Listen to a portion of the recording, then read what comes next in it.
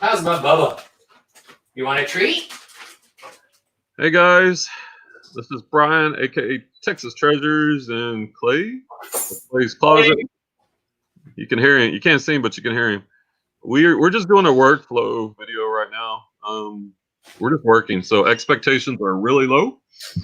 I'm gonna put, because we got to get work done. I'm gonna put out the link if anybody wants to join us. Yeah, Jay, if you want to come on.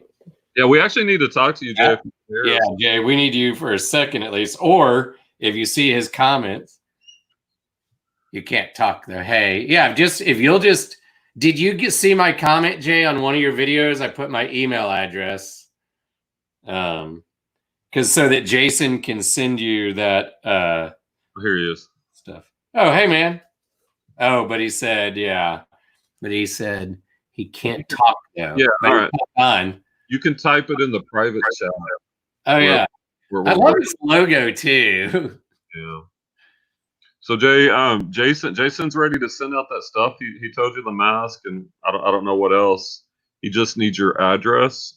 So if you want to put that in the private chat on the right, I will get it, and I will forward it to him so you can get those goodies. This is going to be the most boring live show ever because I just want to work. It'll be interesting to see if other people actually. Well, I'm just scared. Like we'll get a few people pop in and we're going to get sidetracked. Yeah. Well, I'm watching. Oh, there's Jody. Hey, Jody. Yeah. See, I'll at least say hi. Yeah. But I need to work. Like, unless Angie calls and is like, "Hey, I'm going to the store. Do you want to go?" I need to just sit here and because I don't have my car today. She has it, so I can't literally go anywhere. So, ooh, $45 on this one pair of shoes. I might use that. It's different color, but that might be it. Well, I've seen Chris Lynn on Daily Refinement. He's done these work lives, but of course he's got. I watched one. Just happened to come across. And that's what I'm doing. Like, no expectations. Anybody wants to come on and talk? Anybody wants to work with us? Feel free. Conspiracy. I'm listing right now. I'm working on books, listing Bibles and religious books. Oh, come on! These by the way, hold for more. Boo! A couple viewers out there. No. What? Oh, we're talking over each other. Yeah, sorry. Go ahead. I was going to give a little bolo here.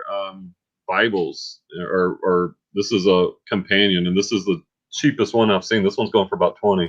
But I've listed several Bibles I picked up in an auction.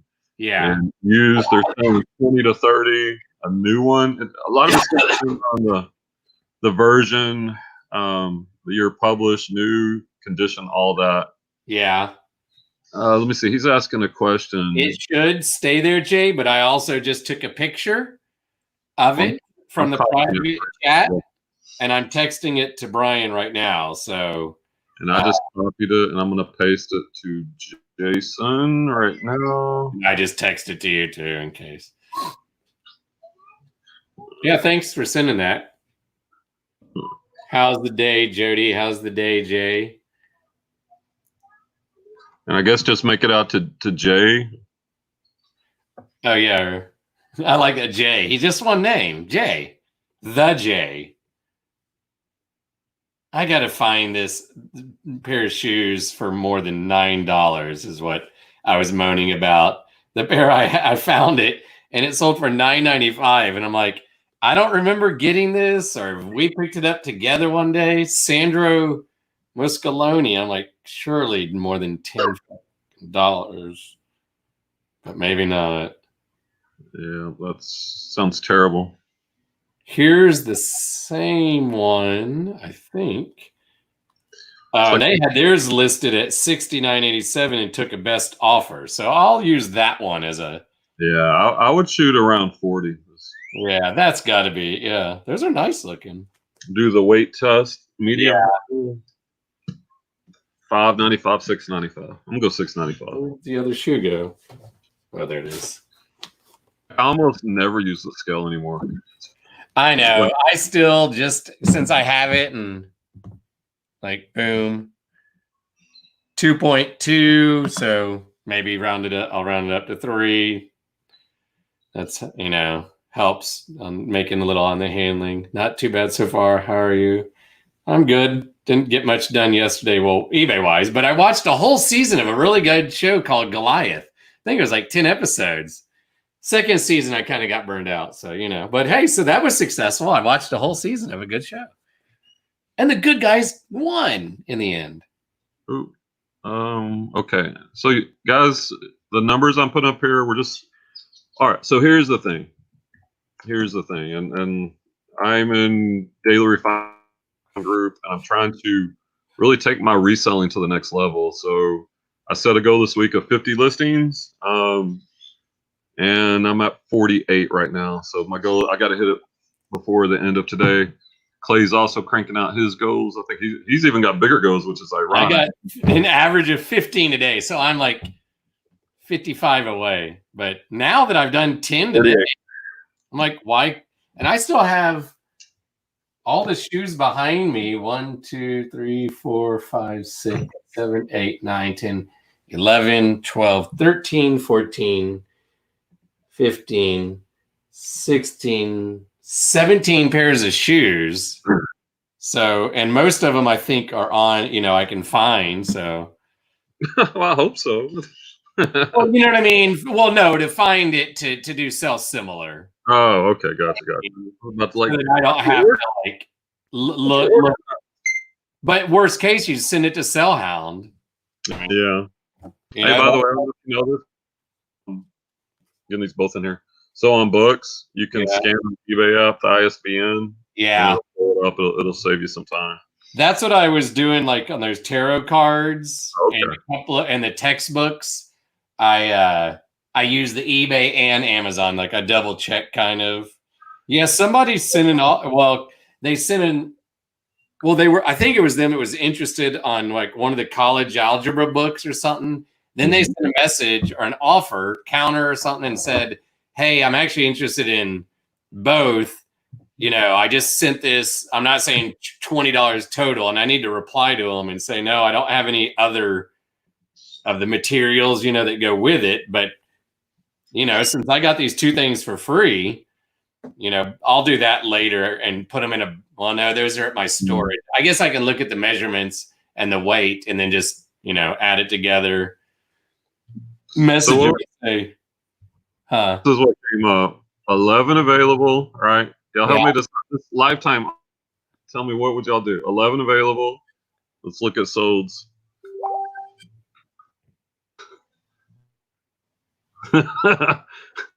It's a thesaurus. Maybe I just keep it for the house. Yeah. Versus spending, because basically $3 or something. Yeah, they were listing for 3 or 4. You got to figure it's about $300 worth of your time just to list something. So that's why I would donate that classroom or for one of the kids. So I'll keep that. Oh. Hey, maybe Clay wants to buy this for his history. Oh, hey, there's Todd, the flipping hustler. Todd, we're working. We were chatting backstage, and then we realized that Flipping Sloth had commented, and we're like, how did he comment? Brian only sent me the link, but I guess somehow it links with YouTube, so we decided to just go. So Todd, if you're working, if you want to come on, we're just looking up stuff and listening. So feel free, Todd. Have you ever watched Todd, Todd's videos? Where's the Flipping Hustler? He's got fantastic hair. You got great hair. Oh, I almost bought off of Facebook Marketplace. He uses like a drafting type table. What is that about? 50% sell-through rate. Top of the market's $8-9. Now that I'll take because it's literally a couple picks. But he has it looks like it was like a drafting table as an angle. And he's the one I told you that he just puts everything, like his clothes, a lot of them he does like a flat lay, and he's in his basement and he has like day hue bulbs on all these different lamps. And he's got, I think, some halo or whatever you call it. But I almost, when I was starting to rearrange the bedroom, I was like, could I fit that in there or out here? because it's so big, and he'll change the background, like, you know, a piece of cloth behind it, and just flat lay a lot of clothes, and he can measure real quick. You know, it's kind of cool. I was like, oh, that's a good idea to have, like, you know, because he just does like a slight angle, you know, so it makes it easier on him bending over and all that. Yeah, well, yeah, I have one. I have that white table. Oh, that's right, the one I kept leaning on when I Now it's currently not being used. It's actually right behind. It kind of folds up behind this table. Yeah, because I feel like $70 or $80 used. They're very expensive, so I'm not gonna get rid of it. But yeah, it's not in So use did right you see Jay said because you started an event, it showed this as a waiting room. So we could have just kept it there. Probably the best, because I don't think our viewership's going to be that strong. No, but you get, hey, you might get, hey, you're getting hours right now. Yeah. You know, so think of it that way. Works out well. Yeah, what works out, Flipping Hustler? What are we talking about? The his drafting table in his basement for listing clothes. Oop, that needs shoe polish. Some of these shoes, like, you don't notice that they need polish until you put them in the light box. True. Todd, what's the, like I said, there's a link up above, but no pressure to come on. What's the weather today up in, you're in what, Minnesota, right, Todd? I think he's in Minnesota. Oh, so it shows the start down, a countdown.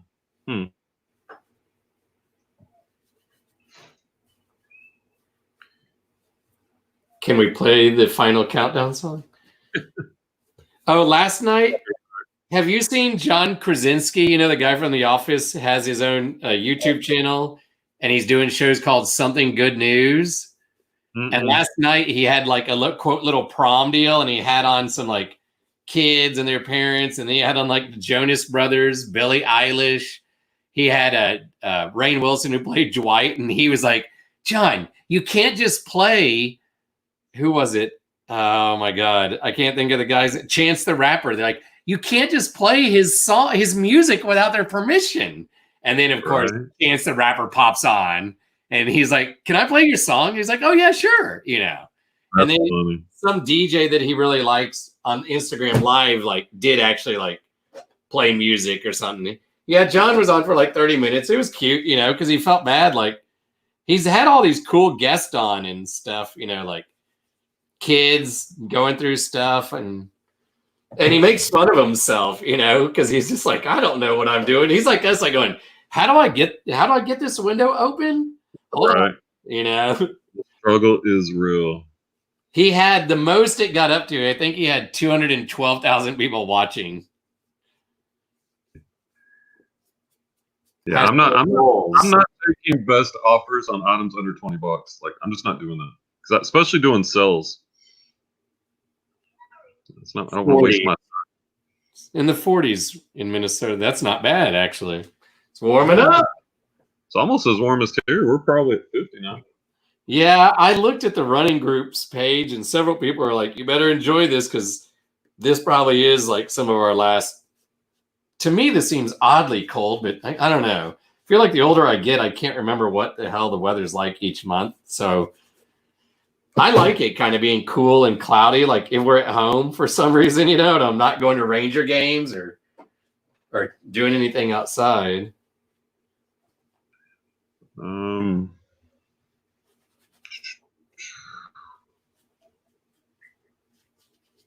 Clicking all these fields with similar, you gotta make sure you change. That's a big book. What are you up to today, Jody, Todd? Jody and Todd. Jody, Todd. Listed. Okay. I'm like, okay, yeah, pictures. That's what I was working on. Oh yeah, something. And I just hit my next listing. Let me plug that in. What's that put me at? 40, 48. Okay. Yeah. So I found this online estate sale It's here in Waxahachie, so it's perfect. And it's got some cool stuff. So there's a few lots I'm trying to buy. One of them is a large men's clothing lot and has a lot of clothes, which I really don't want the clothes. Well, but in the closet, they have like really nice boots, Allen Edmonds, UGG, men's shoes, New Balance. There's like the cowboy western hats, and I've sold a few of those. There's vintage baseball caps, including some Cowboys. Nice. So just between the shoes, the boots, the hat, just that. I mean, you're probably looking $300-400 at least, and it's got all these clothes, and you can't really tell. You can see that they've been steam cleaned or whatever. And so, like right now, I'm winning that auction pretty low too, like maybe $11. So I'm willing to spend, X amount to try to get that. But if I'm gonna get all this clothing, it's going to be a problem. So I'm either, when I watched Daily Refinement's video yesterday, he had a auction, a big time auction buyer where he buys out a lot of stuff, and he was talking about, lot those together. Like if you get a bunch of pants that are the same size, lot 4, 5, 6 of them together and just sell them. You're not going to get as much money. Yeah, I know. He talks about get it gone. Yeah. Burn. And then I also reached out to my aunt. I was like, hey, because she's out of inventory. Okay. If I get this, I'm going to be reaching out to people. Yeah, her, Nikki too. Sounds like Nikki. Jody, right? Thanks for coming by, the Flipping Hustler. Be safe out there. And yeah, Todd is cool. He like bought a bunch of masks, and I can't remember. I watched part of the video. He went and gave them out or mailed them to, like a hospital or something like that. Yeah, he's a real good guy. Todd, if you want to come on next week, we go, Yeah. Where you I almost kind of wish you didn't go live, because now I feel, you know what I mean? What? I almost kind of wish we did live, because now I feel like. Oh, but the good thing, it's only a few people, so. Yeah, I know, which also makes me feel. Oh, I see. Yeah, it's a Saturday though. Okay, I'm gonna go put the. Hi, Kat. How's it going, buddy? Oh, dang it! I listed it without putting my SKU in it. Dang it. Here's the next item to be listed. Is a Packard ambulance vintage. Oh yeah. Problem with this is the back doors are missing. It's a friction like you. Oh, it's got a sticker on the bottom too. I gotta take that sticker off.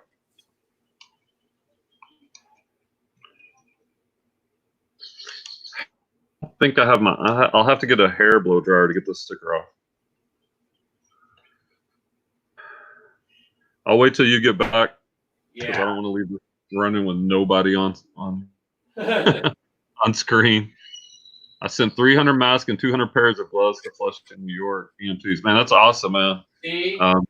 Good job, Todd. I like that. Right? Yeah, he's solid. Yeah. Oh, dang it. I think I already put shoes. Dang it. No mask in the UK. The Chinese have all the masks right now. And my suppliers, my Alibaba suppliers were blowing me up. I probably should have bought some like weeks ago. They're like, you need, I'm not going to give that accent. They're like, do you need a mask? We have lots of masks. I didn't really want to, I didn't really want to profit off of it. No, but I thought you meant just for you and like your family here. No, they're talking about resale. Oh. See, in my head, I'd be like, I would want some because I'm like, I could keep them, buy like just X number, have them for me, go give mom, dad. Well, the prices on them have skyrocketed.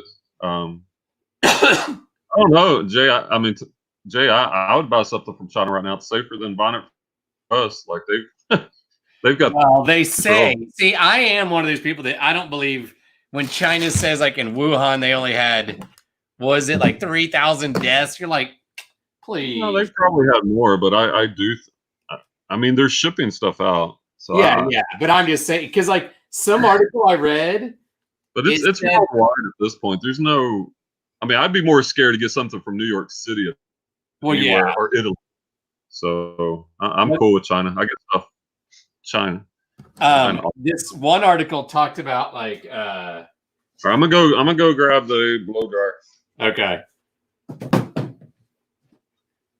Yeah, Todd. I have a basic mask that my cousin had or something. Maybe we had it because her grandma died, my great aunt, back in November, and we only wore it some, when she was at the hospital or even came home on a hospice. But so I have that. I have some latex gloves from Home Depot that I bought a few months ago for the bins. So I'm kind of doing that. I'm trying not to just go out much, Watch a South African. Yeah, so I have this friend, Emily, that I grew up with, and she knows someone in China, maybe Hong Kong, and they say it's horrible. And like, oh yeah, this article, and I'm not a conspiracy. Like I believe, that few bad guys did 9/11, that it's not an inside job and all that stuff. I mean, I could be wrong, but like this article, I could believe it's not really a conspiracy. It's China dictatorship. So it says like the number of cell phone accounts that have gone dark in the last like few months is a huge number, hundreds and hundreds of thousands, or like 1 million or something like that. And I'm like, yeah, it's China. I mean, they can control the news. Hi, cat. So Jody, are you listing or what right now? Oh, Jody, are you a hockey? I know you said you're not a big, they cut up their internet. I'm not surprised. Including masking my packages and selling eBay. Oh, that's awesome, Todd. So where are you getting the mask? Is there still like a Home Depot or something that you're finding them at? Or do you have like a guy? Oh, Jody, I was going to say, yeah, I started watching on Amazon a good show about Grant Fuhr. Do you know who he was? Goalie for the Oilers in the early 80s through the 80s. Crap, I can't find anything about these shoes. Oh, it's all worn off.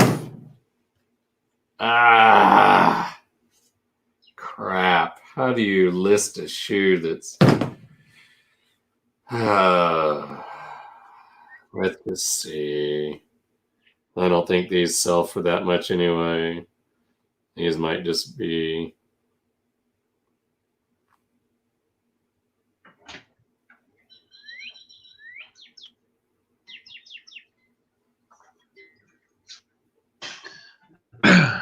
Filter. All right. Filter. All right. I'm gonna let y'all come along for the ride as I research this, what to sell this for. I keep thinking it looks like Ghostbusters, kind of, or something. Yeah, it kind of does. Let's go Worth Point. Let's go Worth Point. And what did I pay for this? Paid $5 for it. All right. You want to? Yeah, I was gonna say, do full screen, show people or whatever. Maybe. Okay. If they don't know where. Let's see. Is it? Yeah, tell me if it's showing. I'll go to YouTube and see what it looks like. Right now, it's whatever you're seeing. Probably the like 80 versions of it. Oh, I hope not. Going now, it's one. We're still like on the side or whatever. Oh, well, that's okay. I mean, it's big enough to see, right? Yeah. All right. I always like to go high to low. Now this one, I mean, it doesn't have the doors, and there's actually a crack. It's not like immaculate condition at all. Let's see. Well, this is cool, and I like when I do this research because I find other things to look for. Like, look at this cool Keystone Packard Army ambulance press steel. That thing sold for $1,000. It's like, I guess, World War I. Yeah. Kind of stuff. The other day on Marketplace, there's a lady in Oak Cliff that had an accordion, and it was one of those like $2, and I was like, "Is that really?" They were like, "Or is a guy maybe or something?" I don't know. And it's like make an offer. They're like, it one sold for 2,000 recently. And I had looked. So I was like going, what? This can't be right. And I never wrote back because that's when I was like, nope, I'm listing and I'm trying not to go out. You know, they say don't go out. So I'm trying not to effing go out, you know, but I was thought about texting you like going, what if we did a little more research and it could sell for 1,000 and we could, you know, each go in 75 or, you know, but I was like, Should have. I've been down for that, man.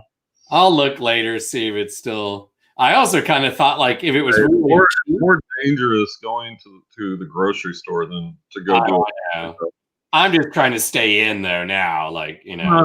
No, that's fine. I mean, I rarely go out. I go out to pick up, and it's about one a week, and I mask up, sanitize up, and there's no one else around. They're doing pickups, so it's just one customer at a time. Yeah. I'm like, you know, also like, you know, I used to be a police officer, so like I don't know, like things like that. I almost sound stupid, but like I have a high tolerance for that kind of stuff. You know, and not to talk about, but for school, like if groups are only allowed to be like 10 in June, and then if July, let's say it's up to 50, or even if 100 or 200 in July, maybe even 400, you know what I mean? Our school is so big, you're like, how can you make us go back to where there's two? I'm not even thinking that far. Like I'm just so focused right now on hitting goals that I'm minded.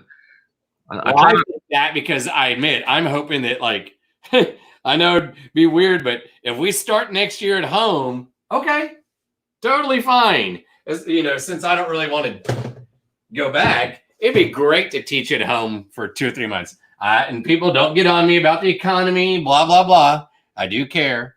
I'm just being selfish for a minute, you know. I don't want anyone else to die and all that. I'm seeing very similar ones, but I haven't found the exact one yet. They have no mask in an elderly home. Yeah, see, that's just wrong. That store that I feature is my channel sponsor. Oh, yeah. Todd is awesome. He has a sponsor, and he has a mug always and stuff, and he's always like, head on down to. Big time. Yeah. I looked this up before I bought it, and I wanted to find it. Buy the cheap item in my eBay store, then I can include them in the package. We utilize. Yeah, Jay's saying, trying to maybe buy some mask from Todd. Yeah. I'll help pay. I'll donate money to help send, mask over Jay to, is it, you said your aunt or whatever, just since we know you. Yeah, it's like, I'm not glad my great aunt died at all, but she died November 2nd, I think it is. And it's one of those, it was time, I guess, kind of things, She got worse and worse, didn't swallow and eat the last 3 weeks. So, but if this had been happening when that, like if she was still at the hospital, my cousin Angie, who was living with her, and Aunt Kat was fine until like summer, Angie would be trapped at the retirement home, Brian. Like, because I'm on their like automated message deal, she wouldn't be able to leave, which is weird. Like nurses could come and go. Like Yolanda from school, works at the place where Angie's grandma was. But I'm like, that's weird to think that Angie could be locked in too. That would be terrible. I can't find this thing. Or if she at least had gotten home, but a box of 60 basic masks cost him 48 plus tax. That's not bad, I don't feel like. I need to go to your store and buy something and be like, throw in X amount. Yeah, but Jay, if you want, like, I'll help pay for to get your aunt the mask. Okay, what pair of shoes? See, I some of these sneakers I'm putting off till the end because I feel like I need to clean the soles a little bit, on the sides. And that seems like kind of a pain. That's decent shape. We'll go with those. Now that I'm going, I'm even going to sell this pair of shoes that I've been wearing. I got them for $65 at the running store. And last time I checked, they were still going for like 45 or 50. So I was like, and I didn't run in them, so the bottom's dirty, but it's not like worn down. And I have other old running shoes, you know, that I'm like, for wearing around, I don't mind if I wear the sole down to like nothing. Yeah, I'm the same. I Yeah, get like $40 off of those. it only matters if you're, and that's another point. People will buy it even if the soles. Ooh, that's cool. How we control, even if they're worn down, because he's going to use them for running. Yeah, and these boot, I still can't figure out. Like, I'm not saying I'm like great on form, and I guess when you're just walking, a lot of people really walk their heels hard or something on the ground. Because I have a bunch of shoes, not a bunch, but some. Part of the heel is gone, and I'm like, how are y'all people walk? I know we walk heel toe kind of, but I'm like, they must just scrape their heel as they go or something. Or the rubber on these shoes is not great. Got the sleeve stuff. Yeah, and I can't find this stupid thing. I'm spending way too long on this. Did you do an image search? All right, here. Well, here it is. Okay, but with the box. All right. Yeah, base it on, yeah. Let's say that.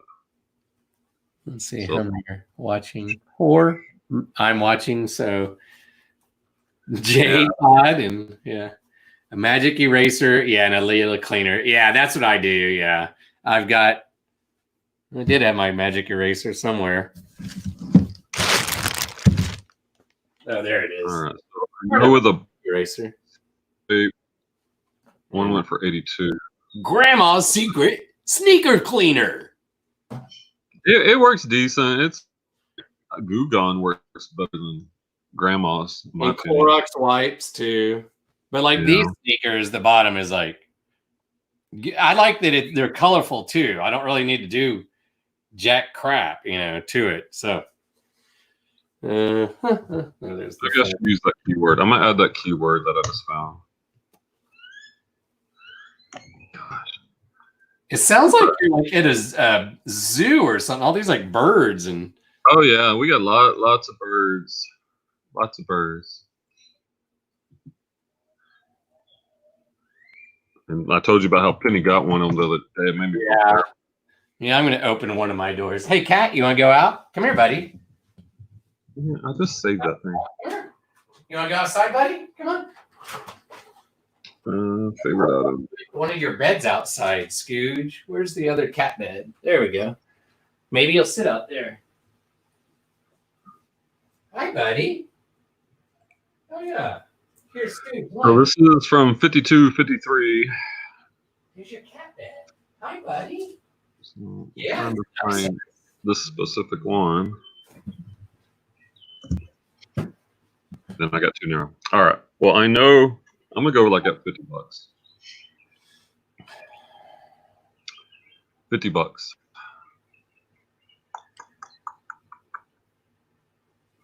Yeah. That's gonna too. I'm just gonna go 50.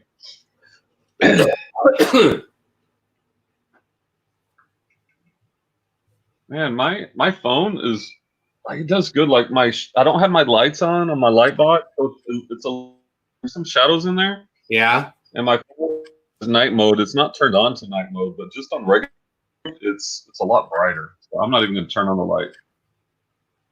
I think it's helped. Like, it's hard to see, but like, where I'm facing right now are my windows. And in the morning, the sunlight comes in here. So I need to move like the stuff that I've built and put here. But that's kind of why I turned the box. I moved it across the room, but I turned it too to help get more just natural light, Yeah. And when I do a backdrop, like in this area and put the mannequin or the form, whatever, in front, I'm going to, try to take clothes pictures in the morning where I have more just sunlight coming in. Whoa. Here,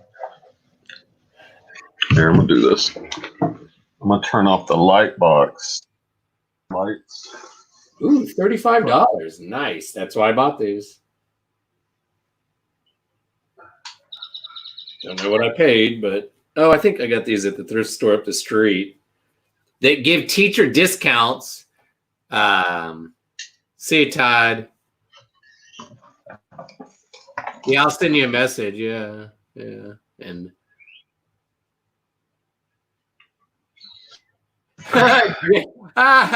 Jay said, wait, I mean, he said, I just saw all your tabs open. Yes.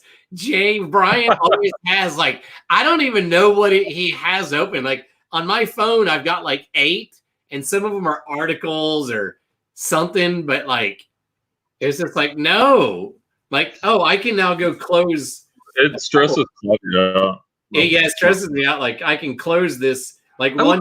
And I'm. Oh, you I know, close them all.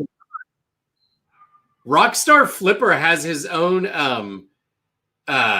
like a website for his lots. Ooh. I'll send Big. you the link right now. See, that's a good idea. Eventually. Because so I'm getting those remotes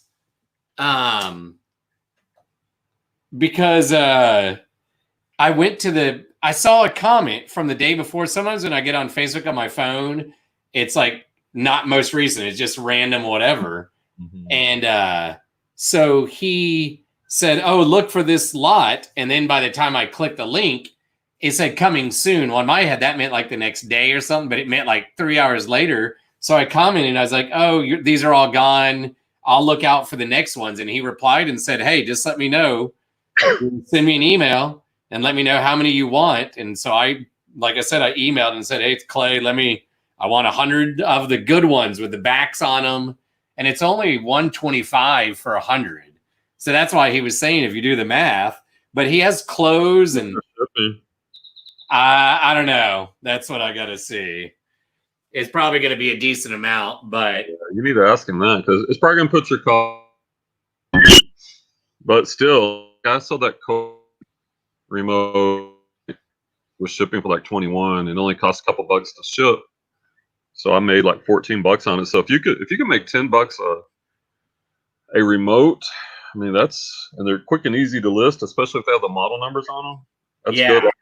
I would probably jump on that. I just have so much inventory right now, and I've got some more auctions I'm probably going to win. But yeah, so I was putting in the Patreon group on our morning calls. They're looking to buy them in like I think 1,000 quantity. He said. Yeah. Also, so like if I'm buying a lot in the shipping, all that's like whatever. Yeah, the write-off, right? I mean well, it goes into the cost of goods. Yeah, that's what I mean. So I would just put like, add that into like when I do the cost for each remote divide your total by 100. Exactly. Well, or however many work, I guess. Well. Right. Or. Yeah, I would just do it divided by 100. I just sent you a link to his. Okay. And if anybody else wants, Casey Rockstar Flipper, it's liquidation lots. I'll put it in the chat here. Yeah, he seems like a nice, helpful guy, who's done, and he's, I feel like, a decent amount younger than us. Like maybe 30. Yep. Yeah, I wish I'd have got into this game earlier. Like, honestly. Yeah, but we just didn't know. I mean, how do you know? Yep. I mean, because I was buying off eBay, ages ago, but like, I wouldn't have thought of buying any, doing it. Liquidation less. I think this is.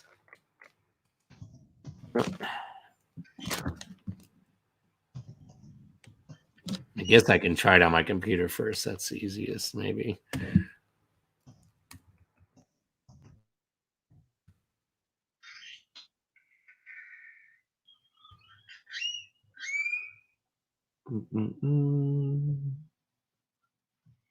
So I'm just copying and pasting. That's a good thing about WorthPoint. You find the best listing that's sold, and you take the information.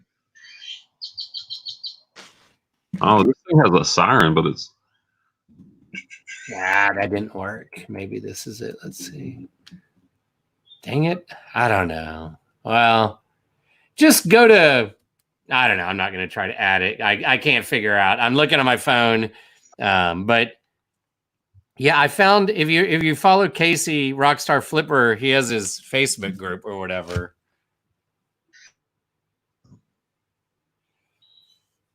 What is that tab?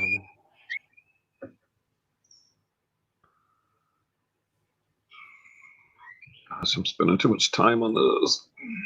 Are you still in the car or whatever? Yeah, it just bogged me down. Yeah. Okay, I need to go back to these shoes.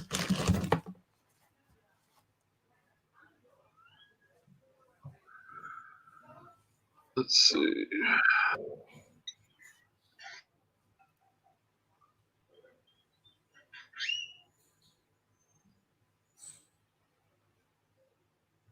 Gosh, some of these people in their listings are very conversational. This like they're at the real life. What do you mean? Like just... I'm pleased to bring you this vintage. Oh yeah, a real beauty. Like it's like they're talking. Of course, it's not in that condition, so I'm having to change it.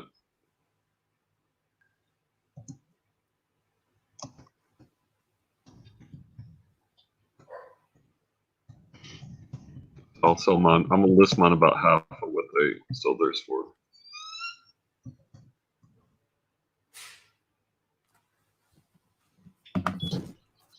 Scooge.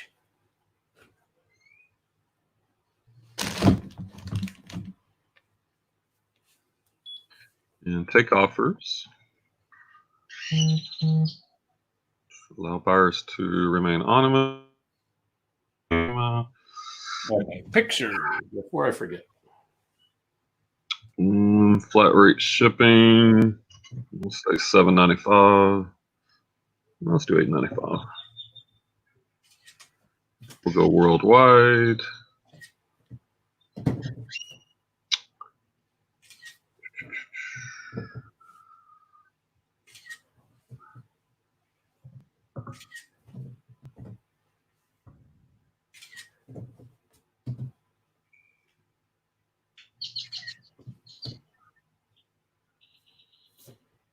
List. Now, a lot of these items like this, I'm not cross-listing. Yeah. I think eBay's the preferred market on some of this stuff. And it speeds it up a little bit for me. Yeah.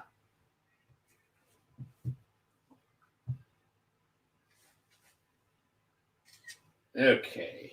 Golly, a lot of comments since my last one. 40, so this is 49.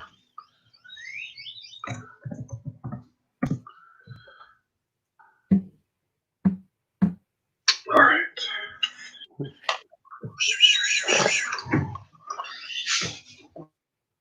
All right. This table mostly. Hey, Scoogers. What's going, buddy? All right.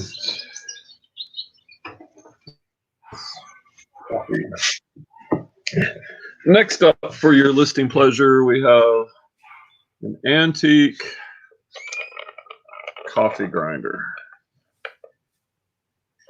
So let me see. This is where the coffee comes out. And obviously you put it on the top and grind. Oh, coffee grinds came out. So let me... Hey, buddy. Hi. All right, I'm going to show y'all. Like, excuse all my million tabs. And I think I saved it. Yeah, favorite items. In WorthPoint, if you do antiques or collectibles, you might want to consider getting WorthPoint. I'd only do it if you do a lot of it. I think I pay like $99 a month. You're so cute. But eBay only gives you the past 90 days in sales. If you use Terapeak, which is good, a lot of times Terapeak will work. It goes back for a full year. But WorthPoint, hey, what's up on that? I click it. WorthPoint goes back for many years. So, and so it gives you that extra information. All right, so here, well, this one, all right, I'm gonna do a new search. We'll do antique wooden coffee grinder. And we go high to low. And we're just looking for one like the one I have. And it's good, like when I'm looking for these things, it's also I'm doing research. I'm seeing these other items. Like if I ever run across this floor coffee grinder, that thing's worth $3,000. So I would not know that off the top of my head. So while I'm looking up the item I'm selling for pricing, I'm also doing research. I'm learning about similar products. So, and I love the research aspect. The more you know, the more you can make. That one's cool.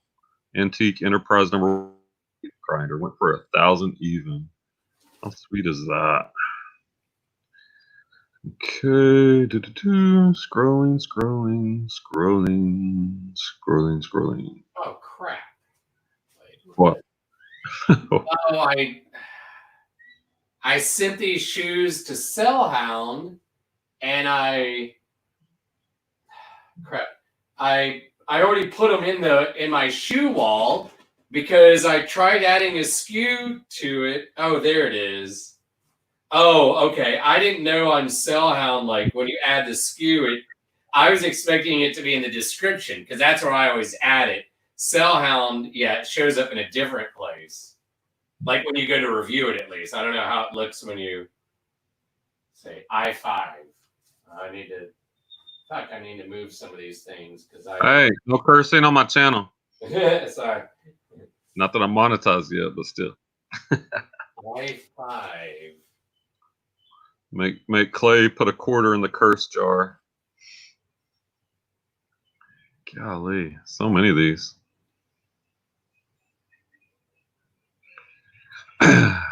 Lots of coffee grinders.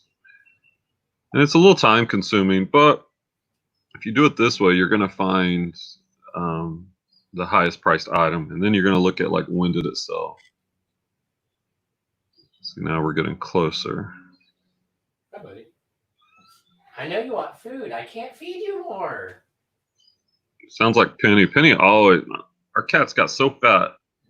He wants to eat. Overfeed my cat. And, you set him up because if you feed her several times, then she gets used to it, And yeah. This morning she woke me up. I think it was this morning with a nice little fingernail or her little claw in my nose. Oh, that's pleasant. And it didn't hurt because she's real gentle about it, but it startled me. So I'm like, what? And I scared her, and I'm like, I'm sorry, buddy. Because she's learned to not like claw. She used to claw, not my face, but like my hand years ago. So I think it's pretty good that she's so gentle, to just be like, tap, daddy, tap, tap. Right. Still trying to find these. I think I know where both these pairs of shoes are, maybe, but I'm making sure here. Okay. I'm only laughing because I've been there. Well, I've got a pair of Sperry's I sold this week. I can't find them. They're not in the right bin. Well, I mean, I just did. This is the first time in the last couple of days where I've used Sellhound for shoes, and I've never done the SKU thing. I just, like I said, when I'm creating the listing off Sell Similar, I add it in the description like you taught me, but now adding it in the SKU, when I went to review it, I didn't notice where that was, so. All right, this one's very similar.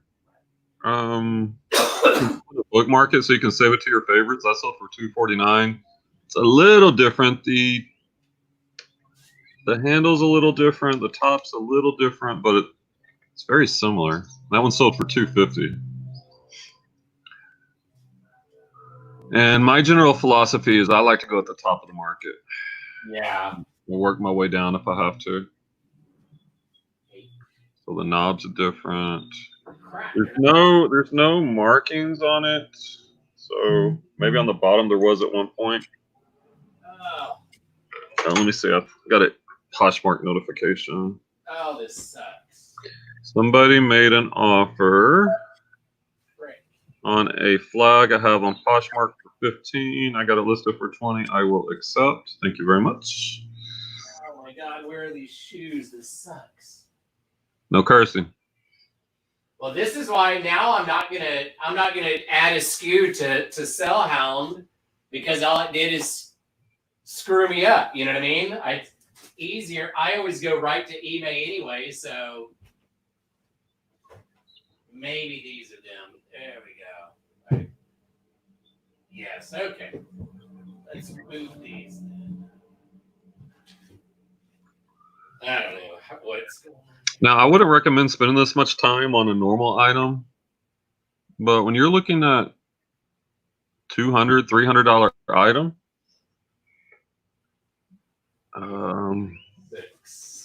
it's worth to spend 10, 15 minutes to figure out what you got. This is very similar. Like, the knobs are a little different, but the box is the same. All right. Antique pewter, lap grinder, burr, milk. That's a really good description, by the way. Look at all those keywords. Antique, it's very old, right? Pewter top, that's this material right here. It's made out of pewter. Coffee, lap grinder, burr mill, kitchen tool, dovetail box. And their description. Oh my God. From the 1800s. All right, I'm gonna save this one too.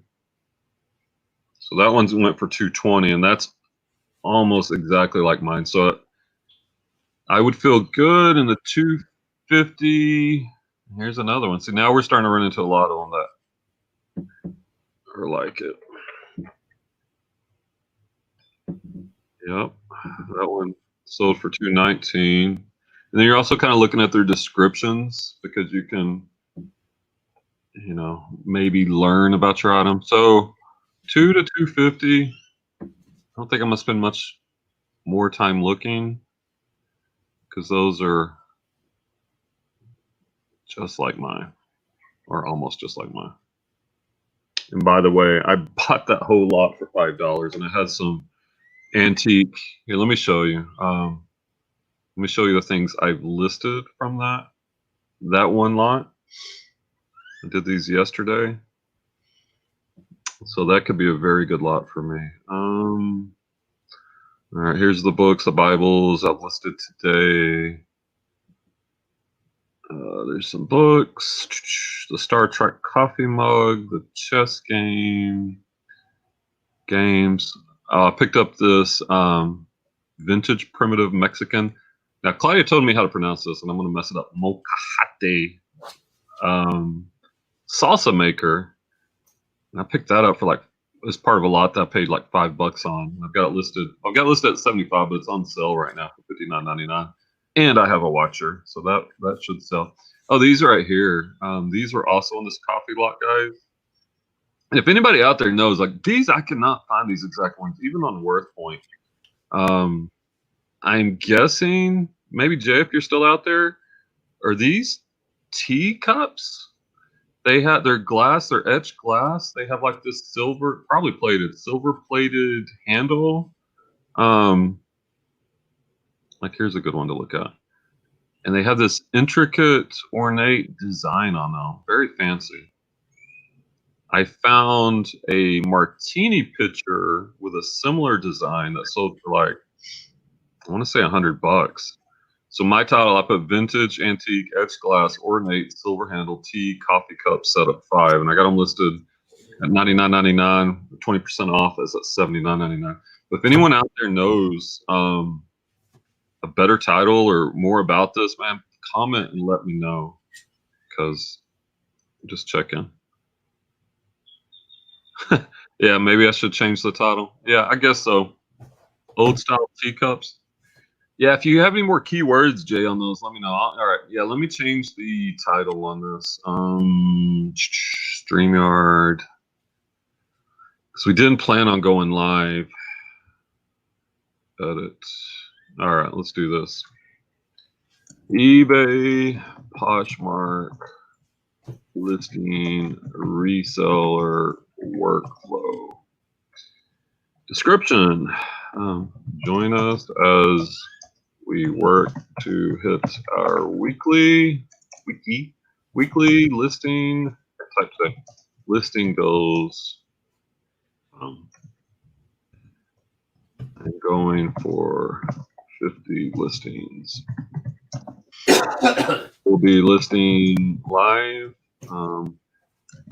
Anyone who wants to join, just comment in the chat and we'll shoot you the invite link.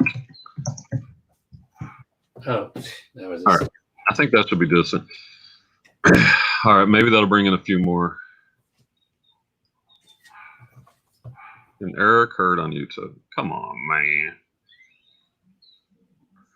Come on, man. I do think I'm going to start in a couple weeks, either like my whatever self-help / channel or Larry.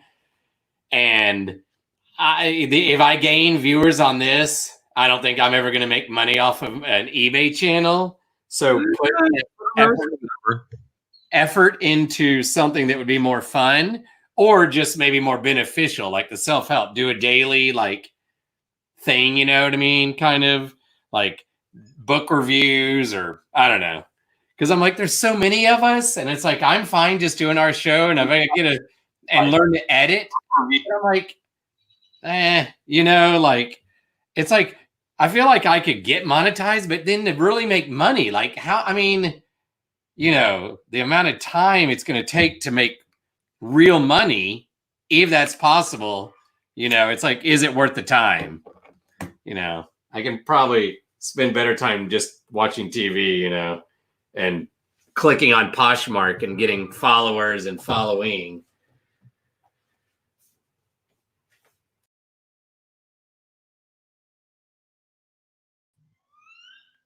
If our show grows and then my channel does, great. Because I think our show over time can for sure.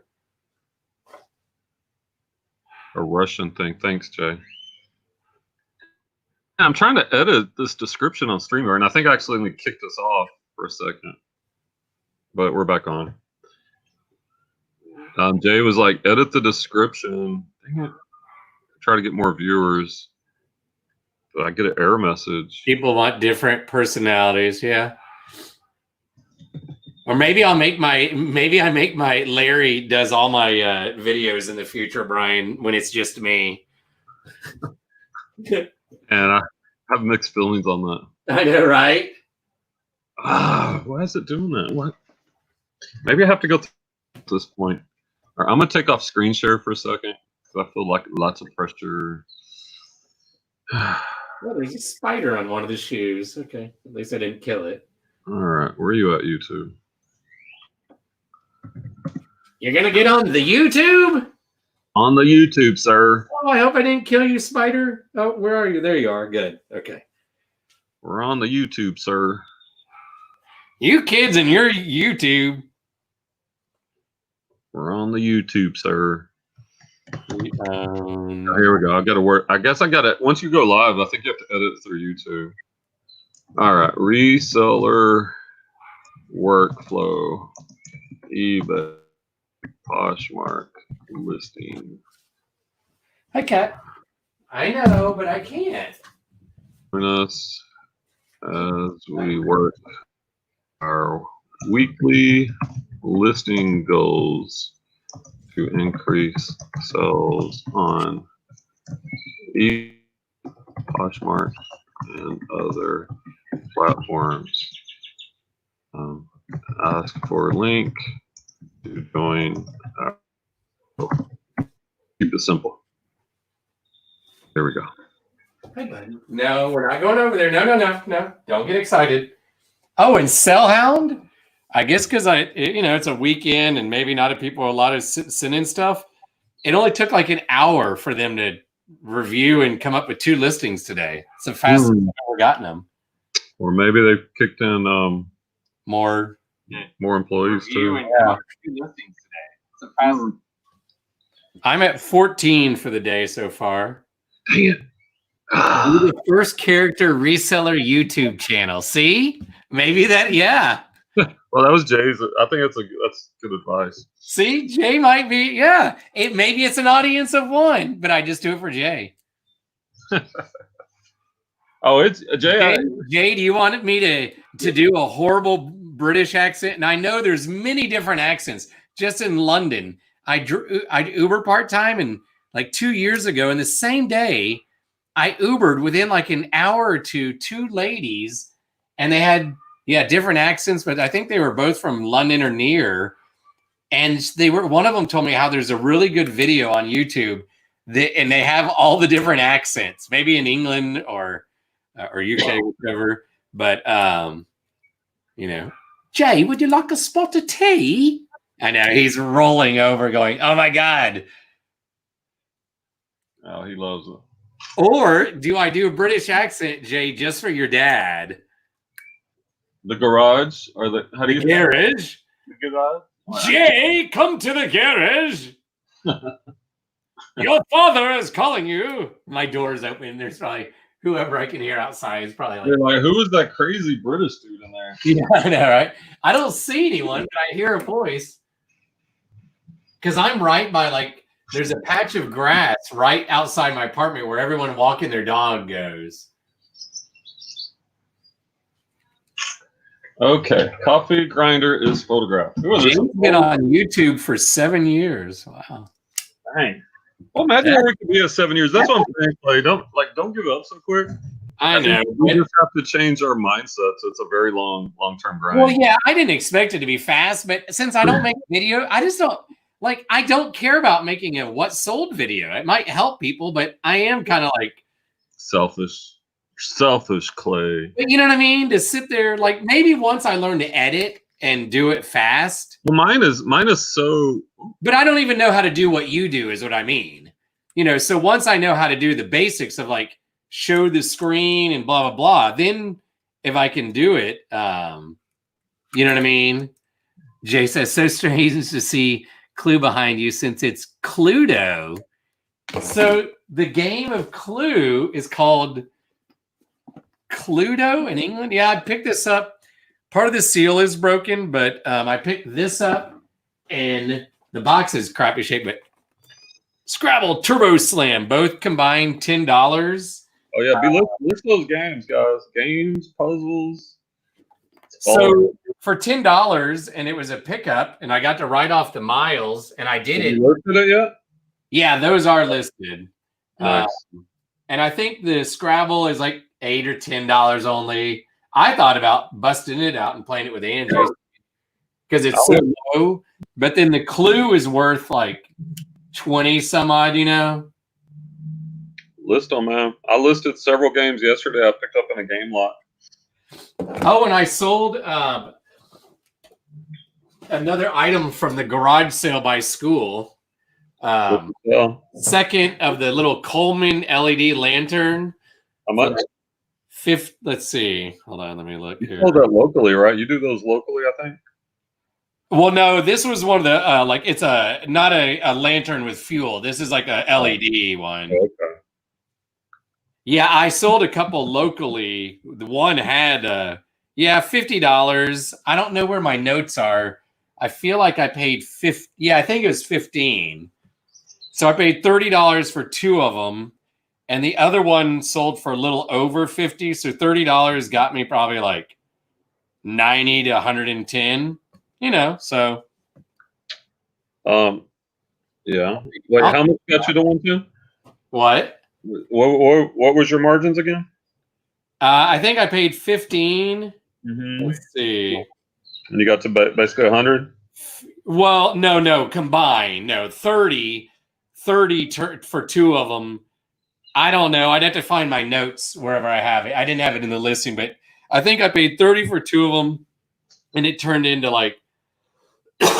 90 to 110. I'm going to look now and see the other ones.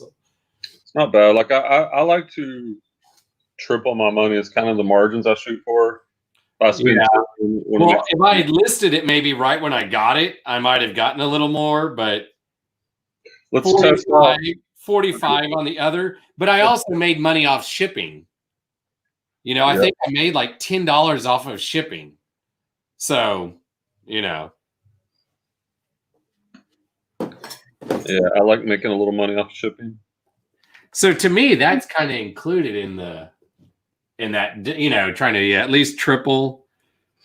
That garage sale is going to end up good because like that remote. Oh, it's not going to. It already has. Well, it has. But I mean, in the end, when I sell all those toothbrushes that I paid $1, even if I sell them for like 10, you know, or something, is really good. And that remote, it's still on its way to the guy in New York City.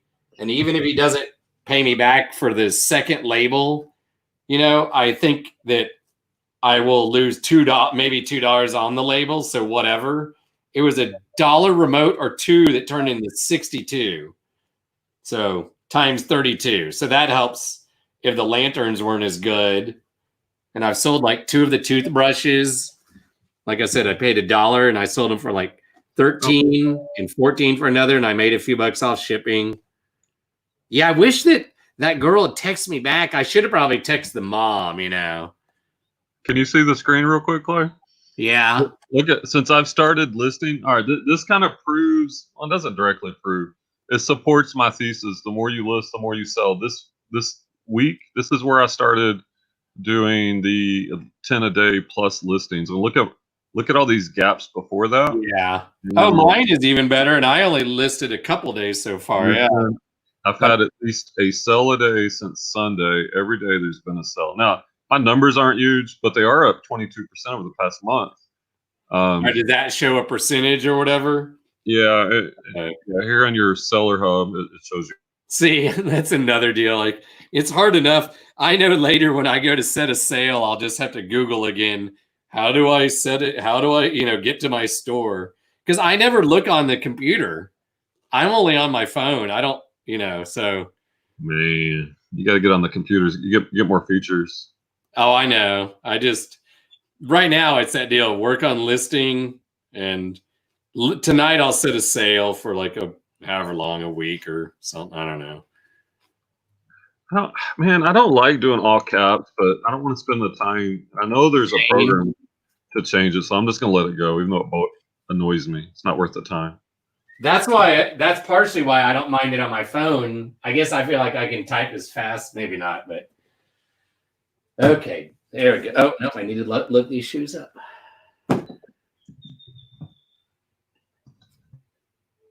Look at what the white background, what it did on that. Oh, yeah. That's good. I don't know the brand. That's what they put. Since I don't know, I'm not going to put that in there. And then let's look at their description. 6.5 by 6.5. Let's double check. I think that's what I got. Come on now. Someone cooking something. Maybe they're grilling something out by the pool, I think. Yeah, somebody's grilling over here too. I live like the pool is. Can you see? Well, I can see where the pool area is. It's like any of us could throw even I could probably throw a frisbee over there straight enough. At least a football. And I can't probably throw a football. Jeez, these Doc Martens. Yeah, Doc Martens being as good as shape. Oh, it's not the same one. But still, this. Don't know where I picked these up. I feel like these giant Doc Martens we got that one of the days we went to like the bin. Oh no, this is from, I picked these up. Oh, I paid a lot for that. God dang. I'm not even going to say how much I paid for that. That's awful. Mm-hmm. I don't get why they put a sticker and I guess in case the sticker comes off. That's what they write on it too. See, here's their conversational. A great antique coffee mill. It's likely from the 1800s. I'm going to put circa 1800s.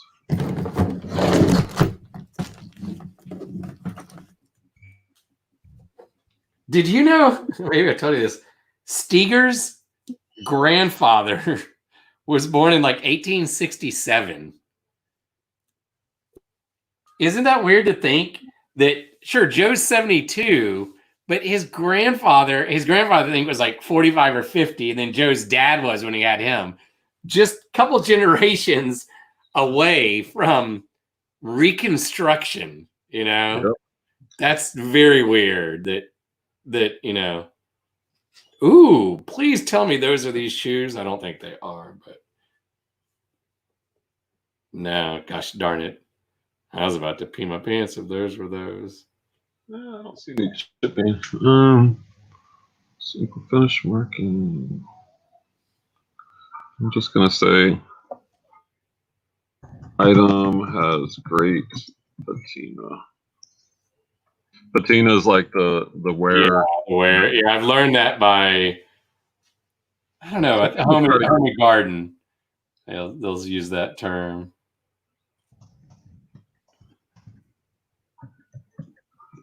Tomorrow I need to spend a few minutes like doing lessons, or tonight. I'm like, I hardly have an interest because now that I'm just drawing out World War II, and I think I told you, I'm having trouble finding any videos that the Chromebooks won't restrict because of the age.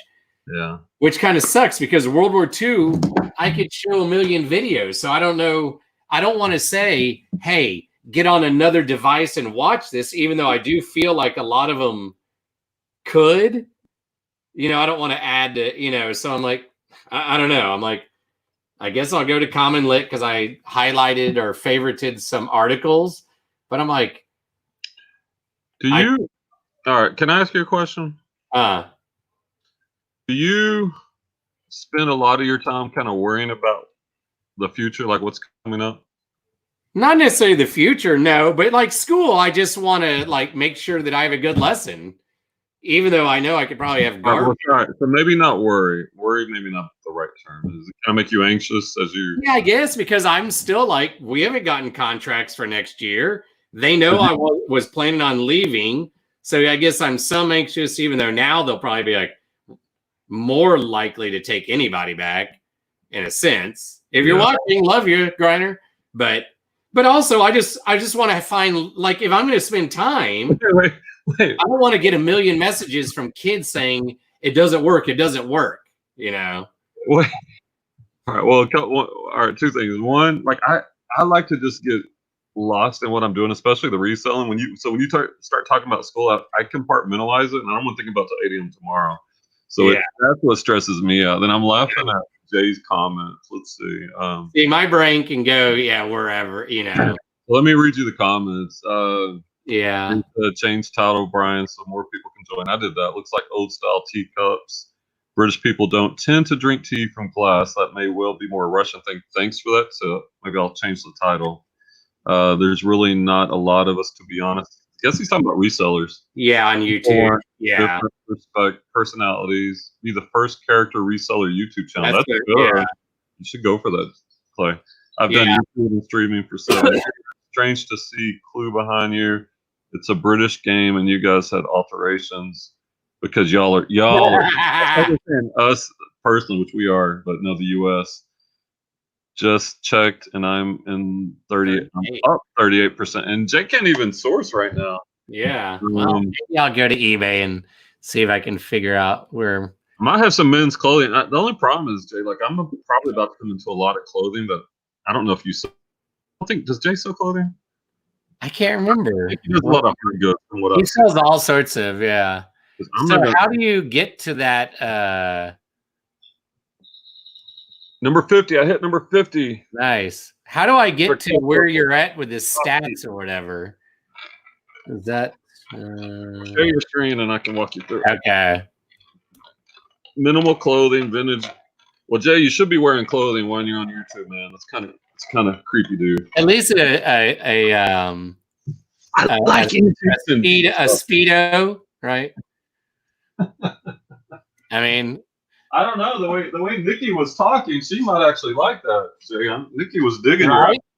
Okay, I'm ready whenever. Yeah. Are you ready, sir? Are you ready for? I went to summary, but that's not it, obviously. My lighting is horrible. Oh, maybe a count. I guess because where the sun is. All right, here, let me put yours up, and I'm gonna try to figure out my. So here, let me get. Yeah, so I went to account. I don't know. Is that right? Maybe. Wait, where you at? Go to my eBay. The top, top right corner. Okay. Yeah. Click it. Click selling from that tab. Yeah. And that's how I got to this. I went to account. Wait. Here's my eBay. Yeah. Where it shows. Do you have the store subscription? The what? Do you have the store subscription? Yeah. I'm paying something. Yeah. I feel like. I could swear. Yeah. Yeah. I mean, I've gone and done sales and yeah. Let me look at mine because all right. I feel like if I went to account, that would here, account summary, personal info. See, when I go to my eBay selling, it goes straight to the seller hub. Manage Google seller hub eBay. Well, here's manage my store, maybe. I'm gonna click seller on dashboard. I think I saw it. If you go back. Okay, I'm just gonna click. Yeah, he's saying go to Google, type in eBay Seller Hub. That's the quickest way. I think once you get there, it almost like defaults takes you there. Okay, I'm gonna go back just to the last one and see if seller dashboard. See it in purple down. Yeah. Not under account, but like underneath your seller rating. Well, here's. Yeah, not that. Okay. Just do what Jay said. Like open a new tab. And just Google eBay seller reports, sales reports. Is that it? Those are all reports, but that's not what you're looking at. Seller hub. Okay. So just open a new tab.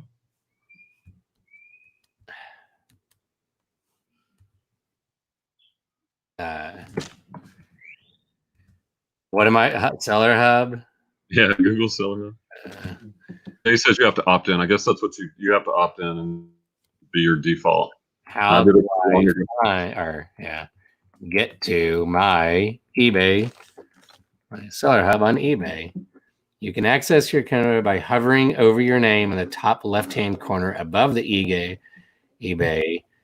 Select account settings from the drop-down menu. You can take it off if you want. I can always figure it out. No, I'm finding this intriguing. My eBay. Well, that didn't do. This is also why, as many good things as there are on Google and our internet, just do it real simple. Just Google Seller Hub. Here's Seller Hub, yeah. On this page, get started. Well, yeah, I'm trying to scroll to be like, is there? I mean, it looks like it's part of my eBay, right? Yeah. So like. But I thought he was saying something like opt in or like there's a screen. Yeah, like. So I'm trying to figure out like how to. Under activity, like you're under account. What about the activity tab? Activity tab? To the left. It's in blue underneath eBay. Well, like, hold on. Let me go back to this one. Activity. Summary. Yeah, click that. Well, that just. See, this is why I just list stuff and. Look, he gave you the actual the URL. What? eBay.com/seller hub. Wait, what now? In where? It's in the comments. Jay gave the direct URL. Yeah, I'll try to copy and paste. I don't think this little, like the other one is pretty cool. This one's a cheap little Grim Reaper. Let me get the big one. Oh, start using Seller Hub. Looks like something went wrong. Please try again later. Well, we'll try again right now. Okay. Sure. Customize listings sold. Put these. So, yeah, I don't even know what most of this means, but yeah, I'm up in the last 31 days, 53.9%. Oh, you're killing it. In the last 31 days, $1,700 sold. The last 7 days, $509. Killing Listing. See the value of the listing, and people are buying right now. Yeah. So wait, but I don't see that. I don't see your seller hub. Where you reading that? I see your. Hold on. Oh, I'm sharing a different screen. Hold on. Let me in that screen. Sorry. Let me stop. I'm going to close all these other ones because you don't want to be like me. Well, it'll just screw me up having. Okay, Chrome tab, share. Okay. By the way, I hit my 50 weekly listing goal with that last. Yeah. One. Okay, there it is. If you share it, you see. Yeah, I see you've been listing this week, and look, every day you got to sell. So what? 11, 12, 14, 15, 16, 17. And today somebody paid for a hat that, like, yeah, maybe I sent an offer today or something. Oh, my neck hurts. And you got 7 to go out. I see a waiting shipment. Yeah, and one of them is a projector screen that I hope is still okay. It's been in the box like 12 years, sitting on one end, so I don't know if that warps or something, but I got it when I bought a screen for projector, before the school gave us projectors. Yeah. So the guy's local, but he's in Fort Worth and he just doesn't want to drive over yet. And I was like, it's fine. I took it to my storage. He's already paid. I only made $23, but I'm like, whatever. I mean, the projector cost me, I think, $700, but when I sold it to a pawn shop a couple years ago, I actually got like 150. So I was pleased to get even that much, because when I went in, I was like, if I get $20 for the thing or something. Because the bulb, I think it burned out, or I thought it had, but when they turned it on, it came on like, oh, 150 or something. Like, sounds great, Okay, back to the reviews. Well, now I'll know just worst case, Google Seller Hub, Google Managed Store. Thank you for the link. Well, I think it'll show up automatically now when you go to eBay selling. I'm getting a weird light coming. This was part of that coffee lot for running. Now this is nothing fancy. K-Rups type 203, and the sell-through rate's 100%, and one sold for 13 plus 12 shipping. So it'll be a easy sell and bust. We got 6 people besides me watching. That's pretty good. If anybody wants to come on, we're literally, as you can tell, just working and kind of chatting. Staying true to it. We got to get listings up. 8312. Want to see what we're listing, or? So feel free. The link we can he can throw it again, or it's scroll up in the chat. Yep. I guess I should test this thing real quick. I list it. All right. This coffee beans, but I think we plug it in. I like my setup. My chair is right here next to the light box, and the height is perfect for little items to post. I probably could. Once I clear this, I could probably do the same. I just don't have room to put it. Sounds like a pin or something.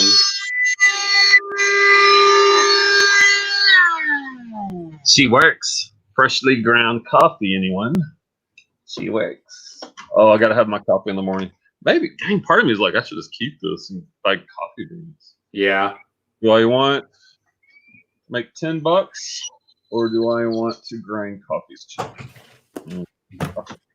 Okay, let's guess. How much will the Doc Martens weigh? Let me see. Turn them sideways. Turn them sideways. They're heavy. All right, don't say anything. Let me guess. Hold them up. Let me get a look. All right. 4 pounds, 8 ounces. Comment below. What's the weight of the Doc Martens shoes? Clay's going to be giving a prize to whoever gets the closest. Sure, yeah, prize, yeah. Let's see. 4.5. Like you can't take that one. I said 4 pounds, 8 ounces. You got to pick another number. Higher or lower? Jay? I was thinking about, great minds think alike. Okay, I'm gonna do now just one, so it's right across. Okay, let's see. Oh, wait, make this more dramatic. Don't tell us. Yeah, All and right, then Brian, show it. don't say anything. Jay said he said it first. So 4 I will go okay. 4 pounds 9 ounces. Take Okay. your camera and show us. Don't say anything. Let's. Is it one shoe that you weigh? No, I now have both on there again. Yeah, I did Can one. you take your camera and take it to the scale? Oh, Walking plebe. Pleb. Well, wait a second. Hi, All right, walking we'll give plebe. people a few. Is that plebe? Does that say plebe? Yeah. Pleb? Plebe? I don't know. I'm saying You're plebe gonna like military. What would you give if you were doing? Maybe we need to do a giveaway on our next live. What would you give away right now? Something that we have. Oh, you know what? Hey, Ryan, you know we could give away. What? Avon. Is that Avon? Avon. I always wanted my own collectible Avon. Does it? Yeah, Avon, collectible Avon, big rig. When you want to smell like a trucker. Hey, my dad was a trucker for years. So. I know, and I'm not. Oh, you know, I'm not making fun of. Oh, I know. Oh, it's kind of cool. Does it have cologne in it? Yeah. Oh man, stuff. Ooh, the front. This is actually. Oh, is there something in? Sell-through rate on that is horrible. Oh, I know. It's like aftershave and something that maybe both. Oh, Jay wants that. So if Jay wins, Clay will send you. What are you going to send him? What? I'll send him the big rig. It is actually pretty cool. It's kind of cool looking. Dang it, Jay. Brother, we got people that want it, Clay. All right. How about we do an we can give away Avon. We'll do that every Thursday night. We'll give away, or what about an auction? Yeah, but we can start with a giveaway. All right, we got several people that want it. So let me. Well, now here's part of the deal. Also, if you're overseas, just as you know, Jay, you probably have to pay a tariff on it or something, right? Don't be a Debbie Downer, Clay. I'm just saying. Always thinking the worst case. It is cool. I'm focusing on the cool trucker cologne, and you. Actually now, tonight I'm going to open up some of these other ones that we never looked. Right. So let's see who won it. Show us. Okay, that is awesome. Let me set it here. So we're going with the person closest, but it can go over, I guess, right? Because it has to be 4 pounds 2 ounces. Because I just stacked the shoes. I think that's Jay. I did it side by side, and then I stacked them, and it came out. Jay won it, dude, because Jay went 4 pounds 8 ounces. I went 4.9. Walking Flip went 5.2. So Jay gets the. You get Jay for the win. All right. Lucky contestant, what he won today. It is awesome. Here, I'll try to show the one that. Yeah, Jay, I have so many of these things. I just heard. That must be on your deal. I don't have Facebook open. It sounded like Messenger. Yeah, not on. Let's see. Dang it. I have another box of this crap somewhere, I feel like. Okay, well, I'm going to put it back in the box before I accidentally drop it. Let's see. How does it fit now? Oh, all right. So it makes me think of Transformers when I got it out. I thought it was cool. Jason just messaged me, Jay, and he needs your last name. So if you want to, you could jump on and put in the private message or message Clay or somehow. But we need your last name. I have it. I have his. Oh yeah, your name. Yeah. The full name. Yeah, because look at the picture. Pretty intense, man. Like I almost want it, and I know I don't want it. I know. That's why now I'm not gonna necessarily show some others. I'll show them off camera to myself. And look at one of the baseball ones. The baseball one's okay. The box is what's actually cool on some of these. See, maybe these Avons are cool because of the boxes. Oh, yeah, the race car. I think, in this box, the piece of paper that we wrote down because we sat there and did all that research. Oh yeah, we thought we hit.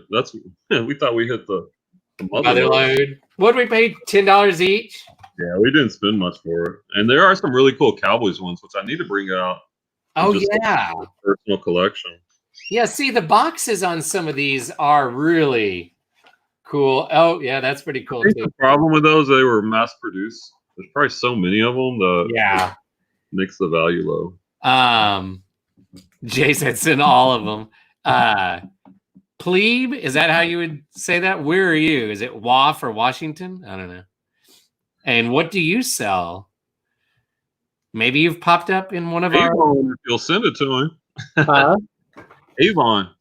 Yeah. Oh yeah, the Superman. That was one of the good ones, wasn't it? Yeah, that could. Man, like, gosh, I don't think I have them listed on eBay right now.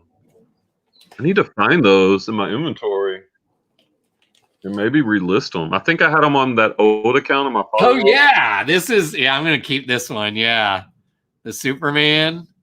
Yeah, some of these are pretty cool.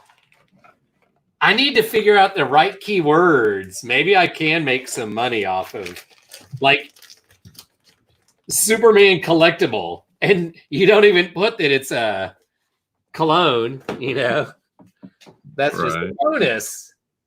Snoopy. Well, maybe put it in there and it makes it worth more. There's a Viking one somewhere. I need to get back to listing. I'm not going to list those right this second because I do need to figure out, because maybe, we'll give some of those away. Like you said, that could be kind of cool. People here love Avon. Unfortunately, Walking Plebe is near Seattle. We got a decent number of Washington people that interact with us. That's we do. We got so much Avon stuff. Walking. I've run a marathon out in North Bend. The last time I did it was in September of 2018, but I went in June of 16, June of 17, June of 18. Where you run it. It's one where it's so pretty out, and you run down this mountain, the Ironhead State Trail or something like that. So I like Seattle. Yeah, I would love to be up there. I did 4 trips. That's where Carranza was. He and his girlfriend, who lives in the greater LA area, were thinking about moving, but she's in like greater LA, and he was planning, on moving out there, and they were going to move to Irvine. Yeah. But as I told you, since he can't get out there to interview for jobs or anything, like, oh, and these suckers, God, these are like really big shoes. I'm like, well, 2 of those even fit in a normal. You realize that everybody that guessed that we were close, we were all within half a pound. Like, I would have said 4.8. That's what I mean. That was my same guess as Jay's. So we were all within a few ounces. Iron Horse, it's a cool. Yeah, you'd like this trail. I'm gonna go see if these. I have one shoebox. Oh, I have a shoebox right here. I need to order more shoeboxes. Yep. So I have them, and if I decide to make another shoebox wall, see, I can't even get 2 of these in a. Oh no, I can barely. Man, I don't have to worry about putting anything in the box for cushioning. Yeah, that is a heavy box. Okay, let's weigh that sucker. Not like the box adds to it, but just to double check. 4.7 with the box. Wow.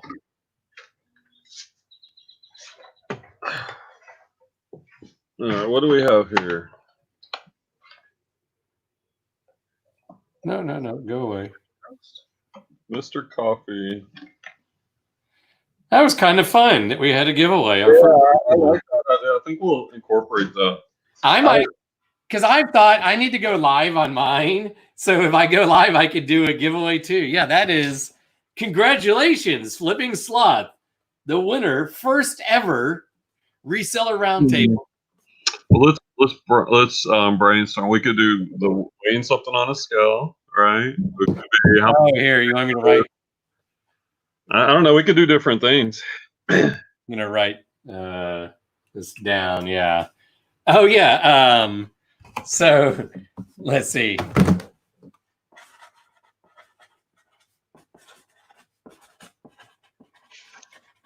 Guess the weight of an item. ECM3. I could always, we could. Now, Jay, you could play in Walking Plea, but I was going to say, well, we don't know. Actually, there are the watchers, so we can't use these shoes again. I was going to say something good like that that's heavy, you know, kind of. I mean, in my inventory, I've got all sorts of different things. Yeah, so guess the weight could be one. Depending on clothing, it could be where is it made?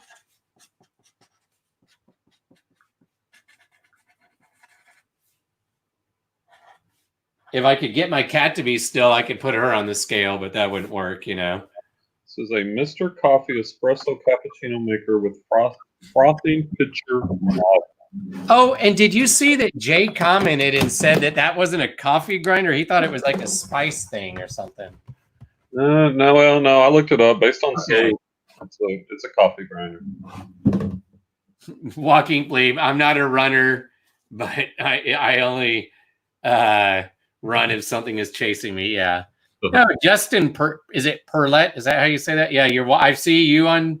You've come on our chat, and then also you're the missus, right? If anyone wants to come on, we're just working, no pressure. But if someone wants to schedule a time to come on our Thursday show, feel free. 7 p.m. our time. Yeah, y'all are north of Portland. Yeah, my ex, I guess now it's weird to say, ex-stepbrother, he grew up here in Dallas. Power's on.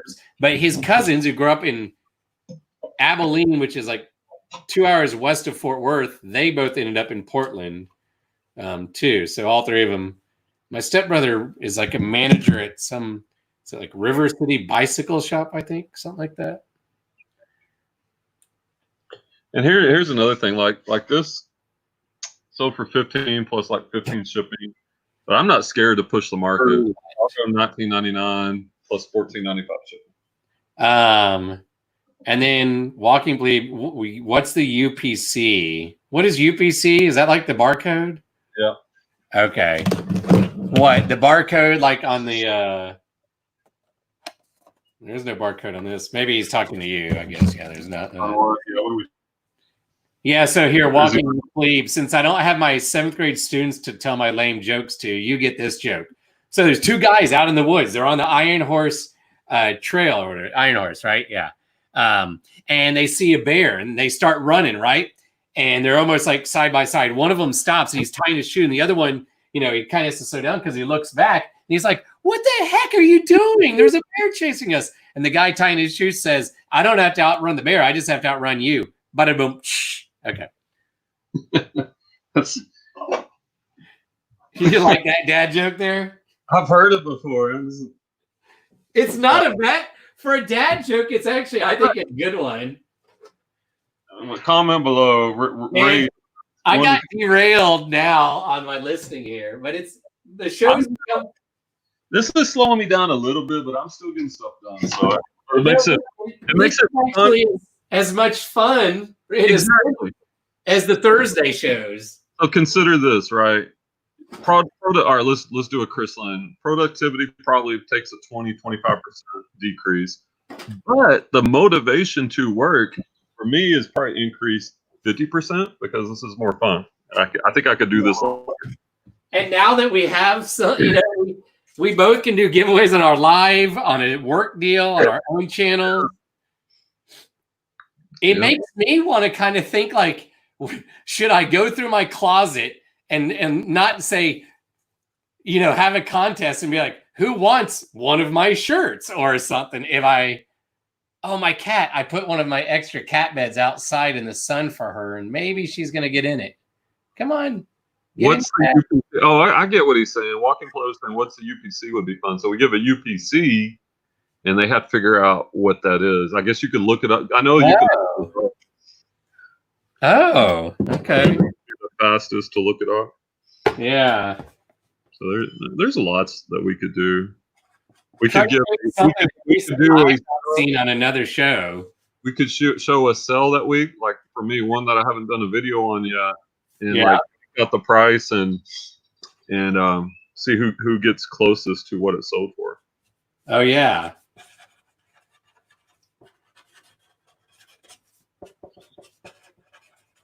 Ooh, background remover. You were kicking arse. I'll show you this one on this copy in just a second. I do need to touch it up. If my cat lays down, then I'll actually go. I can turn the webcam and show her getting in her bed outside. Oh, that might be a new thing. Leave my door open when it's not too hot and she can go sleep out in the sun. She's sniffing. I think she hasn't been in that bed in a few months, so she's probably like, where'd this come from? My mom's gotten like 4 books for her. Dang it, that was looking so good. I hate it. Like, if you can see that, see what the photo thing did, but there's that one little spot on that top handle. Oh, yeah, you're not gonna. Yeah, no, I tried to get it, and that's not coming out. I don't know how you would. I'm gonna try a Sharpie. Let's see if a Sharpie will work. Like you said, you need like a little stylus, maybe. Maybe you know what? Maybe a Q-tip. Tablet. A Q-tip. Oh yeah. Q-tip has a little cotton in, but it's small. I think a Q-tip would work. But I don't want to go get one. I think that's what's up.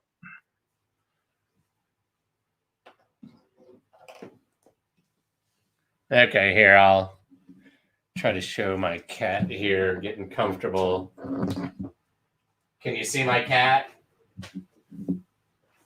Is the cat showing up, Brian? No, I'll see a door.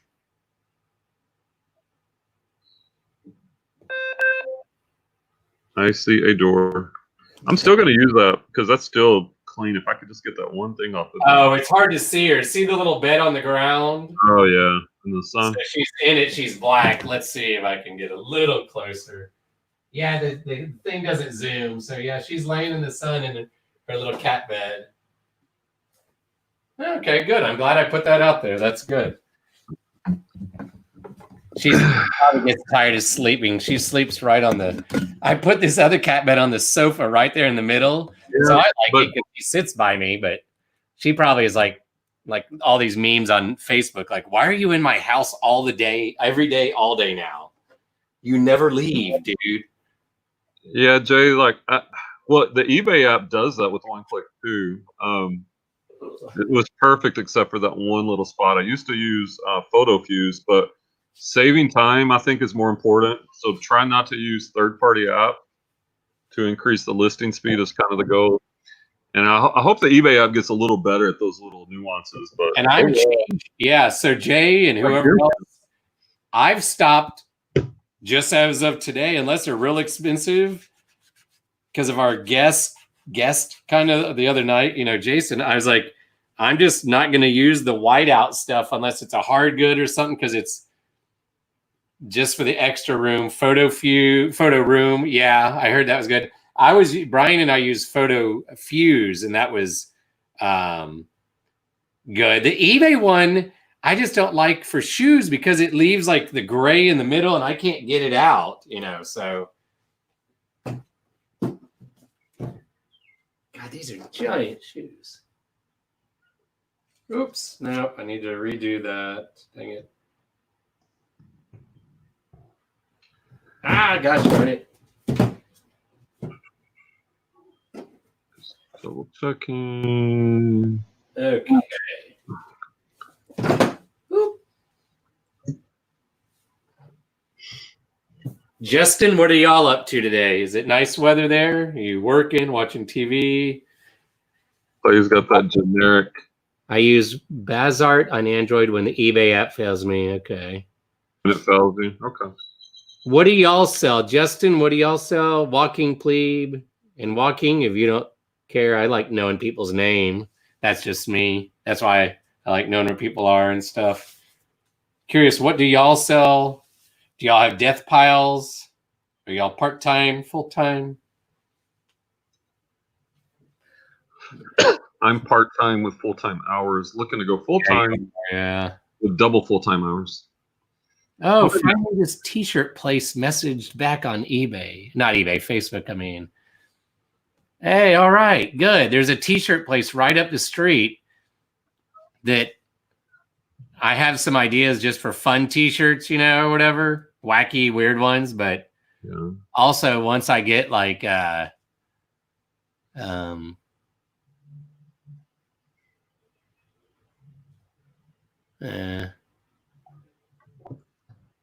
okay, good to know. Okay, listed.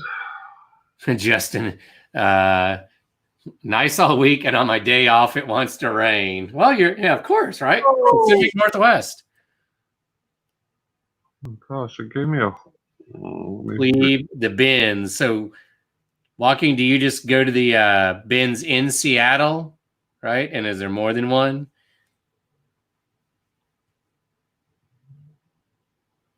Yeah, look at I don't know if you can. Here, let me turn it down. The brightness. Jody's trick here. It's hard to see, but like the shadow, the gray underneath the shoes with the eBay deal. It's just, nope, not now. Those are good enough pictures. Yeah, I'm trying to take. Because it's always that deal. I can always go back and redo. Okay. All right, so I'm struggling here. So maybe somebody can help me out. I'll be back here. All right, so I'm trying to. So this is what I listed. I sell similar, and it gives me these product details, but I don't want the stock photo. And if I click pre-fill listing, it's going to take all this info out and the stock photo. I just want to take the stock photo out. I guess I could just manually add that. Yeah, Mr. Coffee. ECM3. That sounds like a physics equation. ECM3. ECM3. Color black. Coffee type. I don't know. Coffee capacity. 4 cups. It does 4 cups. 4 times 8 is 32.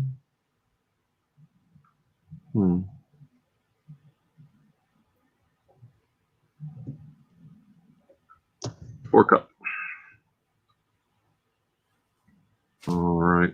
Everything else looks good. $19.99. We're going to do $14.95 shipping and update the listing.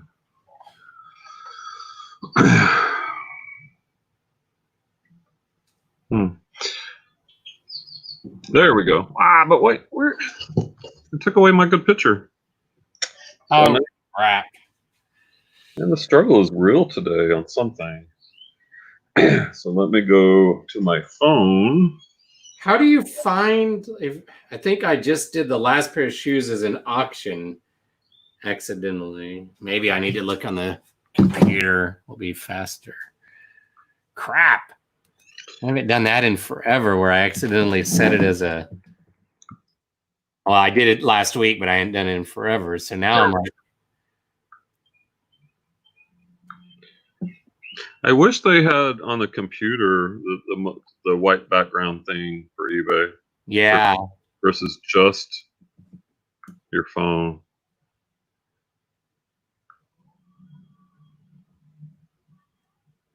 There we go. Yep, let's take this off.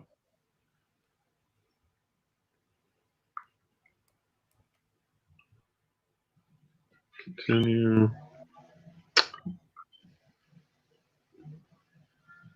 Apply. Save.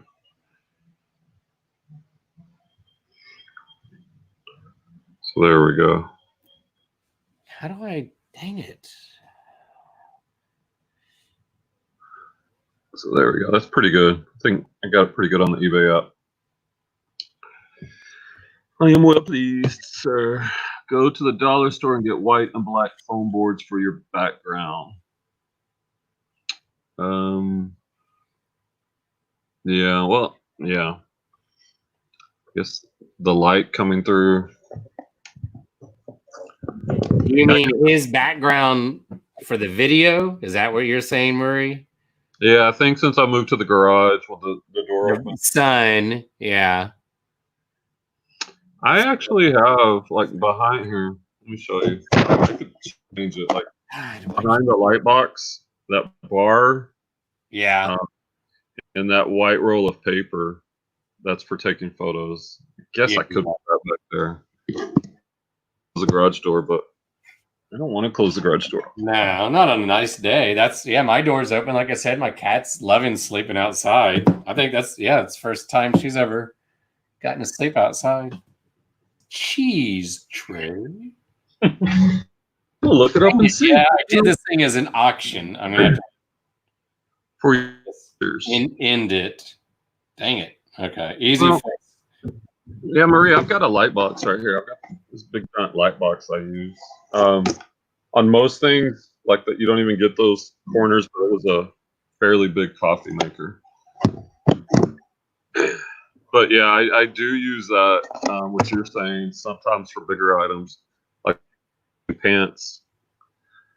Kelly, the Ecom Mom Worth is listening. All right, Kelly.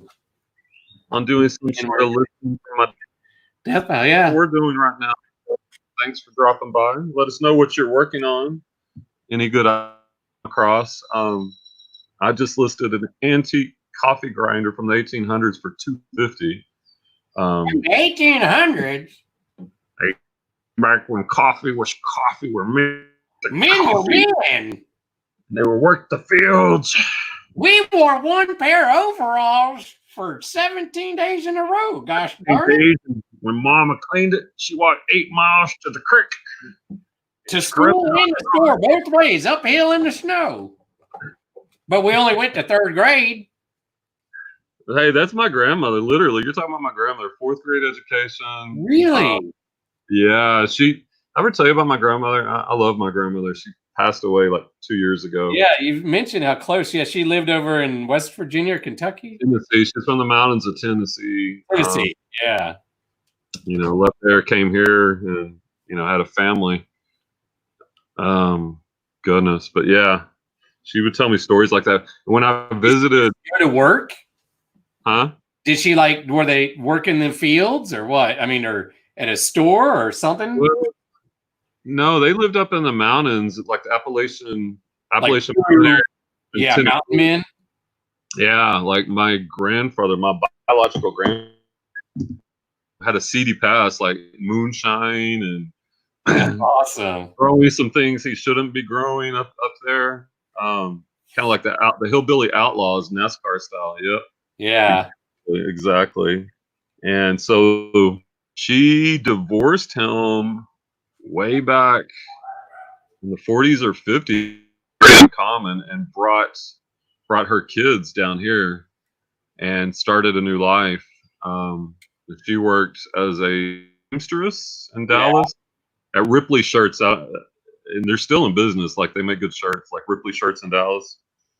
But like when I was a kid, I remember visiting. Like I went up there with her to visit relatives, and as like a 7 or 8 year old going to an outhouse outside, dude, it was wild. But it's beautiful up there, So, yeah, it is. Yeah, I did that trail race in Chattanooga that I thought about doing this year, but never started running, and it's probably canceled.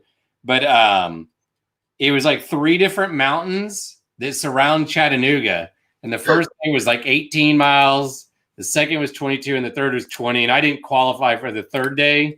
I could have run it, but I would have gotten a medal, which at that point I didn't care. But I was so tired from running real mountains or hiking up, running down, that I was like, I just ran 40 miles and like 28 hours, I slept between, but for me, that was a ton, whatever.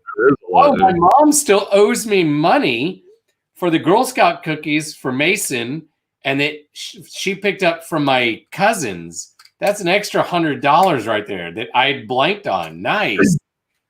That helps. Very nice. I was like, I gotta sit down tonight and figure out, like, do I go on and pay off now that we got that government money, the root canal, or like I said, I'm behind. I haven't said anything aside for this year's eBay taxes, and if I don't, then I won't have it. So I'm like, it just came to me as I said that. Maybe I put 600 to one of them and 6 to another, and the 100 that I'll get for the Girl Scout cookies towards.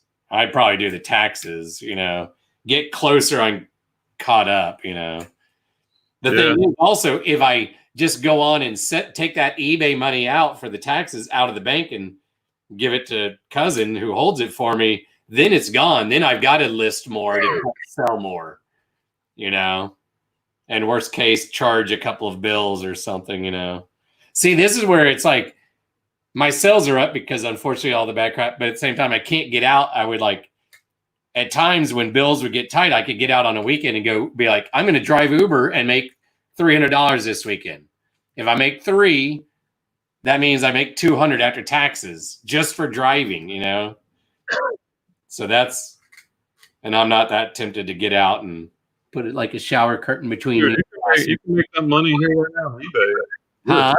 Just list. Make that money on eBay. No, I know, but I can't wait to get back when it's safe to do that too, because that's immediate money there. That's the thing, 40 miles, I'm good to run 40. Hey, Kelly, that's how I feel right now. I've not run much in a year and a half. I keep having spurts of I'm gonna start up running again. And yeah, I've enjoyed walking some. I rode a bike a few miles recently, and I live right on a trail, but I'm not gonna ride on the trail because I'm trying to stay away from people. I'm getting close to, let's see, can these black shoes be listed? Yeah. Bottoms are a little dirty, like dried mud, but good enough. I don't care. Oh, I was going to count, see how many things I've done today. I've lost track. I think I'm at 13 or 14. I'm at 51 for the week. Next up, Clay's favorite. We get to research here we go, Clay. 14 for today. Oh, yeah. Oh, my God. It's transparent. I think this is what they call blown glass. I thought it was plastic when you showed us the other night. That's cool that it's transparent. Like a light behind it. Aiken really might like that. Airtight plexiglass board between you and the back seats. Watching if you want. That is cool. Yeah, it is pretty cool. Now, all right, so I'm going to say creepy to me. It's still creepy. It's not that it's Angel Death. It's that face for some reason I think some of it is because Wednesday night, thank you, I had a dream right when I went to sleep, and I woke up panicking that I was going to go to hell or something, Oh, and then not last night, Thursday night after the show, I had a couple of scary dreams that were just awful. I missed going to my martial arts class. Was supposed to be testing for black belt on May 1st. Okay, so Kelly, if it's me versus you and I'm in good shape, my only hope then is to run away from you, basically. Yeah. Kung Fu. I don't know if you know that back in the day. Did I ever tell you that? What now? I used to study Kung Fu. Oh, really? When I was younger, yeah. I got to blue sash with stripe and white cream. And I still, it's like I did judo for a year or two, but what I like to tell the kids, one of my stupid jokes. So for those of you watching, Brian and I teach at a school that's 95% Hispanic, right? And love all the kids, even the buttheads. But the Spanish word for be quiet is cállate, right? Or I know I'm not saying that right. But what I like to tell them is, and this is a joke, I'll say, no, it's karate. And they're like, no. And I'm like, no, it's karate because you chop them in the throat. And if you chop them in the throat, they can't talk anymore. And that usually gets a couple laughs from the kids. And then others are like, quit saying it wrong. And I'm like, I don't know Spanish still. It's as good as it's going to get. Yes, sir. All right, let's see if we can find this Grim Reaper. No. Here, random thought. Sorry it's not really school talk, but is, I guess, staff meeting at 3 next week. It is school talk. Why? I know. It just popped in my head. No. All right, worst point. Grim Reaper figurine.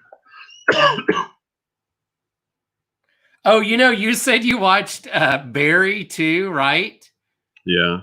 And how many seasons have you watched of that? Gosh, it's been a while. Okay, well, my favorite character, I think, is Hank, the bald guy, the Chechnyan, who, like the world's worst, little gang leader. But yeah, he's like the right check. Yeah. On the second season, when they had the Bolivians, I don't think they were, or maybe they were on the first, and their leader, Cristobal, he was the head of the Mayans on the show, the motorcycle show I was watching called The Mayans. So it's funny seeing him be like a goofy kind of yet ruthless. Yeah, it's like he's the perfect juxtaposition of friendly yet ruthless. Yeah, because on the Mayans, you like the guy even though they're killing. I liked him on Barry too, even. Yeah, he's good. Yeah, Bill Hader's really funny. Yeah, Barry. Yeah, that is a. How many seasons are there? I'm trying to remember. I'll take the time to look because I'm curious. I've watched the 2 that they had on Hulu through the free, HBO. That's why some of the shows either on Amazon or Hulu, it would say like for limited time. So that's why I started watching different things now part of the problem is if there's only 1 or 2 seasons and they hook you, then you're like, dang it, now I need to watch now I need to get HBO. So season 2 of Barry was on last spring. So where are you at on it? And then I can tell you. So season 3, I would think would be premiering soon. Yeah, I've seen the first 2 seasons. Like I don't want to say where I'm at because I don't want any spoilers or give it away. Yeah. But it's definitely not been resolved yet. It's such a good show. I like the lady that plays his the blonde the main other character, I guess. Yeah. In the acting class. Yeah, I know who you're talking about. Oh, and Henry Winkler is so good too. Oh, he's the best. Dean Trusino. He's so good. Oh, I can't find this exact one. I'm seeing similar ones, $50-$60 range. How much was that, or that was part of a lot or something? Yeah. And you've bought lately, it seems like. Man, I'm getting ready to buy some more. That's why I got to keep. If I'm going to be buying a lot, I need to list a lot. Well, because that's why I'm not letting myself. Okay, sure. Those remotes, I guess, are going to be coming. Well, I've got those watches, and I finally got the tools, so I need to. Probably just spend a whole day just working on watches. Okay, Casey just wrote back. $25 to $40 for shipping. That's not bad. No. If I almost want to say, well, I don't do all 100, but it could be like if you didn't want to do all that, something we could split inventory on. Yeah. To test it out, or I could see how you do, and if you do well, maybe. How about I do that since you're kind of showing me and others how this buying lots online auction stuff. Yeah.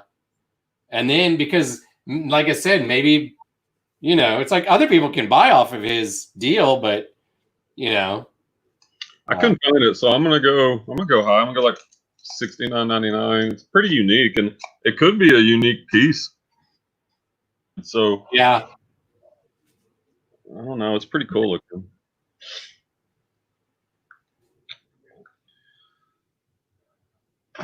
Oh, I got wires. Oh, and the lot that he bought, it was something like 5,000 remotes. Yeah, he must have got. It's that deal, like Rake In and Rally. They've just done it so long, they know. Yeah, they got connections. So many people. We'll get there. Oh, yeah. Well, that's why I'm glad, just like, sure, even though, like I said, other people can buy from him, I like that he does that. Wade, I signed up for something on Wade to be notified, and Rally Roots that, you know, maybe besides their students, if they have stuff. Like on Daily Refinement, that video yesterday, and I'm not saying he took it from me, but like I'm one of the guys in this group that does auctions, and I was talking about that. The next thing I know, he's interviewing this guy that does it like big time. What I was gonna say is he was talking on the video yesterday that, and this is true, once you kind of figure out reselling to a certain level, you realize that it's not hard to find inventory. Yeah. That's not a problem. Like even in these times, like it's easy to find inventory. Yeah, this thing is like tall. Kind of like this workflow listing. Yeah. I'm still getting a good amount, and you know, have some people, yeah, like Kelly, she's just doing the same as us. So, oh dang, I bought this pair of shoes. They're already in the work wall, whatever I want to call it. Oh, I took this picture, and I don't know if no, I guess I did the shoes, the left on the left. Doesn't look like it in this one picture. No, maybe. What do you call that hard plastic? What's the name of hard plastic? Not glass, but plexiglass. Yeah, that's what I was thinking. Maybe this is like I just did it from Jay's, you know, like a backboard. You know, those are plexiglass. Well, I'm thinking that's what this is made out of. I don't think it's glass, but it's like a real hard plastic.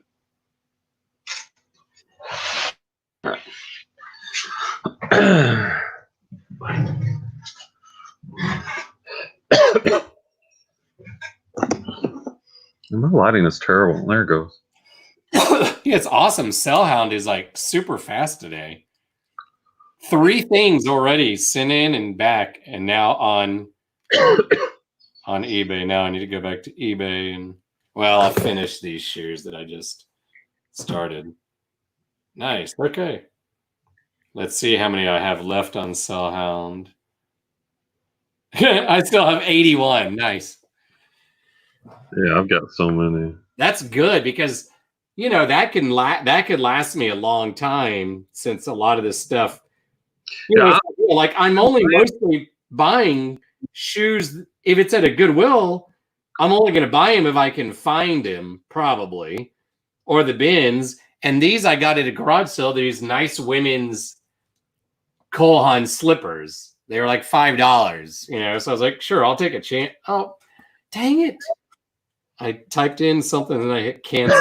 Yeah, I like doing hard goods so much better than clothing. I don't mind the shoes now that shoes aren't clothing to me. I love shoes. Yeah. Justin does shoes for me, and I don't right now, so I'll let him do whatever comes in. But I personally enjoy listing shoes. Well, that's all Chris does. Yeah, seems like. I mean, well, you saw that was going to be my thing, and I was well on my way. Ouch! These don't sell for anything. Oh well, maybe. Don't know where I got these. Well, that pair sold decent, maybe. Oh, that's yeah. Okay, that one's better. They're selling slow, but oh well. Can't win them all. Yeah, you learn. I don't know where I got these at even. Oh well, whatever. Sell one like it. Let's go. Okay, let's do this quickly here. All right. Size.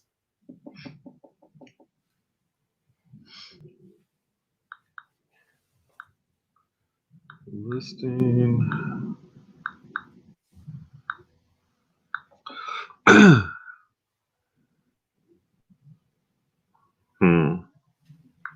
I thought in a minute after I list maybe a few more, maybe I just show them a picture of Larry or something, you know, get people's feedback, the few watching.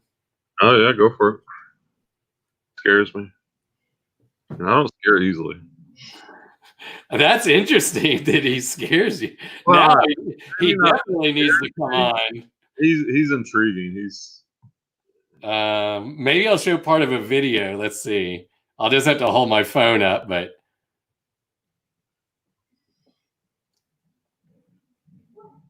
Well, can't you just share it from your computer? I don't have it on my, and I'm not on my. Well, I guess I could try to sign into my iCloud on this computer. I'm not using the new computer because I haven't taken the time to figure out why I can't with the adapter get It's the web. driving Scott crazy, by the way. Huh? I think that's driving Scott. Oh, I know. But I mean, I don't want that. If the school computer works because it has the USB, I'm not going to take the time. I know someone would say, well, you have this nice computer. Yeah, but what's the rush? The webcam works with the school computer. I just need the webcam to work because I did the one show without it on the new computer. Let me show you. I just about to make a nice sell. So I just saw this offer, and so I got an offer on Poshmark, and this is what I keep telling Clay. I don't know why you're not. I know. I know you got to do it. Look at this, $90 offer on these Nike Air Max 1 Premium Curries. These were actually when I was doing retail arbitrage at the Nike outlet. Yeah. Part of me thinks when things open up, like I did pay up on these. I paid 60. Probably paid. So I'm only gonna make $12 on these, but I just want to get that money back. So I'm gonna go ahead and accept it. The margins on that are not good, but I have tripled, sometimes quadrupled my money. You just got to make sure on the retail arbitrage on like those Nikes that you're getting them cheap enough. And I've done that. And you're going to spend a lot more. Like I went to the Nike outlet, spent like $1,500 one time. And so unlike that, you'll probably double your money. Yeah. And because it's new, it sells a little bit easier, but I prefer the higher ROI. So I've kind of gotten away from that. I joined the call if you can drag. Welcome. Here is. Here, let me give you the full screen. Full screen, okay. That's my friend Larry. Hello. Yeah, that's Larry. Hey, Jay. How's it going, Jay? Play the video. Can you hear my fan in the background? Should I turn it off? No. Is it good? Yeah, it's fine. Maybe a tad, but not enough to turn off. Here's a little video I did. Audio. Here's. Make some videos. Help them out. For the day. What is that? Is that you? Yeah. Peter Rabbit. You know Pete. Pete, right? So, we're going to get a drink here. I think this is where I spilled on myself and I had to stop the video. These are awesome. You like it? Look how big it is. I got my apple juice in it. I actually was drinking that night, Brian. I could tell, dude. I put beer in it. Yeah, so I had to stop, but. Do the one with the pop rocks.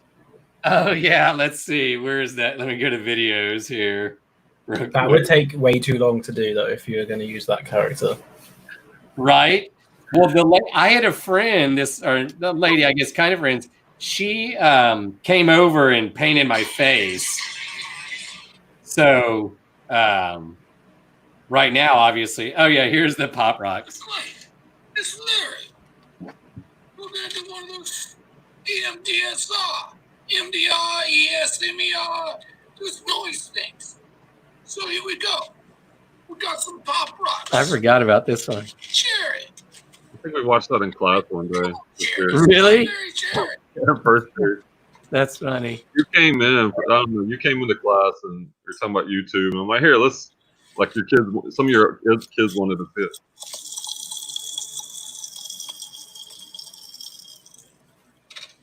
That's kind of creepy. Yeah, right? Very creepy. There ain't no kind of extremely creepy. That's why, Jay, I've thought about making a channel with that character. Oh yeah, look where it paused right there. Oh, that's a screenshot right there. That's a thumbnail. That's your profile picture. What are you talking about? What? That's your profile picture. Yeah. I should join Match right now and use that. Ladies. Can't do any worse. Okay. Yeah. So that's Larry, everybody. Yeah. What do y'all think about Larry? Yeah. No comment. So Jay, it's what 8:20, I guess, right? Yep. Okay. Yeah. Not ridiculously late like the other night. Oh my god. Yeah. Yeah. You were up till 3:30 or something. Yeah. That's trooper. I fell asleep so quick. Oh, I'm sure. Yeah. What's the weather like there today? It was raining yesterday. I think it's been okay today, but I've not been outside, so I wouldn't really know. Yeah. Hey, Resale King. I listed all that stuff though that I found. Okay. Hey, that's good. Sold some of it already, which is nice. Like just actually seeing the price difference between like board games that I was selling like 3 weeks ago and now is kind of crazy. Just a ton more, or like, I mean, a good percentage. Yeah, like I had a load of vintage Monopolies that I sold like a month ago, and they were selling for like £12, and now they're like £35. Yeah, and it's just like, whoa! I'm glad I had one left over. I think all this stuff is stuff that sold, and then they never paid for it. They accepted offers, and then for whatever reason, I just didn't relist it, or eBay said they relisted it, but they didn't, or something. I don't know. Yeah. Hey, Mike. And then it's Brandon, right? Resale King, right? Isn't that? Hey, Crockers. Yeah, Brian, do you watch Resale King? Resale King? I don't think I've seen that, no. And you can, if you want to pop up on the screen, or I can keep starring as the star of the show. He has an awesome warehouse. I almost want to say Resale King. If you want to come on and show like pictures or something. I saw his videos. He's the one that's in the Air Force or something, isn't he? Yeah. Maybe Air Force, yeah, up in like Pennsylvania, right, I think. And Brian, he's renting this giant place, and he bought out the people also like were resellers or something. And then a previous tenant before that, like they had a grow room or something, it looked like. Oh, God. Yeah, I'm pretty sure. But yeah, Resale King, yeah, he and Lobster, Smartselling, however you say it. Oh, North Carolina, sorry. Someone's in Pennsylvania, I watch. I can't remember. Yeah. Yeah, but he's got this awesome. Tell us how big that warehouse is. It's huge. And he has like a garage at his house where it's a pretty good setup. And he just comes home from whatever doing in the military and all that. Yeah, him and Lobster. I like Lobster. Oh, you're going live tonight. Okay. Yeah, 4,700. That's huge. You know how much it costs me for me to get a locker that's 100 square feet? Yeah. Is like £250-300 a month. Oh my god, that is a lot. Yeah, it's ridiculous. That's like what, $450-500 a month for 100 square feet. That's why I know I'm lucky that I got my 10 by 15. So is that 150 square feet for yours is $7 a month? That's so good. If I ever needed to expand, I'd have to get a shed because I can buy 100 square foot garden shed for like $1,500. Yeah, like 3 months rent on our locker. Yeah. Where's your stuff right now? Is it just kind of like? Do you have? It's in a bedroom. Bedroom. Gotcha. Yeah. He pays. Yeah. Look at that. $500 a month. That's ridiculous. For on a rent to own. To own as well. Jeez. To rent to own. I mean, look, I'm not making fun of like homeless people at all when I say this, but I feel like you could panhandle $500 a month. I mean, I could drive Uber. And you're allowed to live in a warehouse though? Oh my God, 500. That is awesome. Are you allowed to live in a warehouse though? Because in the UK, you'd get thrown out. Yeah, no, I don't think. The zoning here. My dad used to be a zoning consultant, and most of the stuff is very specific. Like apartments, multifamily, and there's some that's not mixed use. Mixed use would be like apartments on top of like a store, but there's some You'd have to do like rally routes almost, where you just own a big property and they're putting like a bed in on top of their it's like loft space. I know, right? Wouldn't that be nice if you could rent something? Even if, like, for me, I pay like with the garbage pickup that I don't use because the dumpster is like a 15-second walk. I pay like $1,100.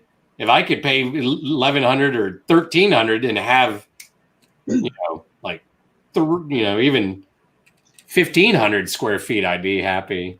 Land's just so expensive in the UK, though. It's ridiculous. Right? Y'all need to start doing like China, I guess, and like building little islands out in the middle of the ocean. I live down south as well, so it's even more expensive. If I moved up north, the house I'm in now would be like $500 a month, but down here it's 15. Jeez, what is that, a massager thing? Yeah, right. Yeah, kneading fingers. I think it massages your hands or stuff. Oh yeah, does it work? Because I want to see it. Kind of looks like it'll be creepy looking. I just saw they were selling for like $60 for that. Goes on the back of your chair, and then you have a strap that attaches it to the chair, I think. Okay. So it does your lower back. Oh, that makes sense.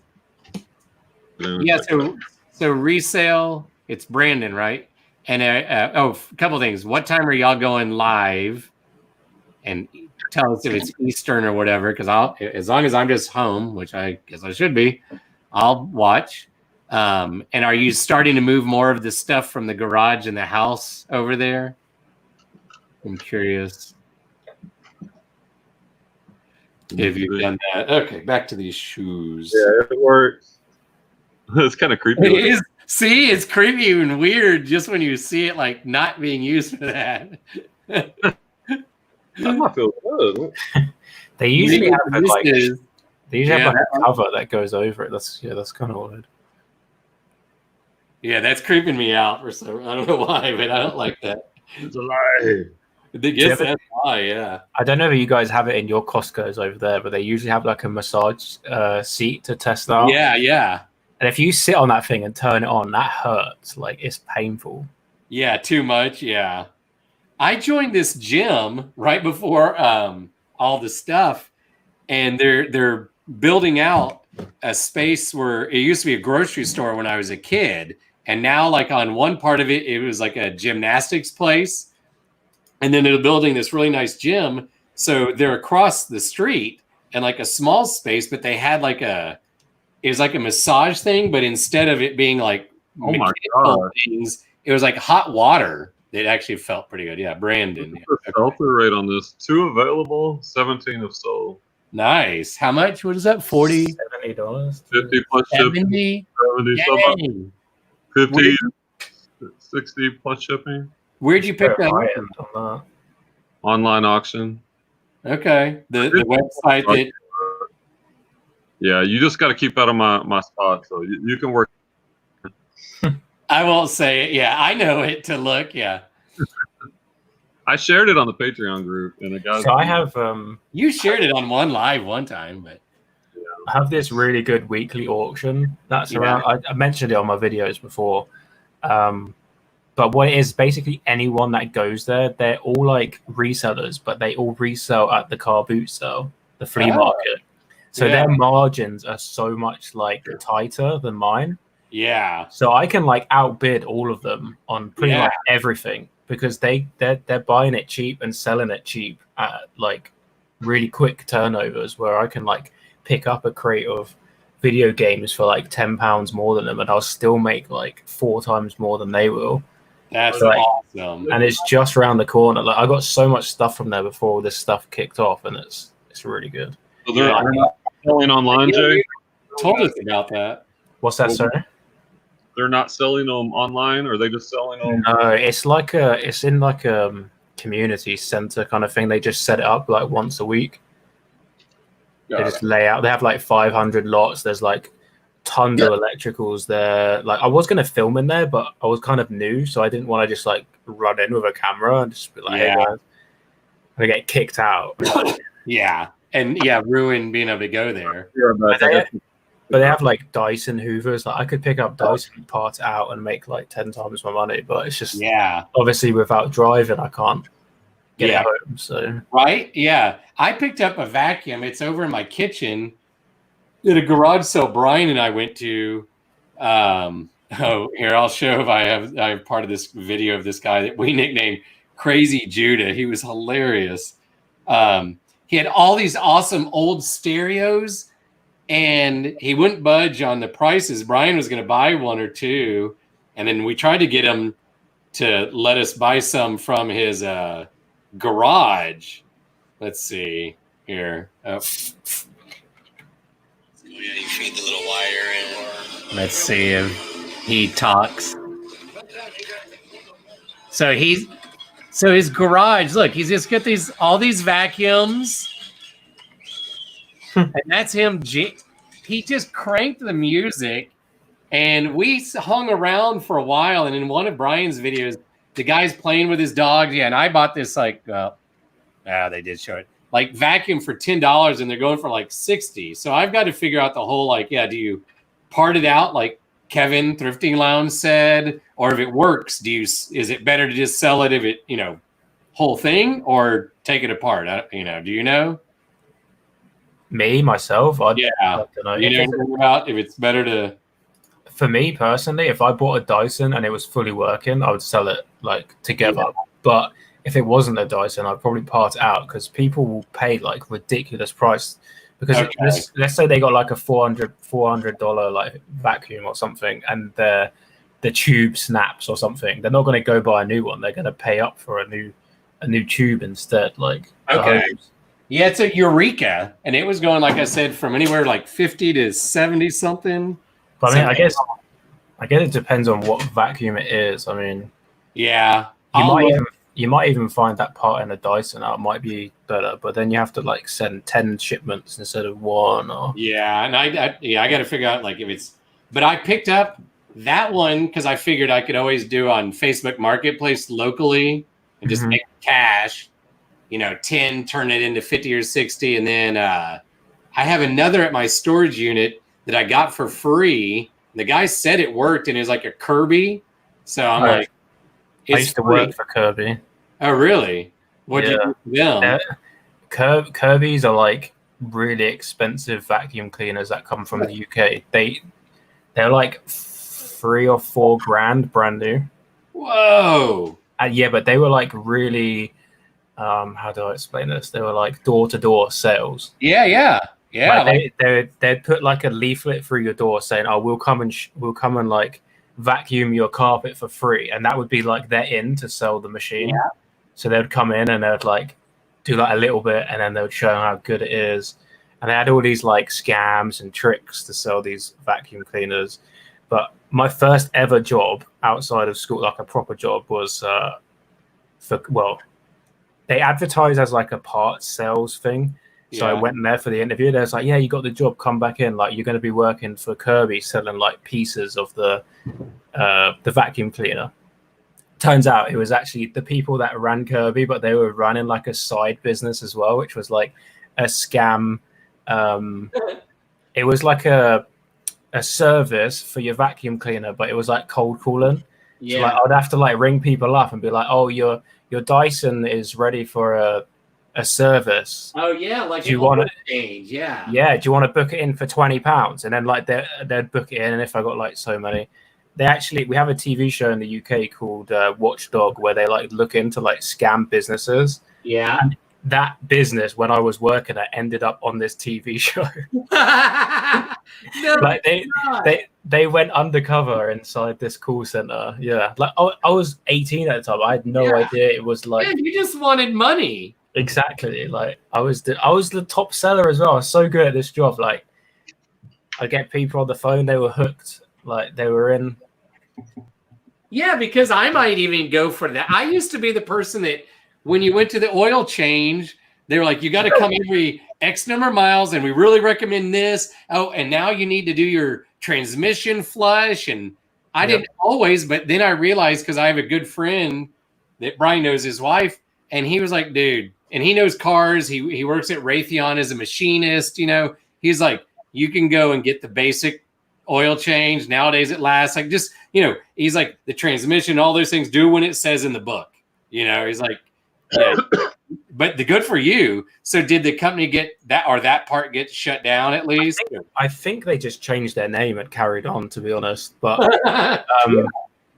yeah, it was their in for £20. They'd come around your house and they would do a legit service on your thing, but then they would upsell. You need filters, you need a new tube, you need this, and by the time they've left, like you're in like £100-200. And then if your machine was actually broken, they would then try and upsell you the Kirby system, which was like £2,000. Yeah. So yeah, that was like their new in, and they were making tons of money. They were like the servicemen were making ridiculous. Like they would take them on holiday to like America, like Spain. Like it was crazy. They were making tons. Man. Yeah, well, maybe that Kirby I have, even if it's just a mediocre one and works, it could still be, I don't know. But the actual Kirby vacuum cleaners are actually a really good vacuum. Like they are really good, but they just weren't worth what they sold them for. Like, yeah, because here, like I said, I'm trying not to go out, but like Dallas Fort Worth is so big. The amount of free crap on Facebook Marketplace, if you're willing to drive, like that I might go for a Goodwill. You know, it's like that's why I drove like about a month ago and picked up this printer, and then some other, like I said, the vacuum. The guy gave me the vacuum to go with this printer that should sell for like $50 or $60. So yeah, when this ends, man, save up all your money. The thrift stores for that week, especially that opening day when they reopen, they're gonna have so much good stuff, dude. Yeah, it really could be like once in a 10-year opportunity to make amazing finds. Yeah, we may have to take the day off to hit thrift stores when everything opens up. I was about to say, depends when that is. Yeah. First day of school. Sorry, I gotta hit the thrifts. This is my job. Yeah, y'all knew I wasn't coming back. I did the week-long training in the cafeteria. Sorry to do it to you, but I'm not coming back after today. I hate that training. I may take days off for that. I don't know. What are your guys' thoughts on like after this is over? Do you think there's going to be more or less resellers? Because obviously, a lot of them are going to go bust shortly. Like, yeah. So I think in the short term there's going to be more because people are trying to make money, but I think in the long term it's going to just be what it is because reselling is not magic. I think only a certain percentage of people have the mindset to do this. Mm-hmm. So I think short term is going to, there's more competition, but long term, I don't think they'll stick around. That's just my opinion. Well, there's going to be abundance of stuff to buy, that's for sure. Oh, yeah. Unfortunately. I wish it wasn't the case, but, Yes. Yep. Kelly, they did. They closed schools for the rest of the year. So that's why I told Clay, because we're both teachers, that right now I'm a full-time reseller. I do my online teaching. Honestly, it only takes a couple of hours. So because you're a teacher, I guess that comes under government work, right? Yeah. Do you still get like money? Yeah. Yeah. Because they've already budgeted it, for the year. And in a sense, it's like we just got paid on Wednesday. We get once a month. So it's, I guess, like we're getting paid for work we already kind of did because we get paid during the summer, which is obviously for work you've already done. Yeah. We'll get paychecks. Like even if I was going to quit teaching after this year, but now with this, since I'm making more off this, and I might go back, but I think we get our last paycheck of the previous school year is August, so because our first one I'm pretty sure is in September after we've been working a month already. So yeah, so I know we're lucky that we have a full-time job that pays well. What? I can't. So from the time I checked, that top listing just sold for $89.95 plus what is $20. it? That kneading machine I showed you. Okay, that's what I thought. Yeah. Sold for $90 plus $20 shipping. Nice. That's what I was for. $90 plus $20. That wasn't your one, though. No, that's not mine. No, I'm looking at sell similar. 3 available, 27 have sold. Someone watching was probably like, I really need one of them. They've gone and bought it. Right. Yeah. I could have waited for mine. Yeah, I'm in a really like weird situation where I can't claim anything in the UK because to get unemployment you have to have been fired, and I wasn't employed. Yeah. And to get like money for self-employed, I've just registered as self-employed in the last few months, but they're doing it off of your tax return from 2018, which I never submitted one because I wasn't self-employed. So Okay. so I can't get it. Yeah, now. I was like in between, yeah. Gotcha. What was your last job? I was working with my dad, so it was done through that, so it's different. Okay. Is he still working, or is he retired, or? He's a plumber, so not Plumber, okay. Yeah, trade. He's actually finishing off a job at the moment. He's got like 1 or 2 more days. But Gotcha. Okay. after that, I keep telling him no more work until this is over. But he's one of those people that can't stay at home for longer than a day without going crazy. So we'll see. My dad is like that, except he's I won't go into it, but he no longer works at the company that he started and gave to a relative. I'll put it in a nice way so that in case that relative is listening and watching somehow, I don't get sued for my opinion of what really happened. But yeah, so dad is almost 82, but he was go. And for hobbies, he's lucky, and I'm lucky. He has the money for us to go to, like, the baseball games here, the sports. Well, there's no sports. He doesn't have a job. So he's really going bonkers. He sits around, and I have nothing against Republicans because I'm not just a Democrat. I vote for all over the place. But he watches Fox News like all the time. And I'm like, Dad, quit watching the news. He's like, well, there's nothing on TV. Because he won't watch like a Home and Garden or, anything. And I'm like, oh my God. So yeah, he's dying, literally dying being at home. Yeah, see, that's got to be the worst thing. Like, the last thing you want to be doing when you're old is staying at home. That's like, yeah, it's hard enough on him during the day because he doesn't really. Not to be mean, it's that deal. He was a lobbyist, but he doesn't have really tons of friends. So during the day, he at least could, get on his elliptical and work out for an hour or two and read actually the paper. And wait for the whatever. Like right now, on average, we'd be going to 3 Ranger games a week. So that'd give him, that's that's a 6-hour event. Because by the time I pick him up, we drive out like 30 minutes to between Dallas and Fort Worth, where the Rangers play. Go eat, go to the game, get home. It's kind of the event of the day. But so yeah, bad that he's home. Oh, Brian, this I need to check and see if all of the pieces are here. That garage sale that we've talked about, where we had to wait the last time we went out, and I remember I came back with like there's 2 video games and this Monopoly. Yep. ooh, Yeah. So one sold yesterday, $39.95. not far off. Before all this started, when we got it, it was like 20. Yeah. Oh, yeah. Okay, so tonight I need to check. And that's only going to go up. That's going to be Stardust in about 3 weeks. I might wait on that. I'm going to do a sell and then. Because us resellers only have a certain limit of old Monopoly games. Yeah. I'm going to make a draft right now since I can do sell similar. The one I listed last night sold in about 20 minutes. So nice. I'm going to go even like above. I'll take my pictures right now, but then I can check all the.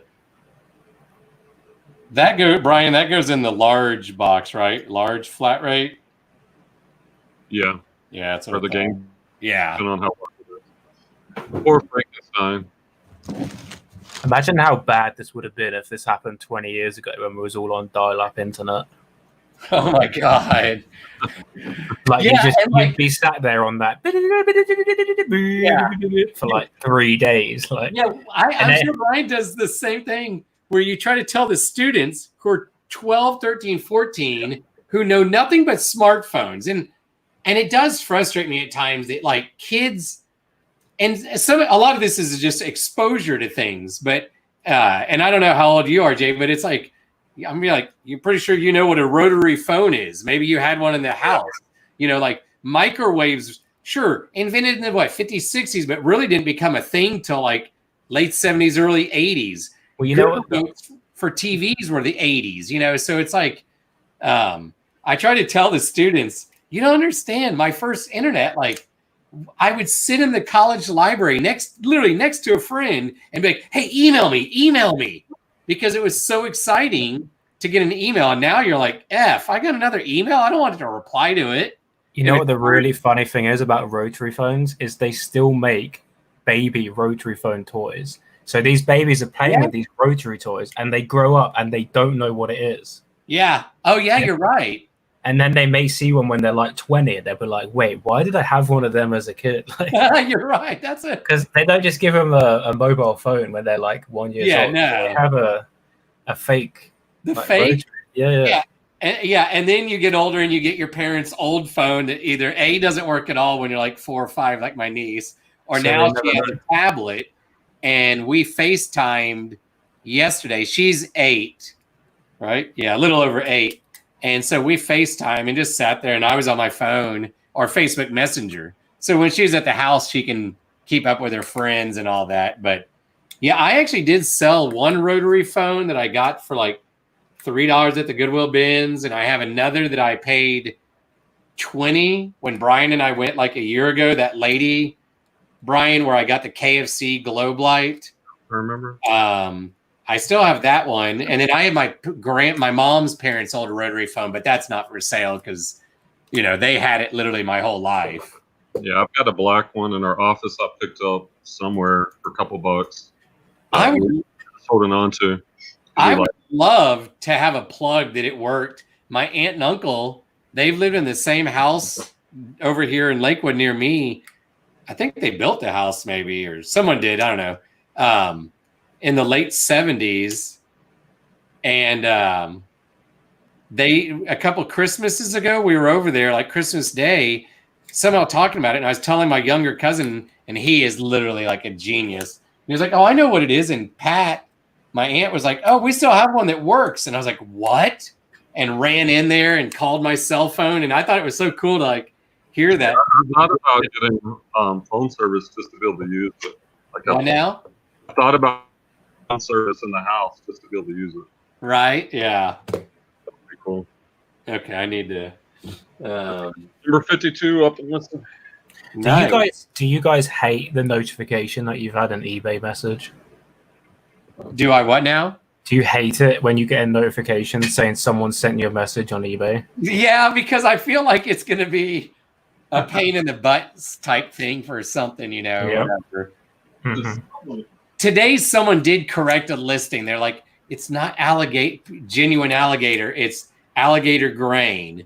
So part of me was like, ugh. But I was like, hey, they helped me out. I didn't realize because I did sell similar. So, you know. And then someone who bought a puzzle that I listed last night, she had messaged saying, why is shipping so much? And maybe I made a mistake when I typed it in or something because, and I did calculated, but then I went back and actually found a box, you know, and it's sitting by the front door. I haven't packed it, but like I found a random box that I have and put it in, changed the settings. It brought the stuff down. I sent an offer out, assuming it might be her, and she did buy it. But I didn't reply to her message. I wanted to be like, well, then don't buy it.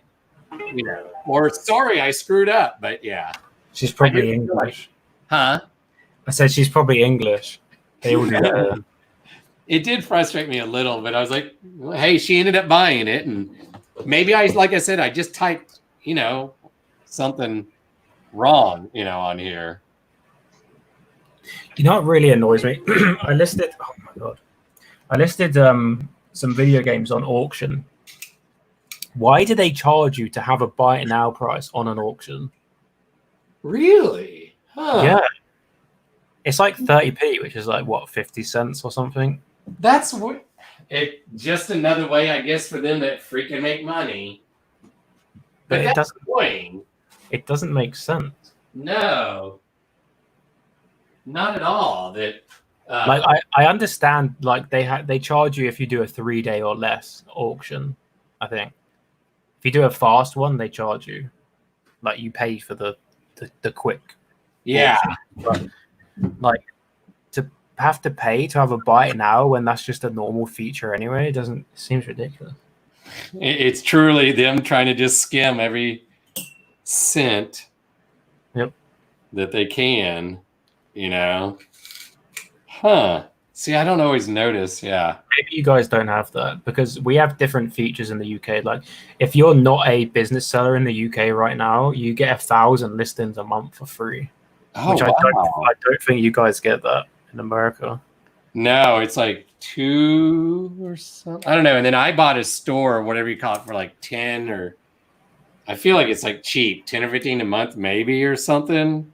Yeah, so like it's ridiculous. $250. I looked into the perks of getting a store, and it just didn't make sense in the UK. Like to cover the 1,000 that I get for free anyway with a store, I would have to get like the second amount, which is like an 80, 90 pound store a month. Yeah. So it's like I could pay £90 a month to get 1,500 free listings, or I can get 1,000 for free anyway. Yeah. And I have two different eBays, so that's 2,000 listings for free. Yeah. So it just doesn't. Yeah. They need to restructure if they're going to keep the 1,000 forever. I don't know whether they are, but yeah, I'm trying to find my. Earlier, I felt like I saw my invoice. Maybe I accidentally deleted. I know I saw it. I must have accidentally sent it to the trash. I am looking into getting the store upgrade though, because I think they promote you more if you have a store and your fees are lower. Yeah. Like, your fees are capped, which is nice. Yeah, that's why I did it, I guess. Yeah. Yeah, because like if I sell something that's like £1,000 now, I'll pay 10% on the £1,000. Like I'll pay £100. Yeah. Whereas if I had a store, they cap at like £200 or something. Yeah. So I'd only pay £20. So if I was doing items like that, then it would make sense. But yeah, I accidentally deleted move other mailbox. I like you came back, or maybe you had it. Did you have it all day, Brian? Texas Treasures. Yeah. Oh, you did. Okay, I just now noticed, and I guess I thought earlier maybe is your internet just wonky or something? Yeah, it went crazy. Yeah, because a second ago I was like, oh, it's just me and Jay and 4 watching. Me, at least on my deal. Me and 3 others, and Jay's probably one of them, and then Kelly's listening. I'm guessing. Hey, we got to 9 at one point. I like the people checking. What is that? We were doing this for a while. Oh, you would think this is worth nothing, right? Cracker Barrel. Yeah, how much is it? Barrel. Here's a sold. $15.99. Plus shipping. China? No, it's just just Cracker Barrel, which is a restaurant here. It's like a country restaurant chain in the U.S. And it's got a little. It says, "May peace be more than a season."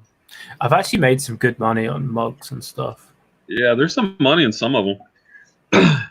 I just have this weird, like, I don't know, it's like a spidey sense for tat. Like, I'll see something that everyone would walk past, and I'll be like, yeah, that seems like something that would be worth loads of money for no reason in particular. Without even looking up, I'll just buy it for like £1, and then for some reason it'll be worth like 50 quid every single time. And I was like, well, I've done it again.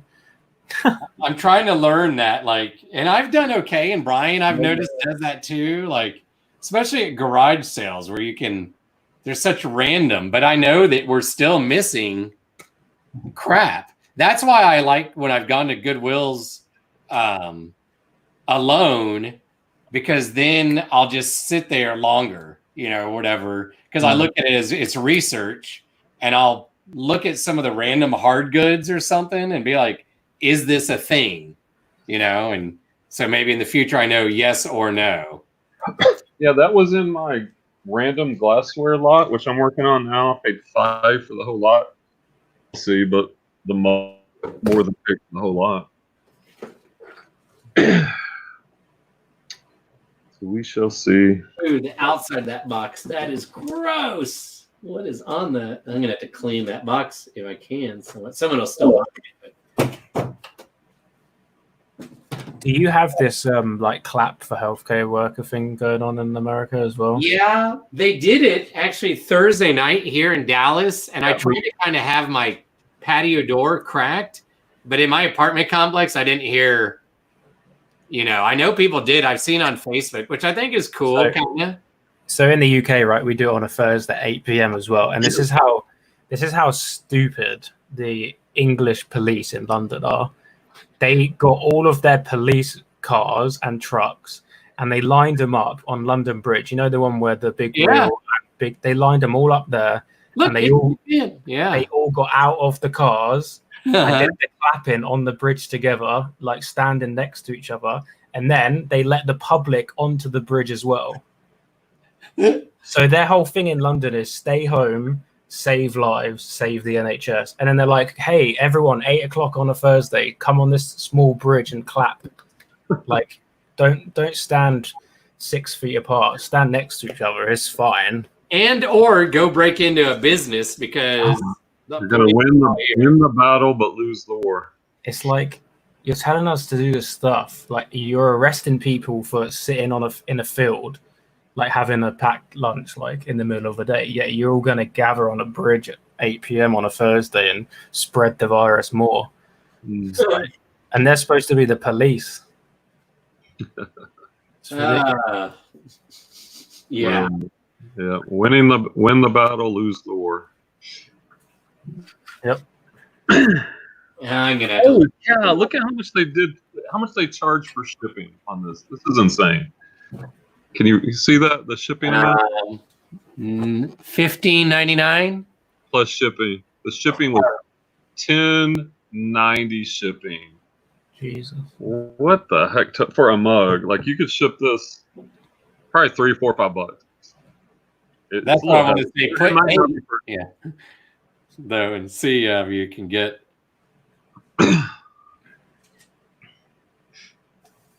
Okay. Yeah, I'll have to figure out how many pieces are supposed to be in a Monopoly game later, you know. Ugh. I hate that part. It'll still sell probably, even if like some are. Yeah, you know what I've done? Sometimes I'll just open it up, show the pieces, take several pictures, and say, hey, uncounted as is, check out pictures carefully, depending on how much it's worth. Sweet. Because if it takes you an hour to set up a game, I mean, I don't know how long it would take up, but you got to factor in the time to do that. Monopoly is one of the fastest ones to count because I think there's 26 house cards, and then there's 2 extras. There's extra 2 cards, and then you got chance cards and the other cards, and then there's six pieces and 2 dice. Okay. And then you have the house pieces and 10 minutes maybe then, Jay? Yeah, something like that. Not even 10 minutes. Okay. Well, that's not bad. Okay, I'm at 16 listings today, so. What's your total for the week? Like 50. I've still got. I'm not working tomorrow. I'm taking tomorrow. But the goal is to get like another 50, though. Oh, well, you'll blow me away. But what, by tomorrow? Ideally, by tomorrow night. I mean, if I keep working, because it's only 3 o'clock, I could work. True. 5-6 more hours tonight. I got nothing, you know. See, I'm only gonna go to about 4. So when you guys are doing your listing, do you like photograph one item, photograph one item, list? Is that how you do it? That's what I'm doing, yeah. See, I do all my photos first, and I sit on my computer and go through them. I know I've maybe done some of that when I've done shoes or if I know that it's already, you know, like on eBay, I've mixed it up. Today at least, like I conditioned all these shoes.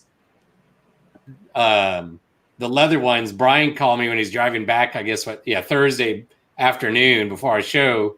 So I sat there and I'd already started conditioning. So I just do it all on my phone basically. So I do it on my PC. I use Dropbox and then I send them. Yeah, Brian, are you still doing that? I was doing that, but now that everything's really consolidated. I have my inventory here. My light box is right next to me. I can literally grab, save as draft, and I come to the computer to finish. Yeah. And for me, like I found if I do it this way, it might be a little bit slower, but I don't make as many mistakes versus the batch editing. But I've done both, and I agree, Jay. It's probably a little faster, but I like seeing everything. I don't know.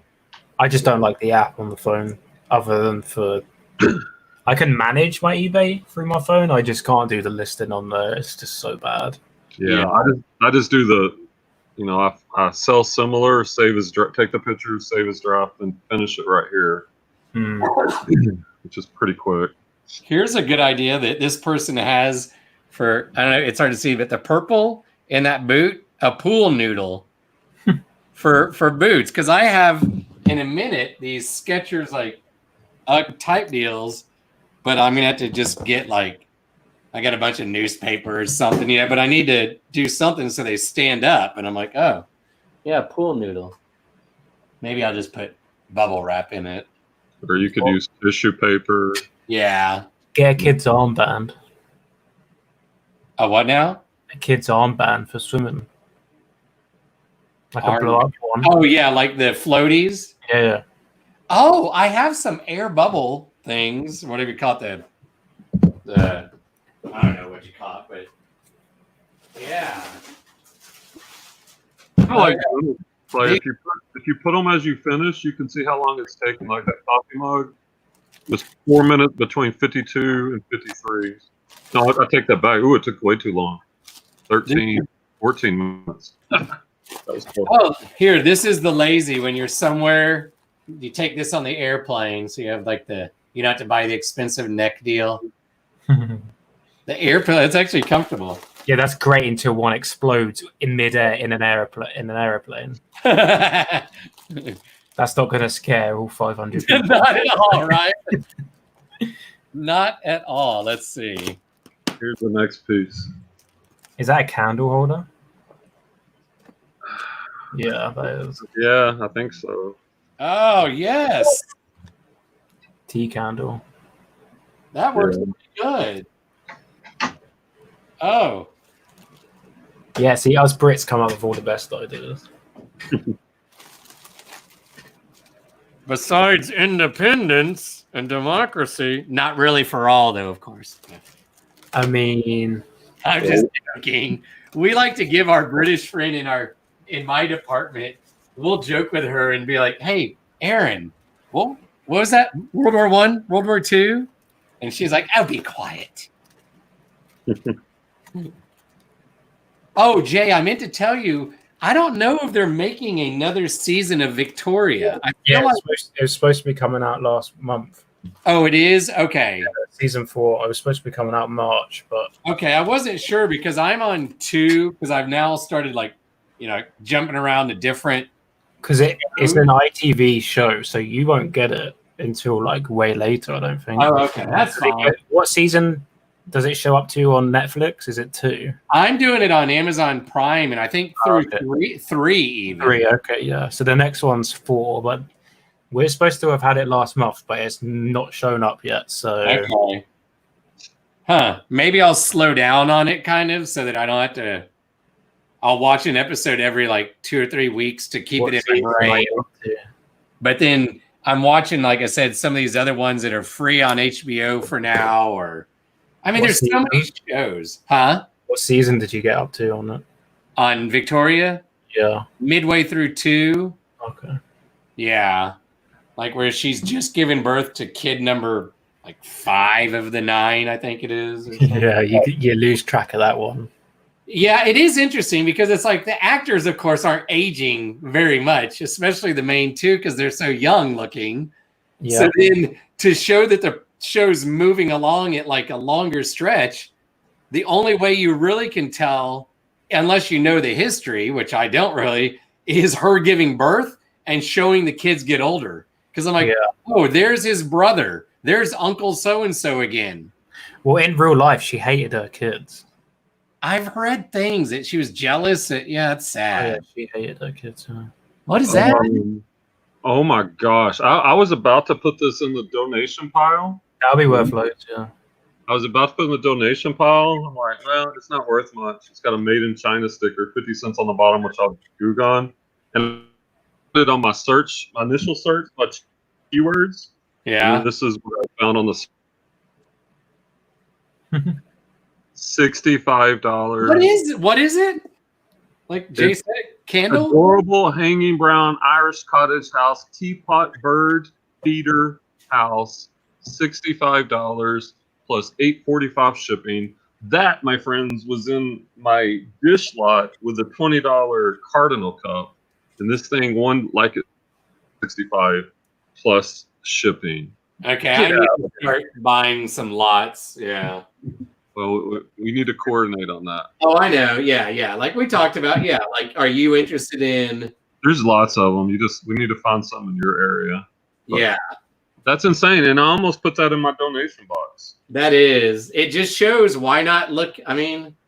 So you have those like kilo sales in America, don't you? That needs. You need to talk about that on Thursday for sure. I wish we had those in the UK. Yeah. See, Jay, we take what y'all do and we just make it better. we have like church sales and that, but I don't know. I've never been to one, so I don't know whether it's any good. Maybe when this is over, yeah, you need to. So Clay, you were asking about taking something off. So Gugon, which works on a lot of things, is not working on this. Yeah. So now I'm gonna test out what I was telling you, the off. You should try spraying some aftershave on that, and it will wipe straight off. Aftershave, interesting. Yeah, because it's got like alcohol in it or whatever it is. Well, usually, all right, let's try this. Usually off will work or something. Yeah, you or someone on another video, yeah. So let's try that. Ooh, that is strong.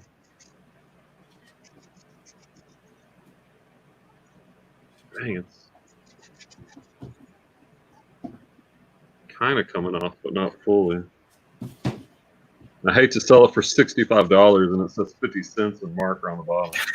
It's where I'd almost get a marker and try to just mark over it.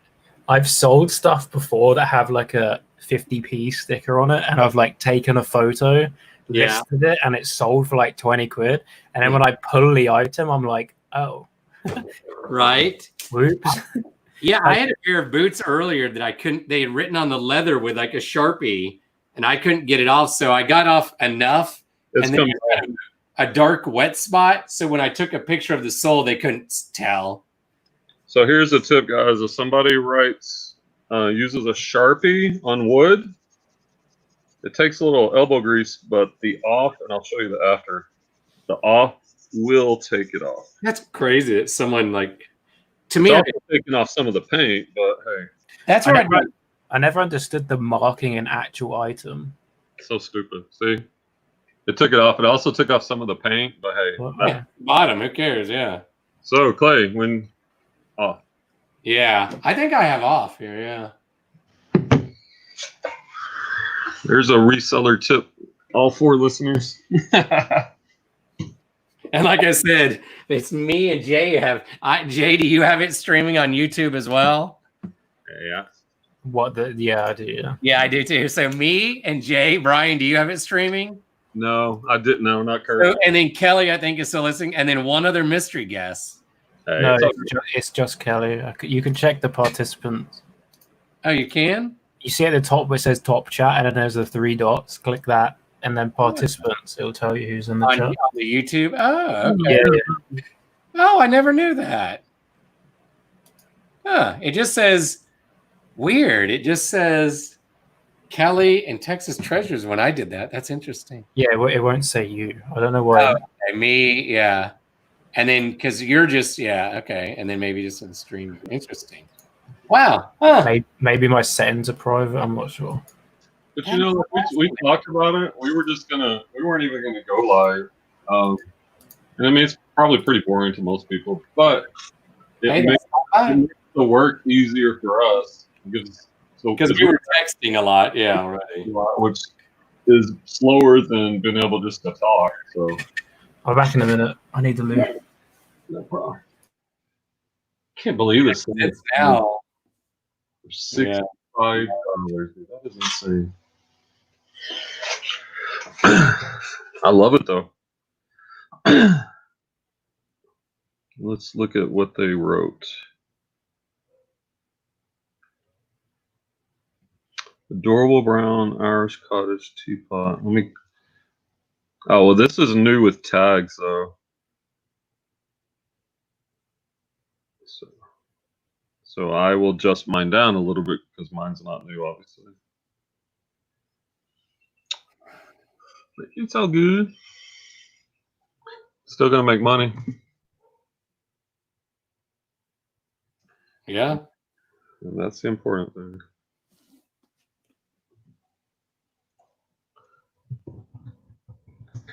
And this is a horrible title. Adorable hanging brown. Like I would never write that title. But since I don't know, it's not like you have a brand to work off of. Yeah. Hi, cat. No, I know, but it's not time yet, buddy. Trust me, I'm hungry too. Me too.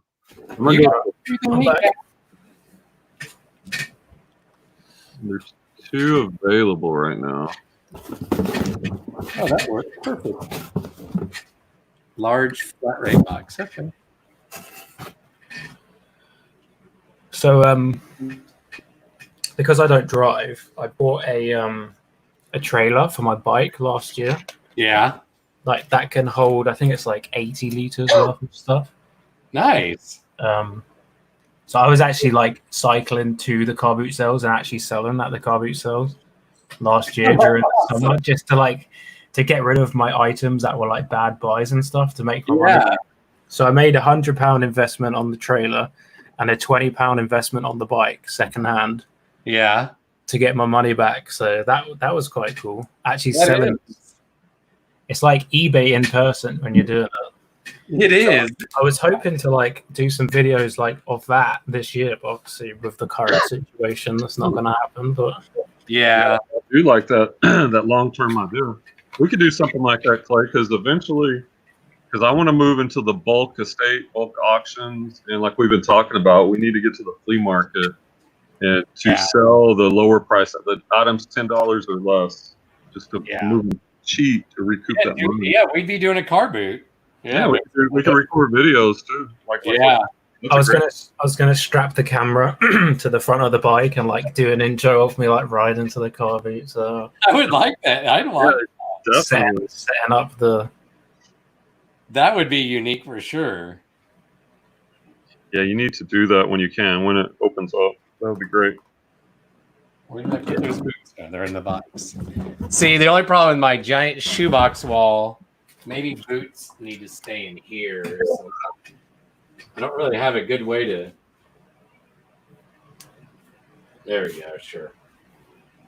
Okay, I'll type that in the description there. So is this a stretcher shelf like replacing the card box one you made the other day, or is this an addition? Or this is in addition because the giant shoebox wall that's in my bedroom, just like 2 seconds away, and then now I'm in the living room where so here I'll show you, like the living room's not, I mean it's big enough, but so I moved the light box from the other side, and here's like outside, right? I had the light box right here for the longest time, and then thought it was better, I don't know, and then you can see, right?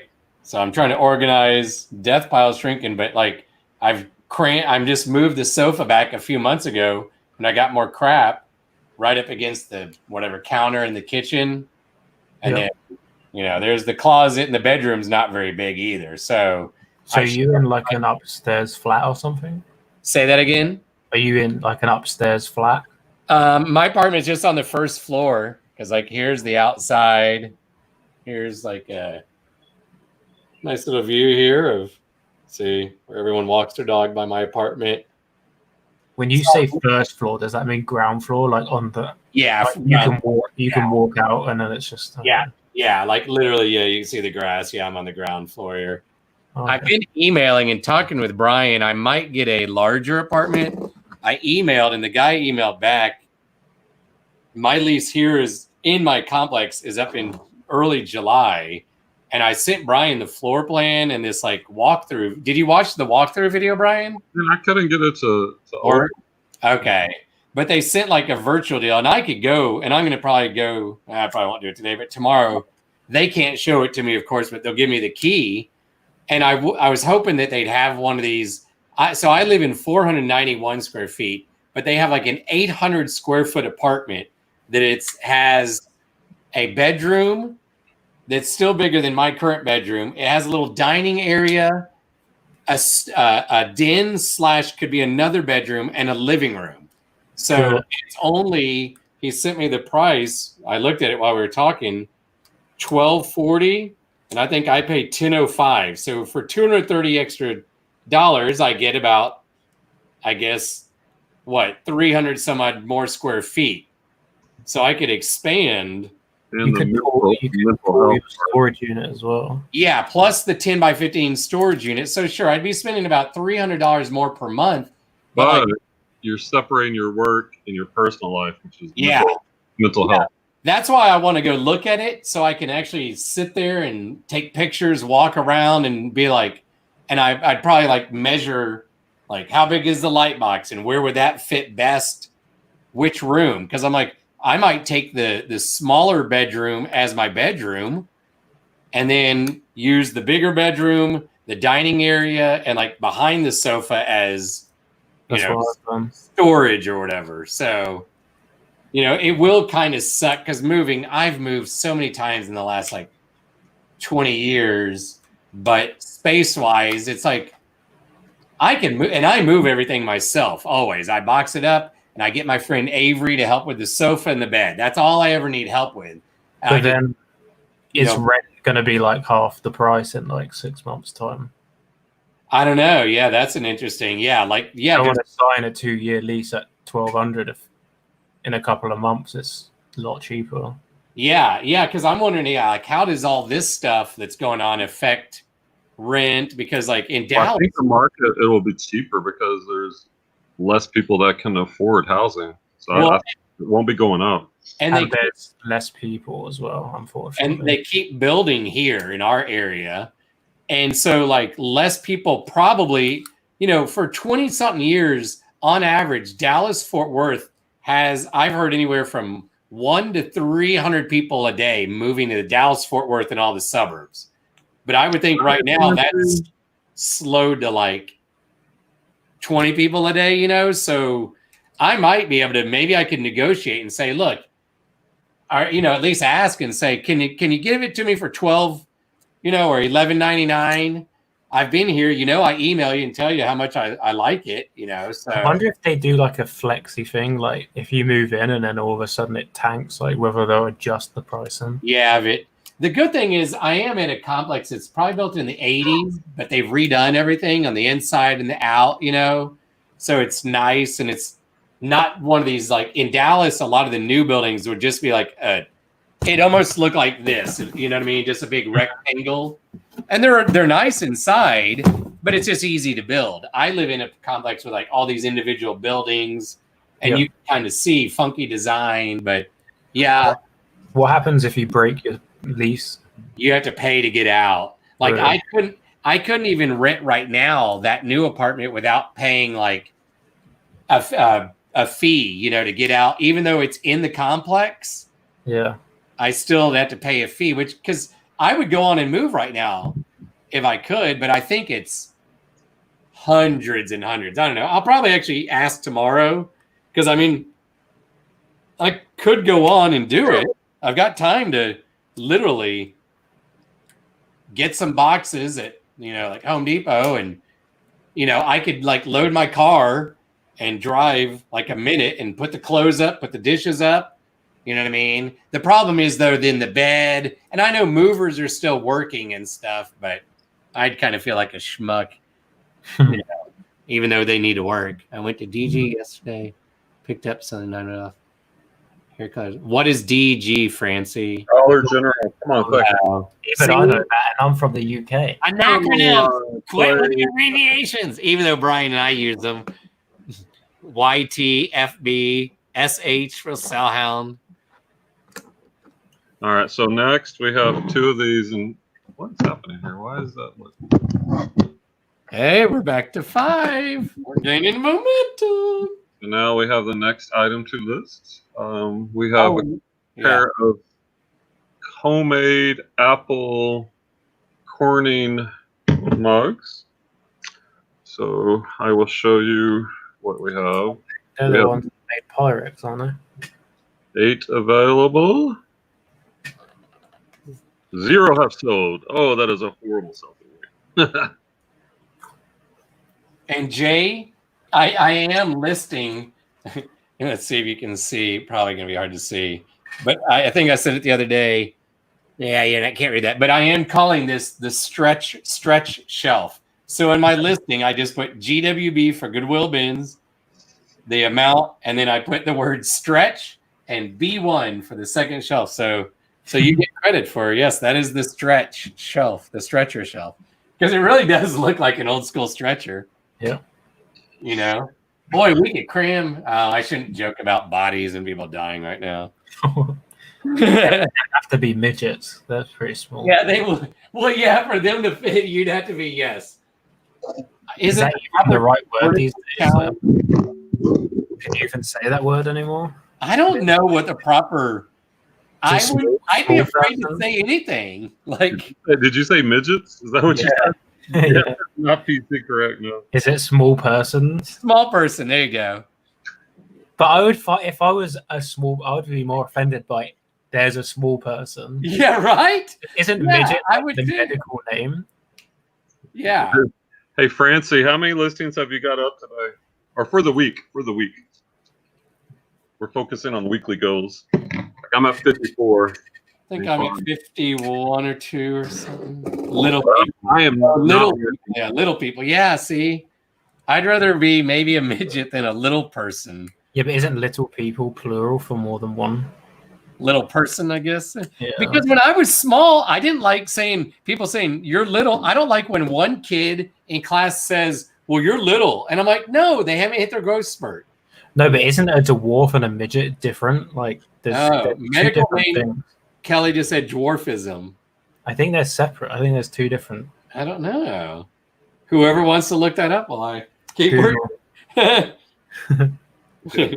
Can't stop. Part of me wants to look, but I've already done enough. See, now I'm tempted to keep looking at the. Oh, Jay, this one's gonna. Here, Brian, I gotta show this one. This Avon. This might hurt a little bit here. Sorry. Liberty Bell scoreboard. Now, let's look at it and see.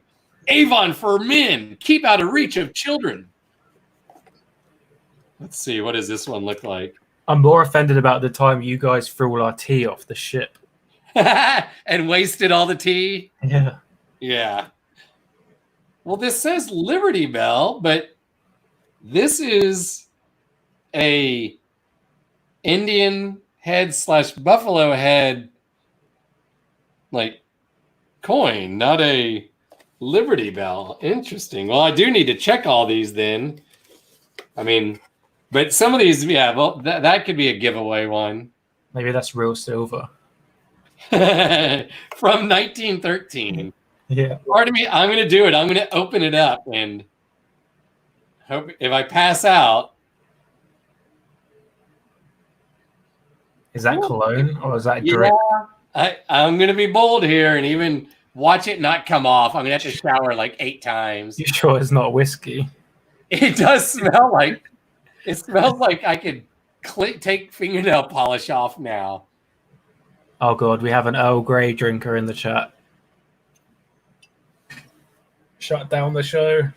Yeah, see, Kelly, I'll let Jay tell you what he drinks. He drinks Yorkshire tea. Yorkshire, yes. See, Kelly, we are fans of Yorkshire here. Nothing against your Earl Grey, but Jay got us in early. I have horrible. in my kitchen. I'm going to go look. That means I have to feed the cat. You want to eat cat? Although it might be different in America. Like we get American products here and they're not the same. So I'm afraid that I'm feeding the cat, but I'm going to look at the tea I have.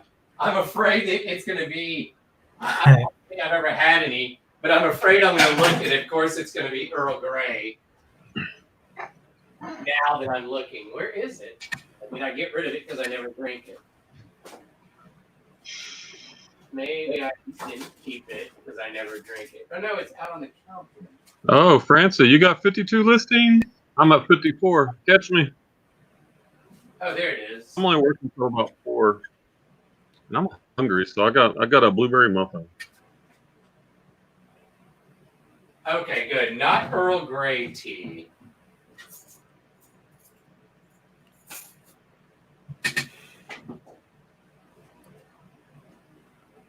Uh-oh. Don't get Jay started about Earl Grey. oh, we just had this conversation. Yeah, Francie is drinking some right now. I have some in my cabinet, but No, I just looked at the tea I have, and it is not Earl Grey. I can never remember the brand that Jay says. Yorkshire tea. Yorkshire, I can remember that now. Oh, and Brian, those cookies from that place, Mm-hmm. when I heated them up and I took a bite of each of them, Wait. the graham cracker one that has like what is it? Cream cheese and caramel on top is okay, but the chocolate, it's all chocolate with caramel and like chocolate Rice Krispies or Flintstones. Oh my god! And then the Wait, what place are we talking about? that cookie place. Remember I told you I went and got cookies the other day when I. Oh. So I'm having a bite. It's not as good. So I just walked by the other Avon, Jay, and this one I'm going to keep, I think, because I think the box. Hold on. Who? Who? What? Loud sneeze here. Put me on. Viking. Hold on. All right. Come on. That's cool. If it actually looks like that, that's cool. Get it out. Does it actually look like that? I'm going to look. We looked at it last summer. I'm going to get it out. Yeah. I bet it looks awful compared to that. Because the box is awesome. It's going to be like one big block of white. Oh, actually, that looks pretty good. Right? And then let's see the sale. I haven't. Francie, I love Dr. Pepper. All 23 flavors, my favorite. Ever since Brian and I got this, and what we did, Jay, was we got them at a garage sale. We divided them up, and then maybe that same day or later on, Brian was like, I kept a couple of the really expensive, and had I bought something that day, Brian, maybe, and you were like, instead of me giving you X amount, why don't I just, do you want the rest of these? Or maybe you just weren't going to keep them or something? I didn't want to list them all. I only wanted like the primo pieces. I think Yeah, you're so missing you got the few. So here's the front. Yeah, you're missing the sale. And then the sale, I'm going to get out here. Yeah, I'm trying to be careful, kind of. So when you guys drink Dr. Pepper, do you taste almonds or do you taste cherry? Because there's a debate over what flavor it is. I've never thought about either. I personally think that it tastes like marzipan, which is almond flavor. This is Yes, Dr. Pepper has a cherry flavor, don't they? A cherry Dr. Pepper? Yeah, so you're a cherry person. I'm an almond person. But just a regular Dr. Pepper, I don't think I taste either. I would lean more cherry if I had to. I don't know. It's just Dr. Pepper. You know what I mean? Like, huh? Yeah, like what are the 23 flavors? That's what I want to know. We don't know. That's the thing. It's the sodium benzenate, I think. No. Because what they say is it has like a flavor in it, which is like it comes from both almonds and cherries. So that's why there's a debate on whether it's cherry or almond flavor. Huh. See, I taste marzipan, which I don't know if you guys have that in America. I've heard of it, but yeah, I don't know. It's kind of like icing, but it's like a flavor you put on a cake. Okay. And it has almonds in it, so that's what it tastes like to me. I remember that when I was a kid, and Jay, you might know this. Dr. Pepper was started in Waco, which is like hour and a half south of Dallas, and an actual doctor, yeah, same as Coke. Yeah, like in Atlanta or near Atlanta. So when I first went to New York on a family trip in like 83, or 84, Christmas of 83 or 84, I was like 10 or 11. And my dad loved Dr. Pepper at that time. And I always was a Coke person on mom's side of the family.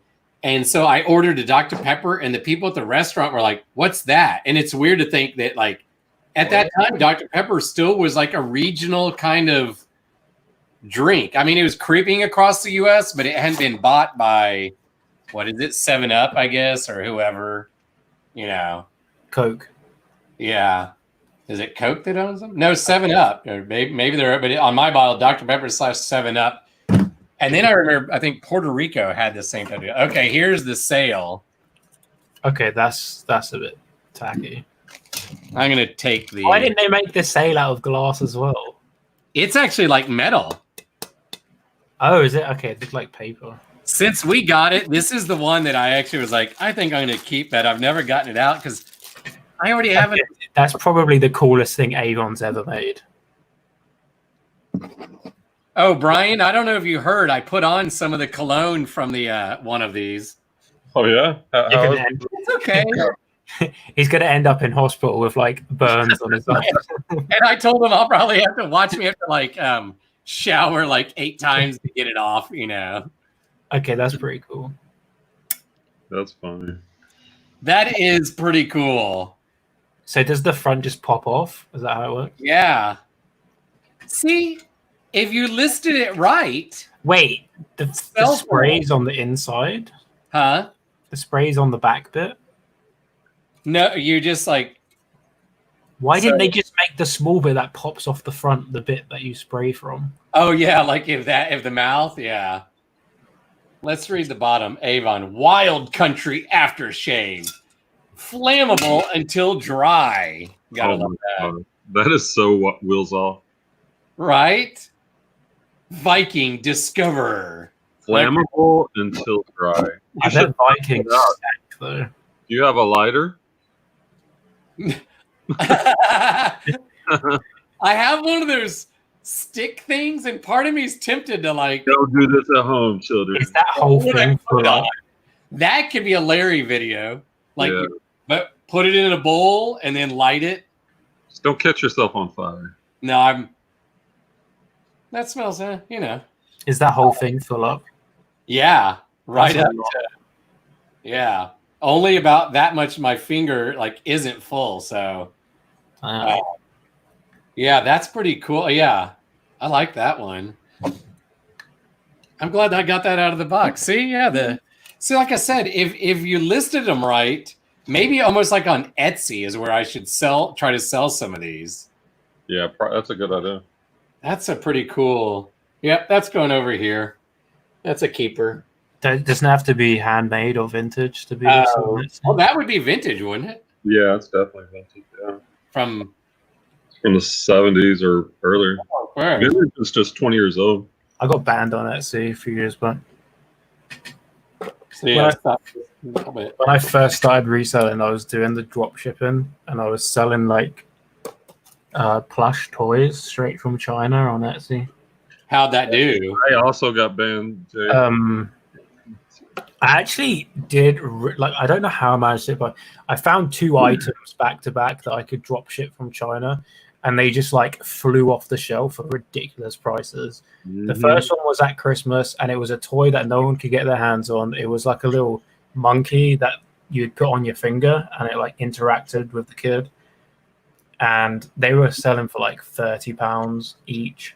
Wow! I sold hundreds of them like within a day, and then I also sold a plush toy, which was from a video game. It was like an indie company that had made this game, so they weren't like AAA.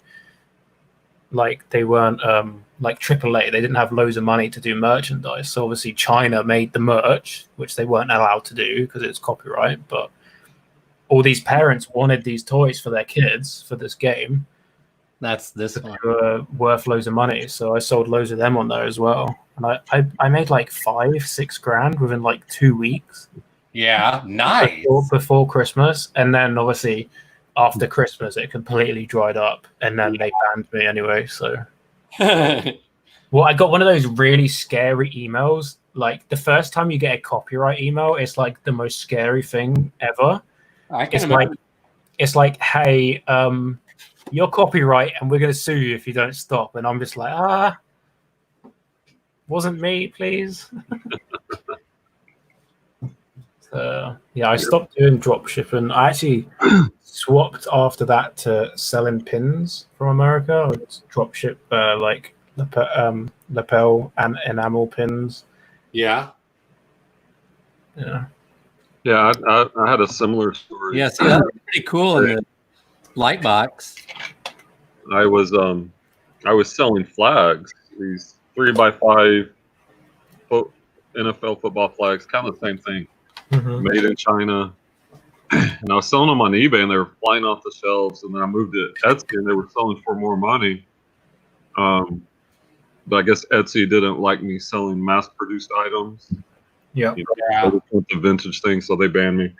And I've tried to get back on, and I haven't had any. Now that I'm doing more vintage and antique stuff, and I haven't had any luck.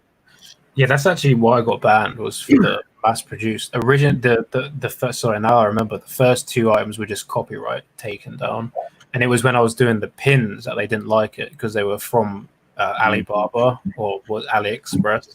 Yeah.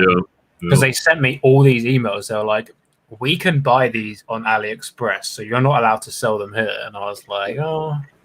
They were like, "If you don't like change your listings, we're going to ban you." And obviously I didn't listen, so they banned me. I'm the same way. I made those same mistakes. Now, but it wasn't because I was trying to be like bad, or I wasn't trying to get around the rules. I was just naive. Like, this is making me loads of money. Like, why wouldn't I do this? Like, yeah, they're making fees. They're not going to. Yeah, I mean, wrong.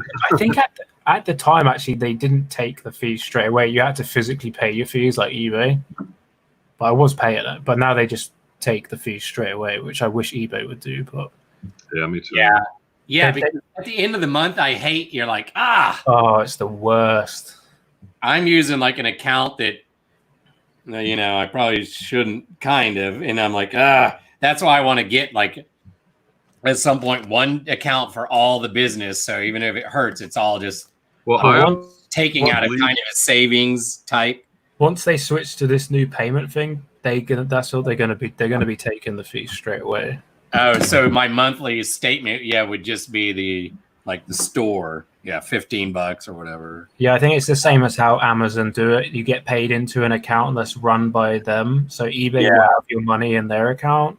Yeah, and then they'll take their fees. And I think they're going to be holding payments for so long to cover like chargebacks and whatever. And then like once your money's freed up, you can then pay yourself like daily or monthly or whenever you want to pay yourself. So.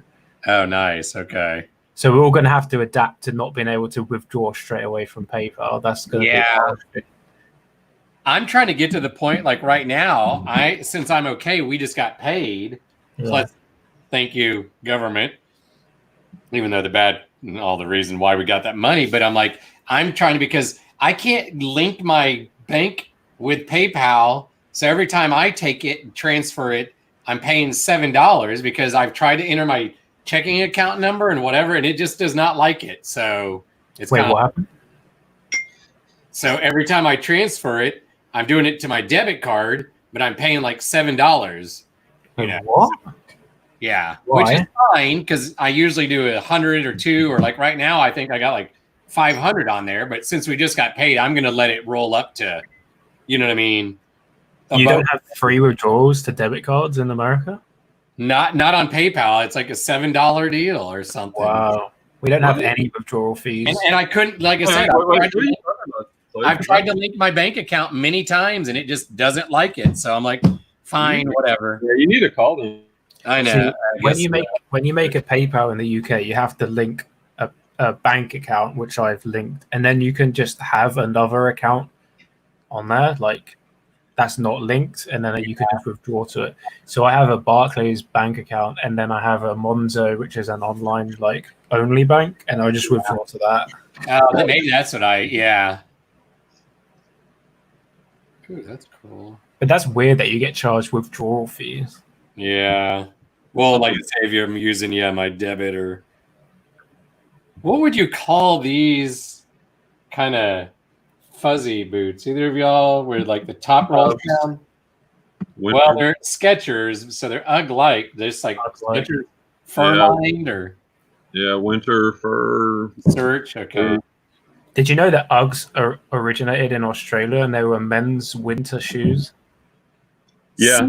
I didn't know I didn't even know they made men's till like years after they've been popular. Well, they were men's. They're men's winter shoes in Australia, and then the fashion became they were women's shoes. Yeah, that when they hit, I felt like it was only women's that I heard about. Yeah, my dad has some like slip-on shoes and says they're great. Yeah, I've never bought any. Yeah, the lot I'm trying to win that has all the clothing here in Waxahachie, they have some of the men's Uggs. I feel like I have like an abundance of useless knowledge in my brain. Hey, that's good. I think that's what I tell people. I'm like, I'm not real intelligent. I just have worked hard, I feel like, but I know a little bit about a lot of things. Yeah, that's me. You know, sports and I guess it's that deal, like went to good schools and was exposed to travel, and like I like to read. So like at watching Victoria, I'll pause it and read about her or Albert or Albert's brother, and Yep. and then that's confusing because then you click on all these other kings of of Europe at that time, and you're like, wait, who? You know, but you know, yeah. Money is froze for 21 days because I put a wrong number in. Is that like for your card? You put your wrong card number in? Dude, I had the worst problem with eBay like until like 3 months ago because I had a defect on my account from when I was selling stuff ages ago. And it takes like a year for it to go. And if you have so many like defects, then you have like issues. But because I had a defect, eBay would make PayPal hold all of my money for 28 days. God. It was so annoying. Like I would have to like balance my cash flow with a 28-day buffer. Yeah. That's hard to that's harder to do than like me and Brian getting paid once a month because we at least know it's a set amount. On you, you'd be like, that's crazy. Like I understood when I first started eBay, like in November, that it took a month at that time or a few weeks at least. Yeah. Well, here's the next listing for those. That matches that mug you had. Corel by Corning, Farm Fresh apple pear plates. Now, here's the interesting thing. I couldn't. There even listings on this on eBay, so I went to Terapeak and 5 or 6 that have sold in the past year. They're going for about $5 a plate. I have 5 plates, so it should be 20, 25 bucks. That's the same set from the cup you had. Yeah. So it's the same set from the cups, and then I have some more smaller plates in here. So this will, I don't know, it'll probably make 50. Not bad. And was that from one of the auctions? Oh yeah. Okay. I didn't realize how many things you've bought. You just said like in our text, like I bought some stuff. In my head, I thought you bought like 2 or 3 things. He's turning into garage. Even if you told me a number after we text so much, and let me show you the last lot. I'll show you what. Like here's the invoice. The things with the marks I have listed. Nice. I'm working on the list of miscellaneous glassware, which I paid $5 for that lot. Here, let me hide this. I don't want it in case people are out there. I don't want to find my.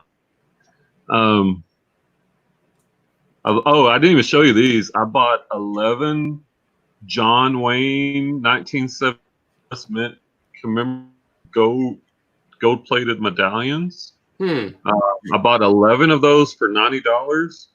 And if you look on Terapeak, I found one that sold $4. How much? So I've got it sold for $100, and it has the certificate. Was this so I've got 11 of those. Was this an online auction?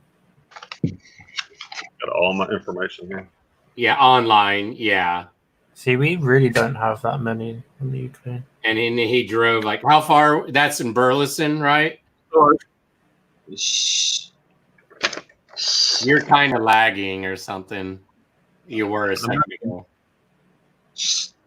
I think you just gave away like some information. I know Clay's just like blasting away my information. Oh, well, the good thing, look, like leaking addresses. Who's watching? Let's see. What house numbers he live at, Clay? I can hardly tell you my address because I have a PO box, so where I use. But anyway, the point is, I'm working. I'm almost done with it. I've got a couple more lots to work through, so I'm getting there. Are you a business account on eBay, Brian? Not currently. Oh, okay. No, because they like you have to show your address when you do that. It's annoying. Yeah, that's on my to-do list, but I haven't done it yet. See, I had someone comment on my YouTube channel, you're tax evading because you don't have a business account on eBay. Yeah. I was like, excuse me, what? You should have just replied and say, well, if the government sends me to Australia for a little while, okay, it's way better than a few hundred years ago. Sounds good. Was it to Australia now for not paying my taxes? What is the bay that they sent them to? I forgot the name of it. The what? The bay that they sent them to in Australia. Yeah, what was that? Yeah, my students are like, what? And when I tell them, like, I think I'm pretty sure that the first white people going to Australia to live were criminals, guys. I was like, they were given a choice, right? Australia is built off of English criminals, yeah. I was like, look, if you think prisons are bad now, or some of our kids don't think they're bad because they have relatives that have gone, and I'm like, guys, trust me, American prisons are way better than a lot of countries. Watch Locked Up Abroad. It's maybe worse than others. But I was like, just think, hundreds of years ago, remember, no air conditioning, no heat. There might be mud for the floor, or you're given a choice to get on a boat that's going to take months and go live somewhere else. I was like, you can see why they maybe went to Australia. I don't think they were actually locked up, though, in Australia. That's what I thought. It was like they were given. They were free to leave if they wanted, but there wasn't anywhere for them to go, and they had no food, so they stayed, and they just built what they were told to do. It is amazing. Yeah. Now that makes me, I want to read about that tonight. Like, how many were sent there? When did colonists start going? And how fast did it grow for as big as Australia is now? Because I don't know if you might watch her. Mel is her name, Back from Burnout. I like watching her on YouTube. And she's, I don't know. I can't remember. I don't think she's in Sydney. Maybe the Gold Coast or whatever it's called. But it's like, yeah, Australia from criminals, yeah. Not like the people who started here were necessarily the best people. As I had to point out to my mom when she'd send me some email and every now and then and get worked up about, and my mom's like 76, so it's like, I think could be, it's like she grew up just in a different time, right? Segregated schools and all that, where when I talked to her, she's like, the Civil War wasn't even really taught when she was a kid. And when it was, they didn't even mention slavery as a cause, hardly, because it's in the South. But I'll tell her, I was like, well, Mom, I was like, our ancestors, because on her side, you can trace some that were at Jamestown in 1607. I was like, they kind of helped start the genocide. So we're not the best people necessarily, just taking the natives' land. Sorry, we're white. We're just going to take what we want. No, don't think that's how it works, kids.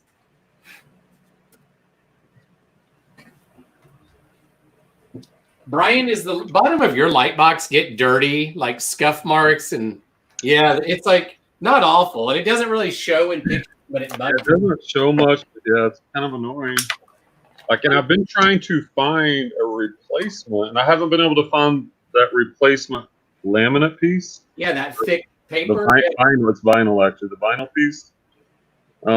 I'll try to look around too because we have the same brand, right? It's got to be somewhere. Someone's gonna have it.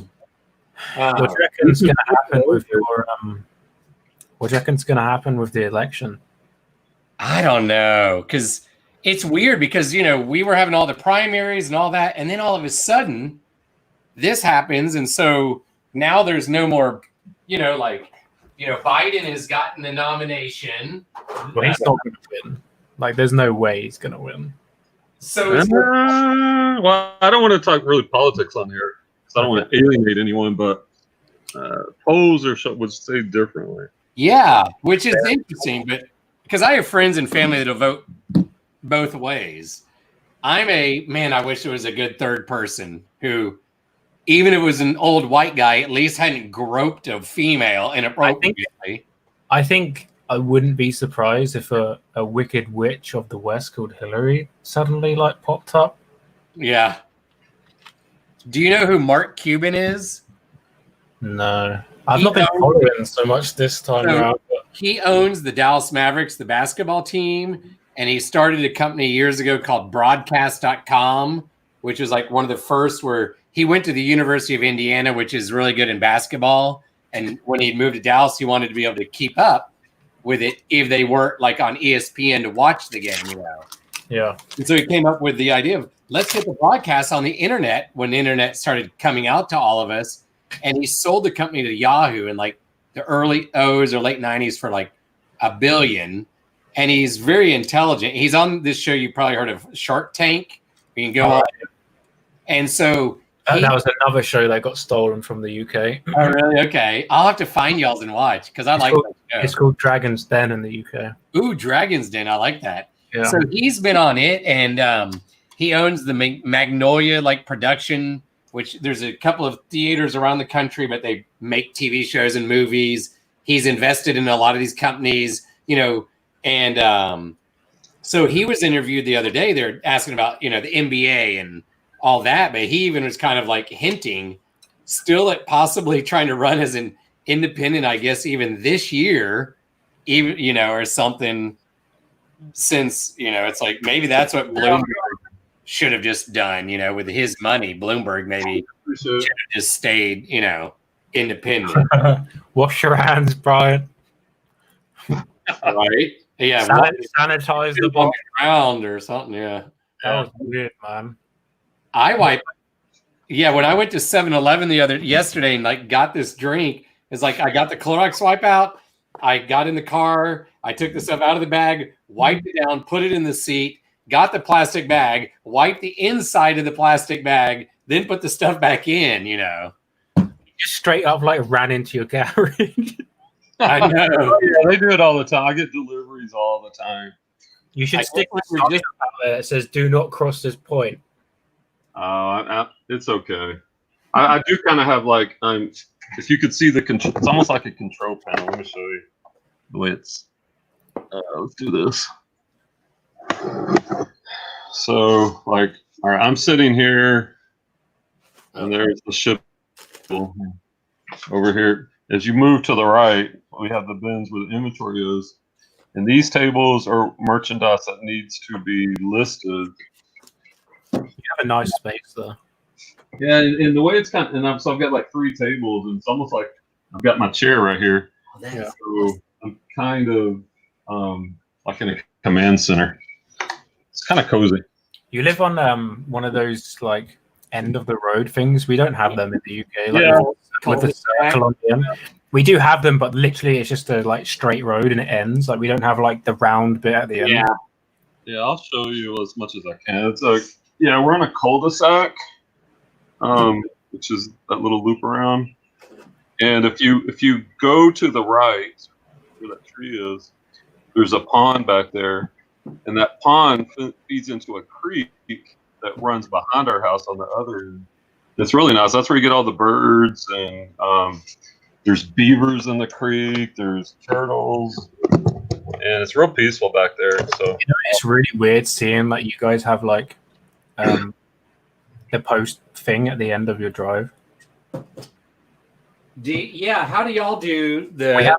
We have a slot in our front door that's called a post box, and they literally just put the letters through the box, and it falls on the floor. Yeah, most people, unless you have a house like my cousin Angie, who I've talked about, when her grandma died, she had been living at grandma's house, but it's her house now, or hers and her mom's. Her mom lives like 2 hours away, but the house was built in 1951.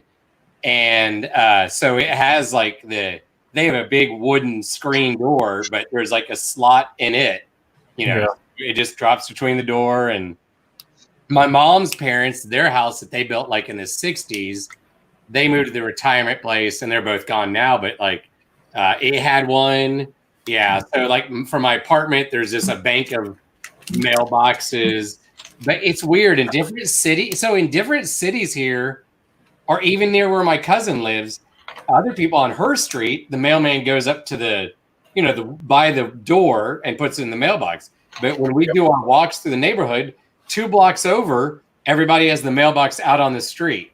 So it's weird that in the same neighborhood, one street, the guy can just drive along and they have the steering wheel on, like it'd be on your side, so they can just doot, doot, doot, and if they can do it through the door like without getting out, that's so much quicker than we do it here. Because our guy has to get out of the van, pull his little trolley, walk up the drive, drop it through, walk back off the drive, walk to the next house. Our people usually you see them, they'll park and they cover like one hole up and down, if not more, and and then they go back to their vehicle. But it is nice to not have to walk to the end of the drive to get your mail, though. Right. And can't people steal your mail, or is it locked with a key, or how does that work? No, most people's just, Brian, wouldn't you say most people's mailboxes are just there? There's no locker, So at Christmas, do people post money and cards and stuff? Oh, I hadn't thought. Yeah. If you wanted to, you could go be a bag. We have a bigger problem with porch stuff, like on the front porches where Amazon. If I wasn't here, he would have left it on the front porch. Yeah, see, we don't really. Well, I don't know. That probably does happen, but I've never heard of that happening. That's why I'm glad I have like a PO box. Yeah. Oh, off subject, but another good British show I like a lot is Luther. I never watched that. Luther, and then man, if I turn on Amazon Prime, now that I've watched all these British shows, it's just suggesting more. And I keep checking out all these. And before I got internet a few weeks ago, I'd go up to this place called Movie Trading Company and just walk up and down the aisles of the TV shows and find like the whole season to watch. And half the time I'd end up watching some British, detective, or as they call it, what is it? I can't think. DSI instead of detective so-and-so. DSI or whatever, DCI or whatever. But yeah, I love the British shows. I hate when tags like the tag for these boots is like, of course, way down in them, Yeah, Nike do that as well. And you can never take a picture of it. To get a picture. Like, and dang it, I can't find my plate holders. Dang it, Baba. That was the world's worst Hank Hill. We have community mailbox at the entrance of what's a subdivision? So this is how I would explain it. Brian kind of lives in a subdivision, right? Wouldn't you say? Yeah, probably.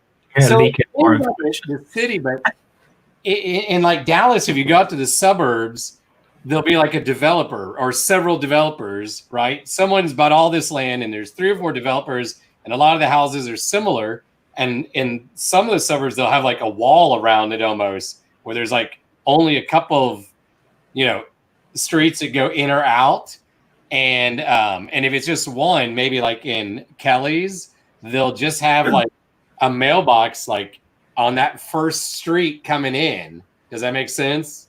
So you literally just on your way to your house, you would stop, unlock it. There's just a bank, like it'd be an apartment, except it's for houses. When you say suburb, so is that like countryside? Yeah, or just the towns outside of Dallas proper.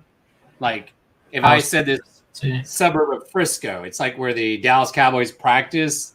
To drive there from my house, it's like 30 minutes away, and there's like 2 or 3 towns outside of Dallas, since Dallas is the core and the oldest city with the biggest number of people, with like line. This is all weird to me because I'm pretty sure the whole of the UK fits inside Texas. So now that you say that, I'm gonna see if I can find something on map of UK inside of Texas. Oh God, here. Oh yeah, Brian. Hold on. So like if you drive from the bottom to the or left to the right of Texas, you're probably driving further than if I went all the way up to Scotland.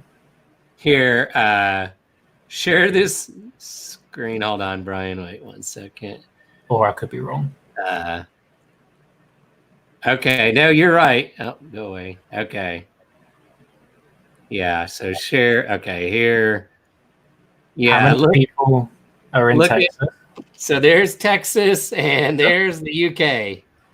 How many people in Texas? I read the other day it was 29 million. Okay, so we have nearly 80 million in the UK. So we have 4 times your density. Yeah, that's crazy. 80 million in a small. And most of them are down the bottom. Huh? And most of us are down the bottom. So. Yeah, that's what I thought. Yeah. And here's this other map. What was it? Oh, yeah, here's an interesting one. Look at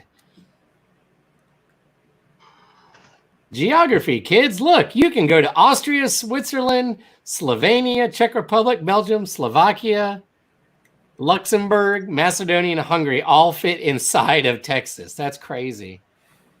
Yeah, so when you drive, like I've driven out to LA when I've had other jobs, and it's like half your trip is like driving in Texas, basically.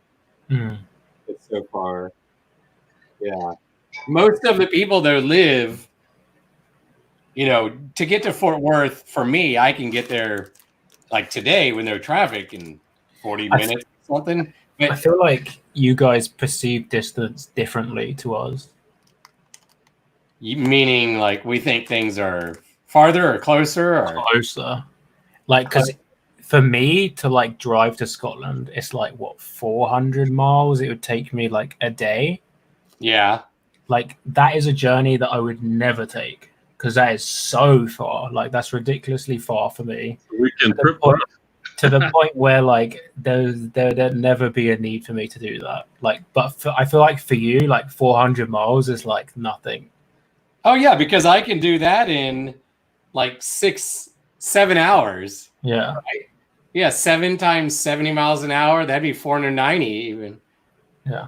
Yeah. Yeah. So yeah, I'd be like, okay. Now if the terrain or something is you know, like hilly or something like, yeah, you know, of course, then I might be like, I don't want to drive that because it's going to be a beat down. But like if my mate was like, oh, you want to come to Scotland this weekend with me, like in the car, I'd be like, no, what are you mad? Why would I do that?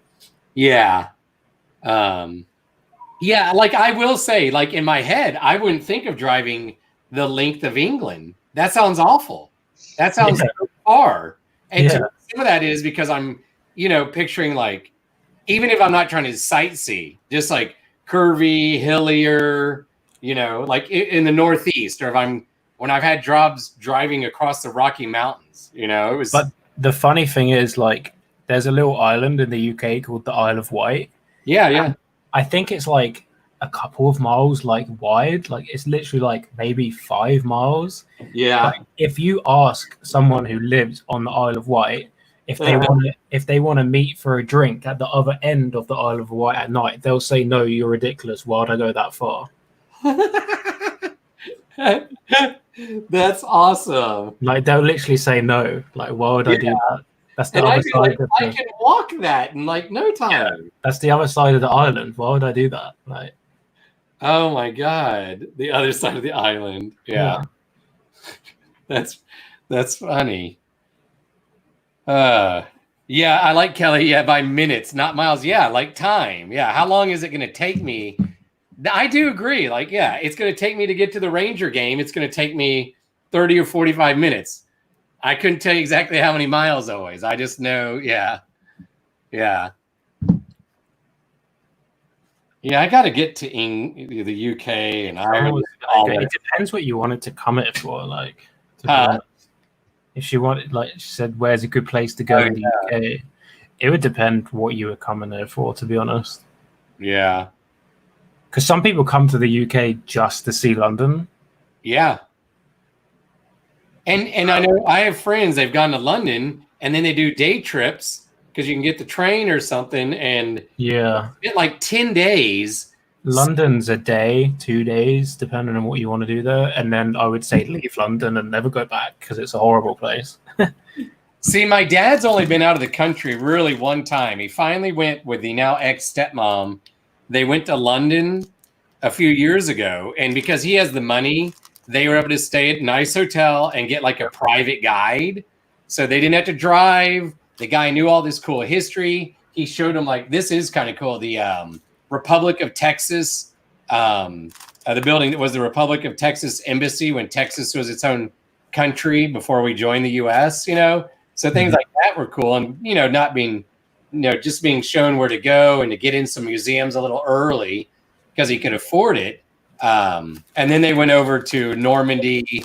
And my cousin that I mentioned, Angie, her granddad was at D-Day, you know, so for my dad to see where his uncle had been and all that, and another private guy and stuff. But he liked London. He was like, oh, the West End wasn't as good as Broadway, because my dad's he's very opinionated, and I am too, but working on it, you know, and he's used to Broadway, but he thought it was pretty cool. Like, I want to go, but I know there's so many other places to go in the UK, you know, like just, I mean, there's so many other cities that would be interesting just to walk around and see whatever you find. I feel like America's just way more theatrical than the UK in general anyway, so that's probably why. Like, you could probably go out for dinner and get more theatrics than if you come to London for the West End. That's funny. Theatrical. I like that. And then we show Brian quietly sitting there just working. Hey, I'm listening, man. I'm listening. I know. Brian, typical American. Brian Vent with his theatrics. Oh, I didn't take a picture of the bottom of the boots. I'm listening, but just trying to get these listings up. I am too. Yeah, I know. Well, it's just, I know that I'm probably going to get more inventory this week, and I'm like, crap. Yeah. Well, I'm trying to keep, burning through.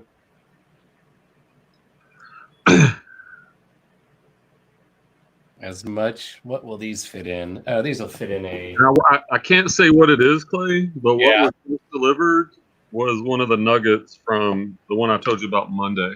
Replenishable? Yeah, replenishable. So I'm going to. Maybe he'll accidentally share a screen, Jay, and we'll learn something. No. Or he'll accidentally hold it up. So, Jay, we need to distract him so he'll hold up whatever's in his hand. It's all right. I saw it in the reflection on the TV. So. Yeah, it's possible. Now I am going to, like, later, I'll do, like, some movie magic deal off the reflection in his glasses. Oh, the video mysteriously disappears from YouTube. Ooh, that girl's really cute. There's a girl walking outside who's really. She definitely heard you say that. Let's see it. I closed my door, so. Show or it's not real. Come on, we got to be able to judge. Yeah, hold the webcam up to the blind and see me. Yeah, I'm not gonna be that guy. Oh, here. Would you ship these floppy boots just in a poly bag or? Yeah. Okay. Because I could.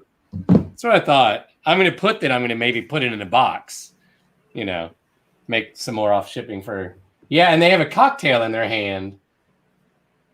If you're not going to show it, we don't want to hear it. If they're outside during lockdown with a cocktail, sorry. They're probably roommates.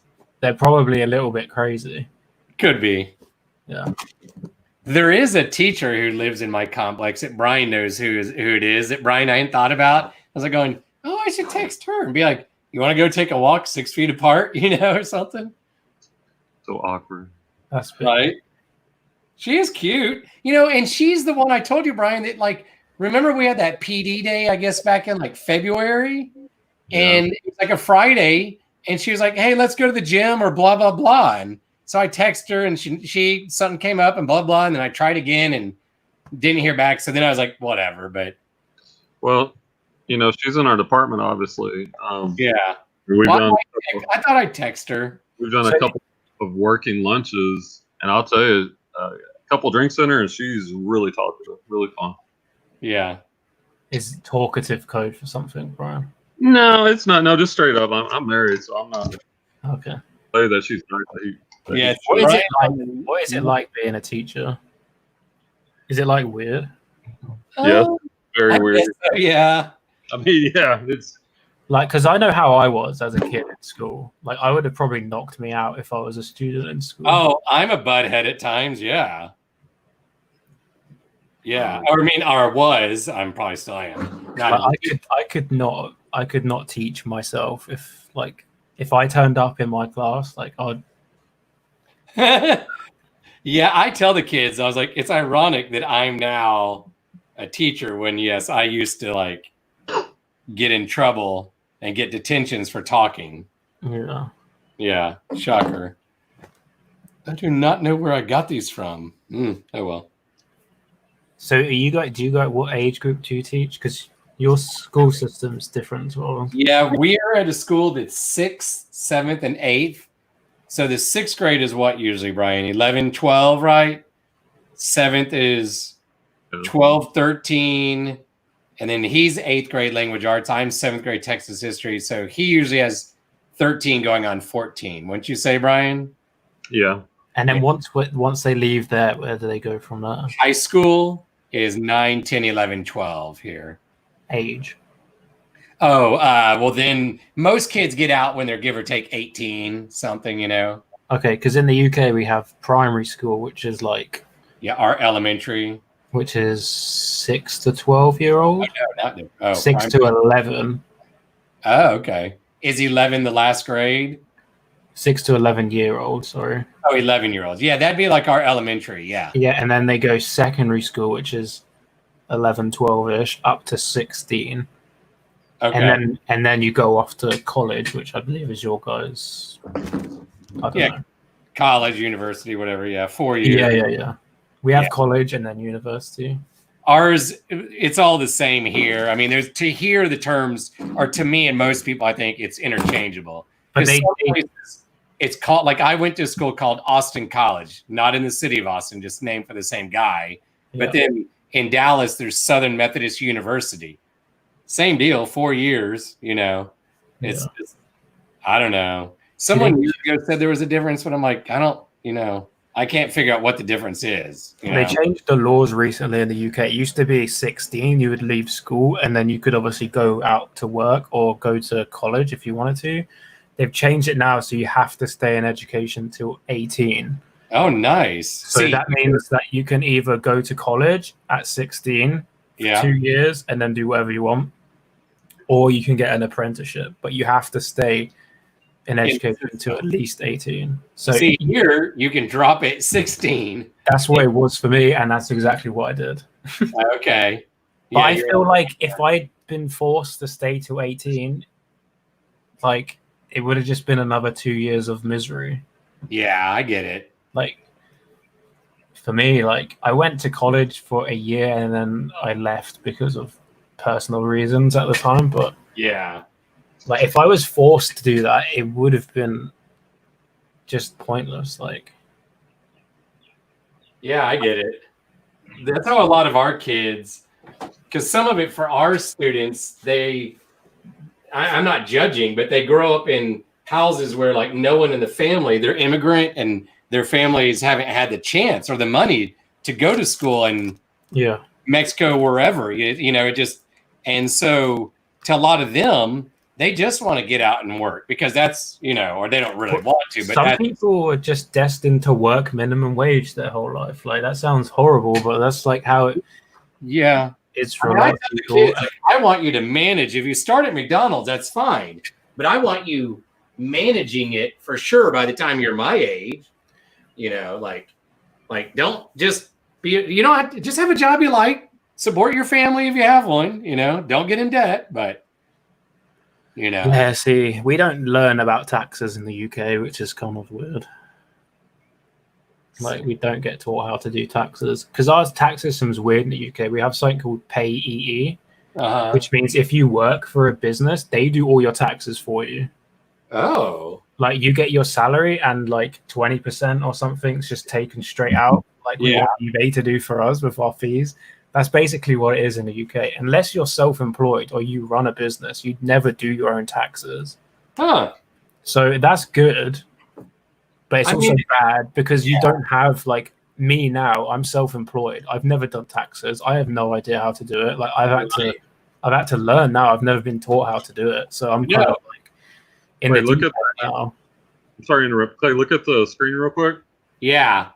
The camera, so this is what you'll see on your camera. If I press this button, you would see with your eye, but your camera, like on your phone or this camera, this is what you'll see. Like, I can see the red button. Oh, I see it. Yeah. Yeah, I see it. That's the infrared. So that's how you can tell. Looks like you tased us. Yeah. Yeah. So I just wanted so you could see how that works. Yeah, because maybe you heard me say, Jay, I'm buying. I don't know if you know who he is, Rockstar Flipper. Casey's his real name. He had a lot of remotes or whatever. So I'm buying 100 remotes from him for $125 and plus shipping. And he was like, they're so $1 each, basically, a little over. He's like, even if only like 50% work and you sell them for $10 plus shipping, hopefully it'll be a good money. So let's see. Kelly lives in Houston, travels in Texas, martial arts camps. Yeah. Francie was in Europe 3 weeks last year. You and your boyfriend. Where did y'all go in Europe, Francie? So doesn't everyone in America have to do their own taxes? Like you have to submit. Yeah. So the good thing is, at least job wise, like the school district takes out the taxes, health insurance, all that, Mm-hmm. So I've never done my taxes because my dad has one of his friends. He actually went to school like right behind where I live, 60-something years ago. He's known David like for 70 years, and he's an accountant. He's done it for hospitals and big stuff, but he always has done my dad. And when Dad owned his own business, so he's always done mine for like $75. Hey, Harry. So it's worth it because I admit, why do my own when I can trust a guy who knows how to do it? So like when I started doing Uber a few years ago, he charged me like an extra $50 because he kind of had to figure out like what's deductible, even though I kind of told him like this year, I'm just going to send him like all the miles I wrote off for last year, all the shelves, and the basics. And I think he'll be able to figure it out. But yeah, I'd be like you. And I know now with all these online programs, people say it's fairly easy, but I'm still in the camp of if I can pay someone, that why not, See, in the UK, we have this thing with taxes. It's like a minimum bracket where you don't pay any taxes. Yeah, so they're here too. We have up to, I think this year it's like 12,500. So until you earn over 12,500, you don't pay any tax. Yeah, I think here I feel like it's something like that, or 16,000. Yeah. It's not a. I mean, like I want people to you want it, yeah. Because I don't know how they get by. Like that's why, like I know everything is. I don't mind saying. I mean, I said I've gone to therapy, but it's like this old group therapy I went to. The lady, Melissa, she'd be like, well, when I saw her a few times, one-on-one too, she'd be like, well, remember, everything is relative, meaning problem-wise. But I'm like, I can't complain. It's like, if you ask me how much I make, I would just say, because it's online. We work for the state more or less in a sense. But I'm like, I know that I'm like, so how I do okay, so how is it these kids, and I've told them, I was like, I need some of your parents to manage my money because some of their parents are working 2 or 3 jobs, not making near as much as I am or Brian, plus our side hustle. You know what I mean? I'm like going, how do they get by on XML? Off of that, Francie, Paris. So when I went in 2002, the girl I was dating, Amy, and I we flew to Frankfurt, took the escalator downstairs, I could swear, in the airport. Got on a train, 5 hours later, 6, we were in Amsterdam, spent 4 or 5 days. We had the train pass. Then we decided, let's go. We knew we were going to Berlin. So we went to Berlin, which was awesome. I liked Amsterdam. Then we did Vienna. and Prague, or maybe it's Prague, then Vienna, then back to Frankfurt. It's about like 3 weeks. Yeah. That's my Europe trip. I don't have anyone to go with, and I'm not bold enough still to probably go alone yet. I've only ever been to like 4 countries, I think. Have you traveled much in the UK? Not really. Okay. Not everybody likes to, or the time or money. I've never been up north. The furthest in the UK I've been is Wales. So I've been to Wales, France, Germany, Spain. Nice. And I went to Cyprus. So I went to the Greek and the Turkish side, because you have to land in the Greek side and then go across to the Turkey side. Oh, like, cool. Across the border. So, yeah. And it's so weird when you go to Cyprus, like the Greek side is like so underdeveloped. It's like 2 completely different places. Like, at least it's how it was. I think it was like 2007, I think. Like, you drive through the Greek side, there's no grass anywhere. It's all dried out. Like, everything's dead. There's like half-built buildings. And then you cross over to Turkey, and it's like lovely buildings, grass as green as anything. It's like, wow. Yeah, the difference is insane. Like, yeah. Kelly says, been to Canada. I went to Vancouver. Only 2 days there after I went to Seattle one year. It's so pretty in Vancouver. Like the whole Northwest. Mexico, does Tijuana count? I don't think so. Nothing. Do you know Tijuana, Jay? It's right across the border from San Diego, and a lot of it, Americans would go there to like buy your fake Oakley sunglasses real cheap, and it's like, I mean, I'm not trying to put it down, but like now I wouldn't go because it is like narco violence. I mean, I might go during the day, but like even when I last went in like 20 years ago, it was kind of like, don't stay too late at night, you know. Is this in like Mexico or something? Yeah, right across from San Diego, California. See, isn't that weird? Because when you go to Spain, they have the same thing, like all the fake like stuff. So maybe it's like a Spanish heritage. Yeah, it must be. Not the stereotype, but yeah. I've been to New Jersey. Harry, is that where you live? Is that what? I mean, I can't say anything because technically I've done the same thing. Just I did mine online. I didn't stand out on the street and sell it. Yeah. Right. Yeah.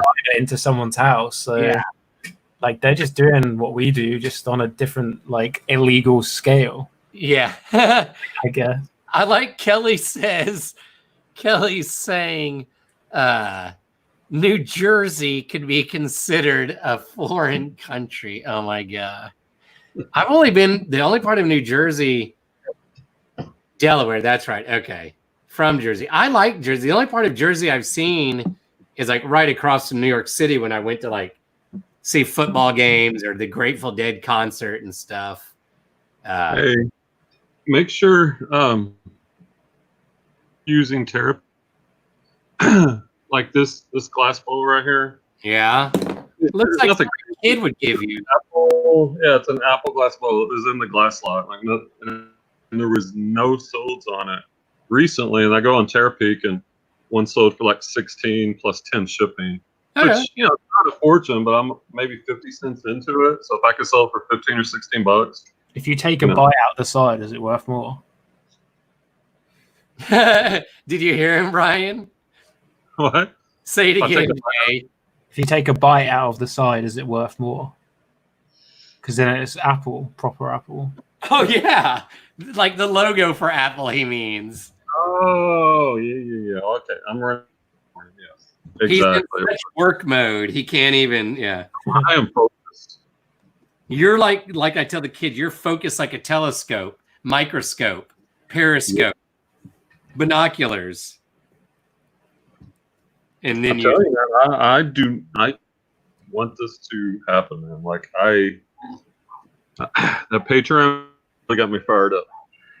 You got detained in Canada. That's probably one of the best countries to get detained, to be honest. Right, I know. I would think. Like, please take a seat over here. Thank you. Go ahead, Jay. They probably apologize for detaining you. Apologize, right? I am so sorry. We have to arrest you. That's how I do picture Canadian.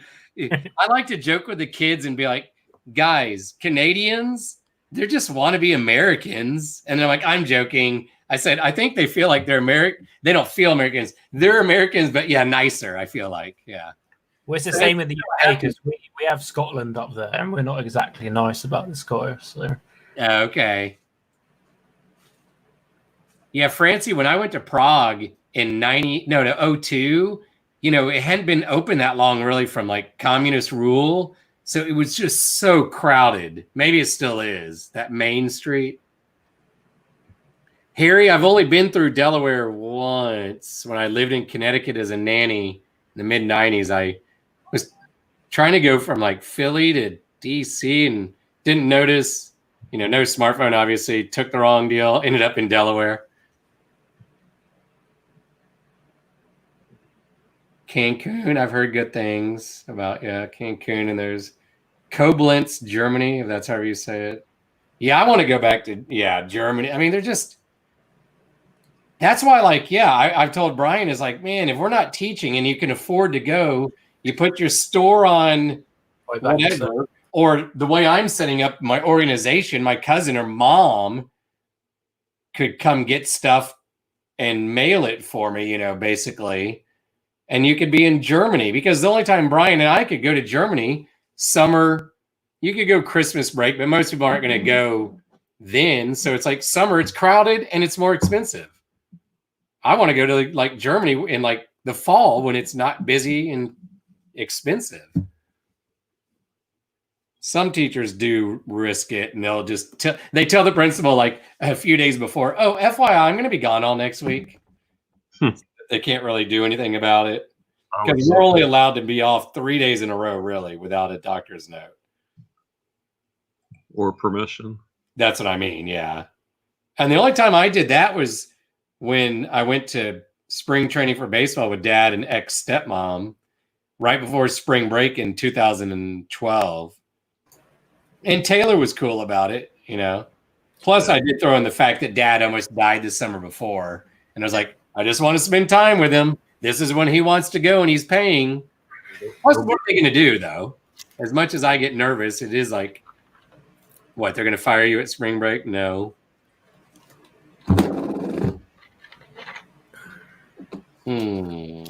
Has an election in America ever been delayed before? No. Never. Not even once. At least that. Well, not a national, not like the presidency. Not that I'm aware of. Wow. I mean, not, or at least not since the whatever, you know, like maybe hundreds of, you know. You got such a predicament because the left want him out so much, but do they want to do it in November when this stuff could still be going on? Well, I will answer for myself. Yes, I want him gone. And I don't.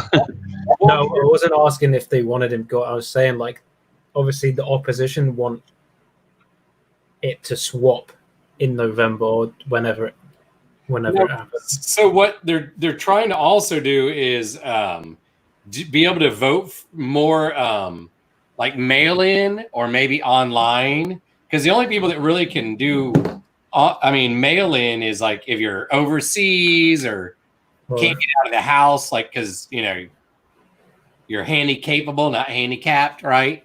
Something like that, you know, or whatever. See you, Francie. Thanks for watching. Yeah, so I think their states are trying to, you know, make it, because it'd just be easier overall if you could, you know, everybody could vote on a piece of paper or online, you know.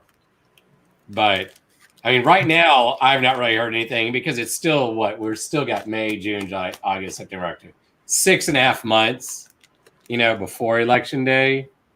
But and as many polling places as there are, that's the only vote that ever gets, you know, huge numbers out. So it's more so the campaigning, though. They can't campaign. Like, yeah. Like, I mean, right now, like the Democrats, I think, have said they're not even going to hold their convention, which, you know, well, they could kind of do virtual, like, and just have the speeches, you know, from their houses. But yeah, nobody's out. They can't. I mean, Trump kind of can campaign. I don't mind saying I do feel like sometimes on a press conference, because he's doing the daily deal. Oh, there's no doubt about it. You know, we'll do it some video. And Biden's giving some interviews / speeches, or whatever you want to call it. But yeah, they're not able to do the big rallies of whatever. If it's or the go in a small town and have 50 people in the coffee shop type thing. So, right now, Jay. So I know Boris is out of the hospital, and I've seen on the news online on YouTube some guy, and I can't think of his name. So we have, like president, vice president. Mm-hmm. What's the second in command? Who's second in command, and how's that set up? We don't have a second in command. Oh, really? So does it just have? See, ours is party driven, and then they elect their own leader. So usually, what happens is like we have the parties; they all have their own leader that they voted in. Yeah. And then they'll campaign with that leader. So we'll vote for the party, not the leader. Okay. Whereas in America, you vote for the leader of the party. And then okay. So if he, croaked it in the hospital, they would literally just have another vote internally for that. Okay, that's so right now when he was in the hospital, there wasn't really a. It just gets delegated between Okay, I wasn't sure if the person I was seeing was like a. As far as I'm aware, there's not like a if I die, you're it. Yeah, there might be like a temp. Yeah, but then they would have a vote. Gotcha. Okay, that makes sense. Yeah. All right, guys. I said 4 hours. We went 4.5. Yeah. 7 listings out for the week. Where you at, Clay? Oh, I'm probably at like 53 or 55. But it's only 4:30. I'll probably work about 3 more hours and then eat and then work a couple more. And then tomorrow. Yeah, I'm going to try to hit that. I'm going to take 1 day a week off. Sunday is going to be off. Yeah. Come back strong.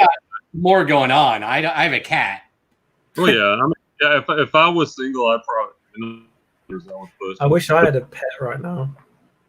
I've got one for you. And a large 12 by 8 box. All right. Well, I told the family I was going to be off at this time. I can, if y'all want to keep going, I could just minimize if y'all want to keep going, or I can shut it down. Y'all's call. I don't mind. It's up to Clay if he wants to stay on.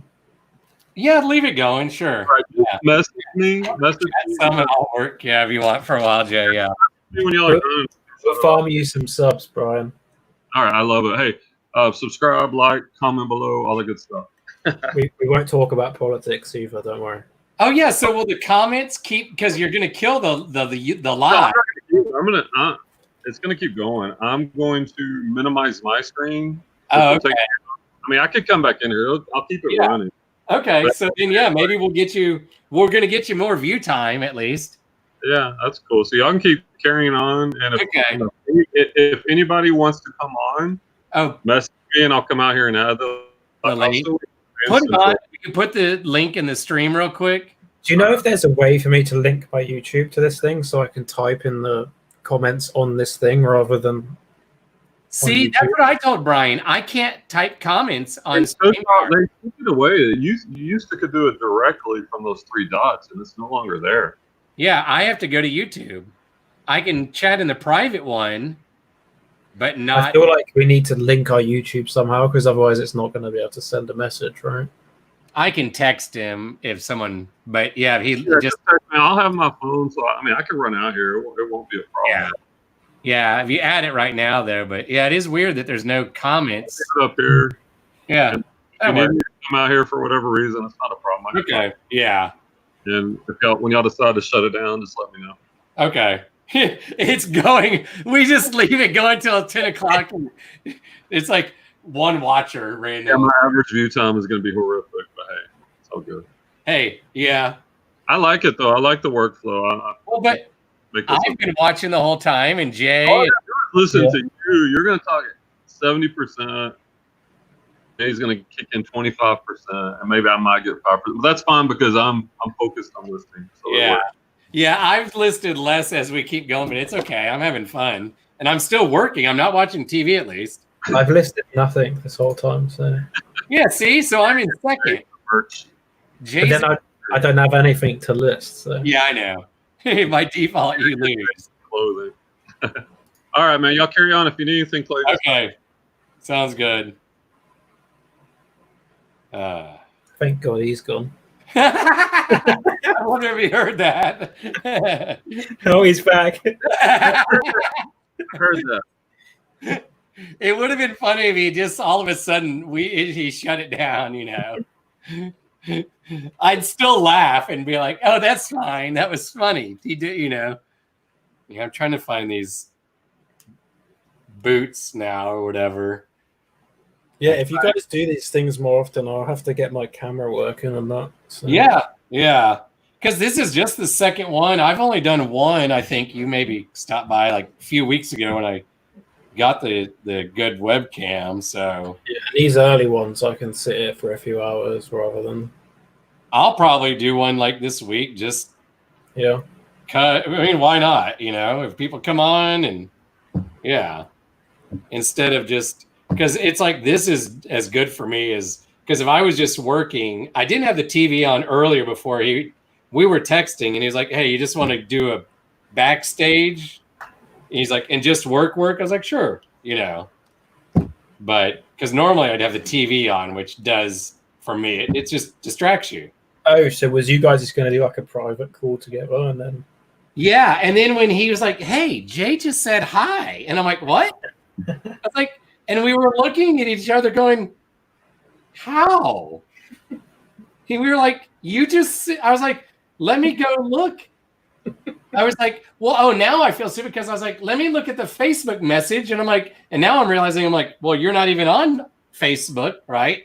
Or at least not in the little group like we have with Scott and Kevin and Jody. We have a chat, and so we're like going, how's he on?" And then Brian went to YouTube, and he was like, "Oh, it shows like an upcoming," and I was like, "Oh yeah, that's right. You can comment on a." So did he not start an event then, or did it auto do one when he started the feed, or? Say that again? Did it like auto start a thing on YouTube when he? Yeah, I guess so. He must have it linked or something. I didn't know it would do that, so that's. I mean, I didn't get a notification. I was just on YouTube and I saw it. Yeah. It was in my subscriptions, yeah.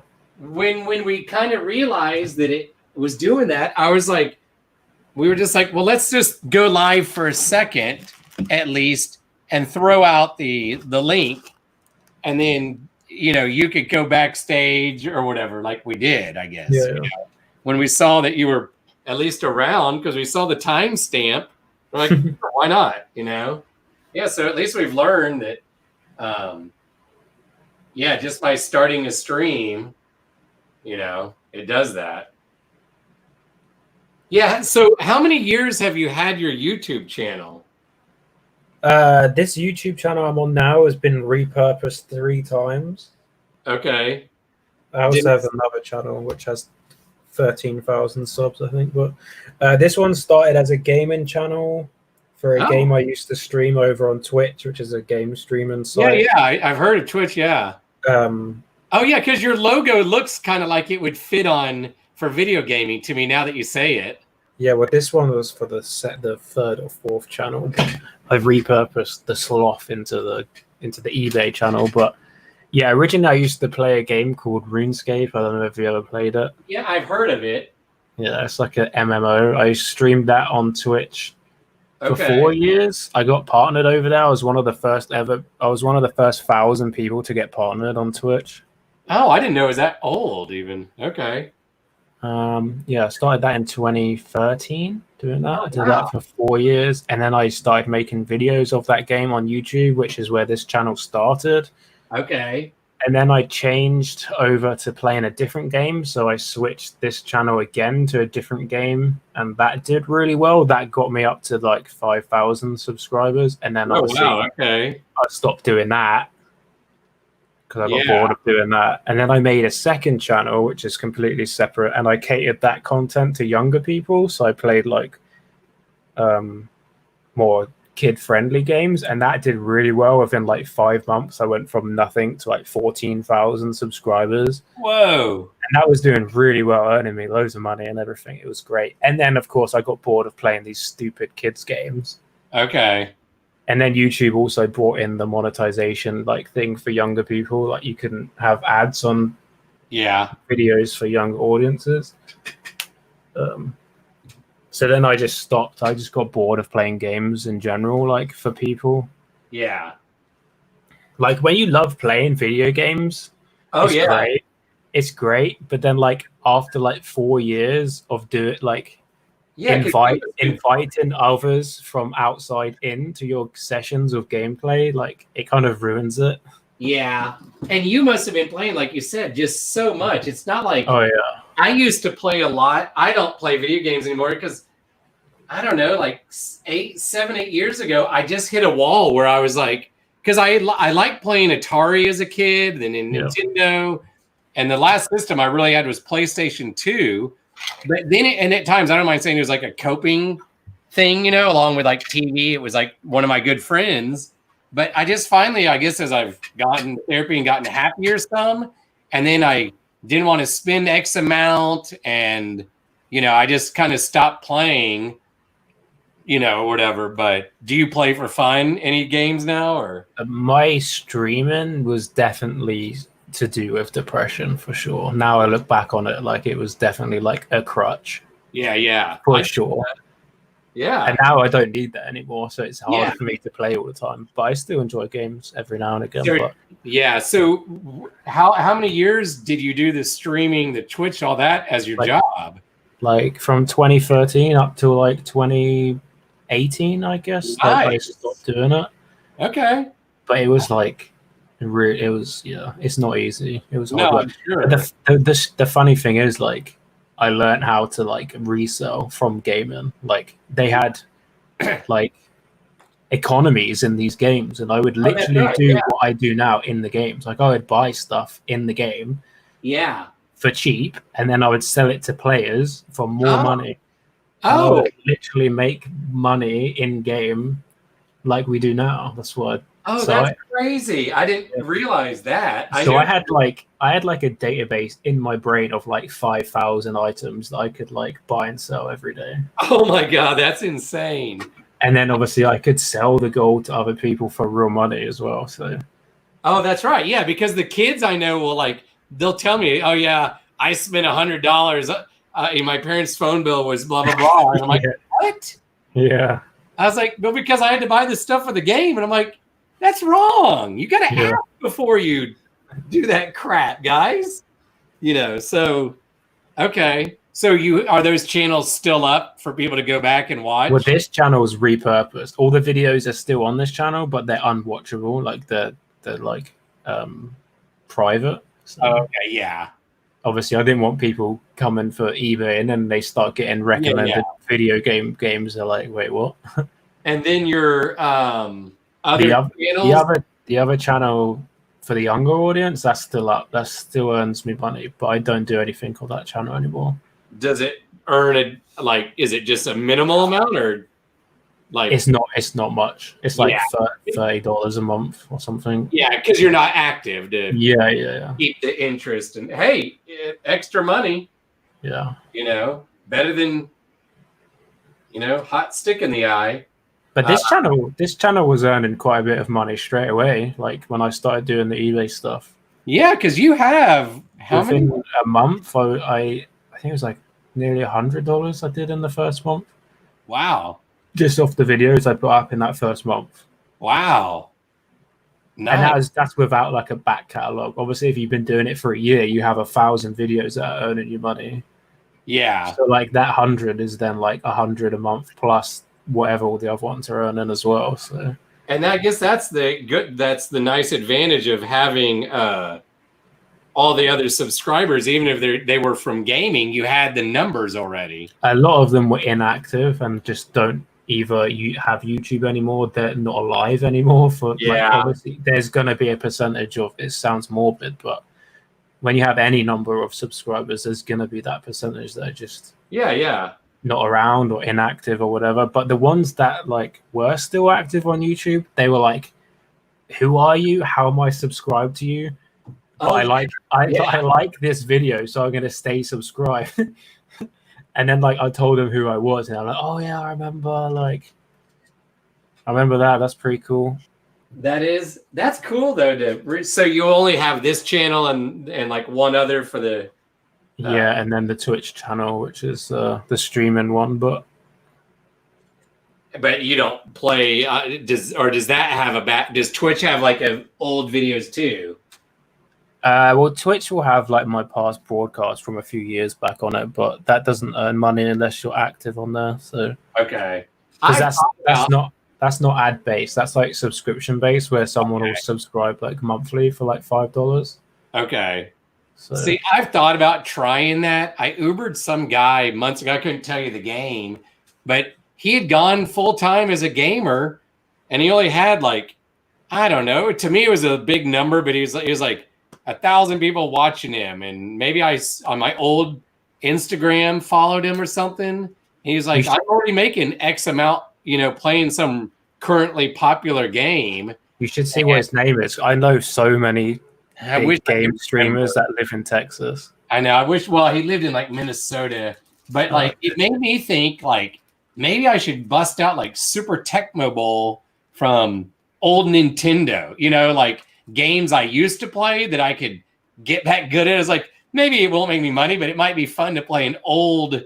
It's fun, yeah. Especially now that I have internet, I could actually do that. And like I say, play old school games that I used to play. Yeah, a while back. I wouldn't ever recommend anyone try and do gaming for money. It ruins it. But to do it for fun, to like have someone talk to you while you're playing a game is really cool. Yeah. So on one of the sports radio stations I listen to here, this guy is a producer, and also has like his brother. They have like some sort of entertainment type company, and they make a lot of the are all the in-game content at the Mavericks, like at halftime and timeouts. They have all the like funny videos. Like it kind of started like with Dirk Nowitzki, if you know who he is. He's retired now, but he's from Germany, one of the best NBA players ever. He was real goofy, and when he got here, he was 18. Now he's like 42, and he just retired last year. And they would be like, "Hey, will you make this video?" And he'd be like, "Sure, whatever." And then they'll like have him like singing and doing all this stuff. And so they own this company, and one brother does that full time. The other brother does that. And then for fun, he started a Twitch playing some current game, and he only has a few subscribers, but he's like, at night, it's just fun to go home and play the video game and have people, chime in. And, maybe I should, because there's some kids that a friend I went to college with, her kids I've babysat. It's been a few years. I think they're like 7th grade and 5th now, but they'd like to play or whatever. They've even watched like the very first show Brian and I did, they watched or whatever, so I'm like, oh, maybe I would play with them. It still sucked to lose to like a little kid, but they play these games all the time. I don't. So, yeah, that's cool though. That you did that or whatever, But that would get old if you're just having to play. Do you watch any of those leagues and things that the online stuff? The esports? Yeah, like the gaming leagues. Yeah, sometimes it depends. I'm more into like personality streamers rather than gameplay ones. So I watch for like them, not the game. So they could play whatever and I'll still watch. Like whereas some people watch for the specific game. Yeah, I get it. It's kind of why I got hooked when I started watching YouTube. Part of the reason I liked Rally Roots is because their personality. I just think they were like super awesome people and fun or whatever, so it's like that's why at first I didn't watch as much Daily Refinement, because like I wanted the not just the business and all that. Now I like Daily Refinement more because it fits more what I'm trying to get into, but I'll still watch Rally Roots, Yep. But yeah, I'm more like, their personality. And the older I get, it's like, I think I said on the live show, this show, the Mayans, this motorcycle show, I have an Instagram now. So I messaged this one actor and said, dude, like, even though y'all do bad stuff on the show, your character is just, you're a great actor, and the guy's been to prison and he's had a rough life. So some of the story is him. Yeah. And I admit, I was a fanboy. And when he wrote back and was like, man, he's like, thanks, man. I'm glad that it touched your heart or something. He's like, I appreciate that. I thought that was awesome. So it's like, man, I'll watch that guy in anything now, Yeah. And there was this guy who was on this show called Spy about the American Revolution. It was on I've seen a couple seasons of it. And one of the main bad guys, the first couple seasons, was this guy who played a British officer. And on my old Instagram in the fall, I messaged him, I found him, and I was like going, I love your character, but I hate him so much. And to me, that means you're a great actor. Because I just hated you so much. And he wrote back, he's like, it took me a minute, but I get what you're saying. Thanks for watching. He's like, and then it was like, I figured out he was a DJ too. So I've listened to his podcast some, and he's, plays, he DJs and stuff or whatever. And I was going to go out to LA because I have friends there in the fall and I just didn't make it, but I was going to go on a weekend that he was performing in a club, to be like going, I'll go see the guy DJ because he was like a nice guy, personality, I think, to me does matter more than maybe some game or a specific game for me. But then again, I don't know any games. The kids are like, do you play so-and-so? And I'm like, I have no clue what that is. Because there's so many games now. Yeah. That's the thing, There's just so many that, trying to do math in my head here real quick, that I wouldn't know what to, what to even watch, that sort of thing. The community for gaming has definitely grown recently. Yeah. A lot of celebrities promoting games and playing games, streaming games as well, which brings in different audiences. Yeah.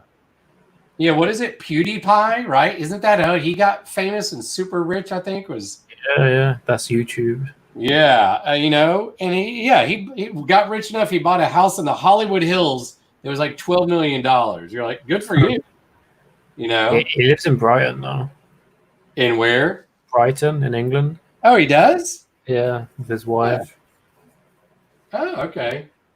Brighton, interesting. Brighton, the gay capital of the UK. Oh, really? Mm-hmm. Okay, interesting. I don't know why they like it there so much, but apparently they do. Huh.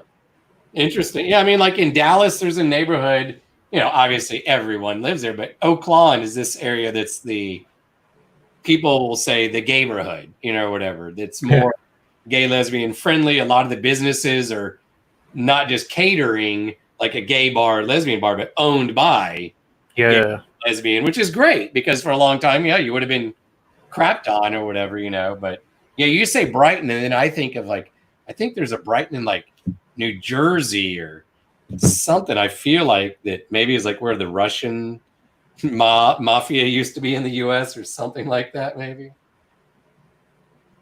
I'm trying to think here. A, B, 3. Yeah, it's kind of weird how America it kind of feels like an extension of the UK to me. Yeah, I get that. Yeah, even without being there, how I'm it's like the big younger brother of the UK. Yeah. No, that totally makes sense. Yeah. You have all the same names for places. You stuck new on the front of it because you couldn't come up with anything else. Yeah. Yeah. I tell my students, I'll be like, guys, so we have New Jersey. In England, they just have, and a few of them, Jersey. There you go. I was like, Yeah, it's really weird because Jersey in the UK is where all the weird people go.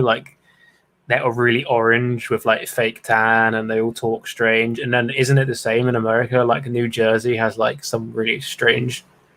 Yeah, I think. Yeah, to stereotype some maybe, but yeah.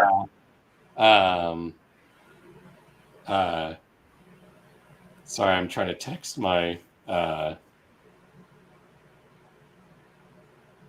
She's going to this store here, so she might pick some things up. She has my car right now, so she lives just like 2.5 miles away. So we're sharing my car right now. She's going to the grocery store. Who's that? Your friend? Huh? Is that a friend? My cousin Angie. She's like a sister basically at this point, you know. I'm going to turn on notifications for her, whatever, so I hear that. Where is Brighton in relation to like London? Brighton's on the west coast of the UK, I think. Let's see, I think, like it's so close to me, I still don't know where it is exactly. Gotcha. Okay. Maps. Okay, never mind. I said west coast. It's on the southeast. It's directly under London, so probably about an hour out of London. Oh, not too far, really, you know. Yeah. Or as Francie or Kelly said earlier, in minutes, we would say. Yeah, we do minutes as well. Like, if it's close, we'll be like, 30 minutes away. Yeah, right? Yeah. But then sometimes we'll be like, it's 5 miles, like 10 miles, whatever.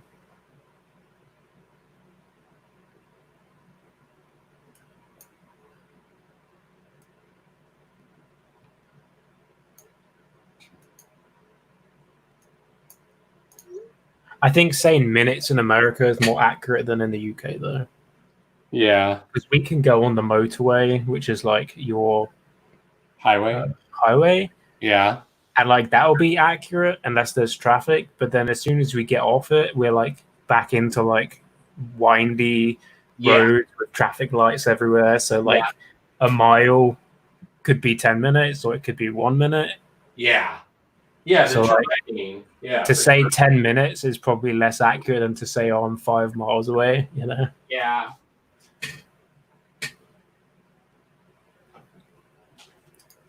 Yeah, like when I lived in Connecticut, I lived in southern Connecticut, like an hour from New York City, and it was real windy and hilly. So you wouldn't have.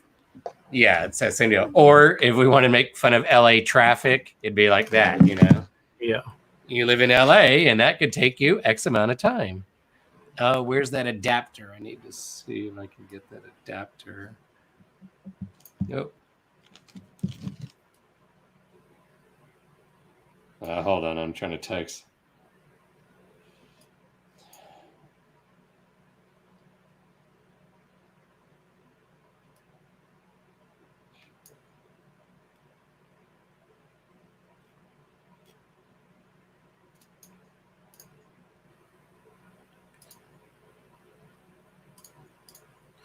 Is there anyone watching anymore? Or is it just us? It says, at least I just click back. I usually keep it on the StreamYard. It says 5.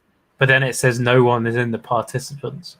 It just says, I know, Texas. See, so I'm in there watching. I'm one of the 5. You, Brian. So there should be 2. It's gone down to 4. Kelly could, maybe one. Kelly might still be like on her phone listening. Maybe Harry or something. Yeah, Francie said she had to leave, so she's not here. Yeah, we got to get her on tonight because she lives, like I say, she's real close to Brian, or pretty close to Brian. Let's see. How far away do you two live then if you go to the same school?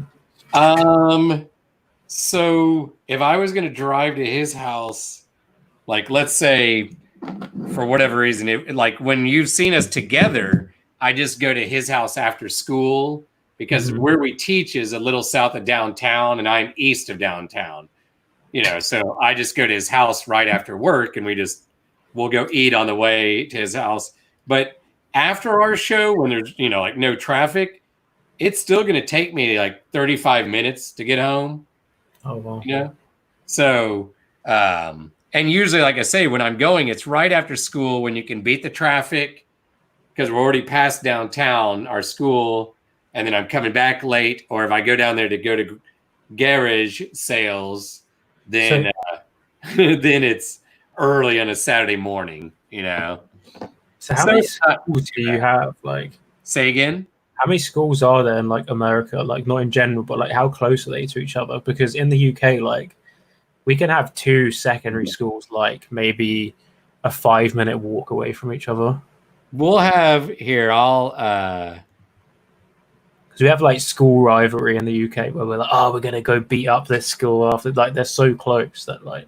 Yeah, there's some of that. So here, I can't do it. I was gonna share a screen, but well, here I can kind of show. Well, yeah, maybe I can. Oh, hold on.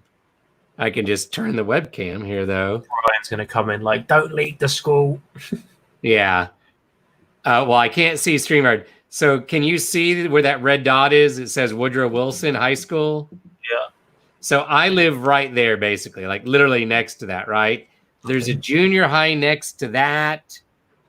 And then like over right about where I put my finger, there's like an elementary here. But then there'd be like a couple more elementaries within this area, you know? So they do it, I guess, based on, well, population, you know, / miles, kind of. You know what I mean? So that they're not like right up on each other. And if there are 2 of them that end up close, there's probably a boundary line, you know, like, because there's been houses where like out in the suburbs, right? As Dallas has grown, these towns that have their own school districts, at first, you know, the town's been there for, you know, 150 years, but they used to have like an elementary that had 10 people in each grade. Then it got to 15, 20, blah, blah. Then they built the second, third, fourth elementary. So I've heard of people like 1 year, they're going to like this middle school, but they go on to high school. So they get to go to the high school, but then they redraw the boundaries. So their younger brother or sister is going to go to the middle school, but they're not going to the same middle school that the other sibling just left. They're going to a different one because they just keep building schools farther out. Like here in Dallas, there's not much land to build new schools on anymore, even though we've gotten more kids, because to find a big enough piece of property, you know, it's kind of a problem. So they just try to redo, or they'll have what we call the portables, you know, the like pre-manufactured classrooms, and plop them down on like part of the athletic field type thing.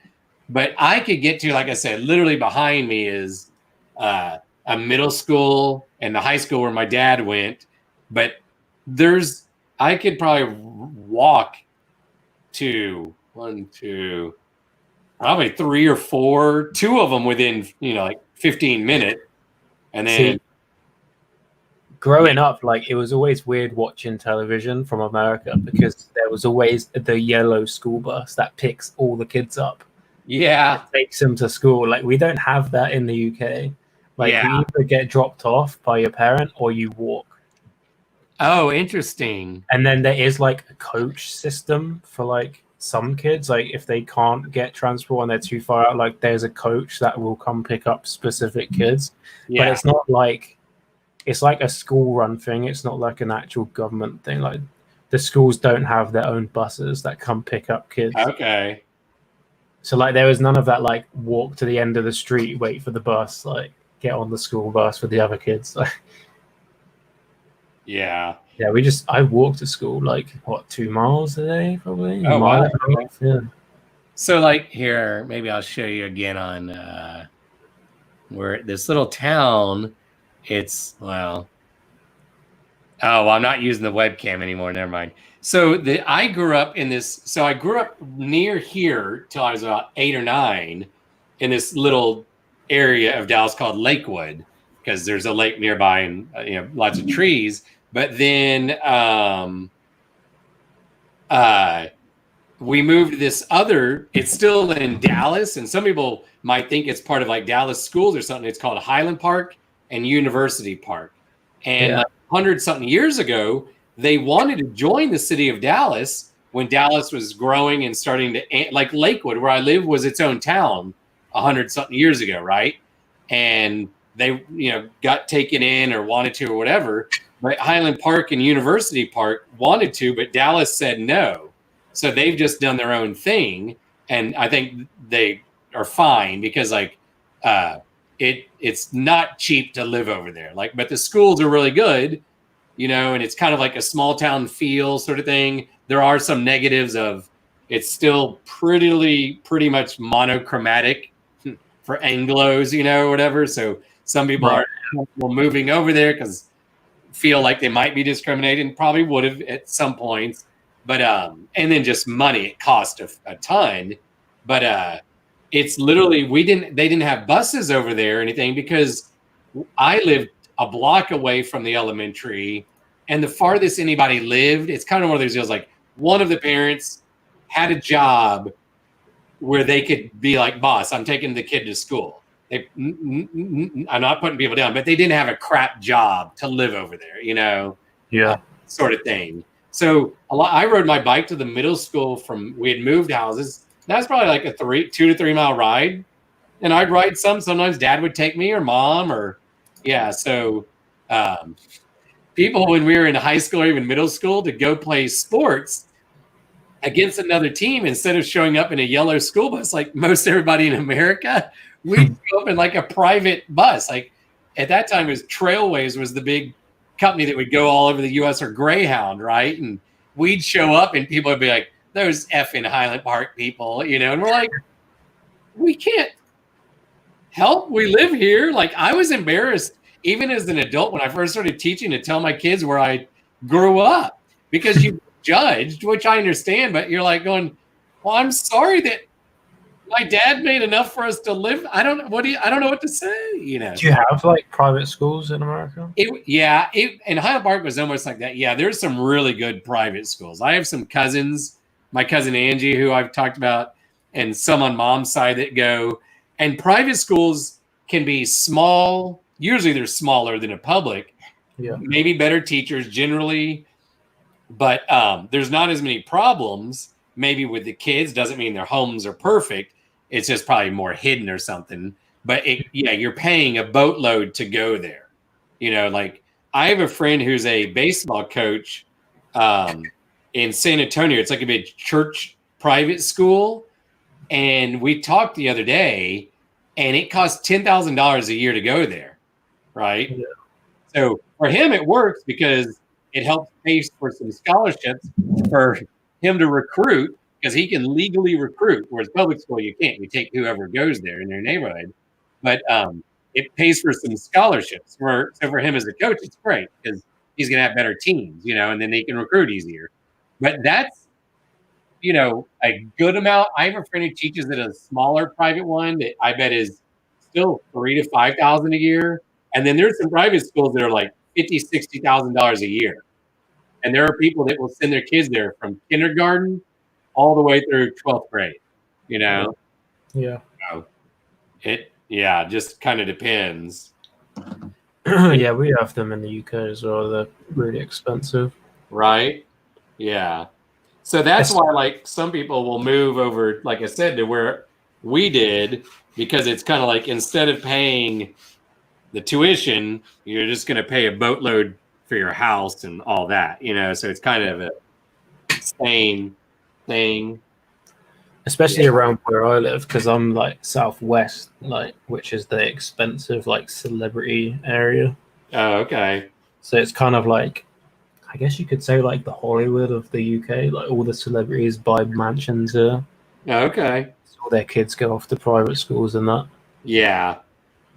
Yeah, so, a lot of lots of private rich kids around here. Yeah.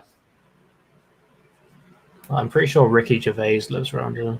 Ooh, I like Ricky Gervais. Yeah. Unless you're about to tell me, no, we've all heard he's a jerk in the neighborhood. No, he's good. He's good. He's good. The British Office is just, oh, he's so good and so uncomfortable on it, you know. It's just the word, like, it's just. I can't determine if he's more uncomfortable or Steve Carell on the American version. You know, they're both just, you watch and you're like, oh my god. Well, the thing is, with that, when that first came out in the UK, it was so deadpan that people genuinely thought it was a real, like they genuinely thought that was a real office. Yeah, real documentary. Yeah, that's awesome. A long time. I could see that, you know. Yeah, I didn't see it maybe until. Like, people were actually like complaining to the TV like company about this business. Like, they were sending in complaints like, how can you air this horrible business, like treating their staff like that and everything. That's great. Yeah, like, we'd never had anything like that before. And then obviously the US. Oh my god. That's genius. That shows how good that they really thought it was, you know, was that. Wow. And so many stars have been made from that. Like, they were all nobodies. You're right. And then you've got who have you got now? You've got Ricky Gervais. You've got the really tall guy with the big oogly eyes. I don't have googly eyes. I've got a condition. He was in the Pirates of the Caribbean movies. Yeah. And you've got what's his name? The Martin guy that was the Hobbit. From The Hobbit. Oh my god, he's everywhere. I love him. Yeah. Oh god, yeah, Martin Freeman. That's the one. Yeah. And then one of the women that was on there does work for Ricky still on his TV shows, loads of his shows actually. The blonde who played Lucy, her real name Lucy whatever, has been in like Wonder Woman and some other, you know, the secretary. Yep. Our Pam or whatever. I love that. Yeah. And isn't one of the superheroes in the Marvel movies was in the American Office, wasn't he? Is it Ryan Reynolds or something? Or was it not Ryan Reynolds? No, well, John Krasinski, who is basically Martin Freeman's character. On ours, he's Jim. And he's played Jack Ryan on Amazon. That's the one, yeah.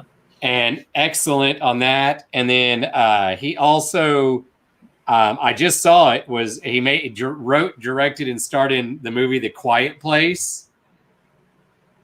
And then I read that he had a virtual meeting with Marvel and Disney, and a lot of people want him to star as, was it Richard Reed, the Plastic Man or whatever, on Fantastic Four, and Emily Blunt is his wife in real life. Like, have her be Sue Storm. And so, yeah, from the American one, it's John Krasinski, Steve Carell, you know, the boss. He was famous already, but yeah, he was already doing stuff, but he's even bigger. Wasn't he the one that did 40-Year-Old Virgin? Yes, genius in that, yes. And then some of the other people have done, like Mindy Kaling, the Indian ancestry girl. She's had her own show on Fox, and some of the other actors I've seen, and like the guy that played Gareth on Y'all's, he was in Pirates of the Caribbean 2. Yeah, that's what I was the tall guy. Yeah, and some other, but and the amount of money that Ricky Gervais and the tall guy who was only in the couple episodes, who was in Hall Pass, this stupid movie over here that maybe you saw, like, they're just making so much money off of the reruns of Y'all's, but especially ours, because I have a lot of students every year, because The Office is, you know, one of the most popular shows now on reruns, that when I started teaching, it was a fairly new show, and no seventh grader watched it then, but now with it online, you know, a lot of my students watch it even. Because they'll quote that's what she said. And I'm like, stop it. You can't say that in class. Yeah. I'm like, that's not school appropriate. You can't. Do they understand it though? Like, some don't. No, they just know that it's funny to say. Yeah. you know, whatever. And they might think it's something sexual, you know, but I'm like, don't, no. We can joke about basically anything. And I'll joke about most anything in class. I mean, I'm not going to, like I said, if someone I've had kids say the N-word, and I'm like, you can't say that. I was like, the only people in class who can say the N-word, I'll be like, and I'm not saying y'all do. I was like, are the African-American students, and they shouldn't say it in school. I'm like, guys, you got to know where you're at. Learn your audience. What she said is not like, or I'll be like, would you say that in front of your parents? No. Would you say it in front of a priest, even if you didn't believe in God? No. Don't say it then. Like, you know that it means something. Yeah. And I try not to laugh because I've had a few kids use it perfectly. And you're like, oh my God, that was like, you know, just perfect. Yeah. Maybe tonight I finally bought the British Office like DVD. If, you know, I don't buy many DVDs. I have the whole box set for sale on eBay. I'd rather just find a show on TV. It's kind of more fun. Or now that I have internet, I can watch a million shows. But yeah, Martin Freeman, I saw an ad for some new show where he's like going to be a parent, and it looked funny. But yeah, he's so talented. Yeah. Yeah, really good. He needs to be in it. Just popped in my head. I want to see him in like a Shaun of the Dead type movie with oh my God, I'm blanking on the guy's name. Simon Pegg. Yeah. Yeah, I think he'd be good with Simon Pegg and his, not to be mean, his healthier sized friend who's always in his movies or whatever. Yeah. Yeah. Yeah, love the British Office and the American one. Yeah, that's probably my favorite all-time show. Before I got cable, I was watching the American one. I couldn't even tell you, like, because without internet, I'll watch network TV, you know, shows, but I get sick of it. So then when in doubt, just pop on The Office, you know, and then it would kind of be like, let's see if I can find something in the background, you know, or whatever that I had never noticed, sort of thing. Yeah, Simon Pegg and Nick Frost, they used to do this really good show. I can't remember what it was. It's like something they used to do at Christmas. Nick Frost, yeah, he's good. Yeah, he was in the movie with the other guy besides Ricky Gervais, the other creator. What was it? Fighting with My Family, about the wrestler girl from the UK who made it in the WWE like 10 years ago or something. I can't think. Not sure. Yeah, it was a good movie. Nick Frost played like the dad, and it's a true story of like this family that like runs their own little wrestling school and wrestling promotion, and Nick Frost was like the dad, and he was hilarious in it, you know. Like everything was wrestling. Hey, Kat. Let's see if I can find these shoes. Hey, oh, $35. Nice. Maybe there's our men's. I don't know. I guess sometimes I assume, oh, that's a 10. Yeah, I guess that's a men's. Yeah. Huh, that looks bigger than I thought. Sometimes I worry, like, I'm like, is that a men's shoe or women's, or, you know? But if you find the exact one, it usually will have a listing.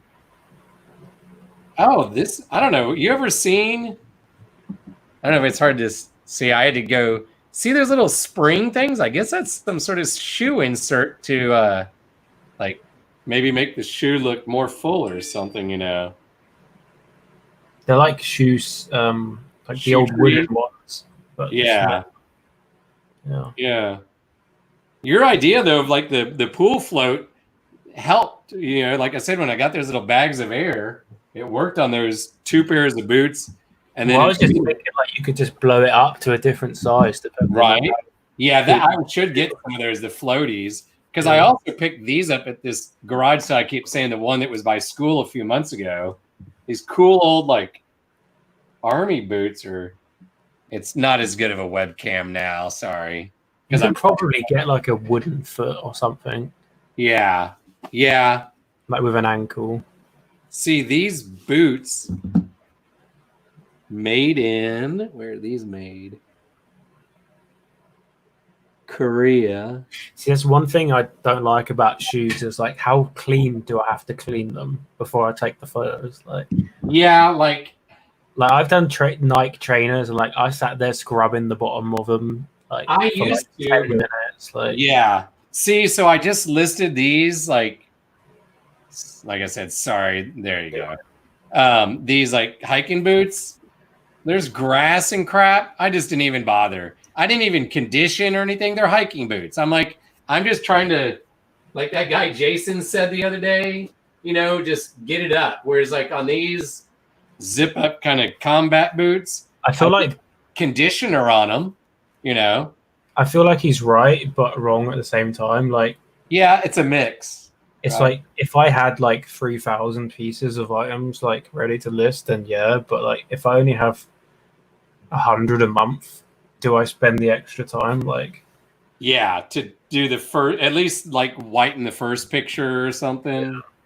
Yeah. I'm going with the idea of not right today, but maybe once I get everything listed, or let's see if in my photos. That's the issue with me though. If I list something, I'm not going back to change it. Yeah, I know. Especially not a photo. I just don't have the. See, I hate that.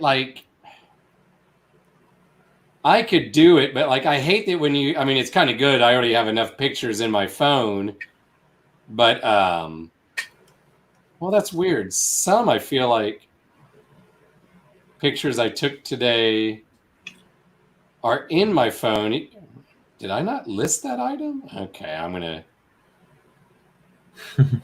Now I'm like, dang it! Wait, now I was like, I need to go back and. I just got a notification from PayPal.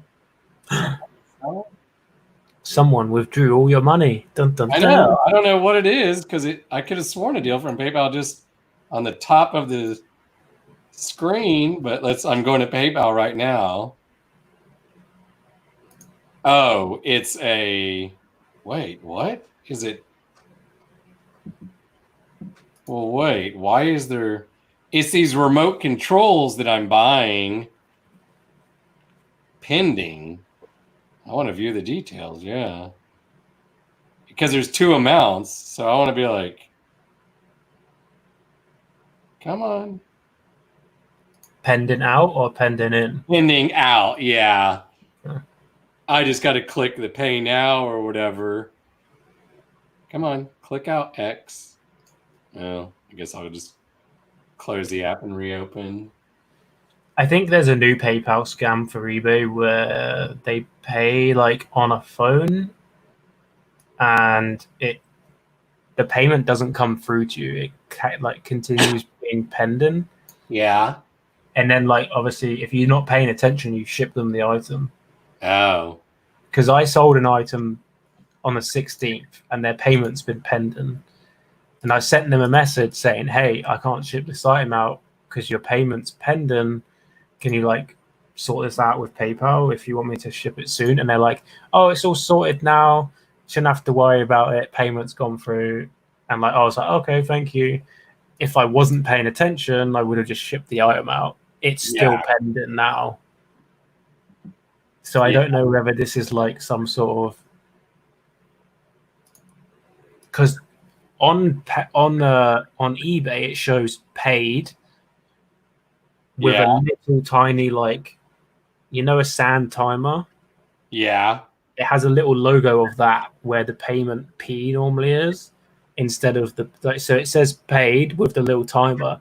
It's only if you hover over it, it says pending. Okay. So if I wasn't paying attention, I would have just seen paid. Yeah. Ship it out. Yeah. I get it. And then obviously they cancel their payment once it arrives or whatever. And, they get their item for free. Do I get a refund for being scammed? Probably not. I don't know. Yeah, right. I've sent them a message yo, it's still pending, what? And they've not replied. So pending until the 23rd of April, it says on PayPal. So I don't know,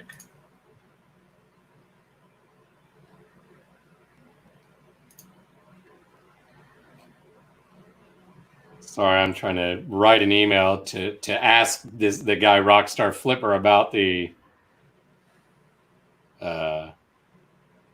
remotes, because it's weird. It's like, I don't know if you can see, but it's like there's two things, and I can only click one. One is 153. Let's see that again.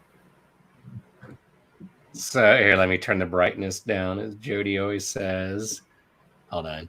So you can see there's two numbers, right? 151 and 153.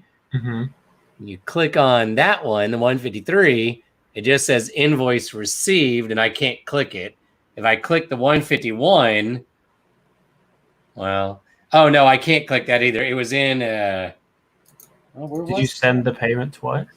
No, I haven't sent it at all yet. Maybe it was in an email. I just saw it. Maybe it's the email I'm replying to or something. But I'm just asking him because he sent an email saying, I'm sending an invoice now. It's 125 plus 26 for shipping to Dallas, which is 151. So I'm just telling him, hey, I got two of them, but I need to save that email. Save draft. I think he sent the first one by accident with the wrong number, maybe. Yeah. Now I'm trying to be like, well, where the heck did I see that? Oh, there it is. Invoice. Sending. I'm confused. Oh, God. I'm afraid he thinks, oh, because I sent him two separate emails. Oh, I need to make sure. Yeah. Okay. I think I know what it is. Maybe. I think because I sent him two separate emails. He thinks I want two orders. Uh-oh. Yeah. I think that's Who are you getting these from? Casey, Rockstar Flipper on YouTube. Oh, yeah. It's 100 remote controls. Okay, I need to finish this email to him then to make sure.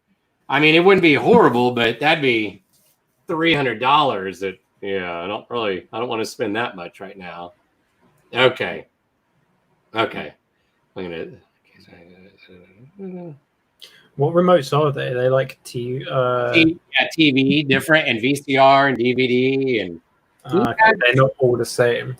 no, it's a mix, and he bought like 5,000 of them or something insane.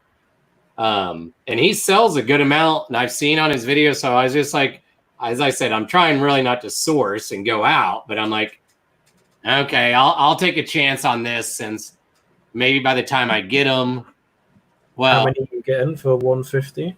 Yeah, 150, and even if let's just say you sold, let's just say half of them work, but if you can sell them for like $10 each, how many are you getting?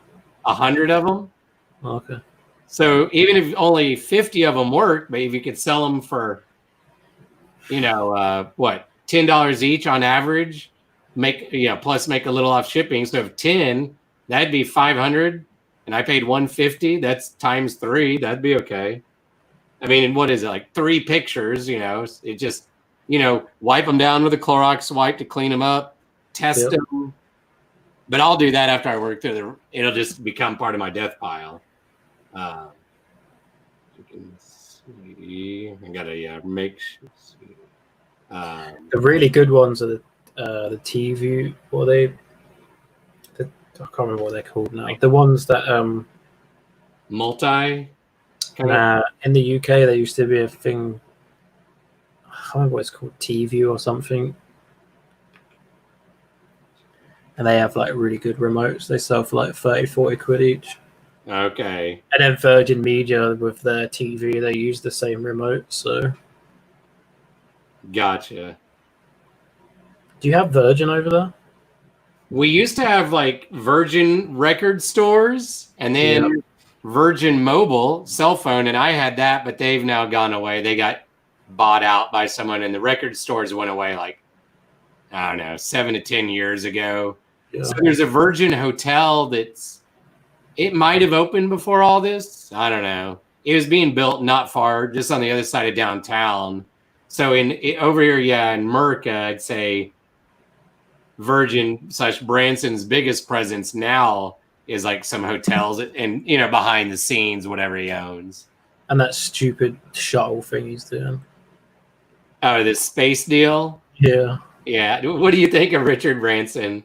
Oh, he's okay. Seems like, I read his book. He has this small little book, and he's a go-getter at least. Yeah. He started out like us. Yeah. Selling, working with the record shop or records through the mail. Yeah.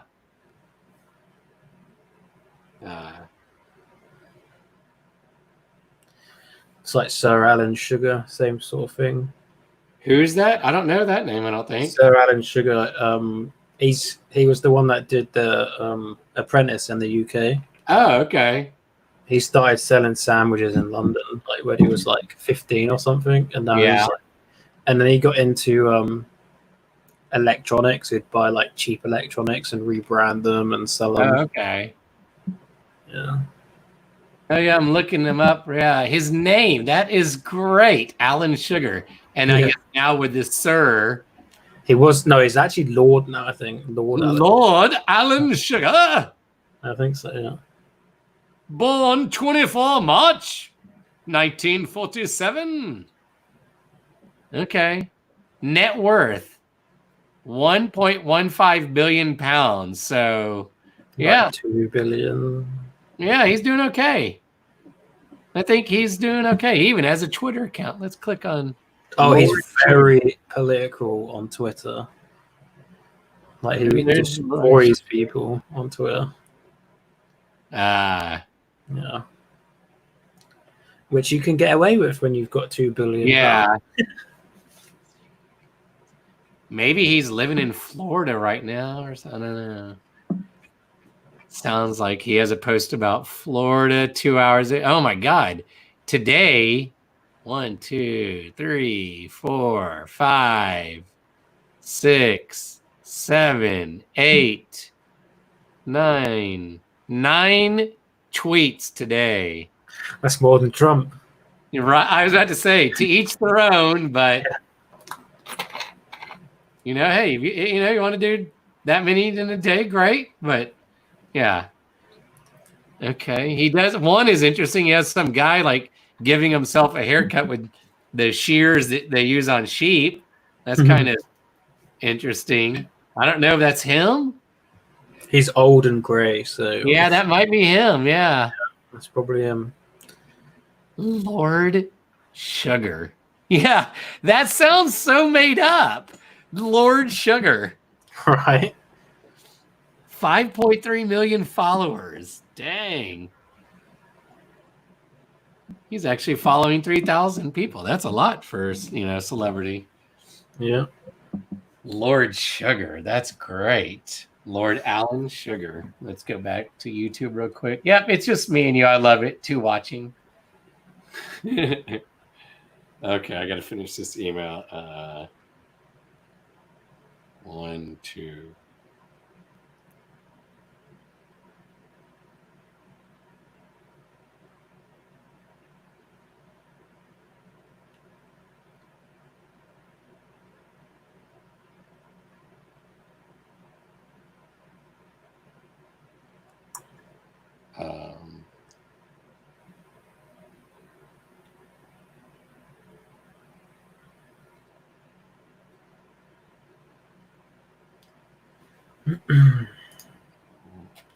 Yeah, I got some Wii Fit boards to list tomorrow, I think. Oh, nice. Where do you get those? Car boot sales. I just got them with Wii consoles, and obviously I never sold them because they're so heavy. Yeah. And they weren't ever worth anything. They were like £5-10 maximum, but now they're like 50 quid. Yeah. So I've seen some like on Facebook Marketplace around here that I've almost gone and like I've been tempted to buy, but like I said, I'm like, no, not when I got a death pile. I should just keep, I need to also go through the rest of my stock and see if it's still listed. But oh yeah, was that you the other day that said half of it disappeared, or was that someone? Yeah, that was me. Did you get it all back up? It's all listed, yeah. So was it in the drafts, or did you have to, like, if it was like this pair of shoes, go get it and take pictures again, or was that all on the computer? I had to take pictures again. How many items was it? Oh, like 30. But I think the problem was the items that someone accepted an offer and then they didn't pay. Yeah. Or returns or something. Like, I don't remember what happened, but I don't think it's a case of eBay just delisting. And I also do a lot of unlisting of everything and then relisting, because that's another thing that people say. Since this whole 30-day like continuous thing, like there was it list until sold or ended, or something. Generates, like it put you at the top again, right? Exactly. So I do a lot of relisting, especially in the UK. Like I said, we get 1,000 free listings a day, a month. Sorry, excuse my language. I can do that within the 1,000 because I never had 1,000 up at once. Yeah, right. So I had a buffer to list new stuff and then to relist the same stuff. So like once a month I would do that. So maybe I lost a few items when I did that. I'm not sure, but it is very weird though that it just. Yeah, I'm not sure whether like they were just. Said that, I was worried that it was like hundreds. You know. No. 30 is still a pain, but I mean, I've only checked my board games and video games, so it could well be. I think currently I have 550 listings, but like 680 active. Okay. Like, because obviously with duplicates and stuff, I'm pretty sure I have like 1,500 items, so it could well be. Yeah. Oh, we have a viewer, by the way. Flippin' Goodies, welcome to the stream, man. Oh, hey. Yeah, we've stolen. Mike, the channel. I'm still listing. He's doing stuff in the background. He was annoying us, so we kicked him off the show. Yeah, he was annoying us. Yeah, that's what Jay said. Yeah. Brian just minimized his. So, yeah, we're still on his channel. Yeah, if you want to come on.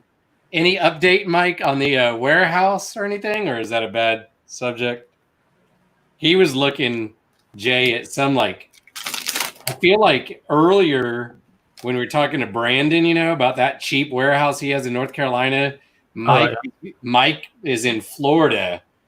Like, I can't remember if it's across or up or down from Kevin, you know, on the I think east coast of Florida as well. But like, he was eyeing some like nice, good sized warehouse space instead of just a storage unit or whatever. But trying to figure it out still. But I was thinking the other day, like during this pandemic, right? I watched that Tiger King show. Did you see that? I've heard all about it. I haven't watched it yet, you know. Basically, the crux of the thing is like some people got murdered. They never showed up. Like they don't know what happened to them. Okay. I was thinking like during this pandemic, like if you were a murderer, this has got to be like the best time, right? Yeah. Because no one's there to search for it. Like there's no like. Oh yeah, because it's hard enough to Mike, if you scroll up, do you see above your first comment? Do you see isn't there still a comment above your first one? Oh, no, he's not. Wait, participants. Yeah, there it is. Yeah, Mike, above your first comment. Oh, no, Brian. Oh, I see. Let me text Brian. Yeah. Do you know how to let you in?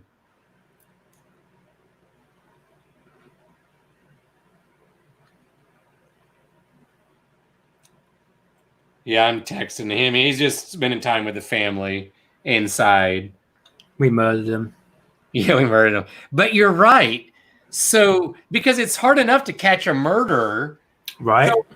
So if they're not, and if manpower, it's not like the police here, you know, are probably there is like really keeping you, you know, like on lockdown, or is it harder in a sense? More people are at home.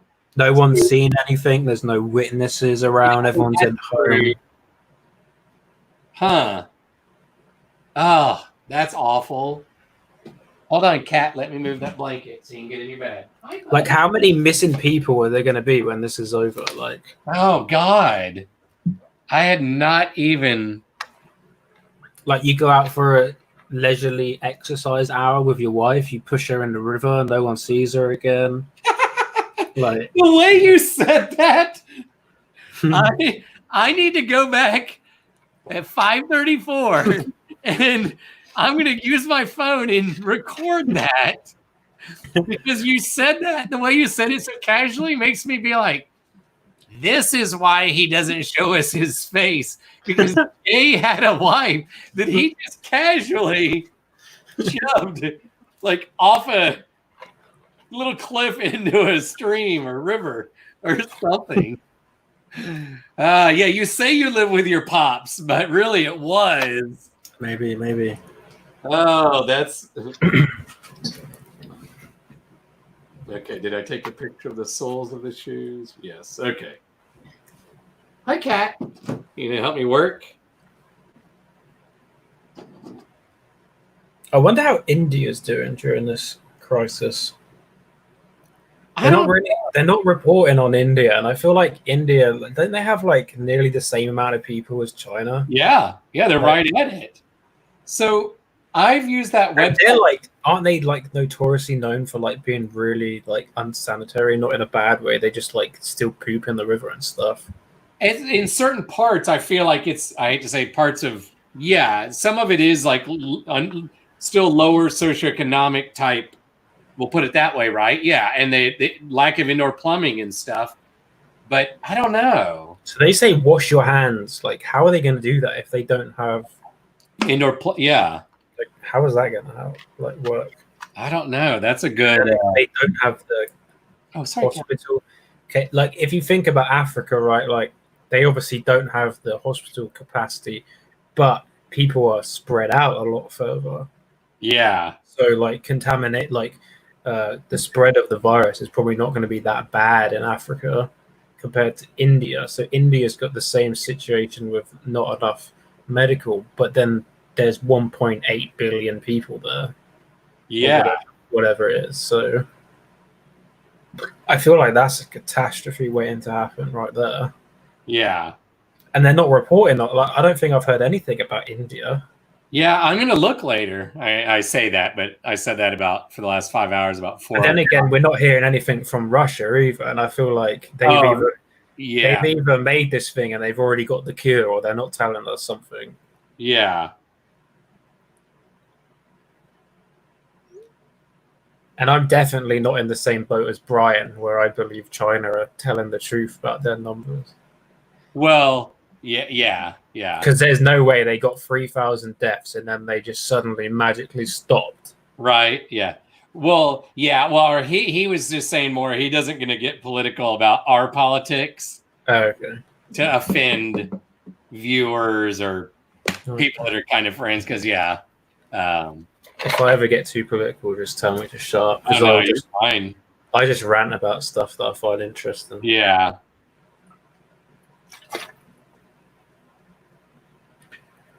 You're going to boot me off the show now. I did text him, so hopefully he'll let Mike in.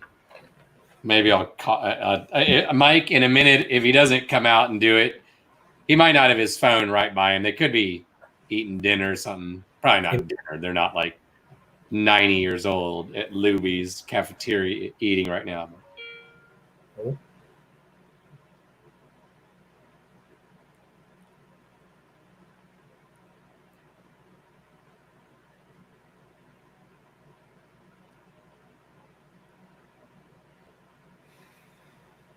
Sorry, I'm looking at people walking by. Yes, I'm being a total boy, and there's another cute girl. With a guy that could kick my butt, or whatever. Okay. Yeah. If it was like 2 years ago, I could outrun him. Not that I'm gonna be creepy Joe Biden or Donald Trump and grope a girl, but but right now I couldn't outrun anybody. So. Do you watch Resell Rabbit? Is that that's a YouTuber? Yeah, he does a lot of liquidation, like Justin. Was it Justin or Jason? Mike, he's adding you. Resell Rabbit. Okay, I'll write that down. He has a huge warehouse and it's always full. And he does like dollar sales. Like he just opens his unit up for like thousands of people like over a weekend. Okay. Hey, there's Mike. What's going on, guys? Hey, not much.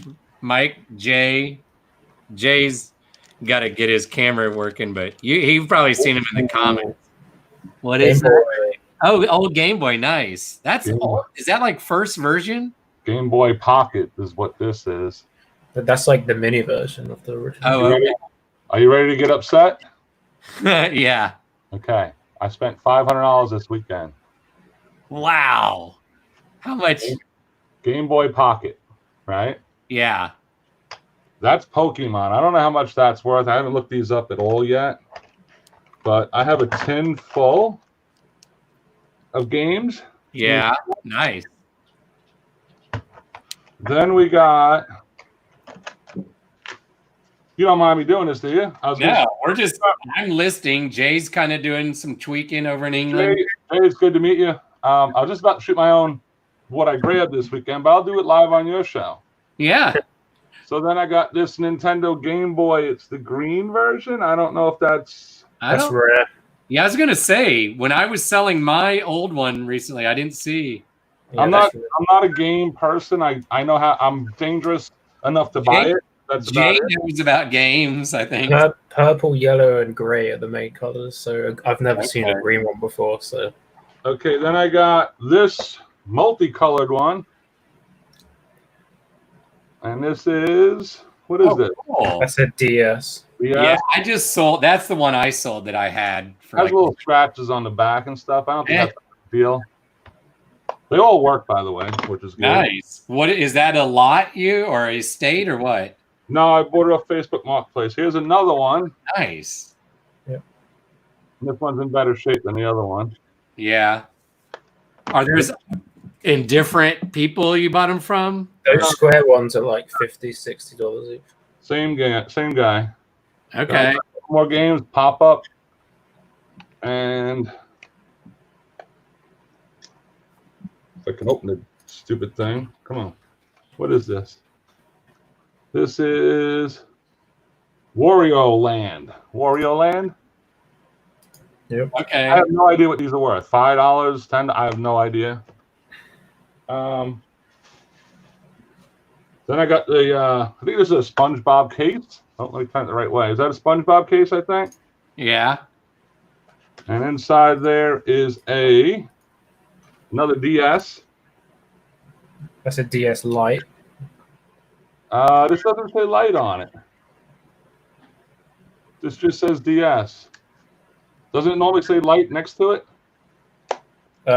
It normally says which one it is on the sticker. Oh, it's a DSi. Sorry, not DS Lite.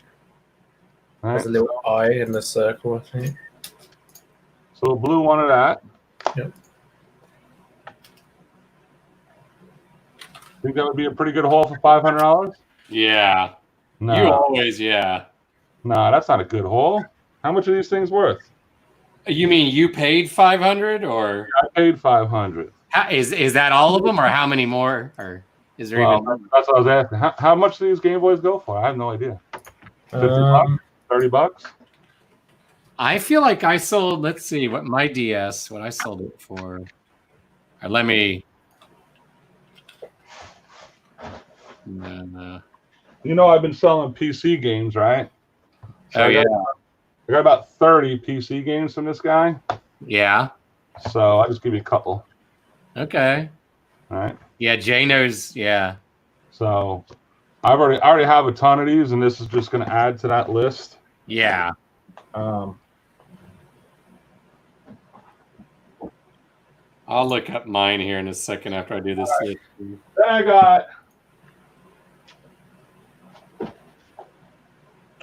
You're not going to believe how lucky I was on this. Look, I got the old Disney videos. They're worth what? $1,000 each, right? I don't know. I do see those on Marketplace, and I'll try to look them up. I know, it's ridiculous, isn't it? Star Wars puzzle, hey. And then I haven't even looked in this box, to be quite honest with you.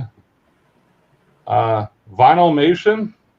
Some of those cassette cassettes, VHS Disney ones can be worth money, but they like re-release them like 50 times. So Yeah, I have a ton of it. I have Black Diamond ones, all that stuff. That's the key, isn't it? Like Black Diamond, maybe. They're not. It's just a scam. They're not worth anything. Okay. I got these Vinylmations. I don't know what this is. No idea. That was he like a reseller, you think, or himself? Or? No, he was a collector. Okay.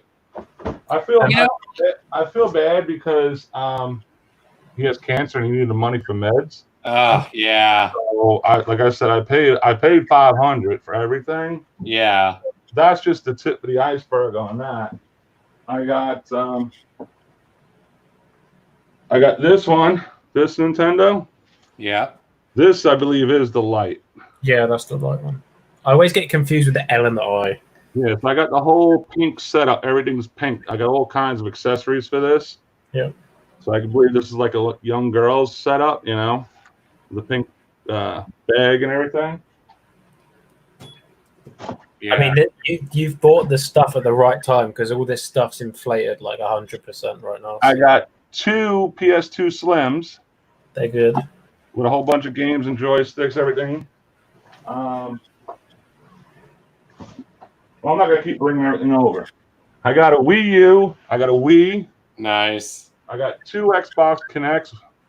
1 Xbox Connect brand new in the box. I got 2 stereo, you know, just like the regular old boom box, like the CD and the tape deck. Man, those Wii U's are still worth a ton.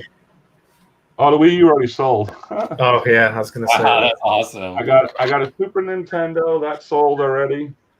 I got a Sega Dreamcast, a PlayStation 3, a Samsung DVD VCR HDMI combo, which is $200, and then what else did we get? A whole bunch of peripherals, like accessories that I have no idea what they're for. Really? I have to do some research, I think. I don't know. This is an HDMI cord to RCA. I'm not sure what you use this for. Is this the Xbox, maybe? No, the Xbox doesn't have a cable. Well, I don't know. I'm from the UK, so maybe they're different. Or an older TV or something? I think maybe it's for the Xbox, for the composite, right? Is that what that's called? So I don't know. So I sold on March 27th and maybe I didn't make enough, my Game Boy, the clamshell, whatever that is, you know, for $59. Okay. Yep. So I looked and altered it over a few months, you know, whatever. And I was like, sure, 59. I probably paid whatever, but I don't know, almost 20 years ago. So, you know, I picked this up last night, like I said, for $500 total. I've already sold $179 worth of it, and I've only sold a couple of things. So, God, that's awesome. It's like this. I have no idea what this is. I have something like that. Yeah, I have still some old cords that I don't know what. Yeah, I don't know what this plugs into, what it's for. I have no idea. That's on my to-do list, is to go through and match up like my bike light that's rechargeable, you know, and get all of my cables that used to be organized. I think it had something to do with the Game Boys, but I'm not 100% sure. Like because I had something that was clear, like, I have no idea what these are for. I got to figure all that out. But overall, I got to put this with the PlayStation. So that's how much I know. Like this is the remote for the PlayStation. It's in this bag, and I already took pictures and sent the PlayStation online.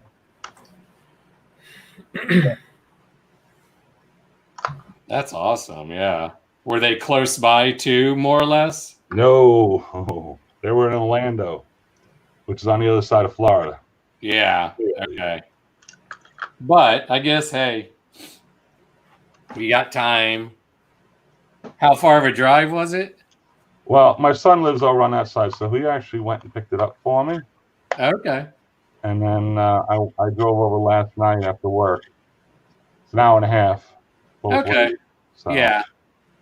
So 3 hours of my time, and it's just a ton of stuff. I mean, yeah, that's I haven't gone and looked through everything yet. That's a tough to pass up type deal. Yeah. Like, is these light boys? Is that thing worth anything? Yeah. They are. Yeah, because they're basically unplayable systems without that thing. Huh. Because you How much can't does see that anything. go for? That's probably for one of the original ones. I'm not sure. It depends which one it's for, but So it's model number VLB-02. Yeah, this is from 1990. yeah, you're probably looking at like Wow. 30 plus. How much? 5? 30 plus. Say that one more time. I didn't hear him. 30 plus. Oh, 30? Okay. Yeah, I think I got a couple of these. Just weird when you say 1990, and I'm like, how is that far back now? Yeah, I know. Well, I was born in 93, so. But here's one. Oh, yeah. So you're 27. I thought maybe the way we were talking that, yeah, I'm 47, and Mike, you're what, 51? Yeah. Yeah. Like this thing, What is that? a handy pack. Like, it opens up, it has speakers and like that. Oh. Huh. I think that's for the Game Boy Color. Does it say like handy color on the front? Yeah, it says handy pack color, yes. Yeah, so Game Boy Color. Do they have any value? I'm not sure on that one. Yeah, okay. Some of them might be like third party though. Yeah, this isn't Nintendo. Yeah, I think Nintendo did release their own like light packs. Yeah. Because they didn't have backlit screens. That was the problem. So when you was a kid in bed at night, you couldn't play it without the light. Yeah, I was reluctant to sell. I had like they're more rectangular, not perfect rectangle, but one that wasn't backlit, and then the little, I guess, DS, the clamshell that was. And it's like I haven't played them in 15 years, but it was just like, oh, that was so cool when I got that and took it to Europe on the train. And then I'm like, no, it's money. If I want to buy one in a year, I'll buy one off eBay. Well, this is like what is this, a GameCube extension? Is that what that is? It says GameCube on it. Is that for the extension of the joystick? Oh, that would make sense, right? I never had a GameCube. That was like the one system I didn't have, so... Yeah, like I said, that's my problem, is I don't know enough about this stuff. There's some kind of universal charger. I don't know. That's a boatload of stuff, yeah. Oh yeah, when I saw it and I messaged him, and in his ad he said, "Do not waste my time." So I said, "Look, I'm not going to waste your time. $450 is fine. My problem is, you're an hour and a half away from me, and I'm at work." Yeah. So I spoke to him, and so I called my son, and he went over and grabbed it. So that worked out pretty well. Yeah. So it's taken. Yeah, for sure. So so I got to do a lot of research on all the stuff I don't know off the top of my head. Yeah. All these Game Boys and stuff. I got what, 1, 2, 3, 4, 5 of them, 6 of them. So I got to go through all that. These games. Do any of those Game Boy games, are there any like home runs? Like hard to find ones like they are for the games themselves? Yeah, if you've got Pokemon, Mario's, that kind of stuff, they're all the good ones. Well, that one there was a Pokemon. It just lost its label. I already put that one in the pocket one. This Game Boy Pocket. That was Pokemon. Aren't the Pokemon cartridges all yellow? Is that correct? No, they're different colors. Okay. You got like Pokemon Leaf Green, Pokemon. None of these have labels on them anymore. Yeah, see, there's a lot of fakes when it comes to Pokemon as well. So. Oh. Well, like I said, this guy was a collector. I doubt he has fakes. How would you know the difference? Is it obvious? I believe they unscrew the back, and then it depends on what's like on the chip on the inside. Like here's Super Mario Land. Yeah, so stuff like Mario will be worth more than a regular game. So that's Mario Land. Game Boy. It's like this one here. Dang it. Oh, that has a broken zipper. Oh, that sucks. See, Super Mario Land in the UK is going for like £10. So what's that, like $13, $15? But I don't know whether. Obviously, we have different rarities in the UK compared to. What about a Game Freak? Have you ever heard of that name? I think they're like third-party like add-ons for controllers and stuff. No. Oh, this is okay. This is Pokemon. This red one's Pokemon. Can you see that? Is it Pokemon something like Pokemon Fire or? It just says Pokemon. Might just be standard Pokemon Red. Pokemon Red version is what it says. Actually sold at UK Pokemon Red not too long ago, and it was like 20 quid. So let me, while we're doing this, I might as well write them down so I know what the heck they are in the future. All right. Since I have an expert on here with me. He used to, hey, Mike, he actually used to have, so this channel, his channel Flip and Sloth, first started as a video game channel. He used to like make money, like his job was a streamer on Twitch playing video games. And really? Here, yeah. So he's repurposed the channel to this. So here's the thing. In the UK on eBay, a set of Game Boy Red and Yellow Pokemon sold for £170, which is like $200. Well, I have yellow right here. Yeah. It's whether they're genuine though, and obviously the stickers are missing, so I'm not sure how. Well, like I said, I'm confident that this guy did not have junk because not only did he have a lot, everything still worked. So that's huge. Yeah. I'm not overly concerned about them being fake. But then again, I wouldn't know how to tell the difference anyway. But I do have the red, and I'm testing the yellow right now. See what we get. So do you have a big death pile, Mike? No, this is my inventory. So you stay pretty current then. Yeah, I buy and list it. Okay. And do you try to not buy until you're at zero or close to it? No, I buy when the opportunity is there. Like I'll have this all listed this weekend. This will be done. Okay. So this one here is definitely a Pokemon.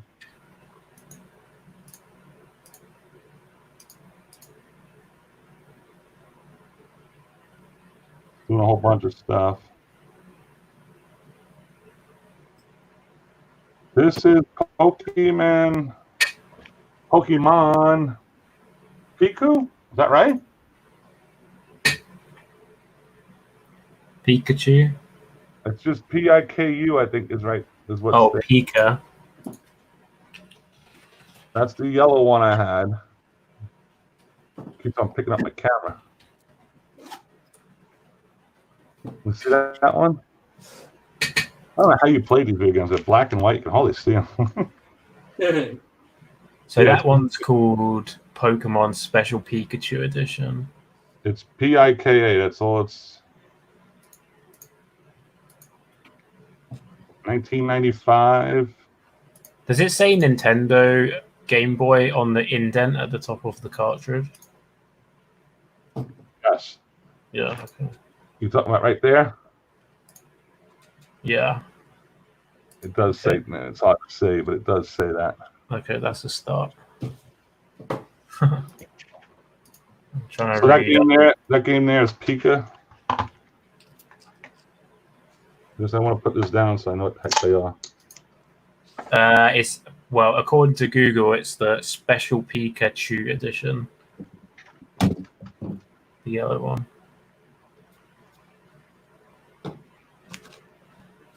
I like it. Besides his just general knowledge, Mike, he's like doing administrative research here, No, it's awesome. So this is the special edition one?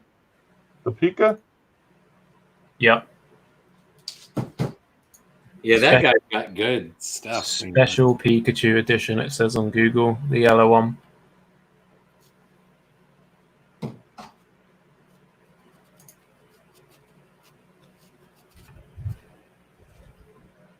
I think it's camera froze. Yeah, it has a couple times. Yeah. Yeah, I'm having trouble with my internet today. I don't know what's going on. So I'm sorry, I missed that. What was the Pika for? The yellow one, Special Pikachu edition. And that's going for what?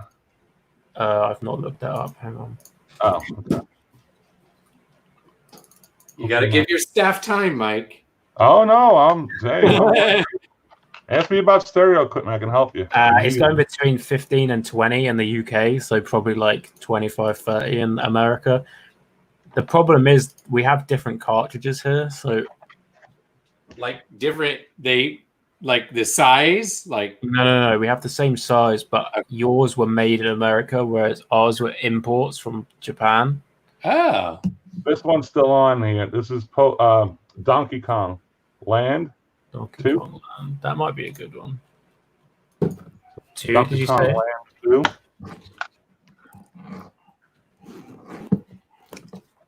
Then we got Battleship.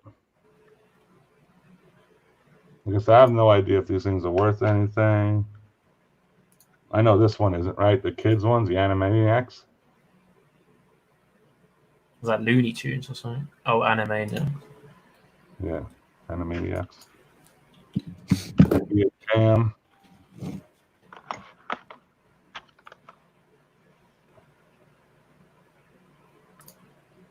The Wario Land should be worth something, right? Probably. Wario was a Mario character. Yeah. I'll put him with that side. This here pop up? I have no idea. Yeah, see, some of these are like, the prices are just weird. Especially with what's going on now, like some people are just getting lucky and selling them for stupid money. So would it be advisable just to lot them all up and sell them at one time? I mean, what I'm doing right now with my games is auction. Well, so here, I got a pair. I got Super Mario Land. I showed you that one. Yeah. And then I got Super Mario Land 2. See, I would put them together. Yeah. Super Mario, like. So Super Mario Land 2. So let's see here. Tetris probably ain't worth anything. Tetris DK probably ain't worth anything. Well, heck, I got another Super Mario Land. Which one is this? So yeah, I got 2 Super Mario Lands. And I got Yoshi. Yep, that's another Mario character. I think Yoshi. And then I got a Pokemon Red that actually still has a label on it. Doesn't say anything except Pokemon, though.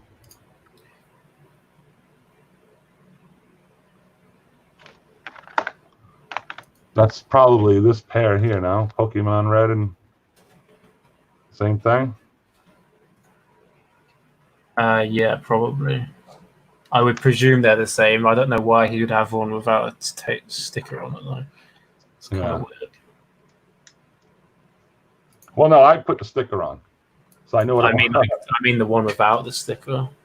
Yeah, that was So that's the these are all the Game Boy games, and then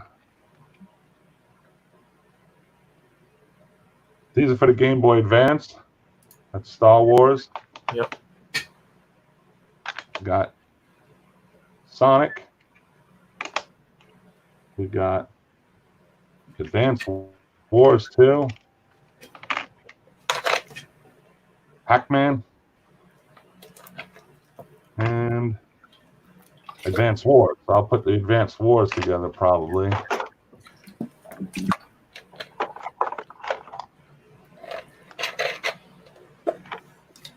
Got GT2, Power Rangers.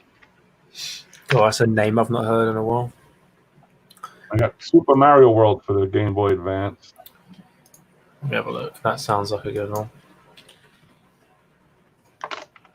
And we got Donkey Kong Country 2. And Super Mario Advance. Okay. So, like I said, I know enough to be dangerous. What?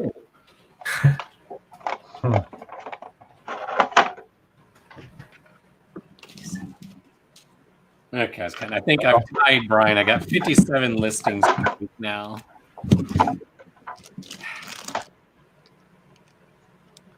Bionicle, is that anything good? Probably. Is that like Lego? Yeah. They had that thing where those little figures you to make. Yeah. I sold some of those in Dark Arena. That's it for the Super or Advance, I mean.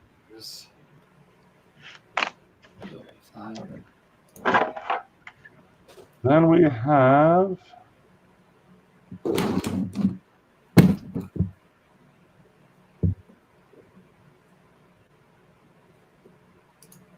Atlantis SquarePants for the DS.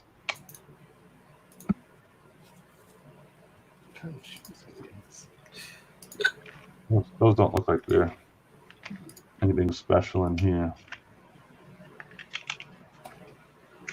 What the hell?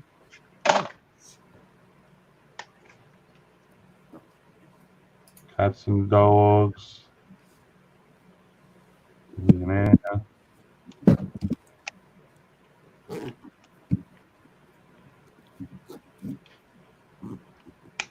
Oh, Mike, when you started telling us what you had, I texted Brian again and I said, he's showing us all this good stuff that he got this weekend. And he was like, oh, man, I want to come back on and watch.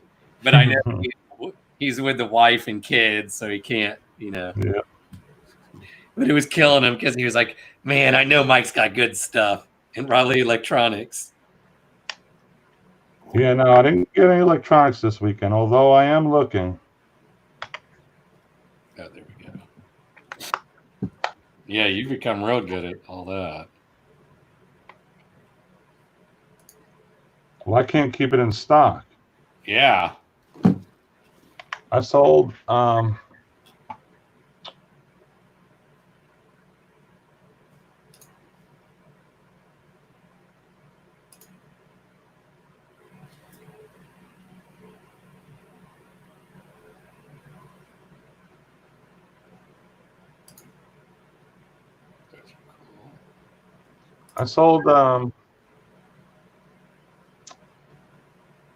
on a second. I sold that vintage Gerard record player this weekend. I sold Friday. That sold for $175, and I sold the Techniques compact disc player, and then the vintage Techniques stereo receiver. Nice. I mean, it's just ridiculous. This vintage and those tapes and the vintage electronics are just outrageous. Yeah, I've seen some stuff on Marketplace. Like I said, I'm just trying not to look now, or some of it for what they wanted versus what I thought I could sell it wasn't worth getting out. Sometimes it wasn't like a 20 turns into 100. It was maybe 20 to 60, which I'd be okay with, especially if I sold it locally. But since I've got a death pile, Yeah, you gotta be careful. I mean, sometimes that stuff, the newer stuff is, hit or miss. Now, when if you run into like Marantz or Sanyo or Sony or there's so many names I can't think of them all. Pioneer, the old stuff, the 70s. Yeah. People pay big money for it. Yeah, I'm trying to learn that. and they'll pay. Because I'll look on Marketplace and I go to eBay, you know, and some people I've messaged and it's like, hey, can you take a picture of the model number? I can't read it, you know. Yeah, no, it's crazy. Yeah. It really is. And I can't keep it in stock. No matter how much I buy, Yeah. it goes right back out the door, which is great. Don't get me wrong. It's just, I mean, if you can see, like, can you Oh, yeah. see it over there? Yeah. That's all the video game stuff and everything I just got. And these speakers here was part of that deal. And Okay. that's one stereo. There's another stereo over there. That's the Wii's are right there. I mean, yeah. And like the stuff I'm listing is selling in like the Wii U sold in like 10 minutes. Jeez. You know, it's just gone. So I've seen, Wii's, but like I said, and I've messaged this week or last week before I was like, I won't go out. There was a few I did try to get because they were such good deals. But I was like, Facebook Messenger, and it's like probably the second or third person. You're like, dang it, I barely missed, getting a couple. Okay, like here's an example, right? This computer.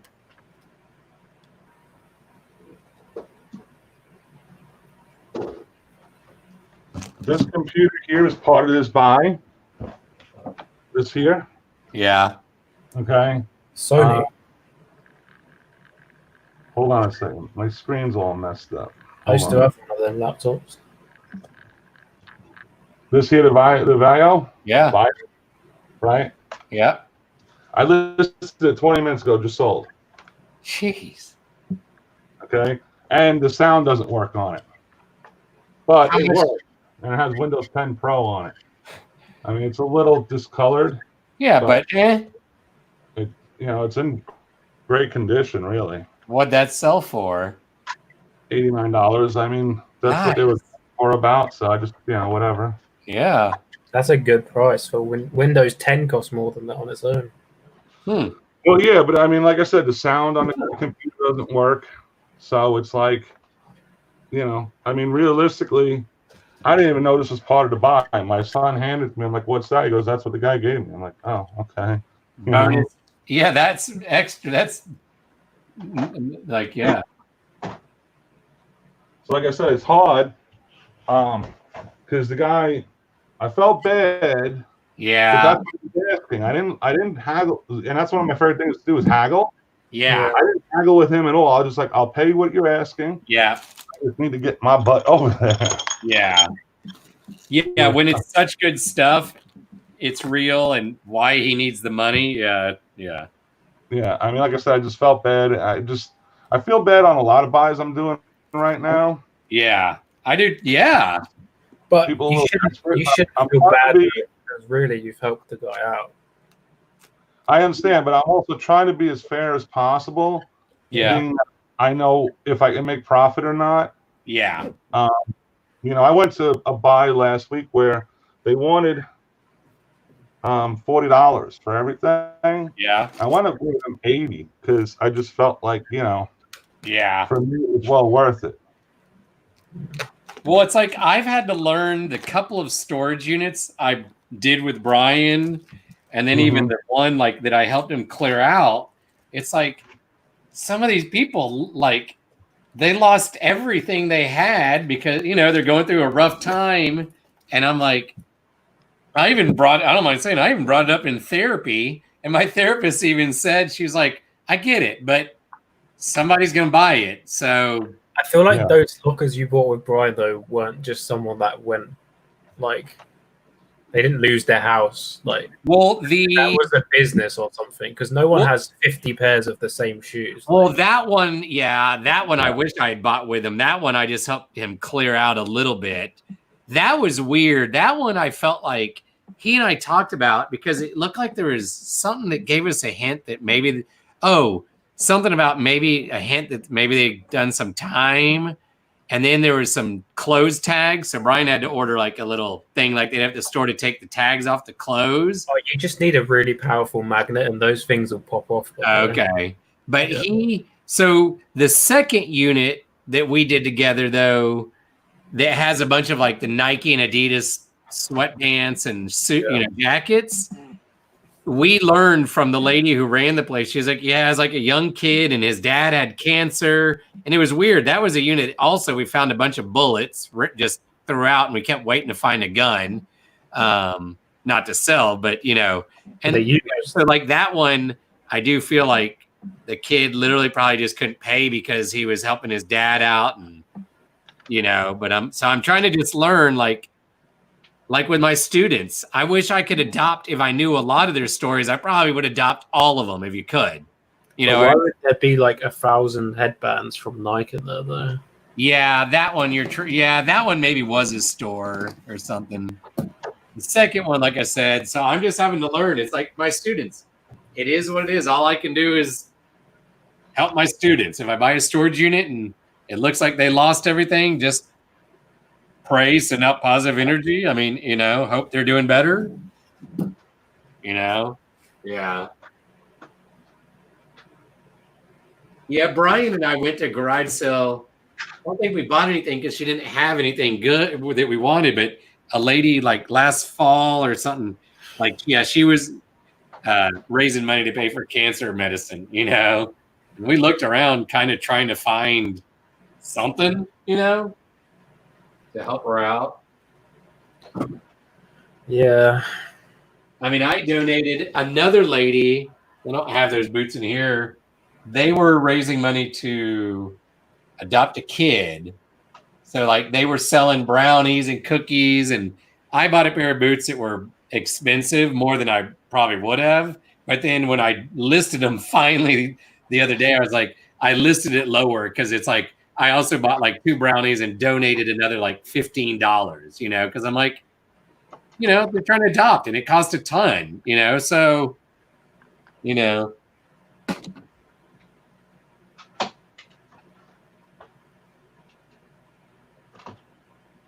It's kind of mental how they can sell a child. Right?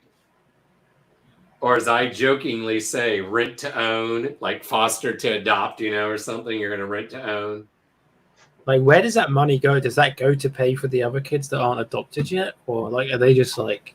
I don't know. That's a good point. Because I know when you pay a woman to like have your child for you, that goes to the woman for doing the surrogate. But yeah, like if I was going to adopt a kid from China, and some of it, I guess you're paying like the storage fees for the kid, company, and then they're paying the Chinese government. I mean, probably I don't know.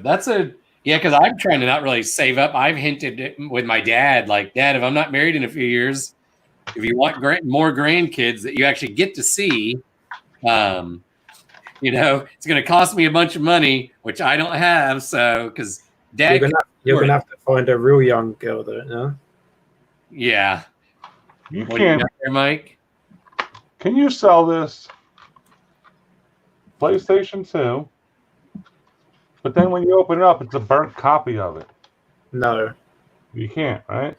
No, you can't sell a fake. You can sell the case, though. Someone will buy that case. Just the case alone? Wait, what game is it? Fantasy Star Universe. Someone will buy it. So just the case could be worth money? Yeah. Because I had a whole bunch of these. I guess like Street Fighter, The Godfather, Grand Theft Auto. I wonder if you could... Is this the same guy that had the Game Boy games without stickers on the front? No, this is a separate lot that I had laying around. I'm trying to put it together with the PlayStation 2s, but then when I opened it, I was like, I don't think I want to try and sell those. Is the sleeve real? The sleeve on the one I showed you? Yeah. Has a little damage down at the bottom here. If it's genuine, someone will... I mean, like the actual paper insert, if it's genuine, not like a printer from someone's printer. Oh, no, this is genuine. Okay, yeah, someone will buy that. See that? For the copy games, I wonder, could you... Is that for a Game Boy? What console is it for? PS2. Okay. Yeah. I was going to say, I wonder if you like kept a bunch of, if you ended up with a bunch of them over time, could you sell them like on Facebook Marketplace or something? You know, like a lot. Just a Get lot. away with it. Are you talking about the burn ones? Yeah, maybe. No, they're gonna. I'll probably throw them in the garbage. Yeah. I mean, piracy is illegal, so I wouldn't list that anywhere, to be honest. Especially not eBay, because they'll like shut your account down even if the cops don't get involved. Yeah. I always check, but like I said, when I looked in these, I was like, "Whoa, what's this?" Because I've had these laying around here for a couple of months because I had bought a whole big lot of video games that I still haven't gotten through half of them. But I wonder if that disc will boot up on a normal DVD player if it's not a actual PS2 game. Oh yeah. Huh. It's probably like some hidden porn stash or something. Now, not because of the porn, but just next time I come across like a burn deal, it makes me want to just pop it in to see what. You know what? There's this guy on YouTube. I forgot what his channel is, but he goes out to charity thrift stores, and he buys blank VHS cassettes to like see what's on them. Yeah. Oh yeah, the ones that are used. Yeah, like someone's like recorded their like family Christmas on there or some weird stuff, and like he like just likes to like see what's on them. Oh, that'd be interesting. I'm gonna start doing that. It's like a mystery. Like he just picks one up and like we'll watch it at home and see if there's anything interesting on it. That's kind of cool, actually. Because you never know like what's gonna be on it. Like someone just throws out their like box from their attic. Yeah. And there's like a family video in there, or there could be like some other not safe for work content. Yeah. A video of Jay shoving his former wife in the canal. You've got to stop telling people this, man. All right, my wife just got in with groceries. I gotta go help her. Okay. All right, guys, thanks. Good seeing you, Mike. All right, take care. Oh, as far as the warehouse is concerned, I'm trying to work out a deal right now, but we'll see how this all pans out. So I don't want to pay what they want. So yeah, I get it. Yeah, work it out if you can. So, all right, it'll lead to the next good offers. You know that energy's out there. So yeah, so we'll see how it comes out. Yeah. All right, have a good weekend, everybody. Yeah, you too. Okay, see you, Mike. Have you watched any of his stuff? No, I've not. He has some good videos. He pumps them out. He's like me, except he does have a little intro and stuff, but he also knows a lot about golf clubs. So I've pondered like when garage sales and thrift stores open again, like I know some of the big brands already, but like, you know, he did a live one time like a month or two ago and I was watching, and at the end I commented, I was like, hey, can you show us golf clubs? Because he had just bought a bunch. He uses Facebook Marketplace a lot. See, golf clubs in the UK is a tough one because like they're not that heavy. Well, they are. It depends which ones you get, but they're long, right? And a long parcel in the UK can be quite expensive, even if it doesn't weigh too much, because like they do it like on size. But it's the size of the box is going to throw it off. Yeah, so like I could send like a £10 packet. Like for like £10 with Hermes or Hermes, whatever it's called, deliveries, like UPS or whatever. Yeah. But like if it's a really long one, like a golf club, that's like maybe like £3-4. I don't know how much that's gonna cost. Like it might be way more. Yeah. So like I don't know. And obviously golf's massive in the UK. Yeah. So like does that mean that golf clubs are going to be cheaper or more expensive? I'm not sure. Yeah. Like all I know is if it's ping, it's worth money. That's the only one I know. Okay. Yeah. Right now I'm blanking on names, but I think there's one like Callaway or something. Callaway, yeah. And if it's got a wooden end, buy it. Oh yeah, old school. Yeah, that's the only three things I know about golf. It's like a wood, yeah. Yeah. On his video, he also is saying, like, look at the face of the club. Is it worn or not? Like, oh, that's an easy thing, you know, like, because if it's super worn, people just, I guess, won't pay enough.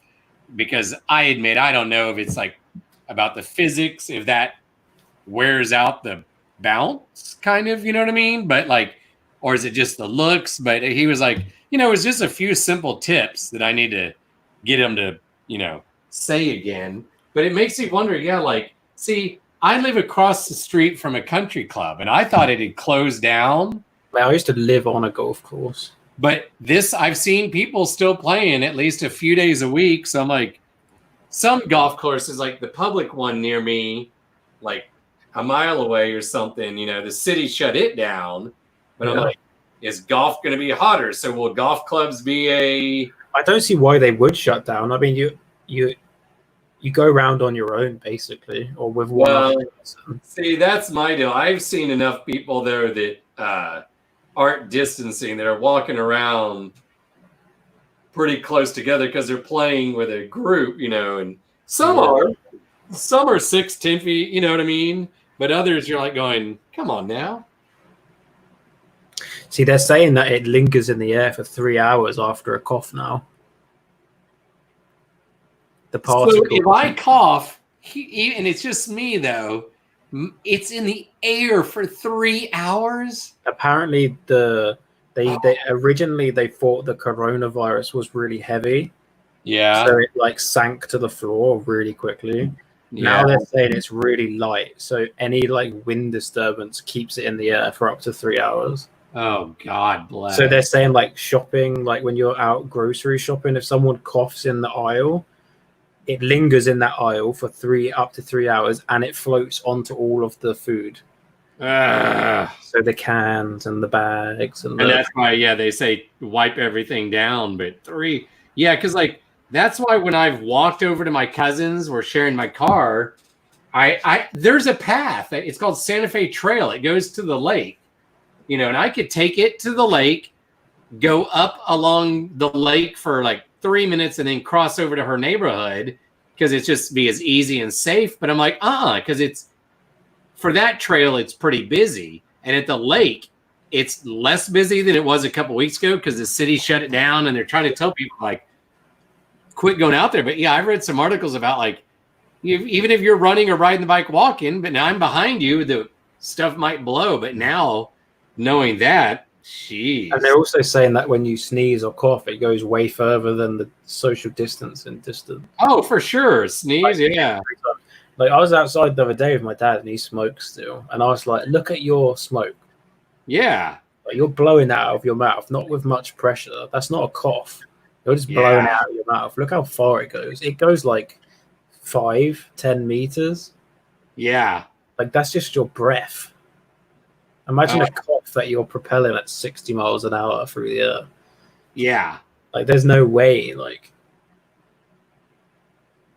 Oh, that's crazy. That for it to go that far. Resume. Proceed. No.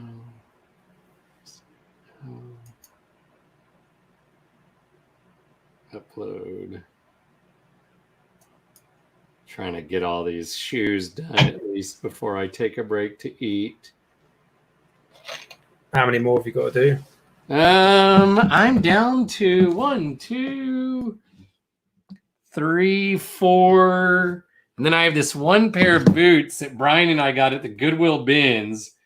I've looked up. I found it somehow. Oh, in a there's this store called Dolly Python where people have like little booths of shoes and quirky, cool old things, and they just someone happened to have this. So I think I took a picture because it's like, I recognize it because I don't know if you can see, it's like it's hard to see my crappy camera, but there's like a longhorn stitched on the front, but on the inside, all it talks about is like, it has like a style number, but I can't find it or anything. So luckily I saw that, so if I include that 1, 2, 3, 5 after the one I'm doing, that'd get me to 62 for the week.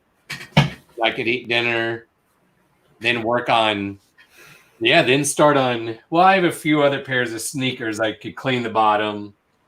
I can do that easy. And then I can start on like some of the men's clothes I have that I could flat lay, like some Hawaiian shirts, take a few pictures. Hawaiian shirts are worth quite good money. Yeah. And I found some, I researched, and they were selling decent. They found them at like a non-Goodwill thrift store, just this one called Thrift Giant. There's like 10 around Dallas, Fort Worth.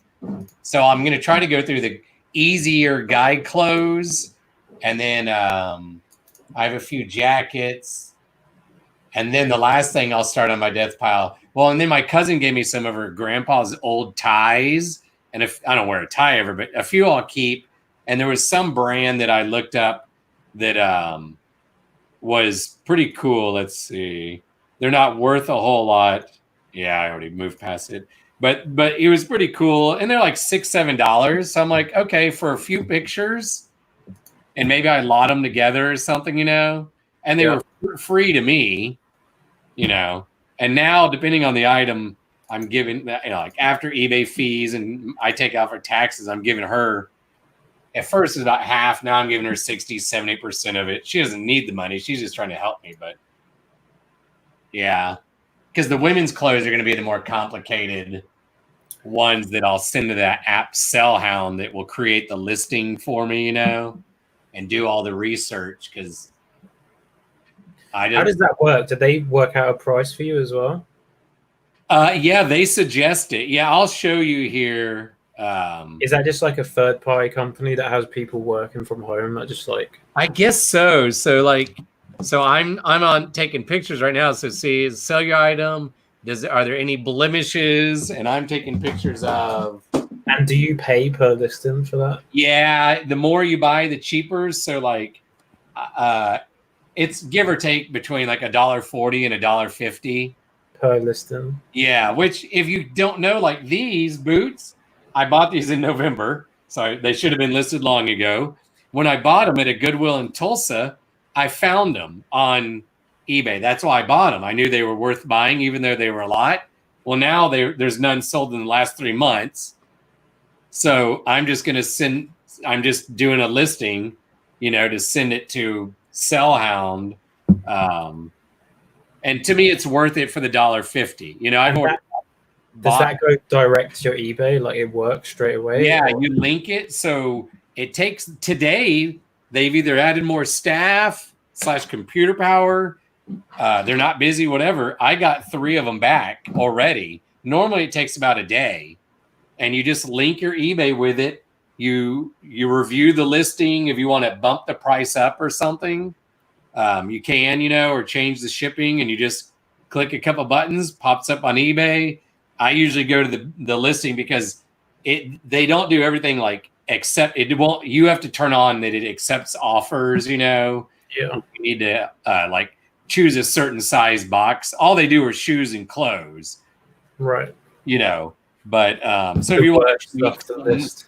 Yeah, or put your SKU in if you haven't before. Now that have a system for organizing better than when I started. At first, I started to do the bins like Brian does. Just plastic bins on a shelf, but I realized I just didn't like that for some reason, and that's why I built that shoe wall. It won't really work for the boots, but yeah. So for $1.50, you know, especially if let's just say these can sell for 30 something, you know. Plus, I can write off the purchase price that I paid. I think I got 150 at once, so it was like a couple $100, you know. I guess. Yeah. See, for the bunch at first. It's good for like high-end items, but for me, like, my items are a lot cheaper than that, unfortunately, at the moment. So it wouldn't really. And I put a couple pairs of shoes up today that they did real quick that were only like, they'll probably maybe only sell for 20, but I couldn't find the exact one on eBay. Yeah. I found a similar model, but I don't know all the women's shoes, like strappy, blah, blah, blah. And some of their listings, as Brian said, maybe aren't any better than what we could come up with, but if I've already paid and it's just and I'm trying to list more, you know. They do like the description and everything. Yeah. Yeah. So to me, it seems, like I say, worth that money. See, my descriptions are so basic, like unless something's wrong with the item, like yeah. I literally, like if you're buying something, you know what it is, right? Yeah, yeah. So like my descriptions are basic, like working, tested, like dun da da da da, and then obviously if it's damaged, I'll list that as well. But other than that, like I really don't. Yeah. Like, some people proper fill out their listings, and they're harder to read. Like if I go to a listing to buy something and it's like a paragraph, like Yeah. I hate that. I'd rather it just say fully working, tested, nothing wrong with it, blah blah blah. Like yeah. And on these, you know, for clothes, since they're going to figure out, I mean, obviously I see the brand, but like I said, just to know the pricing, if I can't figure it out, it's worth it, you know. Because that's, like I say, most of the stuff I've bought, I've only bought it because I know, because I found it to begin with on eBay. So I knew how much Clue would sell for, you know, or something. how much does your Clue sell for in the US? Because that's like a 10, 15 pound game in the UK. Let's see what the recent ones have sold for. One sold for $15 on the 17th. On the 16th, one sold for $28 from Canada.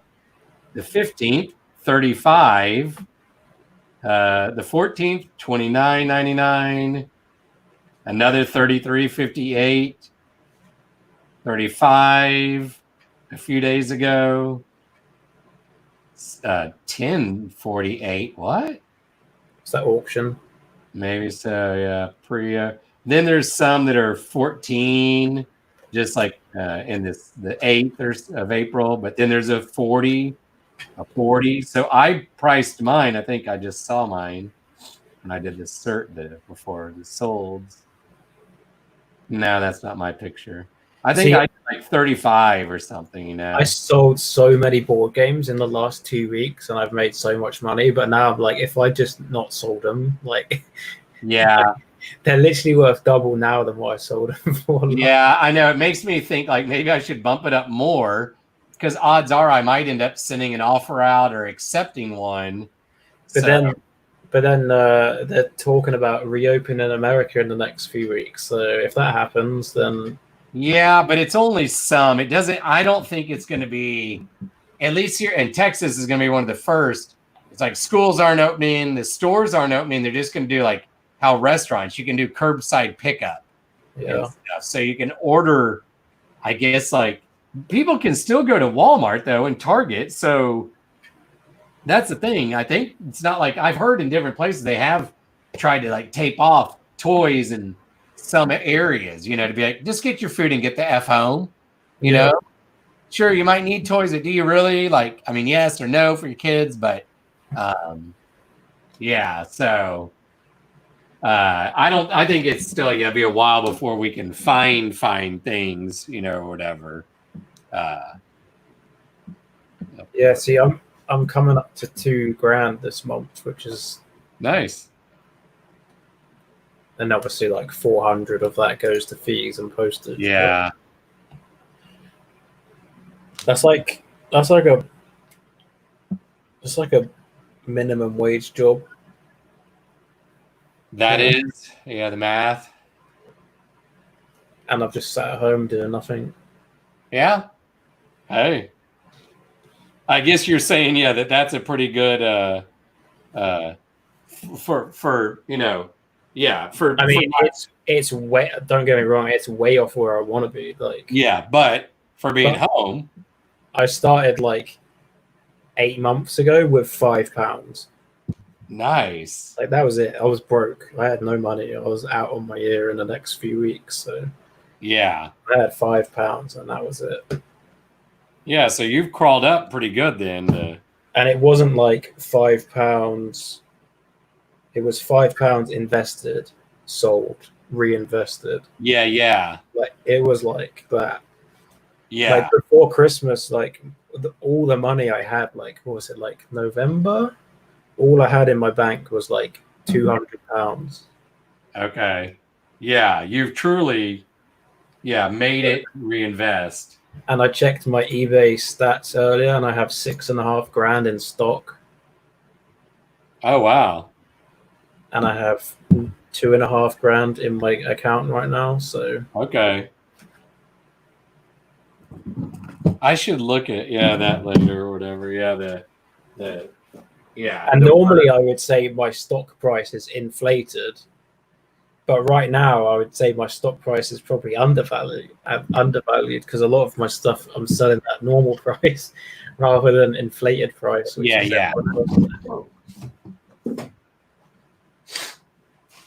I have at least enough stuff to survive on for a while. That's good. Yeah.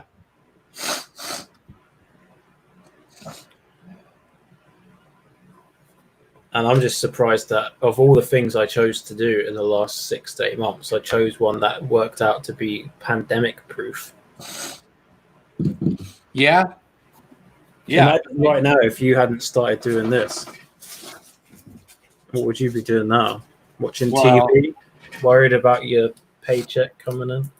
No, because we make sorry, all this sinus gunk. No, because my salary will cover all my bills and even debt. I mean, I might not make headway. Oh, yeah, I forgot you still get paid. On any debt. But if, let's say it was a year from now, and I quit teaching, like that was the plan, but I was going to quit with a good amount of debt. Not huge, but like, decent, I think for me, a lot. And that's maybe why I'll go do one more year to have a steady paycheck while I keep, working harder on this. But a year from now, the plan was to be Ubering a lot. Even though this can pay more per hour, Uber, you can make the money and get it in your bank that day. This, you got to wait till it sells. And you can only do so much to, bring that in or promote it or whatever. So, and now I took like a 5-minute Uber the other day, with a mask and gloves, but the guy said he's making a fourth of what he normally does. Yeah. So I told him about eBay and said, hey, and he's like, I bought stuff at garage sales, like my sofa and blah, blah. I was like, okay, well, check out Rally Roots and Daily Refinement and just watch their videos. Then you'll see others. I said, here's how you do it. You go to look up the Nike, whatever, look at the solds, blah, blah, blah. I gave him a quick one down. I was like, you're sitting in your car waiting for not many rides. So he's like, thanks, man. So this has been a year from now, and I still had debt, I'd still be Ubering. I wouldn't have a choice. You know what I mean? Even if it wasn't a lot of money, I'd still get out there some. I feel like, I don't know, or I would have gone to the grocery store and applied to be the stalker at night, when they're stocking the shelves, because a lot of stores have been hiring, for that. I would have done something though. I mean, I wouldn't have a choice, because car payment and rent. I mean, maybe the rent, I could have gone to my complex and been like, hey, can y'all do something? Can I get an extra 30 days without the late fee or, Yeah, I think they said in the UK we get 3 months. Yeah, I feel like it's something like that here. I've read some douchey landlords, of course, are still trying to, My dad keeps going, oh, we've got to pay the rent. I'm like, mate, they're giving us 3 months. We should take it. Well, for stuff we might need. And are you saying 3 months, not free, but 3 months just to catch up? Yeah. So if you can't pay it now, you've got a few months to get caught up. Yeah. And then I guess they would just split it up over. Yeah, prorated, kind of you'll owe a month and a. I don't know whether they would chop the 3 months up until the end of your contract. Each month you pay an extra 20%. So I don't know how they would do it. Yeah, because at a certain point it could be a big number. Exactly. Yeah. So that's which I guess it is what it is. You worry about that, I mean, they can chuck you out after the 3 months if they want, but they're not going to replace you with anyone. They're better off fingers crossing and hoping that you end up paying it back. Right. Yeah. The odds. Exactly. Yeah. of them. Okay, come on, camera.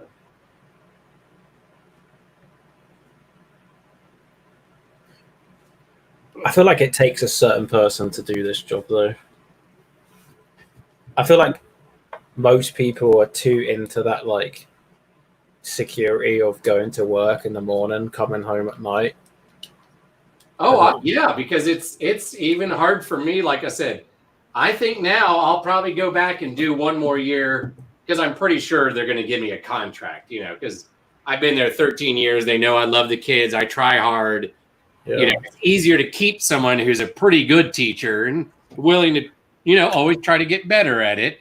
And I've learned new skills with technology, you know, so it is kind of, and I'm not real happy there. I get tired of doing the same thing. Like, this doesn't seem like work, taking all these pictures of different shoes over and over. You know, it may be the same shoe over and over, but like, I get sick of doing the same lesson 6 times a day, and I'm too nice. So the kids who have bad home lives and don't get enough attention, well, they're jerks, we'll say that, at times, like we all are. But I'll probably go back because it's a good, comfortable paycheck while I keep gearing this up, you know. But in a year, I'm like, okay, just pull the plug because Uber will be back at some point. Maybe not as good, but Uber for instant money. Or it's like 1 week, I just am like, I'll try to thrift a little, list at night, but this week I'm Ubering to make sure I paid rent, you know, and then, you know, do the other. But yeah, you're right. You got, because this is risky. This is like, well, it'd be like driving Uber or something. I mean, yeah. Yeah. It could run out, or not run out, but what if it's a slow month? Or I worry at times, like, am I buying crappy stuff? Like these boots, I only paid $5. I don't know where at. The only one pair sold like 4 months ago for $20. So I might have these forever, but you know, but it's ideal. Just try to get better at not buying, you know, or list it. Because if you thought it was good, then list it so it might get sold sooner when the others were selling. You know, I'm learning that lesson too. Yeah, see, you do buy a load of crap. I mean, not you personally, but everyone. Yeah. But the more you do it, the more other stuff you buy that pays for the crap while it's still sitting. So I probably got like $1,000's worth of crap in my inventory right now, but I've made way more from the good stuff that covers that.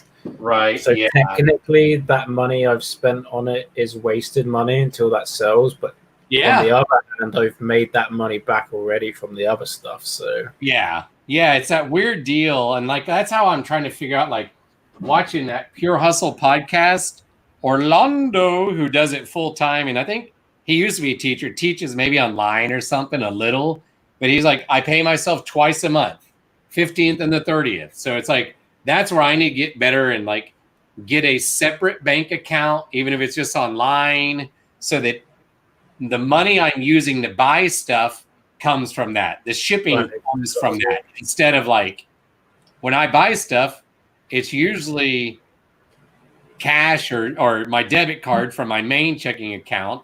If I'm buying like bubble wrap or tape, I use this kind of the savings account type deal, not savings, it kind of, and then shipping is also out of that, you know? So I'm like, no, I need to get it all. So it's like, before I did this, it was like Uber went into this one deal. Well, gas for the car for Uber came out, you know, just so it's a one circle, I guess, you know?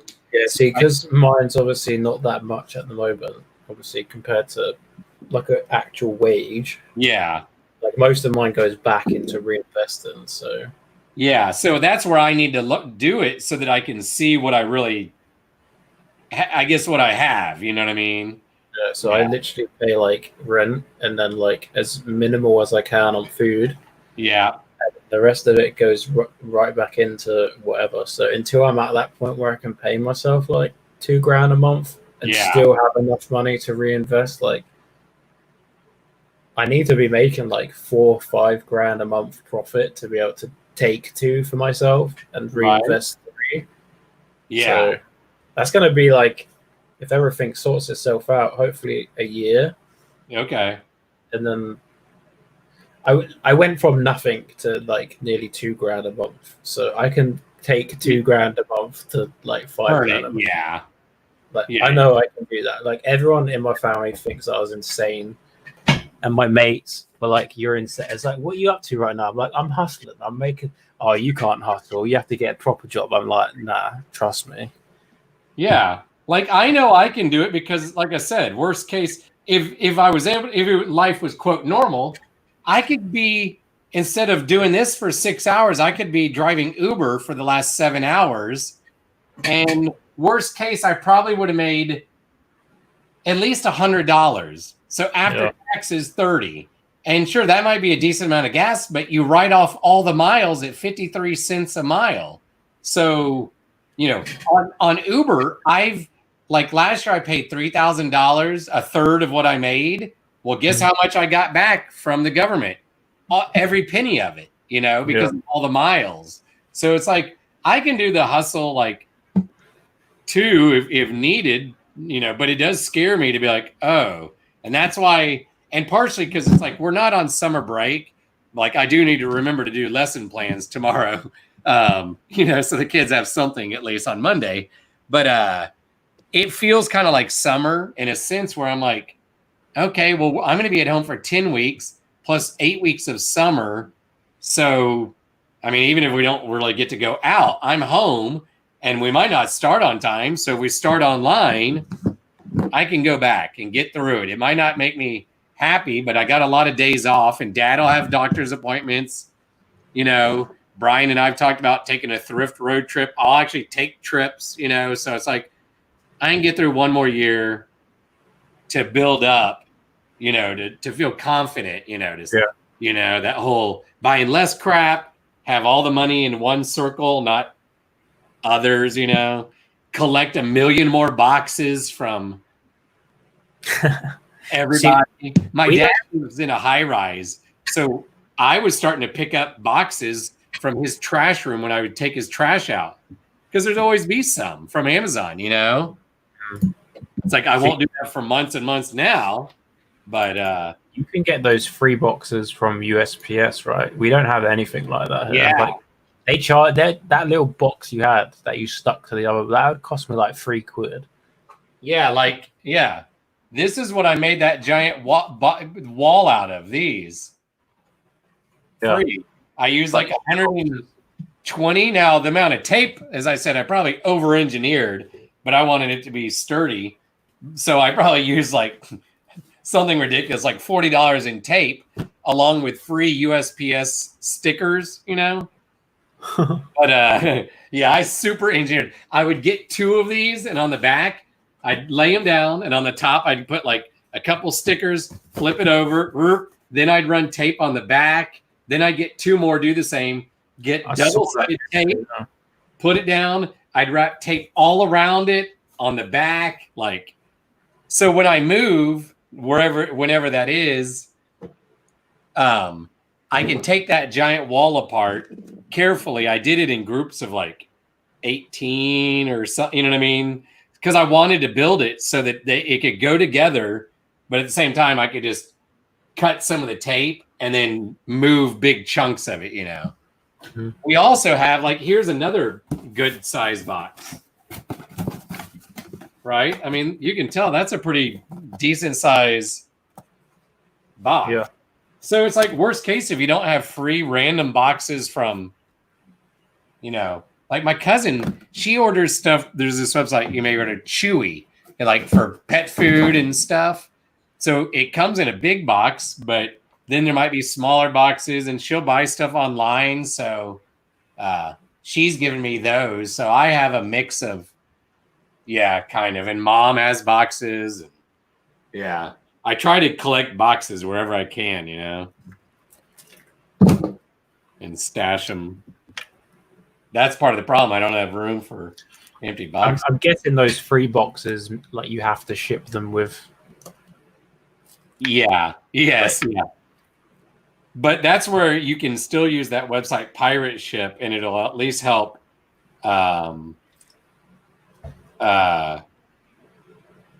You know, you can still use USPS and it'll print it out that you're doing that, but they do it by like metric, you know, cubic volume, I mean. Yeah. So that pirate ship's kind of like how we do our shipping here. Like it's done on weight and size or whatever to a specific place. yeah, it's great. It saves me money every time, even if it's just $1. You're like, well, that's an extra $1, and especially if it's. I don't know how they make any money because they're literally a third party that sells USPS. I don't either. Yeah, because I pay anything. You're right. How that? Like they're reselling USPS postage for cheaper than USPS. So how are they making any money? See, when you come across stuff like that on the internet, you're like, there's something weird going on, I feel like. And it's called Pirate Ship, and it uses the same pirate ship that Silk Road, not Silk Road, the Pirate Bay download dodgy site used to use. Oh. Silk Road, isn't that like dark web type? Yeah, I didn't mean Silk Road. You know the old Pirate Bay where you used to download like movies and stuff? Oh, yeah. That they used to have the ship logo, and it's like the same one as the Pirate Bay one, I'm pretty sure. Huh. Excuse me. Interesting. Yeah, my kids sometimes Silk Road will joke about like the dark web, and I'm like, just so y'all know, it's not, or I'm pretty sure it's not www.darkweb, guys. And I'll be like, and also don't go looking for it, because I was like, that's a website. From what I hear, you can buy anything you want, drugs, Silk Road. Well, whatever the dark web is, you know. All right. And I was like, you can hire a hitman. I was like, so look, even if you think you can find it, and maybe you can, just stop. Don't look for that crap. It's not going to be good for you to. You know, like Poshmark. Yeah, I was like, the FBI is going to knock on your door if you, somehow even find it. You know, You don't want to go on the deep web. I am fascinated though in like. So am I, but I'm too scared, man. Yeah, but I'm like, how does someone get onto it? Like, could we Google? Yeah, you need to use like the Tor. The what? Tor. It's like a program you download, and then it like. Oh. It's like anonymity. Like no one can track you when you're on there, so that's why people use it. Interesting. Part of me is like, that sounds fascinating, but scary as can be. It's like, how do I explain it? It's like, like when you're on the internet, like everything's just like floating in the air, like between stuff. Yeah. Like the normal internet that we're on now, like it's all traceable because it will like go to a server and it will track your IP and then it will go to another one. Whereas like the deep web, you use a program you download called Tor, and it will like ping off random people's internet. Oh. So, like it will ping me to like Russia, and then it will get the data and it will ping it back to me from a different server. So like it's not trackable. Yeah, like in the movies, how they're like, sir, we can't track them because So like 1 minute, like my internet that I'm surfing on the Tor will be like coming from America, then it will be Sweden, then it will be Russia. So if they're like looking at like who I am, they think I'm in like all these different countries. Okay. Interesting. And then obviously people are hosting like their dodgy websites on there, like it's all untraceable. Yeah. That's where Bitcoin came from. Oh yeah. Because Bitcoin came up, and then they started using that for Silk Road, and people using it for anonymity payments for like drugs and stuff. Yeah. Yeah, the epitome of you can buy literally now everything online. I think they say like half the websites on the dark web are like not safe for work websites, but like illegal, not safe for work, if you know what I mean. Yeah. Like with people that shouldn't be doing not safe for work stuff. Yeah. So that's why you don't want to go on there, because like you'll click a link and then you'll be on one of these websites with people that are underage participating and stuff. Oh yeah, and then you're getting arrested just because it exactly almost appears like that you're looking at And they have these things called red rooms, huh? Which are like they're like mythical places where people watch people getting like murdered. Oh, Yeah. Oh, that's awful. You know there's that movie. There was that movie where like that guy was like murdering people, and people were like watching, and like the more people that watched, the quicker he would like murder them. Yeah. It's like that. Yeah. Apparently, I don't know. I've not. And did you ever hear of when we were Brian's? So I'm 47. He's like 48 or 49. When we were kids, there was this supposed VHS tape going around, and I think it could be real, called Faces of Death. And it would have been like you're recording your friends who are skydiving, but then their parachute doesn't open and they die, or they end up in the alligator pit and they get eaten, and like supposedly it was a real thing, that, as a teenager, I don't know if we wanted to see it. It was just the idea that it was fascinating to be like, what the heck? I don't know if it was like a worldwide thing, but I know in the UK there was things called snuff movies. People would like record and stuff, or supposedly. I don't know whether they were real or not, but yeah. Hold on, sorry, I'm just gonna message my cousin. Yeah, I would never go on the dark web though. I'm way too scared. Like, yeah, same here. Like, if you do it wrong, they know who you are, man. No thanks. I know, even talking about it right now makes me nervous a little. Yeah. You don't know who's all the dodgy people in the world. Right? Yeah, it might just say, let's see, is it just me and you? Yeah, just me and you watching. Poshman says as well. Oh, hey, Poshman. It's when Poshman's like a deep web, like, murderer. Yeah, Poshman, I don't know how long you've been listening. Yeah, we're talking. Oh, he said it like 7 minutes ago. Yeah. Yeah, Brian's eating dinner and hanging out with his family. So I'm still working and Jay's kind of working and doing whatever. And yeah, there's a link. Brian can come to the garage if you want to come on, Matt. You don't have to, obviously. We're just working. Did he leave his garage open? Huh? Did he leave his garage door open? I don't know. I bet he closed it, probably. But he is in a pretty safe neighborhood because it's on,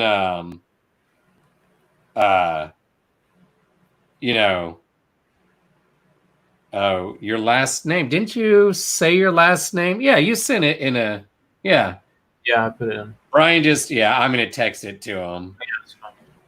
Yeah, I'm looking at the private chat right now. Yeah, I'm sending it to him.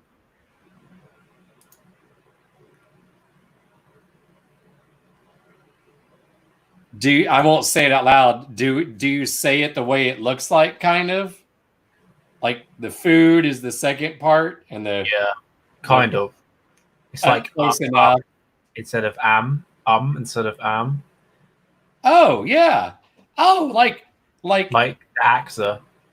Or the almost like, wasn't that the paper company on the British office? Blank. Yeah.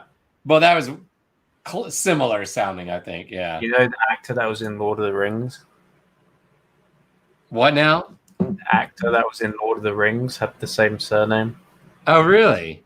Okay. Yeah, I'm currently bidding on a lot of like board games this guy's selling on eBay. Like there's so relatively many. Cheap. It's at £23 at the moment with £13 shipping. I have no idea how he's going to ship this for £13 because there's so much of it and it's all heavy and it's all like vintage board games. Yeah. Like there's like £30 worth like in weight of stuff here. I don't know how he's going to manage to ship this. That's and how many are there? Oh god, there's like, I don't know. I'll send you the picture of the stack. Yeah. And the reason why I bid on it is because there's a box of hang on, I have to take a picture without my screen color on. There's a box of old Meccano in it.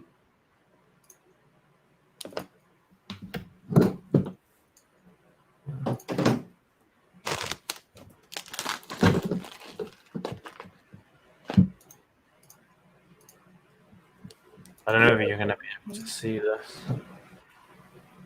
I put the link in the private chat. Okay. I'll look. Yeah. But it's like a Lego game. There's like loads of games in there. The brand new one that's sealed.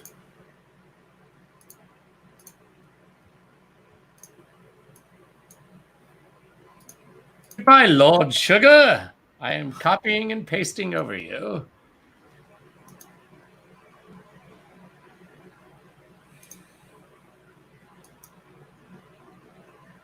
Oh, and Matt, if you care to come on, let us know, because I'll text Brian and he can walk to his garage and I think he left. Wow, that's a bunch of games. Yeah. Holy crap. And magic tricks and yeah. My max bid 30 quid with £12 postage. So I don't know how he's gonna ship that for £12. And how much is 12 quid? I'm kind of getting the pound. $17, $18. Oh my god, that's nothing. I know. And there's a see in the bottom right, that's a tub of marbles, that's heavy. Yeah. There's like a roulette board. He must know somebody or something. I don't know. I mean, that doesn't make unless this guy's gonna drive to my house and drop it off. Is he local, does it say? Or no, it's in Essex, which is like the other side of London. Oh yeah, so a good ways away. It's like 2.5 hours away. Oh god, yeah, not for that amount. I wouldn't. No, this guy's shipping this. That's weird. Economy delivery, it says, so it's probably going to take like a week to get here. He must know the Postmaster General or whatever they call it over there. Apparently, he's using economy delivery through Herms Tract, and I know that anything over £10 is expensive with Herms, so I don't know how he's going to ship this. £10 in weight. Sorry, I have to. Yeah. Have to clarify because for some reason we're still using pounds as our currency. Are they going to switch or something or? No. Okay. We were going to switch to euros when they brought the euro out, but we didn't want to do that because we were smart. Yeah, because I remember when I went to, like I said, Europe in 2002, the euro was like brand new.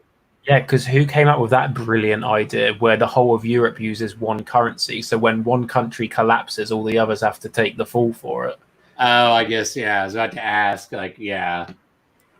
Yeah, what's going on? Is Greece still, I guess, just effed up and broke as can be, I guess? Yeah, we all had to bail them out. Yeah.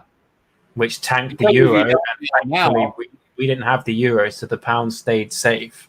Yeah, because if you don't help them, then it's going to, your value of your dollar is going to tank then, right? Yeah.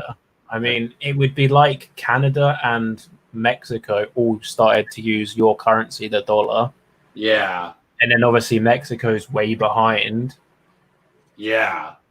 And they have like a collapse, and then America and Canada have to pay for it. Because otherwise all your currencies go under. No, thank you. It's the stupidest idea they ever come up with. I don't see how anyone signed up for it.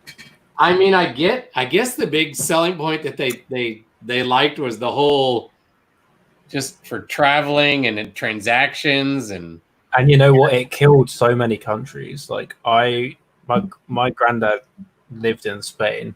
Okay. And I visited Spain before the euro. Yeah. And I remember they had patatas or something. I can't remember. It sounded like potatoes. Pesetas or whatever their currency was. And I remembered like the price of like my dad paying for a beer there was so cheap. Like an ice cream was like so cheap. Yeah. And then like we went back after the euro and everything was so expensive.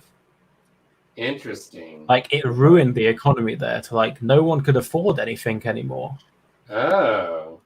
Like, because obviously their currency is then in line with every other country. You've got Germany that's like way ahead of everyone. France that's like a little bit behind Germany. And then obviously Spain was way behind, like economically wise. So they're suddenly having to pay the same prices for everything as everyone else. Yeah. Okay. That makes sense. Huh. I Yeah. will say I liked it. Only having to get other money in Czech Republic, you know, like it was nice to just go from Amsterdam to Berlin, and then I guess we went to Prague, but then Vienna. So it was nice to be like, okay. And since it was new, it was like the the dollar and the euro were like almost the same. So when I went to the ATM, I knew basically what I was spending, you know, so that made it nice to be like, okay, I just spent, you know, I got $100. I got, or, you know, give or take, maybe it was $1 off, but I could keep track of what I was spending on the trip without having to calculate anything. Mm-hmm.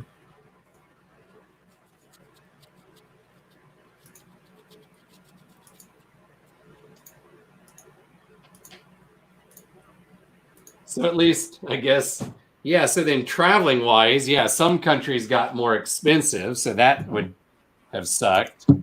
Yep. Okay. And then the ones that were rich to begin with, it didn't affect them. So, okay. Yeah. Places like Germany that were fine. Yeah.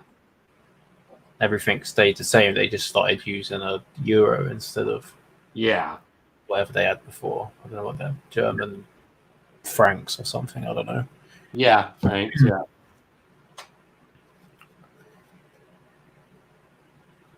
So yeah.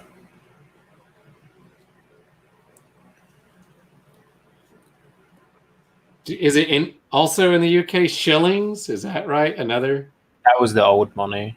Oh, okay. Has that been gone? Like, is that like since the 70s? They switched over to decimal currency. Oh, so I'll have to. I do need to read about that then, because now before it was pound, shilling, pence, and then we had stuff like America had, where we had like a quarter. Like you have the quarter, right? Yeah. Had, I can't remember what it was called, but it was like the franc or something. I can't remember whether there was like tuppence, which was half a penny or something. No, tuppence was 2 pence. The half pence was, there was all sorts of weird, and then it was like 12 pence to a pound rather than, no, it was like 12 pence to. I remember hearing about that is pence to a something, and then there was like something amount to a. It was so confusing. Like I've read up on it loads, and I still don't understand it. I don't know how anyone dealt with it. Yeah. And obviously now we have 100 pence to a pound. It's so easy, like you can't go wrong. It's the same as everywhere else. Like you got 100 cents to $1. It's exactly the same. Yeah. Like, all we have to worry about when we go to your country is the difference in the name, and obviously the difference in value. Like, so. Yeah, that makes sense. Like I couldn't imagine being a tourist in England before we changed, and like working out our currency system must have been because it must have been so easy to scam people. Yeah, because it's so confusing. Like if I went to America and someone said, "Oh, your taxi ride's $50," I'd be like, "Mate, you've taken me like 2 blocks. Like, what are you talking about?" Yeah, I know better. Yeah, I'm not that dumb. Like you'd come to England before we changed, and they said, "Oh, it's going to be £5 and 2p or something." You would have been like, "Okay, show me what I owe you," and then they probably took a tenner out of your hand anyway. Yeah. And the interesting thing is, we used to have £1 notes, and we don't have them anymore. Oh, okay. Yeah, we have the pound coin instead. Oh, gotcha. Yeah, it's like I remember when I read up on the euro, like it eliminated certain coins, maybe for some countries, and it just made it, at least number-wise, it seemed easy because it's whatever. It's kind of like here. There's like a 1 and a blah, blah, blah, and a few coins or something maybe. But, the interesting thing about the UK is England, Northern Ireland, and Wales all use the pound, like the English UK money. Yeah. But Scotland have their own money. What? They have the Scottish pound. Huh. But worth exactly the same, and you can use it in England. Fascinating. So Scotland were like, fuck you, we don't want, excuse my language, Brian. They were like, F you, we don't want to use your money, but we'll use the same money, just we'll put something different on it. I do kind of like that a little bit, you know, to be like. And the funny thing is, most shops in the UK won't accept the Scottish money anyway, even though they legally have to. Like, they don't like it. Like, because people in the UK, not that they don't like it, actually, that's probably unfair. We're so uneducated on Scottish money. Yeah. That a normal like cashier at a checkout won't even have seen a Scottish pound before, and they'll automatically say we can't accept that, even though they have to. Like it's fake or something. Yeah, they just they don't understand that it's worth the same. Like it's just like like if you brought in $1, they'd be like, we can't take that. Like it's quite fascinating. I'm looking up images here. I don't even know what it looks like. I've never seen one. Here I'll copy. And then I gotta go to YouTube. Hopefully that link, it's a long link, but there, oh no, it shrunk it down. Maybe that'll. I'm gonna type in now Scottish pound versus British pound. It's kind of ugly. But images, I want images. So I'm trying to find one picture that would be like, maybe this one has both. Oh, like maybe on this one that I'm looking at, like the Queen would be on it. So Liz is on that one, right? And then some dude's on the Scottish one, maybe. Yep. And more or less, some other minor details, but like, okay. See, if you're an 18-year-old worker working in like a supermarket, someone's shopping comes to £5 and they give you that Scottish one. It's going to be rare to have They're seen. going to be like, wait, what? What is this? Yeah. Hi, buddy. How's my cat? How's my Scooge? I don't think I've actually seen a Scottish bank. Did that link work? Yeah. Okay. I do like how some of the euros were like small, or whatever. Does England have like that bill? To me, looks like it's not as long as a dollar bill. We have size differences we have size differences for blind people. Yeah. Okay. Do they get bigger? £5 smallest, then the £10, then the 20, and then we have 50. Yeah. So they're bigger the more they're worth. Yeah. Also, right now, the 5, the 10, and the 20 are all polymer notes. They've switched them to plastic, whereas the £50 is still paper. Yeah. So there's no polymer 50s. But you guys don't have any polymer right now, do you? No, ours is like a mix of it's like paper, maybe cotton thrown in or something. Yeah. So it feels like plastic then? It is plastic. And it looks like it even, or it's plastic. I ain't gotta Google that now. I believe you. I just now want to. What do they call it? Polymer British pound. Australia was the first to have polymer. You know why they first got polymer? In Australia. Is it make it harder to forge, or no? They first got polymer in Australia. This could be a myth, but this is what I've heard. They first got, because they got it years ago, like 15 years ago. They first got polymer in Australia because everyone went surfing and ruined their money that they left in their pockets. Yeah. So they made their money out of plastic and stuff. Can you fold it up and stuff still, or you can do? It'll crease it though. Okay, yeah. So it's not like $1. You fold $1, you unfold it. You can tell it's been folded, but it goes back. So this is going to be, if you fold it, harder to get the crease out. Yeah. Weird plastic. You can't just tear it like with a. If you got like a $5 note, you could just tear it like. You can't do that. This. The only way to do it is to like bite it and then rip it, and then it will like tear. Fascinating plastic. I wonder if it saves them money on, It Send you a £5 note when I get one next. I'll send you one in the post if you want. Yeah. I would send you I've got the hey, Poshman, are you still watching? Are you out there, Matt? Let me know if you're watching, and I'll show you a prize that Jay won earlier. We also used to have a £5 coin, which was huge. It was like the size of your palm. But it's still, you can still use it, but they're more like commemorative. Well, now I've got to look that up.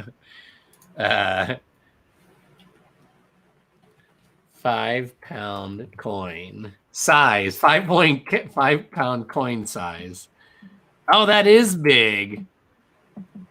Yeah, like it's the guy's holding it up to his eye like it's a monocle. It's probably like the size of like my lens or something. Yeah. I'm not a big coin person because, you know, with plastic and dollar bills, they tried to do dollar coins several times, even in my lifetime, and people just were like, no, we don't want to have to carry a bunch of change, you know? But so it just didn't go over here. Okay, what's next here? I'm getting close on boots and shoes. That's weird that I've almost tonight I'm going to kill off all my boots and shoes. Man, I never would have thought I'd get all this done because I'm the worst lister.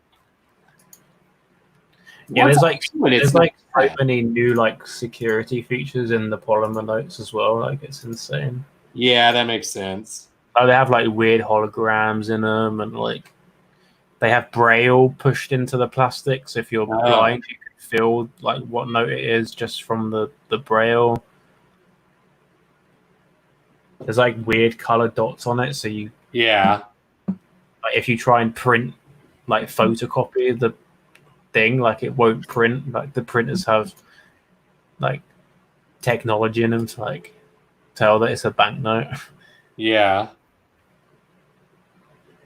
Also, our new coins have security in them. Nice. Like our £1 and £2 coins, they have like a hologram on them, and I believe they also have a chip inside. Okay. So like when because obviously the old pound coins, like they said like 40% of them were fake. And like they were so hard to tell, like they just entered circulation, stayed in circulation. Yeah. So I believe the new ones, because they have chips in, when you deposit your coins to the bank and they like put them through their machine, like any ones that don't have the chip in just get like discarded. Yeah. And that makes sense. All the security, because as fancy as these coins and the bills are with like holograms, you know, you're like, how the heck can someone copy that? But I know that. I mean, look, we're talking like yours clear as day, and you're 6 hours ahead, and like talking through what, either a satellite or a cable that's run under the freaking ocean, and there's people floating around space right now at 17,000, in space at 17,000 miles an hour. Yeah, is it really that hard to copy a dollar bill, even though there's a hologram in it? I'm like, if they came up with it, but to me, it's just one of those like, how the hell would I ever? It must be a lot harder to copy a plastic note, though. Yeah. Yeah. How they can do that? Yeah. Huh.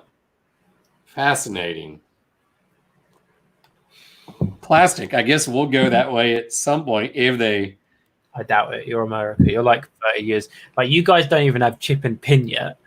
What is that? Like on your bank cards, you don't have to enter a pin. Oh, the chip. Yeah, we've got more and more. Like my debit card and credit card, and more businesses, use the chip reader now. We've been using that since I was like 5 years old. See, that's crazy.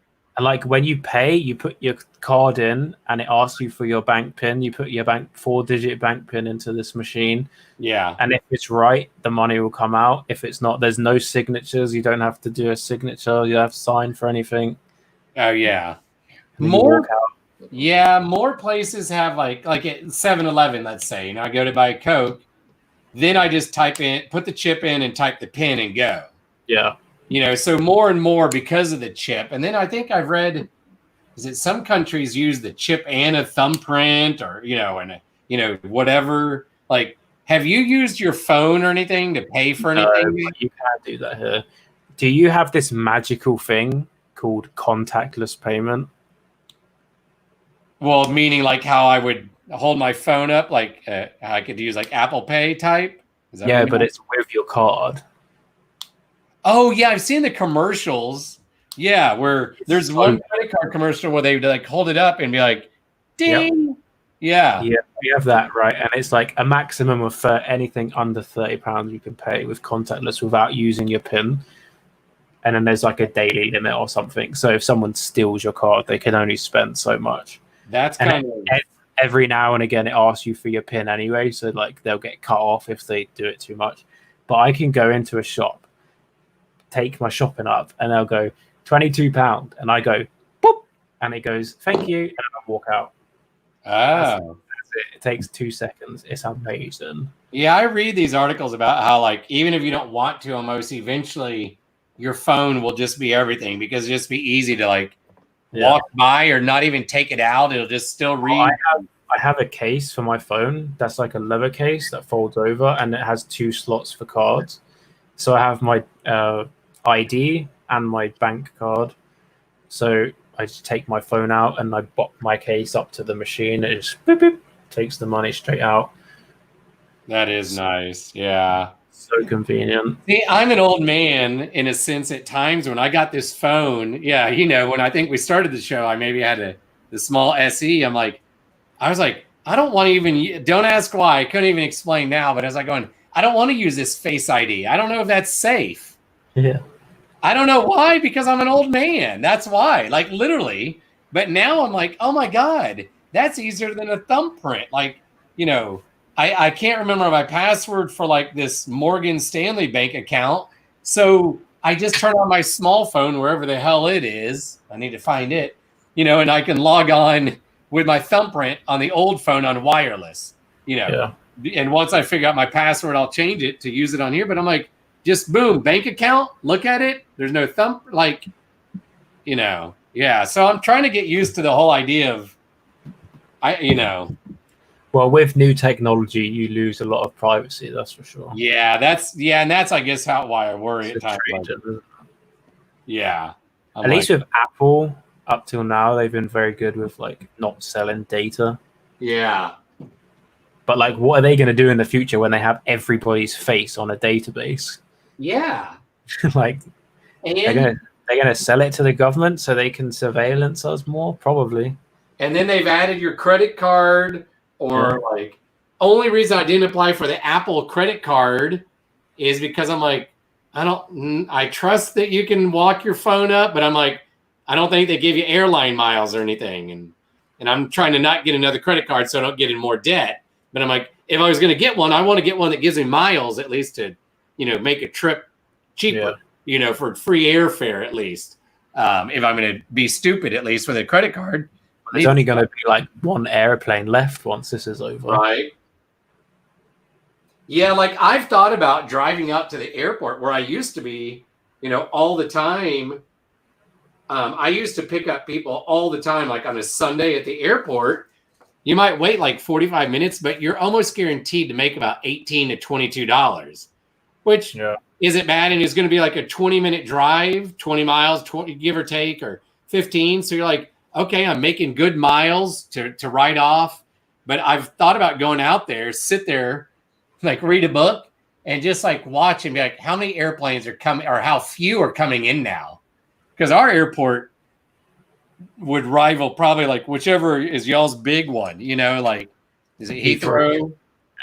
Yeah. I mean, because we're just a hub for American Airlines and stuff. But I'm like, who's flying? And I know some people are, but I've read enough stories of people like they're like the only people on the airplane. It's like the crew, and I know the airlines can't shut every plane down. And I guess it's like a movie theater. It's better to keep some going because you need to have some employees working, blah, blah, blah. But yeah, Well, there's also this thing with airplanes is like, they own a route, right? Yeah. And they own that route. How do I explain this? If Like, they're flying it. let's just say like London to LA route or something. Like, it's a really notorious, expensive route. Only so many planes can fly that route in a day. So like, they have to buy that. Okay, yeah. And like, the only way to keep that is to do it. Is to fly it. Yeah, if they shut down and they don't fly so many times a day, they will literally have that taken off them. Yeah. So right now, they're literally just going to be flying like the minimal amount between these things to keep the slots. Yeah. Unless they've like said you don't have to do that anymore while this is going on. But I remember watching shows where they're like, we had this show in the UK called Airline, which was like really popular, like real life drama they did inside an airport. Like, it would show like shutdowns and late depart. Like, it would show everything. Okay. And it was like, when we're late, like when we delay a plane like 4 hours, it costs us like $10 million or something. It's insane. And it's like, how much are they losing being shut down a day? Yeah. They've been shut down now for like 3 weeks. Yeah. Like, there's going to be no airlines left. Well, over here, the government's going to, have to help. I mean, they will. Because otherwise, you have no. Yeah. And part of me wants to be like, well, if they didn't make it, they didn't make it, because it's kind of that deal. You're like, I get them helping, but you're like, if you and I had a car dealership, if it doesn't make it, we're fine. We're not going to help us. So why do they get help? Just because they're big? Yeah. Yep. And I was tempted not to scare anyone. I was tempted to withdraw a load of money out of my bank because, mate, the housing bubble crashed and all the banks died. And this is way worse than the housing market crash of 2008 or whatever it was. Like, how are they still alive right now? Like, what's going on? Huh. Yeah. It only takes a mass rush of people going to withdraw their money and they collapse because they can't pay everyone because they don't have all the money at once. Yeah, the Great Depression. That's how I explain it to my kids. Like, I would have done a much better job on that if I had been in person. And we show a video and I pause it and I explain the stock market basically, and like how very few people invested in the stock market, 109 years ago, but how they use our money to make money and invest in stock and blah, blah, blah. And I think enough of them get it. It's one of the better lessons that I do, I actually will say. And I'm, and so I think they understood, because I'd be like, you can own part of Nike or Apple or whatever, and it's worth X amount, right? And they use this money to build more factories, and I have good videos. But I was like, that's why in this video, guys, that we just watched, when they when the bank gave out their money, that's it. I was like, if my Bank of Texas down the street gets blown away because of a storm, it's still there. It's floating around on the internet, basically. Yep. Because the government guarantees it, the FDIC. But, but at the same time, it makes it, I can see it, what you're saying. Oops, that flap. I didn't take a picture of that blemish. That's a big blemish I didn't take a picture of. Oops. Then I'll take a picture of it. I'm surprised it's not happened already, to be honest. Yeah, I guess it shows that the system's strong enough. I don't know. I don't know enough about business to understand, why. Proceed. Is that all the pictures? Are there more pictures? No. Okay. What size? What time do you normally go to sleep at? When I'm tired. Just whenever, Because I'm like, what? It's 1:30. Yeah. Okay. Is your dad home? Yeah, he's asleep. I was about to say, I figured by now, So you said you pay him rent, right? Or do y'all Yeah. split a place or something? Yeah, I pay rent. Does he, being dad, is it reasonable then because it's dad? Does that help? Yeah. Good. I would hope, right? You know. Yeah, but he earns quite a bit because he's a plumber. So Yeah.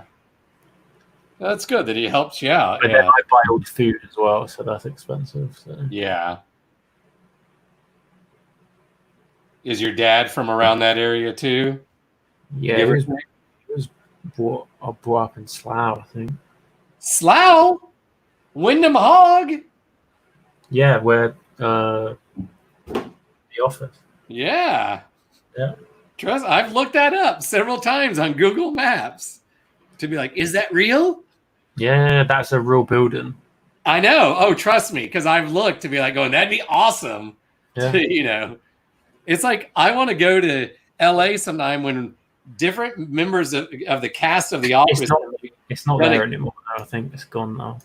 What now? The building's gone now, I think. Oh, some of the actors on the American one have done like giveaways, and they'll do tours of different places where they filmed, you know, the American one. Yeah. I never watched the American one, to be honest. I like it. Yeah, you might watch it, Nick. That's rubbish. Yeah, you guys always remake our stuff. Trash. Do you remember the In-Betweeners when you did that? Oh, God.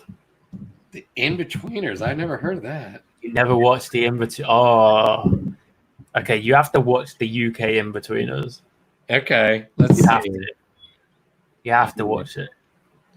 It's about school as well. Like, it's kids in secondary school.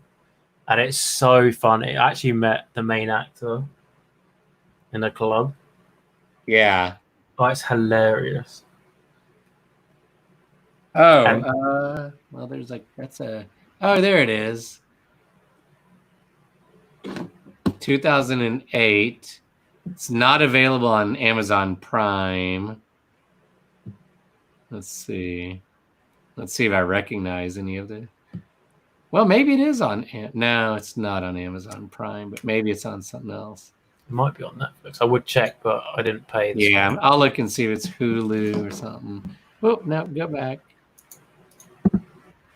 They did 2 movies as well, but the show was actually better. It what? The show was better. They did 2 movies, but they were. Yeah, that's what I was seeing here. Like when I Googled, it looked like at first there's a movie. Yeah, they did 2 movies, but you want the actual series, like the In-Betweeners UK. So they did the movies like in the theater type movies? Yeah, they did 2 of them. Yeah. They were like last hurrah, let's make a bit of money out of this popular show. Because it probably costs nothing to make it, I get the movie, I guess, compared to. Doesn't look like from the cover it's going to be any special effects really or anything. Yeah. So, okay. I'll leave that screen up and try to find that. In between. Stretch.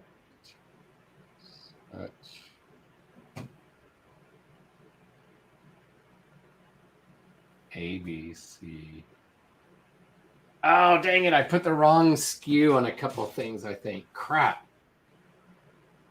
Oh well, I can fix that later.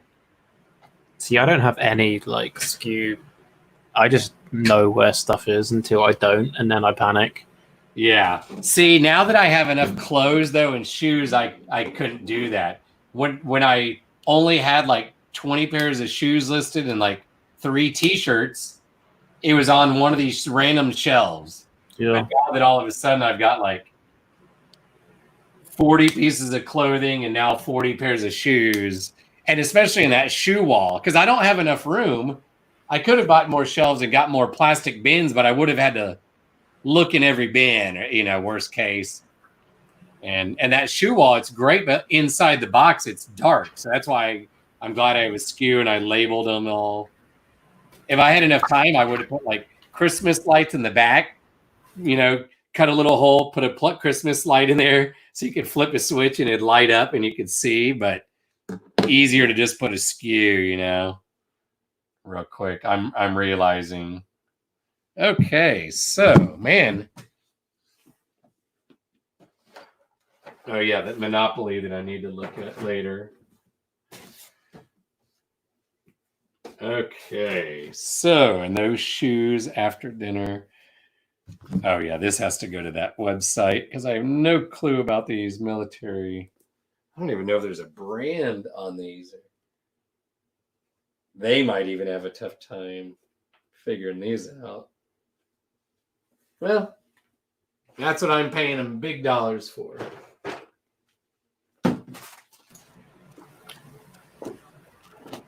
Yeah, that air pillow also, it's like barely fits, but that's perfect for a lot of these boots. I wonder how this company's paying people. Because if you're paying $1.50 a listing, like I said, yeah, you're right. I thought about that before. If they're taking 50 cents and giving the person $1, they're going to have to be listing 100 things a day to earn $100. Yeah, that's not fun. Maybe I hate to say it's someone like in China. Yeah, and like someplace where that's real good money. I mean, worst case, $100 a day here. A lot of people. How are they typing it all out in English then? Are they educated? Like, well, have you checked the descriptions? Are they like bad translations or are they good English? No, they seem good. So, a lot of our call centers, go to India, which I don't generally have any problem with. I know some people are like, I can't understand them, blah, blah, blah. I'm like, I just also look at it different. I've seen some documentaries how it's helped change their society and women's rights. And I'm like, they're working hard. So just ask the question a couple more times, call back. But maybe it is, China's some other place where, they have to hit a goal or something. Or it's just X amount, of $1.50, they get 50 cents of it and the company keeps $1. Either that or they have some really high-tech AI that they're not telling us about. Some of it might be, because you have to take a picture of the tag, the brand. But like these boots that I'm showing, like, I mean, I don't see anything. So I don't know. This one, they might get back to me and be like, and then I'll just at some point do some research and try to figure it out. Or I'll take them to the Army Navy store, and be like, y'all know anything about this? Or there's probably some Facebook, reseller type thing. Yeah. That I could always. I mean, I don't think I would even list something for £1 for someone. Yeah. Oh, yeah. Yeah. Because Brian's talked about like me, if I was going to go full time, he's like, he trusts me in his house and his wife does. So it's like, if I drove down there, he'd be like, well, I could pay you cash $15 to $20 an hour because he knows I can do it all and list a bunch. You know what I mean? And like $15 to $20 an hour, that's not bad. Cash, especially. But yeah, for like a couple bucks, you'd be like, See, now you say $15 an hour. That sounds really good, but then you break that down. Yeah. That's like that's what? If you do 15 listings in an hour, that's $1 a listing. So when you say $4, yeah, right, 4 times 15, but I probably couldn't even get 15 an hour, maybe shoe wise, but 4 minutes a listing, I suppose. So that's probably what, $2 a listing, maybe. Yeah. Which is like £1.50 for me. I still don't think. I don't know. Yeah. Yeah, I get it. I might do it when I go full time, depending on what I'm making. If I need instant cash that day, Yeah. Also, because it's Brian, if it helps him out. Yeah, see, I need to take a picture of the brand, and I'm like, there's no brand. Yeah, see, they're not going to be able to work that. That's going to take them an hour. Yeah, I know. Now I feel a little bad, but I'm like, I don't even know what to. I'm just gonna save that in the draft and come back to that, I guess. They're not on the sole on the bottom. No, literally just a stamp of a size number. I thought at first they were more vintage, and they might be, but I don't know. They look newer now that I look, but I'll probably just spend time. I'll put that on the bottom, which is kind of the look into later. Shoes. I'll clean these sneakers later, but if I have one pair of shoes that I need to look at more in depth, I guess like I can just type in military boots and try to find one and make up a listing, without a brand, just sell it, for its looks kind of thing. Yeah. And be like, sorry, folks. Well, I guess that is all I've got. Maybe. Let's see if I can find this other picture. Close one of my blogs. Dude, I'm getting so many late deliveries on eBay right now. It's pissing me off. What do you mean? People buying or? No, late deliveries, like on your record, like when they get delivered late, you get a like ding on your account. Oh, I see. Yeah, you said. Is the postal just going slower right now? Yeah, I'm getting so many messages from people like, "Where is my item?" I'm like, "Dude, look, I can't help you, unfortunately." Yeah. Like, I know as much as you do. Everything's like being late at the moment. And what really annoys me is they don't send you a message asking. They put in a request, like a case request, straight away. Oh, boo! And then PayPal like takes your money off you. Yeah. They're like, "Oh, we need to put this on hold until this is sorted out." And it's like, I so want to tell these people, don't put a case in for a late. It's late because there's a situation. Like it's gonna arrive. See, and that's sorry that people are like, you're buying stuff. Most people are buying stuff that they want, not need. So you're like, really? If they messaged me before, I would have like if you message me and I don't reply within a day, fair enough. Put a case in. You may think I'm dodgy or whatever. Yeah, but if you message me first, like, dude, this hasn't arrived. Any ideas? And then I'll tell you the situation, and then you won't need to put a case in. Yeah. But they just go straight for the case. I think because eBay directs them to the case. Yeah, probably. I think that's the problem. Like when someone goes onto eBay and they're like, my item hasn't arrived, what does eBay do? They say put a case in. Yeah. So it's not these people's fault, really. It's eBay's fault because they don't say message the buyer and message the seller. Yeah, that does suck. I'm not always the best I always ship it within the 3 days. Yeah, I need to just get better at shipping it like the first day or second, just so that it also then is built in an extra. Well, no, that doesn't matter. I was going to say it's an extra day. No, it's not. It's however many days, but only one person is really giving me crap and they messed up. They didn't put, sweet, I found the picture. Well, the problem is, right, if you buy your shipping label through eBay, even if you ship it the next day when you've got 3 days grace, then update the delivery time to that when you purchase that label. Yeah. So if I buy from you on a Monday and you don't have to ship till Wednesday, it will add like an extra 2 days onto the delivery to cover those 2 days. As soon as you buy a label through eBay, it will take those extra days off. Okay. It would have said like it would be 27th. I know what you mean. I've realized that. Yeah, because I've bought labels and like, oh crap, it's for that day, and I'm not mailing it that day. Yeah. Most of the time now I do. Like I bought a printer about a month over spring break, right when all this crap started. So I now can print, but I was printing at school on the copier, like off a flash drive, or I go to the apartment office. They have a resident computer and printer, but sometimes I'd print at night and I'd be like, oh, now I'd be printing it sending it the next day. But yeah, what if that was day 3 already and it's not scanned? But I don't know. I'm confused on that. Or is it it's not scanned, but the deal is bought. So once you put it, it's fine. It will count as you've like activated the delivery thing. yeah.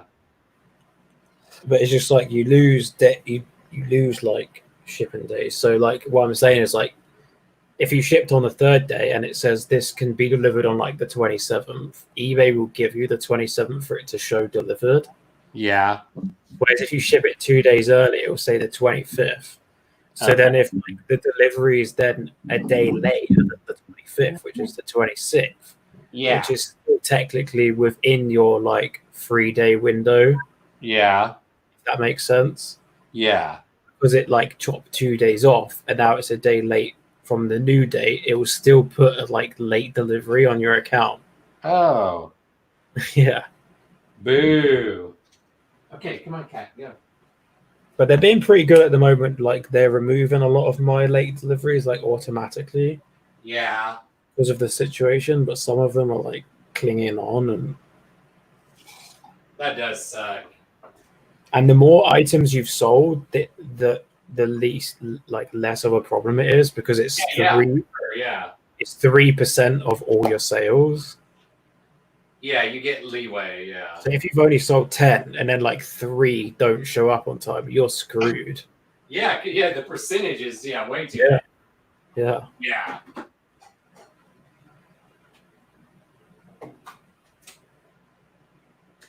Now I gotta.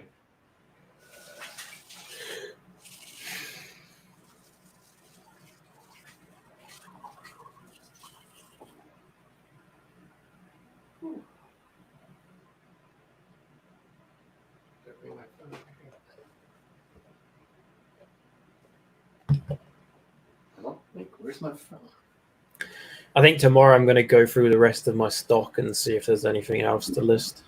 Yeah, might as well. Yeah. Like you say, especially since it's all selling. I mean, that stuff that I listed, like that's probably like 150, 200. Yeah. Hey, we maybe have a third watcher besides me and you. I think it's Brian's account. Could be, but earlier it just when I went to YouTube it said 2. So there might actually be someone else. Anyone else out there? Anyone else? Maybe not, but I can't believe I've been on YouTube for 8 hours. That's insane. Yeah, That's I need to do day without a break. Yeah, I need to do one of these on my channel. Jeez, get my watch time up, even if it's one person. Hey, I remember where you didn't need watch time and subscribers to get monetized.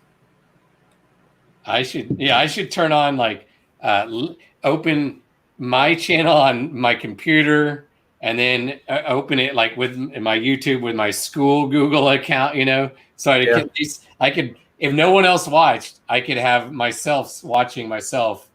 Well, you can put all your videos in a playlist and then leave it on repeat, and it will like watch all of the videos on repeat through the playlist over and over. I've done that once or twice. I feel weird somewhat doing it, but I did it for me and Scott and Brian and Kevin. I think I put some of yours on one day. I did eBay Poshman a little, Yeah. To just put it on mute on like a tab while I'm teaching or something. Yeah, I keep meaning to do that most days for the people that I know. When you're teaching, you accidentally unmute it. It's like, hey guys. Yeah. My video starts playing. They're like, wait, what? I should have put yours on, in the background, and they're like going, what? Where's this British accent coming from? Mister, what's a car boot? Maybe I'll put that in Monday for Google Classroom. I'll be like, hey, hope y'all had a good weekend. Message. Hey, I'll do a lesson. Car boot is. I'll do a lesson for you where I teach them real English. Welcome to English class, where we actually learn English. That'd be funny if I had you record something for 2-3 minutes, the audio, and I put it up there and be like, or you speak, and then you just read some sentences or make up whatever, and then be like, for extra credit, for fun, translate what he just said. And you say like rubbish and garage, Yeah. Howdy, y'all. Welcome to the video. That would be great. Welcome, y'all.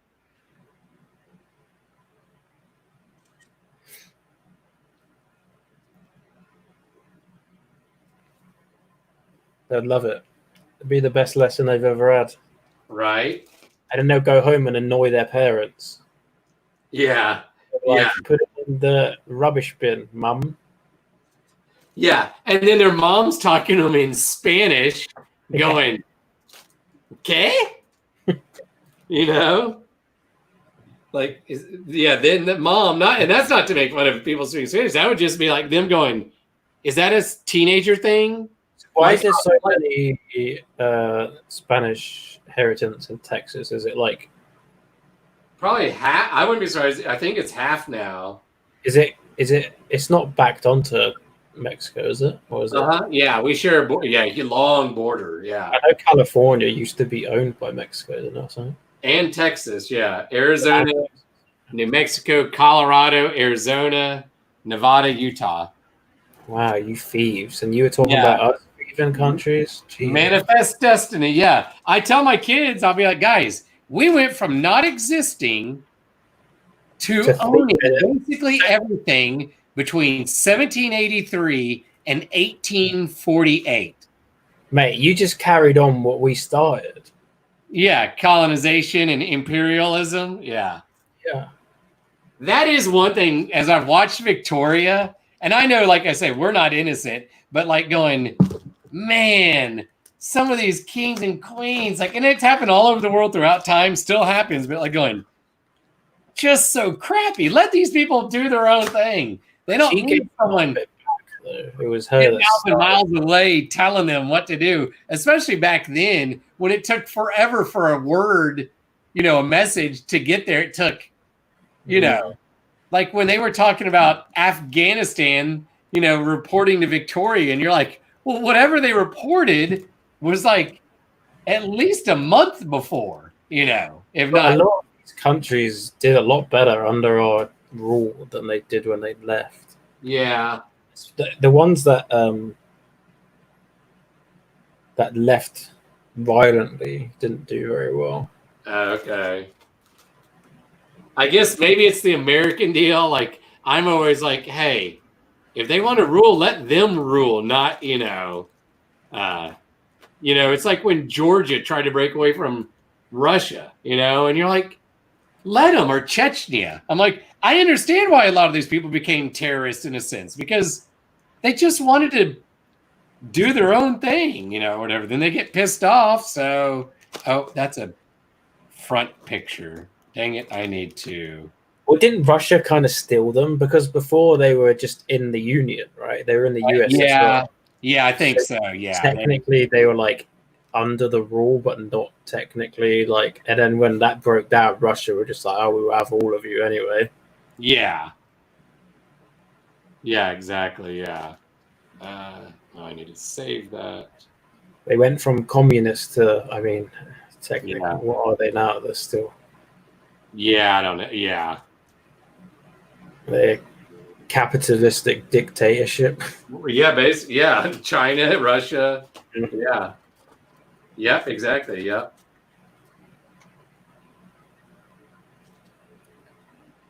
I mean, China's capitalistic until you build up your company, then they steal it off you.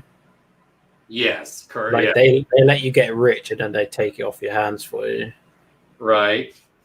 So, or they mingle their way so far in. Yeah. That you have to do everything they say. Yeah. Like Huawei. Yeah. Yes. Yeah, and all these countries like going, I'm not sure we want y'all over here, really. Yeah. Yeah. Yeah, when all that weird stuff hit a couple of years ago and everyone's like, I think we're good. Yeah, but Germany were like, you can do it for us. It's fine. Yeah. I'm sure they changed their mind now, though. Yeah. Oops. Where do I need to get favorites?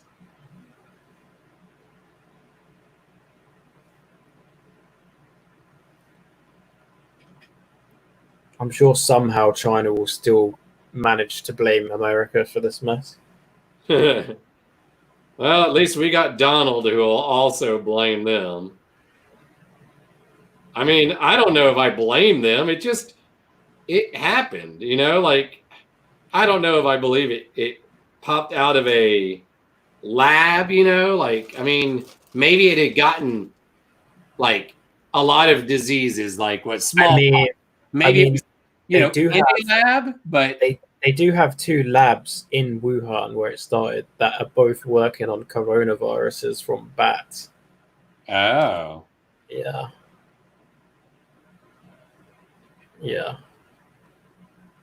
And that's a fact. That's not me just making that up. That's actually a fact. Yeah. But you know what I mean? But it's like, did they release it? I mean, I'm not saying that they were making a coronavirus as an offensive thing. I'm just saying, like, they were researching coronaviruses, probably to protect themselves, and then maybe something went wrong. Yeah. I don't think they released it. Because if they're doing that, they would have done a better job. They would have done the whole thing like the Spanish explorers did with the natives, rubbing it on a person with smallpox and giving it to the Indians, and then they get sick and they know that they're going to, win this battle and just sit back and watch them die. The Chinese would have given it to their people and said, we're paying for you to go to America. Get on a plane going to this city, you know what I mean? They would have put 100 people on planes going to 1,000 cities around the world if they really wanted to weaponize it.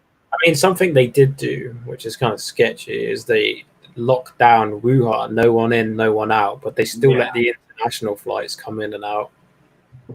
Yeah. Yeah, and like I said, I still believe maybe it is millions of people. Who knows? A lot of people over there died. More than 3,000, surely. It's in the hundreds, for sure. It just doesn't make sense with 1 billion people. That doesn't. I mean, I'm not a scientist. I don't play one on TV, but come on now. Yeah, it's don't know. Yeah. Well, apparently they reopened Wuhan the other day. They let people go out to restaurants, and guess what? No one went out to the restaurants. Yeah, I'm gonna be, because like I said, here we're gonna go small, bigger, big, But I'm like, I don't want to go until they say it could be. I wouldn't want to go to a restaurant until they said you can go to like the baseball game, basically. But like, just think about that for a minute. Like, the Chinese people are so brainwashed by their government. Their government has said it's fine to go back to restaurants, and they've seen some stuff that's making them not go out to the restaurants. What have they seen in Wuhan themselves that's made them go, actually, maybe we shouldn't listen to the government and go out to the restaurants? Yeah. Like, they've seen some shit. Yeah, good point. Yeah. So I didn't know that they weren't really, because I've seen pictures where people are out, like on some mountain, like, some touristy deal, so. How do they have like 1 million small restaurants in Wuhan? Wow. Yeah. Which sounds like a lot, but they have like, what is it, like 17 million people in that tiny city? Really? Wow. I mean, I knew China has a bunch of cities that are ginormous. Yeah. Like 20 cities over 10 million people or something insane like that. I think it is.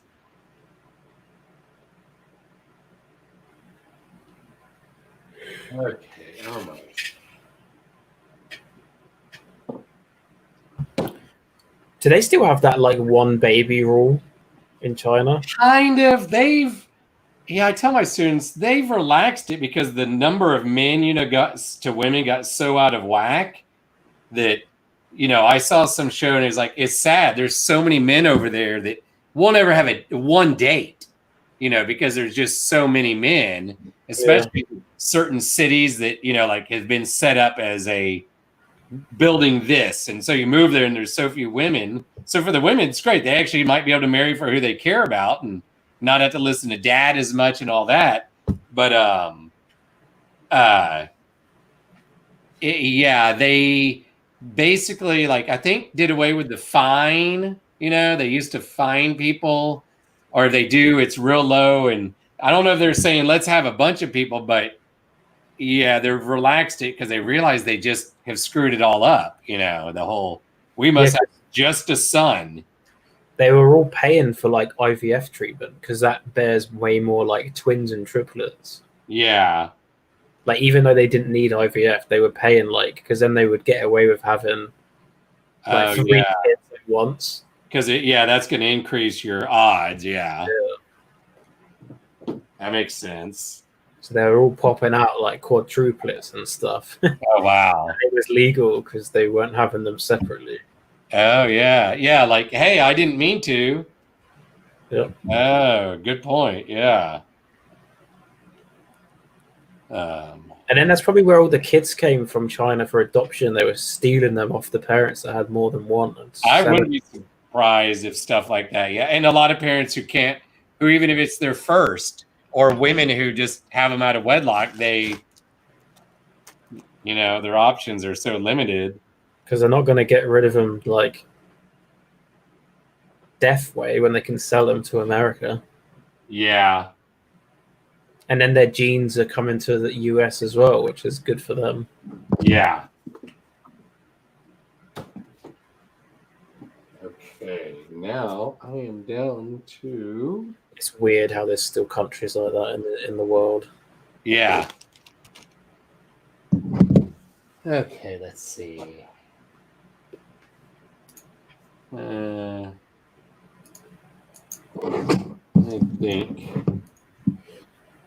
think, Jay, I'm going to call it a night here because I think I'm going to eat and I might work later, but since it's 8:10. How do you reckon old North Korea are doing? Right? Do you reckon they've had any? We're not going to know anything about. I did open a tab on Google so I can read later. I typed in India Corona, and here's a headline: how the Corona outbreak in India was blamed on Muslims. That's great. Oh, lovely. Yeah. That's not even China. Yeah. India, here's another headline: Worldometers or something. India Corona, I didn't even click on the article, confirmed almost 15,000, only 500 deaths, they're saying. Yeah, right.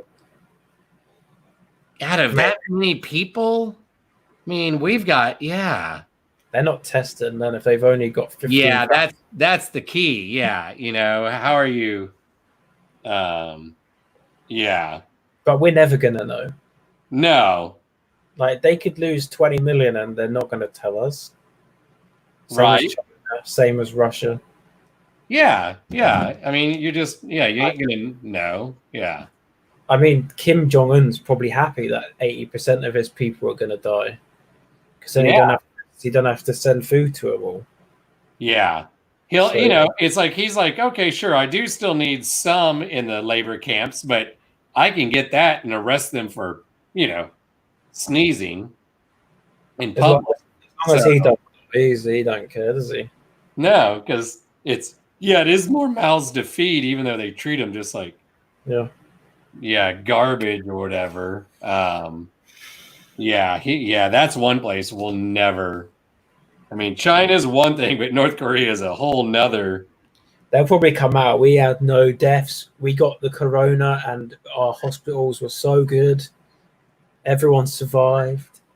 It'd be great if Kim Jong-un came out and did like a Trump imitation. Like, the numbers are tremendous. They're just tremendous. They're beautiful. The hospitals here are beautiful.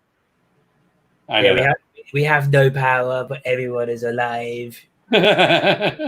Unlike China. 3,000 deaths in China, 0 in North Korea. Yeah, because remember, Kim Jong-un has gotten like, something like, hold on, before I tell you this, I want to Google whatever it is I'm about to. He has like 500 women, probably.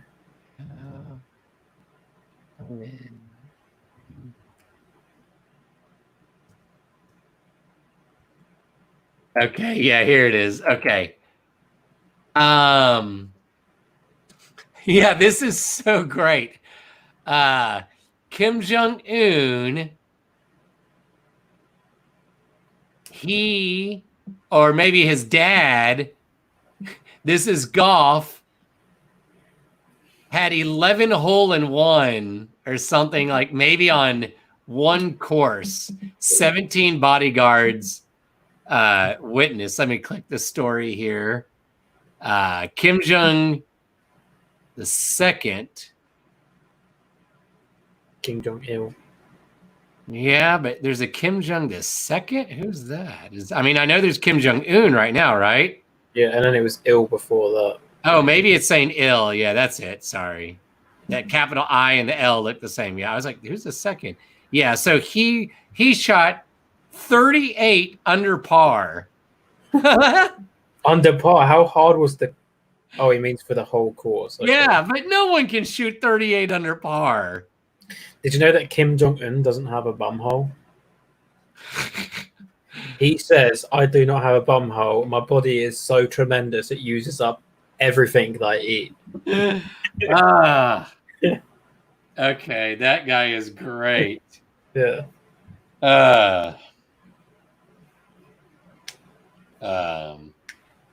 I'm texting Brian. I said a couple minutes ago, I was like, we're wrapping up in a few. He's like, let me know.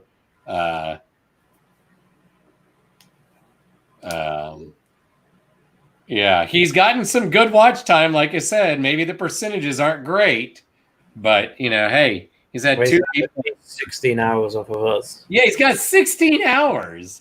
He should be paying us, man. What, 10? Right? Running your channel?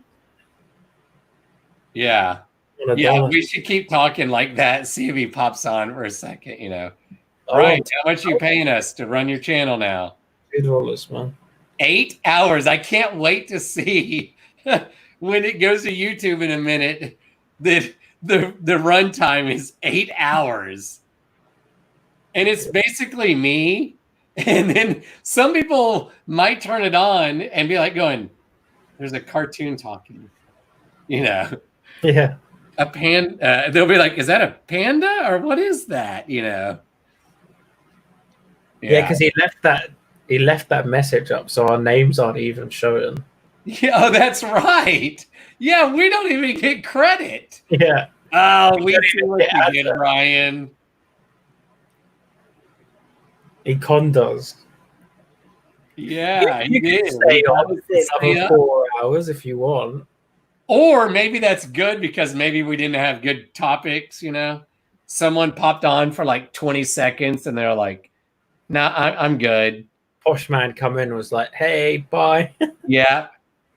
It is weird. I'm clicking on the YouTube tab and started streaming 8 hours ago. I'm going to give it a thumbs up there. So there's 7. Thumbs down till I get paid, Brian. Yeah. Yeah, you better pay us, man. Right? Yeah.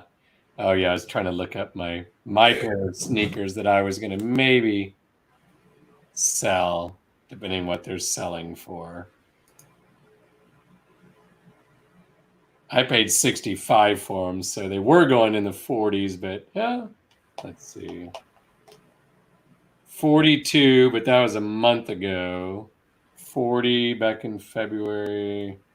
Dude, I'm getting hungry and it's like 2 a.m. Right? Yeah, that's the main reason I'm going to go in a second because turn my light box off. I'm like, I guess those things can go forever, but also give it a break and eat something before I start again. Is that halogen light? I guess just LED, right? I don't know. I think the one on my photography lights, they get really hot, so I'm pretty sure they're halogen or something. I can touch these. My hand's right on it right now. Yeah, see, mine, your hand would stick to it. Yeah. It's like that. It's like the 2-prong one that twists and meets at the top. Oh, yeah. Yeah. The tubes. 42, 35. Yeah, maybe I won't sell my sneakers. These are good. There's not so many. I might list them and then list them. I mean, if you're not going to be running for the next 3 months.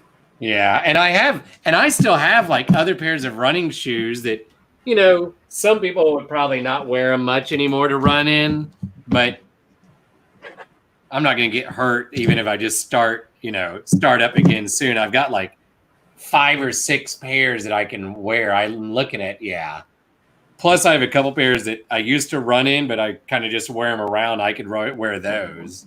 Yeah. So, but I just thought, hey, if I can make 40 and I paid 60, I think he's going to come out in a minute. I just said, you want to come cut it off in a second? Let's look up these Nikes. Okay. Oh, yawn. See, like I know I can't stay up too late because I'll wake up. My cat will wake me up to eat. See, and then I'm trying to just get back kind of on a schedule, even if I don't start working right away. I was like super tired, like midday. Like I could have fallen asleep like 7 hours ago. Yeah. That's why I didn't join straight away, because I was like nearly falling asleep, and then I ate, and then I was fine. I had a day last week or 2 weeks ago. I slept from like noon to 4.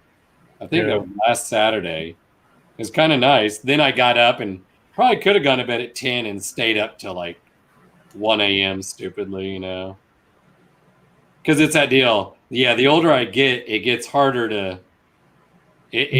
Sleep is getting more. When I was your age, man, I could stay up till 2 a.m. every night and get up. And that's what I was doing, and I was fine before. Like a few years ago, I was fine doing it, but now, like if my sleep's bad, like it makes me physically sick.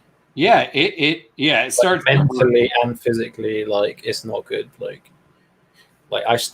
days start mingling together, and then my mental psyche goes. Yeah. And then I'm like forgetting stuff, and I'm like, oh wait, that is not good, man. I need to fix my sleep. See, these shoes here, one sold recently for 10, another sold 3 weeks ago for 12, then another free return. So how good are shoes gonna sell right now? Who needs shoes? 28, then 16. These are skating shoes. Part of me is like, I guess I might as well list them. I'm not going to clean the soles up. Maybe I'll spray the cleaner on and magic eraser. So who's buying shoes right now? Why does anyone need shoes? I've sold a couple pairs. I've not sold many pairs of shoes ever. I mostly sell my random hard shoes. I've not sold any shoes. I guess. Might as well list them for a couple pictures real quick. I got like a pair of Pumas and a pair of Nike shoes and some other Nike football. They just don't sell. I don't know why. They're good ones as well. They just never. Are you on Poshmark too, or? We don't have that here. It's not open yet. Oh, that's right. Is there anything like that, or? The closest thing would be Etsy. Okay. Too bad you can't. I think there is something else for clothes, but it's like so small that like no one uses it. Yeah. The good thing about America, right, is like so many people that even if like 1% pick up a new thing, like there's still enough people to like buy your stuff. Yeah. Whereas in the UK, like it takes a long time to build enough people for a selling app to be feasible. Like I could stick my stuff there on day one and maybe nothing will sell for 3 years. Yeah, that's insane. Yeah. Ooh, like because I think Poshmark's gonna struggle in the UK. Like how many people are gonna start selling clothes on Poshmark when they have eBay and all that already? Yeah, like it's gonna take a long time. I guess they're like, hey, as long as we're making X amount to cover the cost, at first. Yeah, I mean, isn't it just clothes and shoes at the moment? Yeah, and jewelry, and I think Brian's about to come out. Hey, Brian, hey, what's up, man? Hey. So we've run your time up, but they just realized you left the link up, so neither of our names were up there. So if we had bad content, that was good because it won't hurt our channels. If we had good content, screw you. All the political talk. Yeah, we've talked about everything. We've talked about how big British money is. Some of it's made out of plastic. Yeah. How many cases of corona in India, China, Russia. China? Mike popped on and showed us all the stuff he picked up today, and Jay was able to help him because a lot of it was like video games and stuff. So Mike loved it because Jay was like looking up some, or he just knew. Wow, that's good. Yeah. How many listings you got a lot of work done, huh? Yeah. I've switched to my laptop so I could charge my phone, but almost every pair of shoes, I'm down to these skate shoes from the unit, these old school Skechers that I need to just clean up real quick. And I just looked up my pair of running shoes that only a few have sold, so I might end up keeping them. And I have one pair of random boots I bought at the school garage sale, as we'll call it. No brand, so I can't even send it to Sellhound. But everything else is either shoe-wise is about to be listed or is on Sellhound. Wow. So I think I'm at 60, early 60s for the my listings probably. Well, hey, if you don't hit your crazy goal, I mean, that's still a good week. Yeah. Oh, I'll hit it because I'm going to, when you end this, I'll list these 2 other pairs of shoes, make something for dinner, and then I'll just try to pop right back up and go grab like men's Hawaii I can flat lay clothes. How much stuff do you have left to do? Huh? How much stock do you have left to do? Oh, I've still got like, I bet clothes wise, I got 100 pieces of clothing. So you're not going to run out anytime soon. Yeah, my cousin Angie's given me so much, and yeah. You know what's funny? It's like some days like you're just not in the mood, and you don't. And then I'm going. And you'll do a day where you just like kill it. Yeah, I'm not always the best employee for myself. Yeah, I'm a better, like I say, cog in the wheel guy. You know, for someone else. Do you find it easier to work for yourself or for someone else? Myself, for me. Yeah, same. I mean, I got some fruits you can come list, man. I told him, that you'd pay me, and he was like going, well, amount per hour, and his blah blah blah, you know. So I was like, he'd pay me more because he knows I can do it, and he trusts me in his house, and his wife would. We were trying to work out how the staff Sellhound, how they get paid. Like, how does Sellhound pay their people? Is it like maybe someone in India or China who only gets 50 cents out of every $1.50, but for them, yeah, it has to be, dude. Because if they do a bunch in a day, they made a good salary. Yeah, if they got $1 per listing, they're still like they have to do like 80, 100 listings a day to make a decent like. And that's not, that is like torture. Like, it's like, y'all are right. There's no way a person here can do that. And like I said, unless they have some insane AI that they're not sharing with anyone. Yeah, an amazing AI, and then maybe they just have a skeleton staff of real people. It's part of the dark web that we were talking about earlier. You know what Chris Daily Refinement was talking about on one of our calls, because we were talking about like Poshmark and how you have to have a VA, and really the truth is like I do. I use Reseller Assistant, and they share my closet 4,000 times a day, times 30 days. Say 30 days in a month. That's 120,000 times. Yeah. For what is it? For like 125 a month. So it's either they're either outsourcing it out of the country or they're using a bot. That's probably a bot. Yeah. Yeah, and I mean, like Chris said, it doesn't really matter. He says, most of the successful people on Poshmark, that's what they're doing. Yeah, you got it. Poshmark is aware of it, and they're okay with it. But that's why they put the captchas, and they will throttle you at about 10,000 clicks per day, which is a lot. Because Poshmark is literally running on an old Twitter framework. It's like the exact same website as Twitter. Yeah. What is that? I don't even know what that. Twitter's like Facebook, but like. Okay. Well, he says that like Poshmark doesn't have enough cash, like they don't have enough revenue to really do the big upgrades that they need, and that they want to go public, but it hasn't happened yet. That's why I guess they're doing TV commercials just so people buy more, list more. Growing, the platform is growing. There's no doubt about it.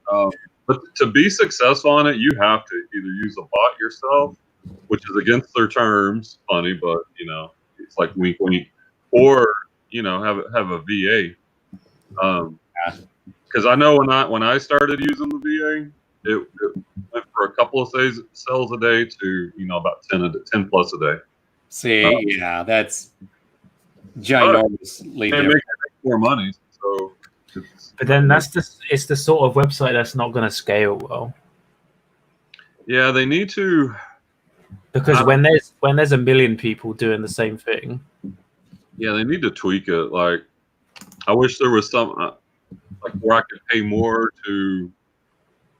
Like there's no difference, and they say that they want it to be democratic, but how is a seller like me that does as much sales as I do compared to somebody that's barely doing anything? There has to be some, like on eBay, there you at least get top rated seller, which isn't great, but it's something, right? There has to be some type of differentiation.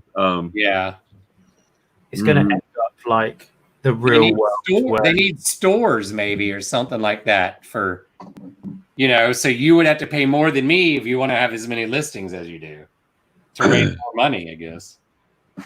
Or like eBay does promoted listings. Maybe, I don't know. Maybe you could pay to get.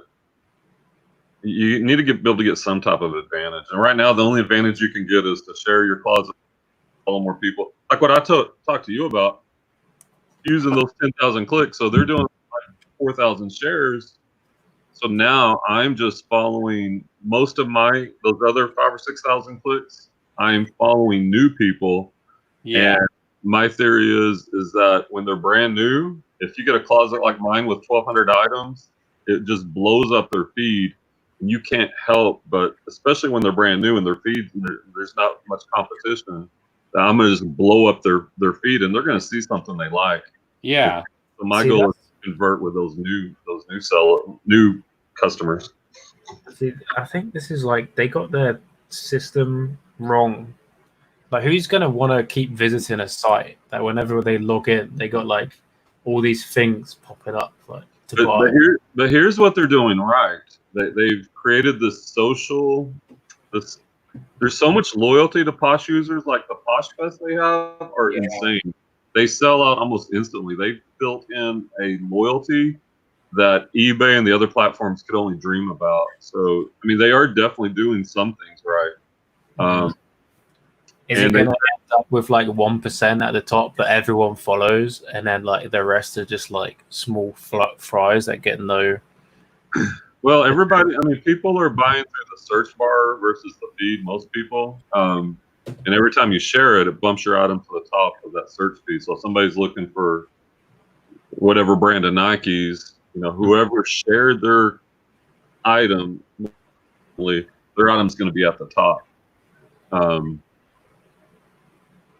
And I know, like for somebody like me with a big closet, that's kind of a disadvantage, to be honest, because even though mine gets shared 4,000 times a day, that's only like 3.5 rounds of my whole store. I don't know, but I'm doing some other things that help convert. I'm doing bundles, 3 for sales, which works. Yeah.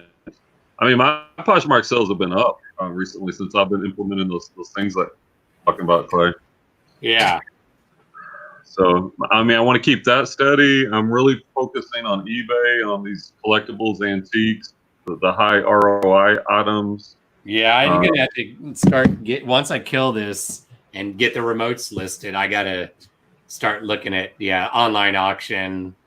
Relatively easy in a sense. Yeah, it's just one more tool. I mean, once we're out of this situation we're in and we can source, that competition will probably drop. The competition's more fierce there because it's one of the few ways you can source right now. So I don't know. Crazy times. Yep. And I kind of like Mike. Did he talk about buying out estate sales or anything when he was on? He does that, right? Yeah, he does. He didn't. Maybe we try to get him on this week or something.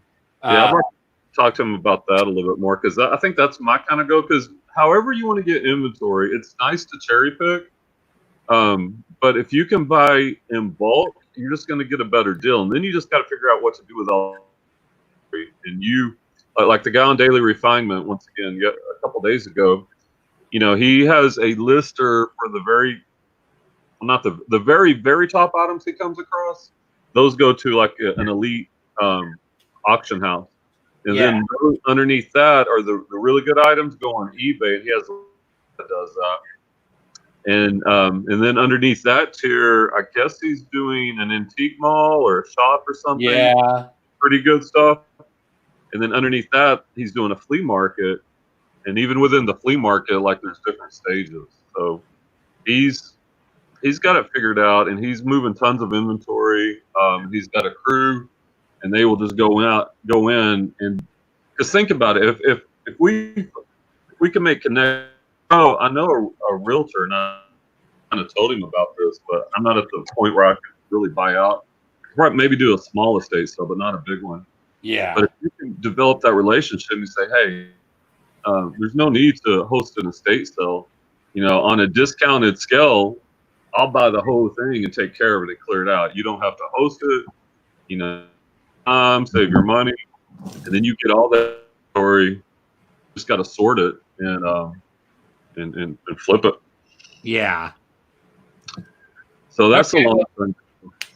We got you to 8:30. I'm now at 27 for the day. So I'm at 59 for the week. So I'm still behind because today's Saturday. So I should be, if I'm trying to do the ridiculous 15 a day, I should be at 90. So I'm 33 behind. So I need to do it at least another, probably like 20 or something today. I can do that, especially if I do ties, You do something easy. Ties, the T-shirts and the Hawaiian shirts that I know are on eBay. I can just flat lay real quick or turn the female mannequin around.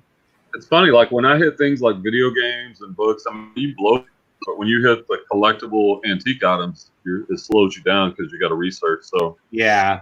Well, now part of me is tempted to look up some more of the Avon. I'm so glad I did here. Last thing. I mean, that boat is just awesome. That's pretty cool. Yeah. The boat with the box. I need to make room on it. I don't really have a display shelf. I took down when I clean my kitchen and get my counter back, maybe I'll set it on top. But yeah, Jay, I have your address, so I'll pack it tomorrow. You want me to send it with the cologne and stuff inside, or you want to pour it out, or what? Yeah, I guess. Send it with it, okay. Yeah. Yeah. Does it smell bad? No. Let's see. This one, I don't know if I'd open the big. Are you allowed to say ship? I don't know. That's what. Oh, this is talcum powder. Yeah, like that makes sense on the tanker. Yeah, I think you are. I would just maybe put a box inside of a plastic bag in case anything happens. It's still contained. Yeah, I'll figure out something because part of me is tempted to almost maybe I'll get a box big enough that I could somehow put bubble wrap or something inside of this, put this in a poly bag. So because the box is pretty cool too. I don't want the box to get ruined even somehow. Hey, you know what? And this is really more y'all than me. I was in it for 4.5 hours. I'm looking at Mike's comments and insanity at the 5-hour mark. Like, there's no way that Scott or Kevin or anyone has done 8.5 hour live. Should we in our group message just say, Clay just went for 8.5 hours on my channel. Yeah, I'm gonna screenshot this and put that I need to do it on mine, like I said. I'm gonna give y'all credit. Maybe Monday morning I'll start early, and then I'll do it on a day where I don't have to do anything. Maybe I'll hold on just a few more minutes. I do want to send this to them. Let's just see what the reaction is. Okay, yeah. It's nice to just chat as well. It's like Sophie's going insane right now. Yeah.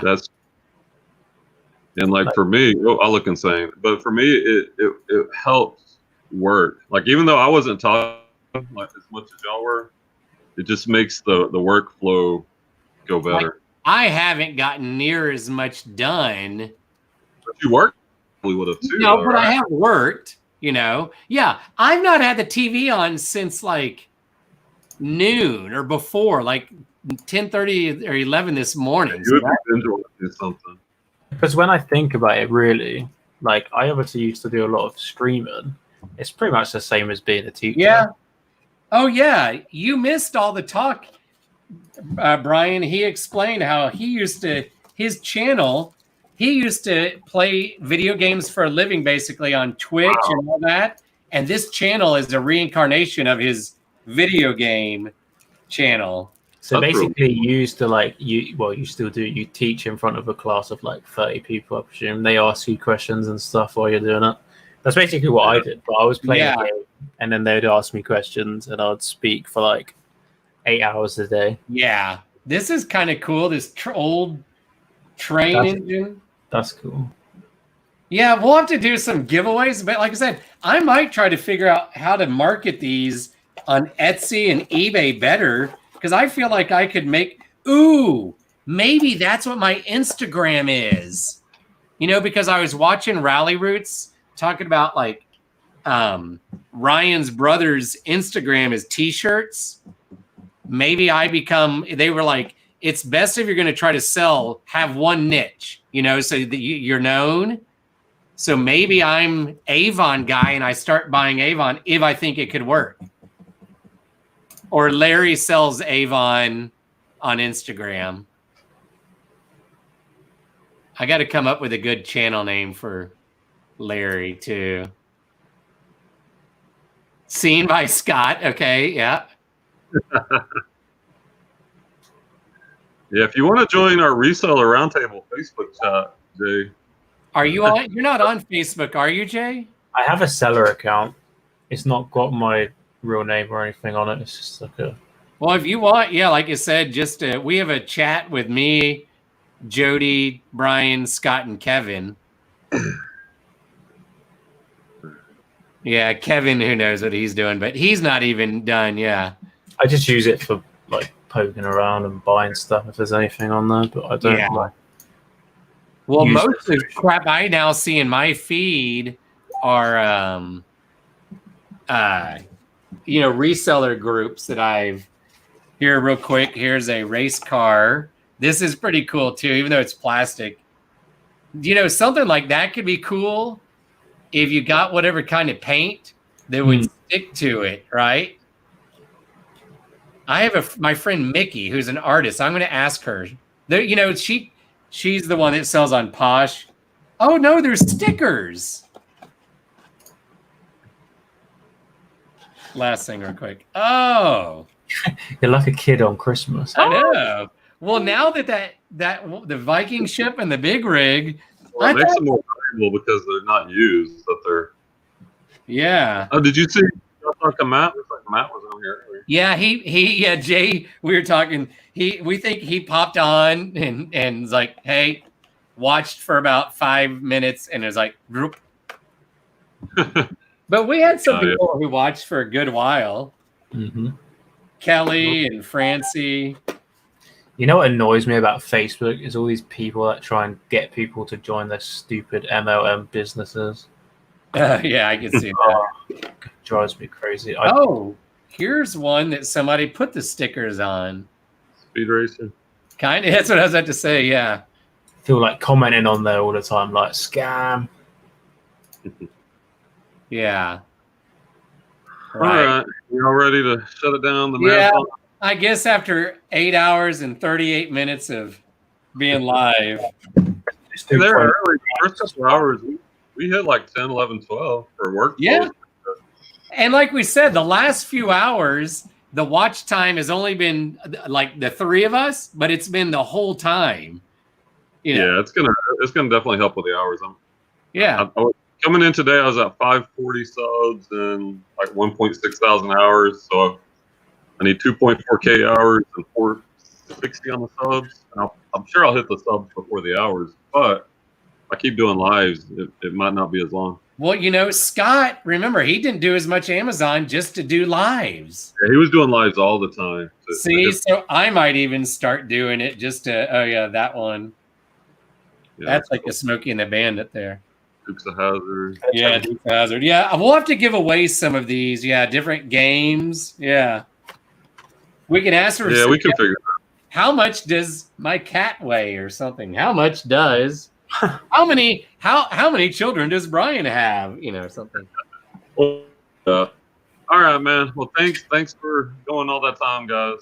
Yeah, Jay. If I decide to go live, I'll comment on one of your videos or something. You know, I'll probably try to go live. Like, you know what we can do sometime? We can do a live reactionary. Like we can watch one of his videos, like try to pump subscribers there, and just react to it. Let's do that sometime. Like what? Watch one of Jay's reactionary videos for people. Like PHP does it. They do it with Gary P, right? Yeah. Where they watch the video and then they're comment on it. Yeah. So we could do that even on a live show. Like, oh yeah. I could even title it. I don't know. Like Jay, tell us which one of the videos and react. I don't know. We'll figure out the title, but basically somebody was in the. So you're saying like somebody who's watched like Jay's video, we'll go live, like what we've done, how we dropped in on shows, but we'll go live, and the whole episode will be watch another video and to comment and react on it. We'll pause it at certain discuss. You know, almost like we could watch ours or big channels or people we like that may like. And then we can even take requests. Maybe if anybody cares. Because like I like that Tesla picker guy or something, you know, and maybe you've never watched, you know. Like like I keep talking about Daily Refinements video that from a couple days ago. Like that would be fun for me. Yeah. To sit here and hey, let's break it down and talk about it. Yeah, that'd be good. Yeah, because Jay, you can pop on and comment and stuff. Yeah, whoever wants to come on, we can. I want to get whoever that guy was. It a Socratic seminar over a YouTube video. What? Well, you have my permission to watch whatever videos of mine you want. All right, cool. What about that? His name wasn't Captain Underpants, but that other British guy. I want to get him or something. And we should also I watch a guy, David the car boot picker or something like that.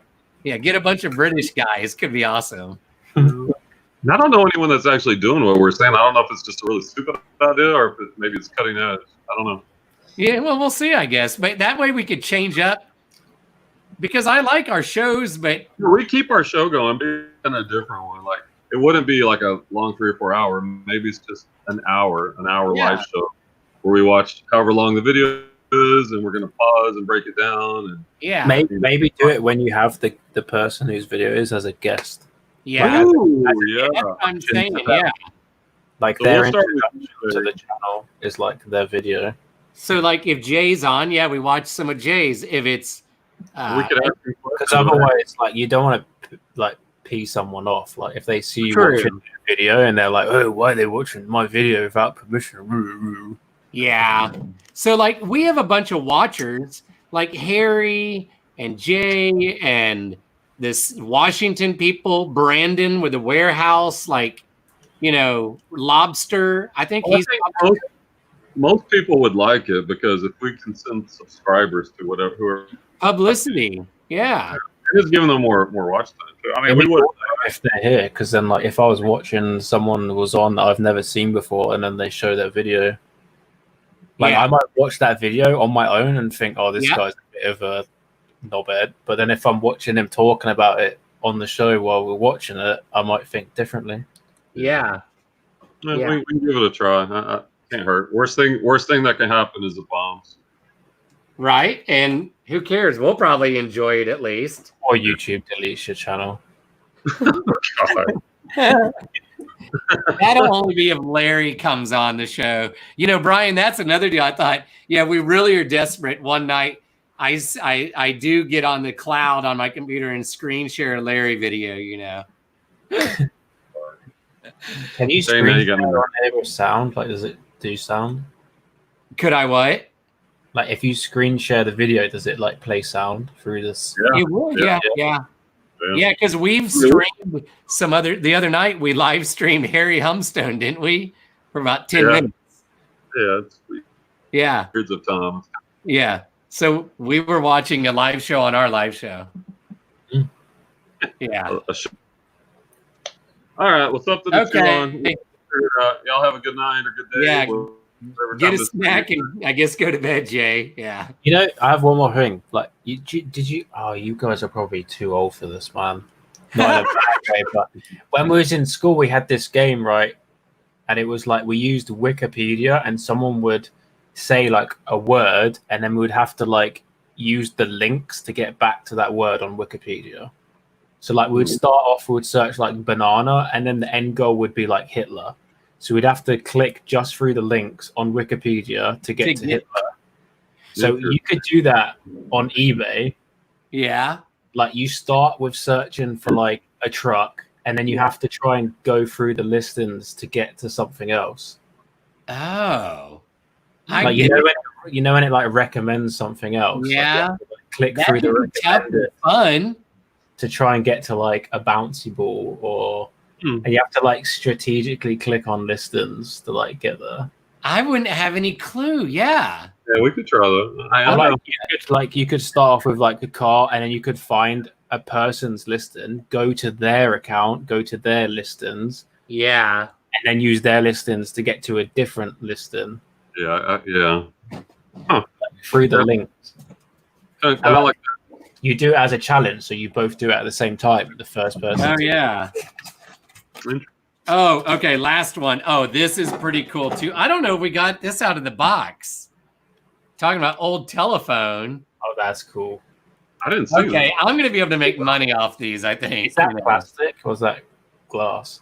Glass with a plastic top. The rest is plastic. Okay. Yeah, that's pretty cool. Dude, Avon actually making some decent.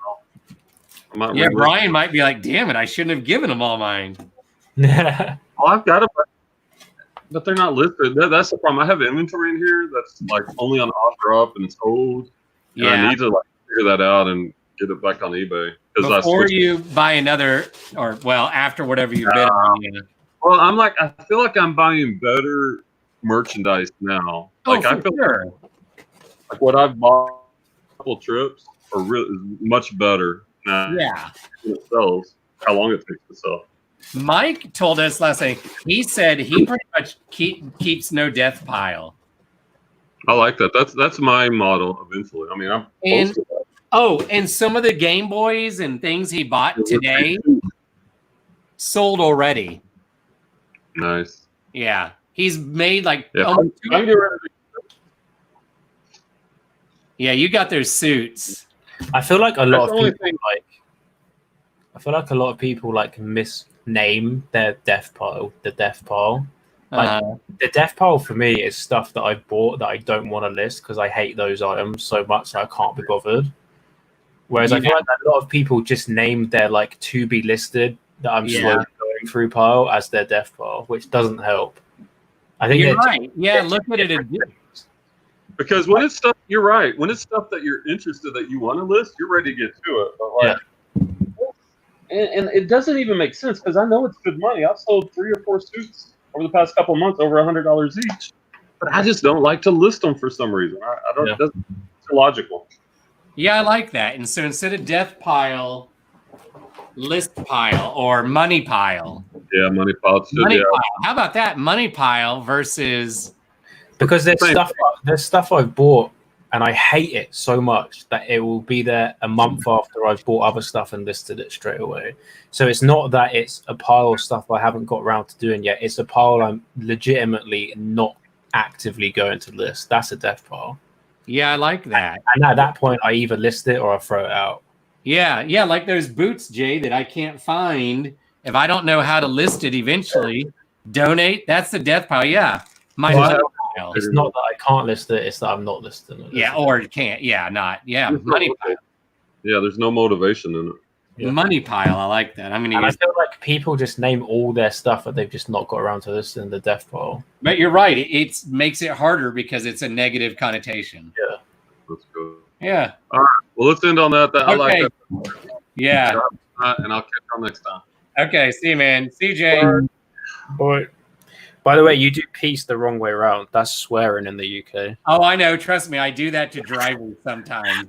I'll be like, when I'm pissed off, because I know I shouldn't do that because lots of people have guns in Texas. So I'll just do that and be like, peace.